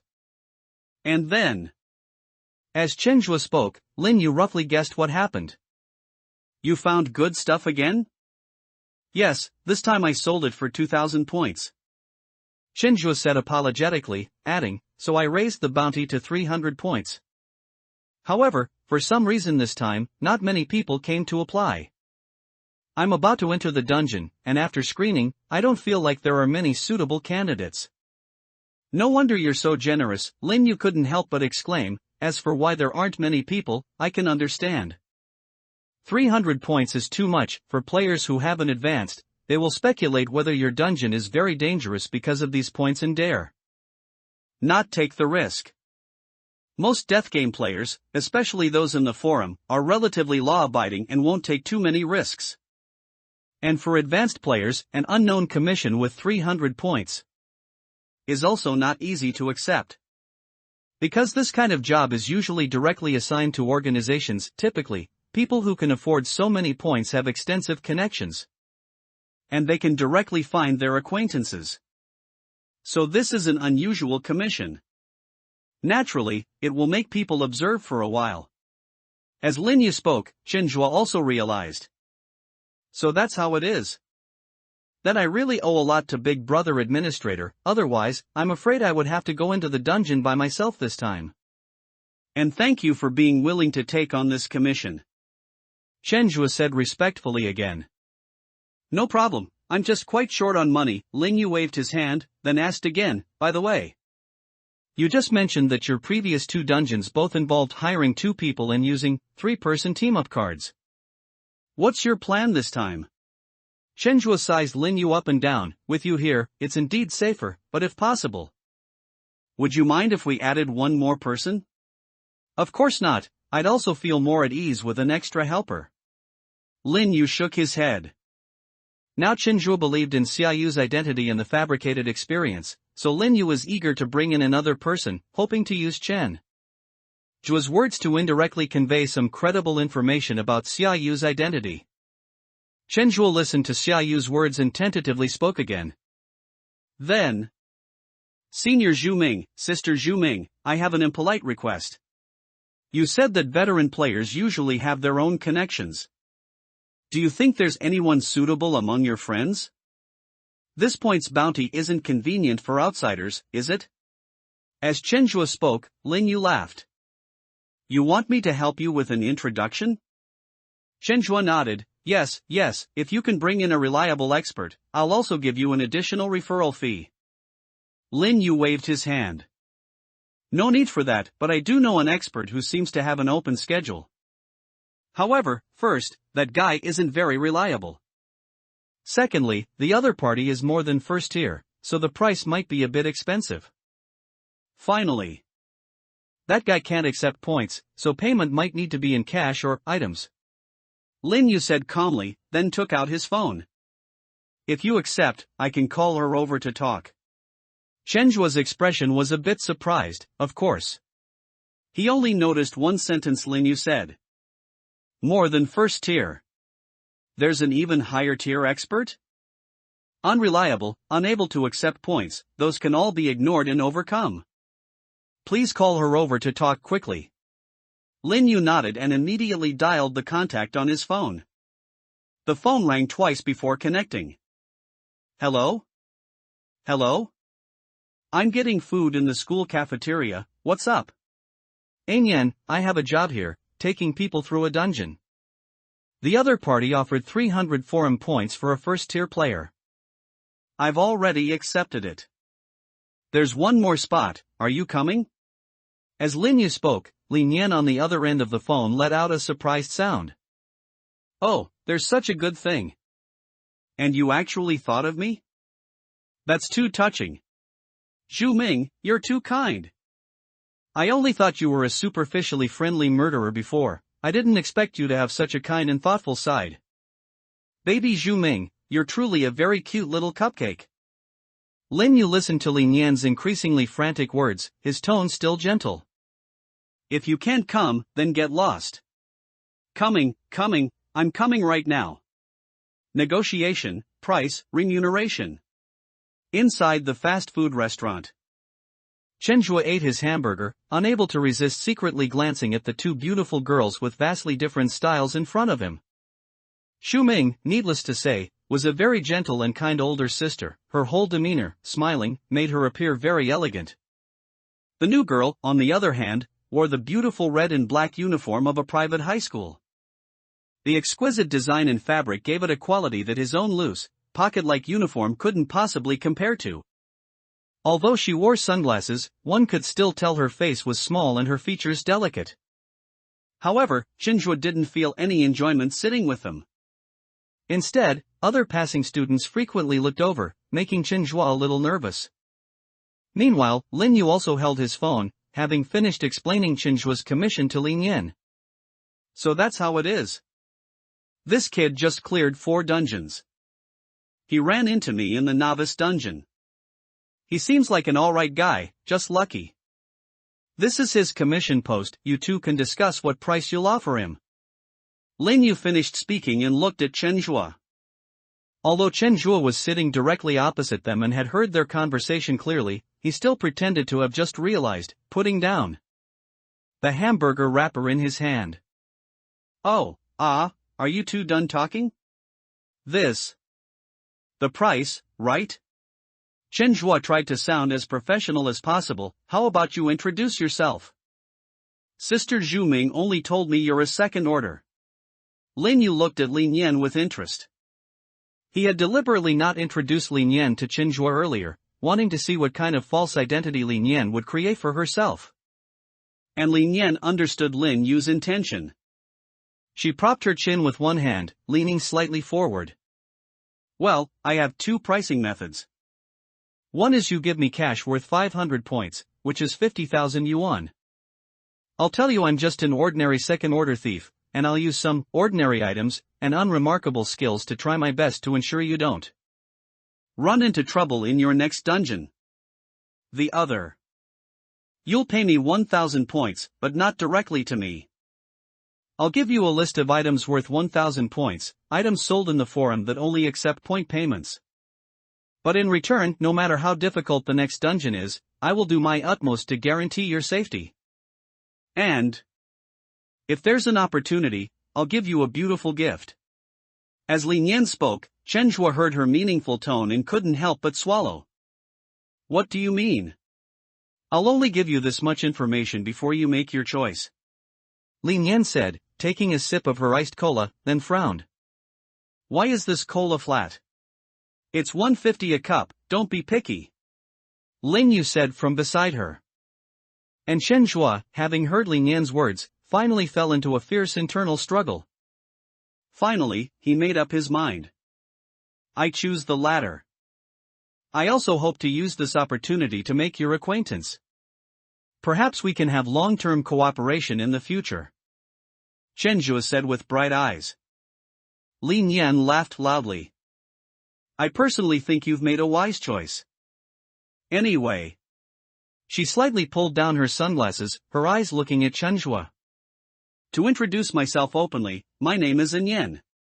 You can also call me the Divine Thief, she said, offering no further self-introduction. But that one name alone was enough to make Chen Zhuo exclaim. You are the Divine Thief? That. Lin Yan nodded slightly, yes, the newest member of the Freedom Alliance. Well, though this title might soon be taken over by Sister Zhu Ming here. Lin Yan chuckled, how about it, having one Freedom Alliance member and one prospective Freedom Alliance member take you through a dungeon, isn't that exciting?